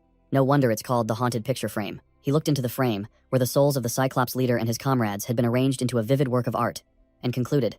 Using captured souls as characters to create a scene, it truly is a unique item. Cheng Hai muttered, unsure what to use the picture frame for, while the system popped up, asking if he wanted to merge the rewards, kindly reminding him that merging would be better. Without much thought, Cheng Hai pressed the yes button directly. The summary panel appeared. Leveled up to 7, received a bunch of brand new titles. Giant Slayer, Gladiator, All or Nothing, the exclusive skill Omen of Death, and a pile of rare items. He checked his inventory, scrolling past the Sphinx's reed pen, the enchantment ring, command, and stopped at the Cyclops strength potion, a limit-breaking, top-tier item. Looking at the enchantment ring, Cheng Hai thought he was lacking crowd control skills, so he put it on without hesitation. Next, he picked up the Sphinx's reed pen to examine it. The system unexpectedly notified him again. A certain god had paid a price to alter his exit conditions, and the Death Lord had also modified his helmet, along with a warning to beware of Theseus's ship. Seizing the opportunity, Cheng Hai immediately activated the Sphinx's reed pen, and the pen glowed with a brilliant golden light. Boom, boom. A massive surge of energy swept across the ground, creating a shockwave circle. Cheng Hai was astonished as black stone blocks flew in from nowhere, enveloping him. Whoosh! A colossal sphinx-shaped stone golem emerged from the rubble, its info panel clearly stating, Sphinx's Simulacrum, challenge level 17. The pen in Cheng Hai's hand was still glowing, connected to the newly summoned entity. The Sphinx's Simulacrum spoke in a deep, resonant voice. Seeker, state your question. Cheng Hai went straight to the point. I want to know why the god who paid a price to change my exit conditions did so. The golem replied emotionlessly. Because one of the few hero-tier subordinates of that fallen god died by your hand, and they want you to pay with your life. Cheng Hai was stunned, the image of the devourer Manhas appearing in his mind. He immediately realized, it's them. Is the one who changed the conditions the god of the Mulrock tribe? The Sphinx's Simulacrum didn't care, urging, hurry up, second question. Cheng Hai immediately continued to ask about the Death Lord's warning. What is the ship of Theseus that he mentioned? The Sphinx's Simulacrum revealed a horrifying truth. Your legendary Undead Knight's helmet has a side effect. The more you use it, your memories and personality will gradually be replaced by the personality already present in the helmet. After hearing the truth about the helmet, Cheng Hai flinched, his instinctive reaction causing the helmet to fly off. The Sphinx's Simulacrum calmly explained. What are you afraid of? Just don't use it. Wearing it is fine. Cheng Hai argued, his neck veins bulging. I'm not scared, it was just a reflex. The stone golem raised a finger, signaling for the final question. Cheng Hai swallowed, preparing to unleash his fatal question. With a determined gaze, he asked directly, I want to know, why is the Death Lord interested in me? The scene shifted to an ancient library of unknown level, the domain of a knowledge entity. Inside, the Sphinx's true form, in the guise of a pharaoh, was enjoying fruit when Cheng Hai's image appeared, repeating the question. The pharaoh smirked, just about to reveal, because he is when a dark, deathly hand appeared right beside him. At the same time, the Sphinx's Simulacrum outside also began to answer. Because he is. Suddenly, the stone golem's face twisted and deformed, as if an invisible force was strangling its throat. In the library, the Death Lord had materialized as a shadow, covering the Sphinx's mouth with his hand and scolding. Bookworm. Boom. The Sphinx's Simulacrum's head exploded into 100 pieces before Cheng Hai's astonished eyes. The entire golem's body crumbled. Cheng Hai cried out in despair. Wait, you didn't finish. What the hell is he to me? A system notification appeared, stating that the item's information had just been updated. The Sphinx's reed pen now only had one use left. The remaining 2 chances had vanished because the question was out of its scope. Cheng Hai gritted his teeth, annoyed that he had wasted an opportunity on a question that touched upon a high-level deity. Looking at the pile of Cyclops corpses, he told himself that he had at least learned 2 important secrets. Now it was time to clear the battlefield and go home. Thud. Cheng Hai's armored hand suddenly slammed onto the ground, an action completely against his will. Cheng Hai woke up in the armor, bewildered, not understanding what the hell had just happened to his body. A wooden sign was planted nearby, a message from Shu Mao. We're off to complete the dungeon escape quest. Only the engineering witch and I saw your solo boss fight. Don't worry, well, keep our mouths shut. Cheng Hai smirked, realizing that his good teammates had abandoned him and fled. He took off the heavy armor, sitting alone amidst the desolate battlefield next to the sign. Standing before the teleportation gate, Cheng Hai also planted a sign to greet those who would come after. He stepped into the sparking teleportation gate, the sign clearly stating, Thanks, I've completed the escape conditions, heading out now. Outside the gate, a group of adventurers was already waiting. Seemingly reinforcements called to clean up the mess. A platinum-haired female adventurer, Liu Cheng, a level 10 super rookie, questioned. Didn't you say there was a champion Cyclops boss that needed assistance? Yao Wencheng, a member of the old team, was explaining over the phone that the dungeon had been cleared, probably due to some incident after he had bailed. A muscular guy with dreadlocks, Zhang Bao, another level 10 super rookie, nodded his chin. Hey, someone's coming out. Cheng Hai calmly walked out of the teleportation gate, catching Yao Wencheng's eye. He faced 4 members of the old team, including Yao Wencheng, who had just called him Brother Yao. Yao Wencheng snapped, asking why Cheng Hai hadn't waited for reinforcements as agreed. Cheng Hai calmly scratched his head with a wry smile. making up a story. The plan couldn't keep up with the changes. The camp was discovered by a Cyclops. The red hoodie adventurer coldly asked, "Why isn't anyone else here?" "Don't tell me you're the only one who survived and escaped," Cheng Hai replied curtly. "They're still completing their escape quest. I finished first, so I came back early." Zhang Bao explained to the red hoodie adventurer that this dungeon had dinosaurs, and official adventurers also had a side quest to collect eggs, so being late was common. Cheng Hai declared he was leaving, ignoring the red hoodie adventurer's glare, while Yao Wenzhong told him to rest first. Back in his room, Cheng Hai lay down on the bed, sighing in relief. That was a close call, Cheng Hai thought. It was lucky he bet right. The Death Lord was watching that dungeon and didn't let him perish at the hands of the Cyclops leader. Sitting in his room, he calculated that even if Xu Mao promised to keep it a secret, he couldn't expect too much, as this concerned the Hero's Challenge badge. If news of him possessing both the badge and the Melody of Despair record got out, even a big shot like Tongzhe might return to steal them. The only way now was to flee abroad, quickly complete the 8 challenges of the Deathwalker before getting ganged up on. But he was still worried. What if Blibdoolpool played tricks in the next dungeon? The Death Lord certainly wouldn't protect him forever. He wished he had asked the Sphinx the third question, at least to know his standing in the Death Lord's eyes. Currently, he was completely clueless about the situation, only able to open the system panel to check. Having no other choice, he had to seek help from the entity possessing him, gripping Claude's helmet tightly. Whoosh! Cheng Hai was pulled into an inner space, a desolate graveyard full of crosses. The helmet consciousness, an entity in black armor with aquamarine hair and blood-red eyes, charged straight to attack. Clang! The sound of metal clashing echoed piercingly. Cheng Hai neatly parried the blow with his black sword, declaring bluntly, "I'm not here to fight." The helmet consciousness stopped, questioning why he was here, if not to reclaim his memories, making Cheng Hai realize a part of his inner self had been replaced. He curled his lips, stating clearly that he only came to ask a few questions, while secretly calculating that if he could defeat it, he could reclaim what he had lost. Cheng Hai began to provoke, suggesting that using the helmet's power a few times wouldn't hurt, then concluded, "You saw what happened in the dungeon, didn't you? You don't want me to get stuck and die somewhere, do you? And rot along with me?" The helmet consciousness asked coldly in return, its blood-red eyes piercing into Cheng Hai, then fell silent. Finally, it relented, turned its back, and asked, "What do you want to ask?" Cheng Hai got straight to the point, asserting that as a personality from Kurode's helmet, it must have the vision of a legend. "Is my grudge with Blibdoolpoolp great enough for it to set a trap to kill me?" He pressed on with a critical question, while the helmet consciousness silently listened. "If so, will the Death Lord still intervene to help me if I encounter a similar situation next time?"